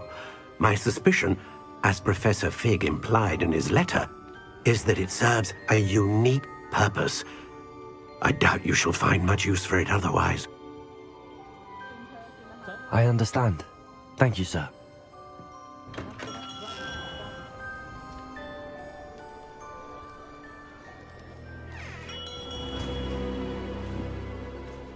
I'm afraid you're on your own. I've ensured that we have a moment to ourselves. Oh, come, come. No need for such theatrics.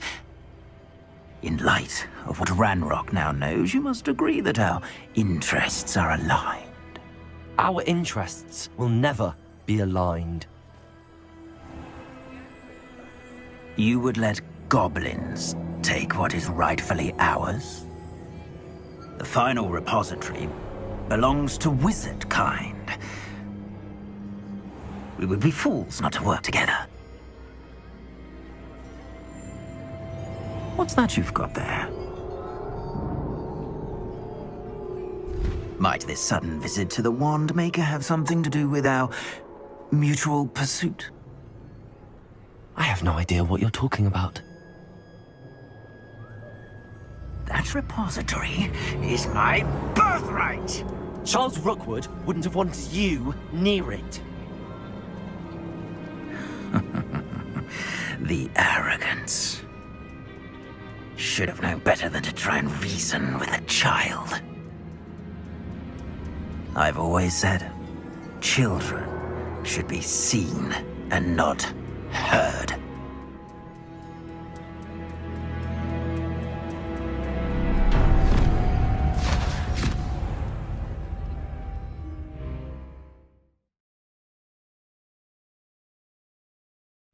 For you, expulso! I'll make you wish you were back at school.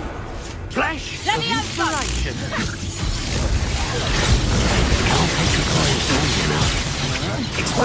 That's just the beginning. Confredo! Impressive. There you go. I've seen you duels. Come on, you're afraid to... You die for that.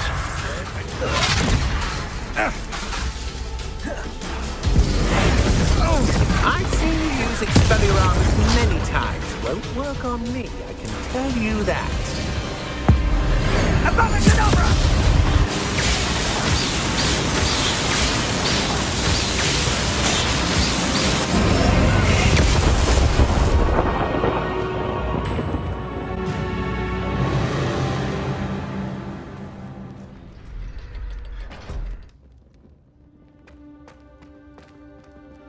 She's devastated.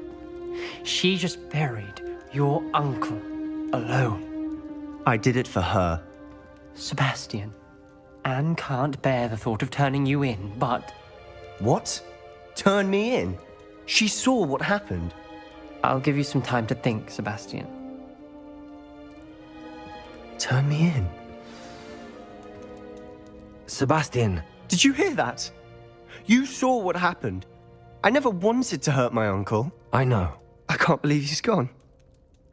How did things go so wrong? I didn't mean it. I didn't mean to... Oh, Anne, I was only trying to help. I can't leave now. Anne needs me more than ever. You understand. You can talk to Ominous. Make him understand. He listens to you. I need to be with Anne. I don't know what to do, Sebastian. You don't know. You do know. Anne has no one. I regret everything I did. I know what I did was wrong. I only hope she can forgive me. That everyone can forgive me. No matter what happens from here. I'm glad we met. Poor Sebastian. Ominous? What a mess. I can't believe it. After I last saw you, I went straight to Hogwarts. Before I had time to talk to Black, I heard from Anne. I rushed to Feldcroft and found her with Solomon's body. She was beside herself with grief. Part of her wants Sebastian to face the consequences, another part can't bear the thought of it. I don't want to lose Sebastian, but I don't think we have a choice.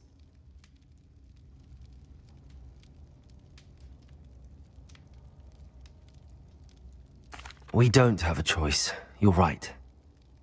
You were right the entire time. I wish I hadn't been. If we do this, we may never see Sebastian again. I realize that, but it's the right thing to do. He killed his uncle. We've tried to justify his actions every step of the way, but this has gone too far. It has to stop. Very well. Leave it to me. I'll tell the headmaster. Farewell for now. I shall be in touch. Whatever lies ahead, we must face it together. That I know.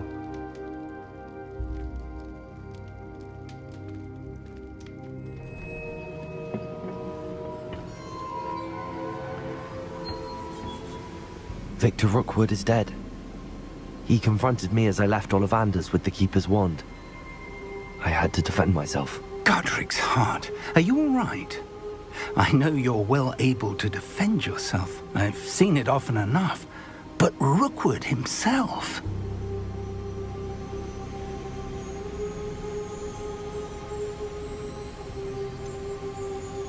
He would have killed me once he found the repository, if not before. I had no choice. You're right. You had no choice. You did what you had to do. The wizarding community owes you a great debt. Thank you for saying so, Professor. I'm ready for what's next. All right, then. The Keepers have been waiting.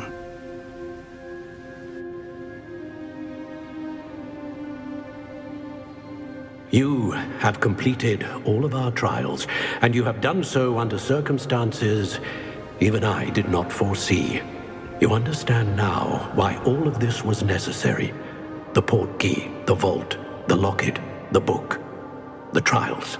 To ensure that one with the ability you and I share would make the same choice that San, Neve, Charles, and I did. Now that you have witnessed my memory, you understand all that is at stake. Not everyone is what they seem. As you know, light does not exist without shadow, nor shadow without light.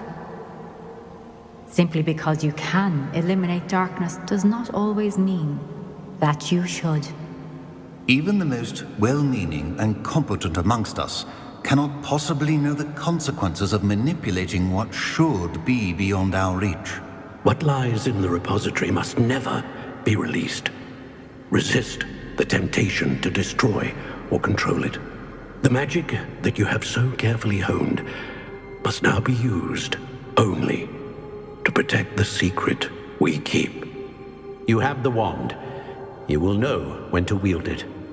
We leave our legacy in your hands.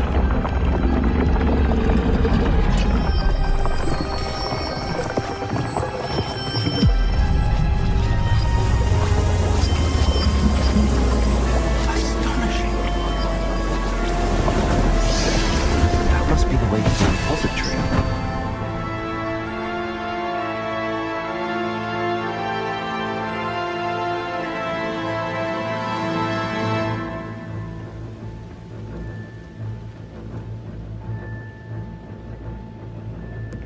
We can only hope that we're not too late, and that we find nothing but a repository undisturbed beyond this door.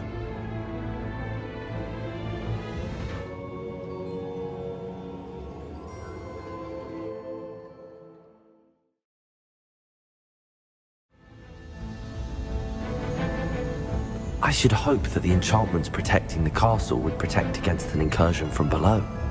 I fear they may not. Although, if they don't now, I can assure you they will in the future. Were you able to reach Professor Weasley? I was. Hopefully she and the others will arrive soon. They know where to find the door through which we entered.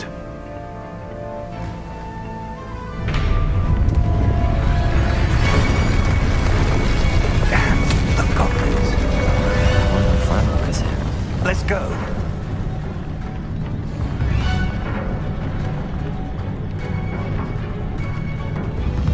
If his loyalists are here, he cannot be far behind. You and I have faced worse, Professor.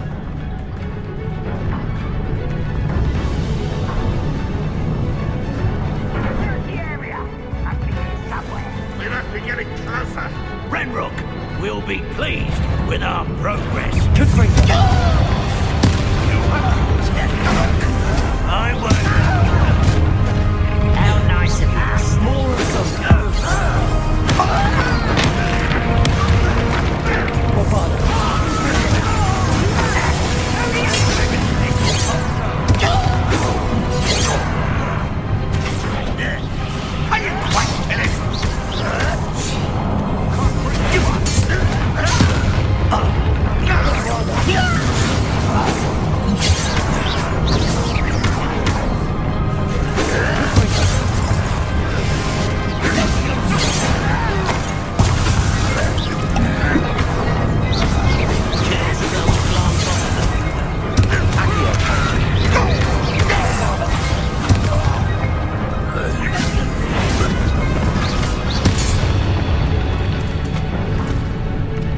We need to press on. Ranrock must be here somewhere. This drill stands between us and him. We need to move it. I shall handle it. One moment. Let's go.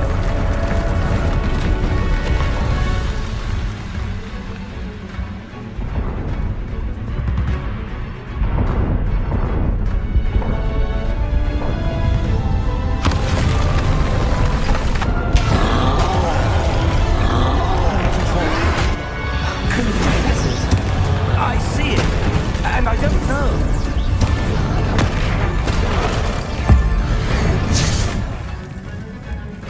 Professor, that wall, that's the way forward. Very perceptive, my young friend. It worked. Let's go.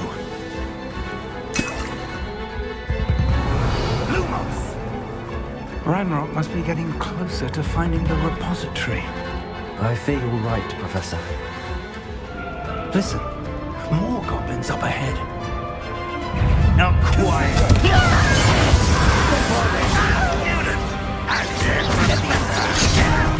Fools of a feather.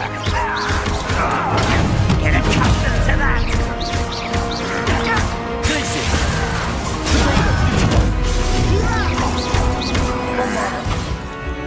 We're getting closer, Professor. That way.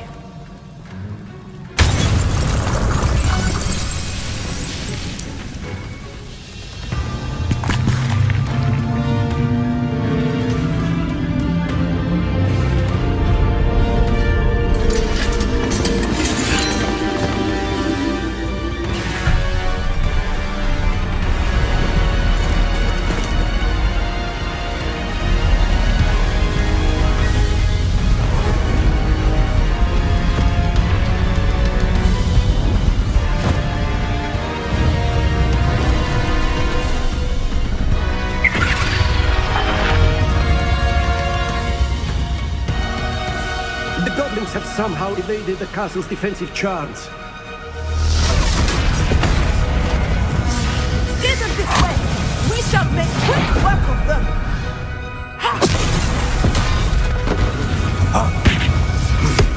They got this.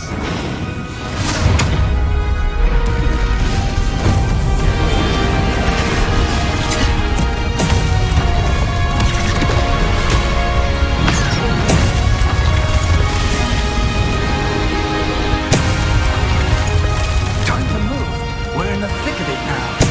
We'll show these beasts who's in charge. Your timing couldn't be better, Professor Hackett. Thank you for that.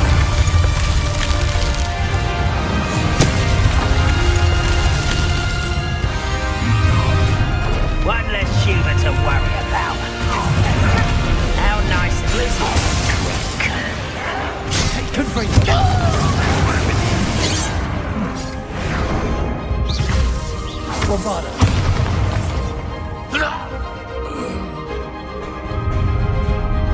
Look out! Another troll! This one's worse than the last two! Stop him! Over here! There! Now, Professor Fig, aren't you going to leave some for the rest of us? Would you be happy to see you?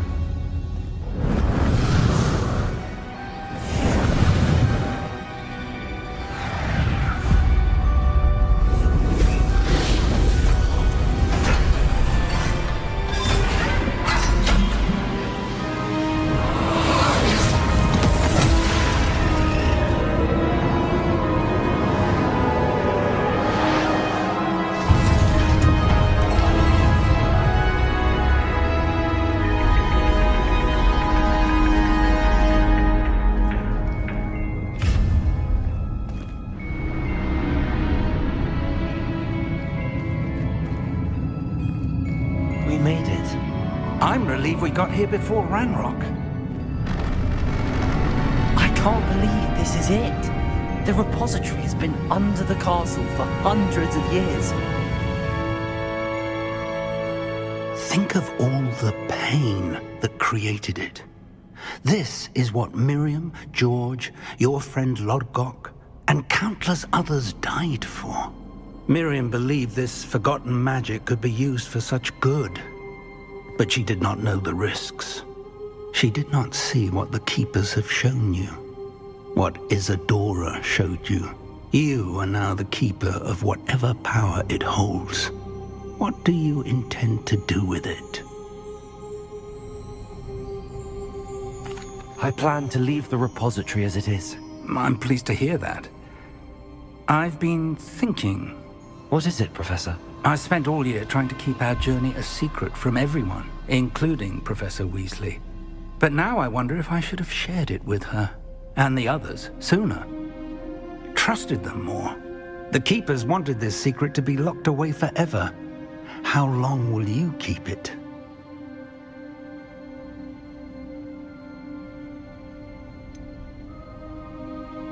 The Keepers were right. The risk of using this magic is too dangerous. It is my responsibility alone to keep it safe. I understand, but you are not entirely alone. I will do all I can to help you.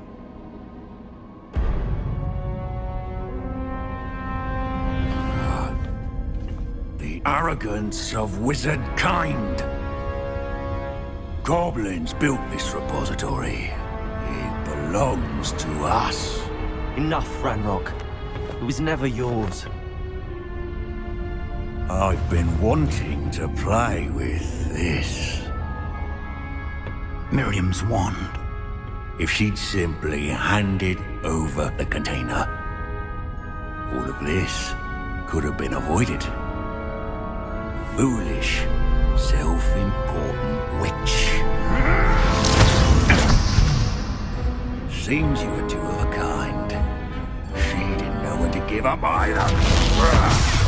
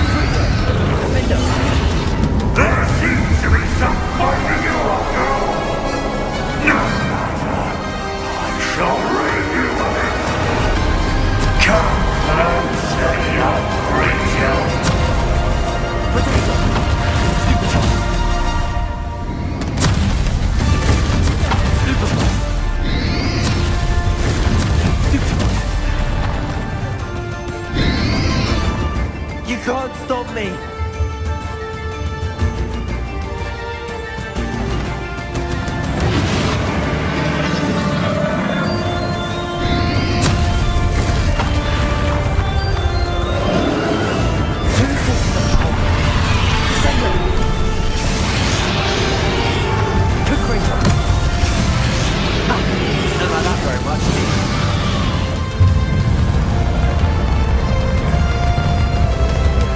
Defender!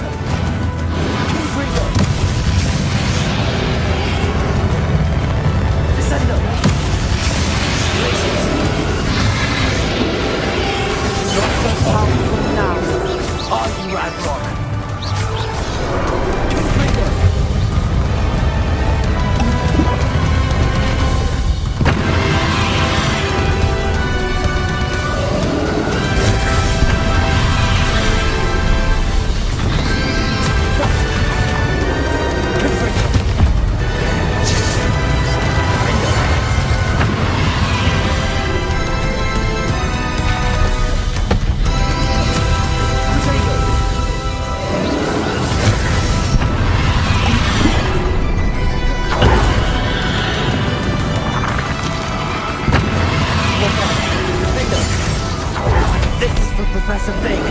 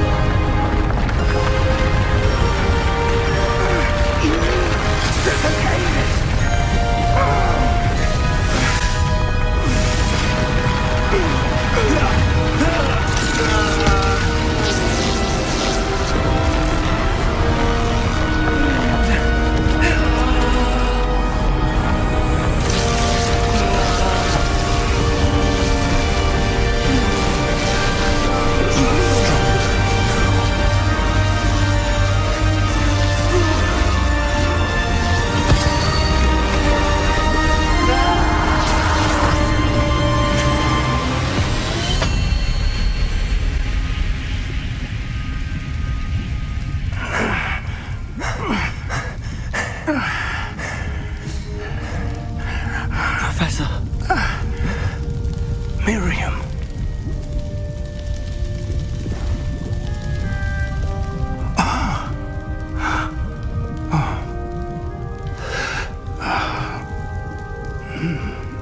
Miriam would have loved you, my young friend. The wizarding world could not be in more capable hands.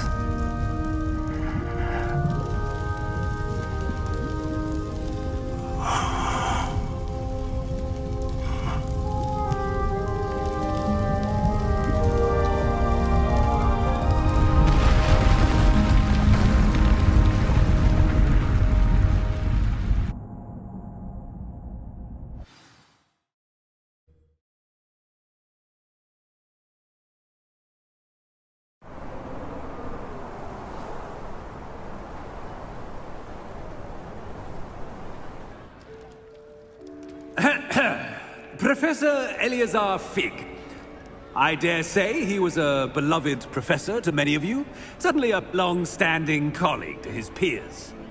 A famed adventurer and seeker of knowledge, he built a reputation charging into the unknown, brazenly disregarding both discretion and safety, providing perhaps a rather unfortunate lesson for us all. His devotion to adventure was rivaled only by his dedication to Hogwarts. And of course, to his wife, Middy, whom we lost much too soon as well.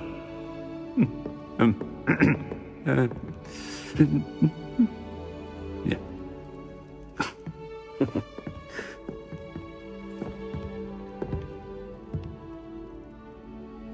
Professor Fig represented the best of all of us. He could be deviously clever, possessed a brilliantly inquisitive mind, and was the most loyal of friends. But perhaps it was his remarkable courage, for which we will all be forever indebted to him. If not for Professor Fig,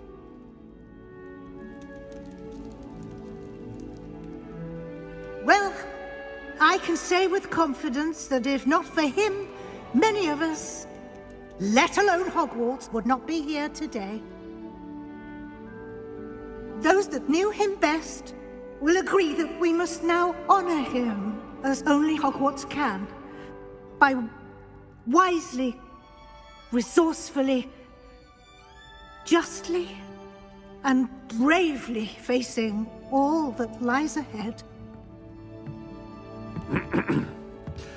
To Professor Fig!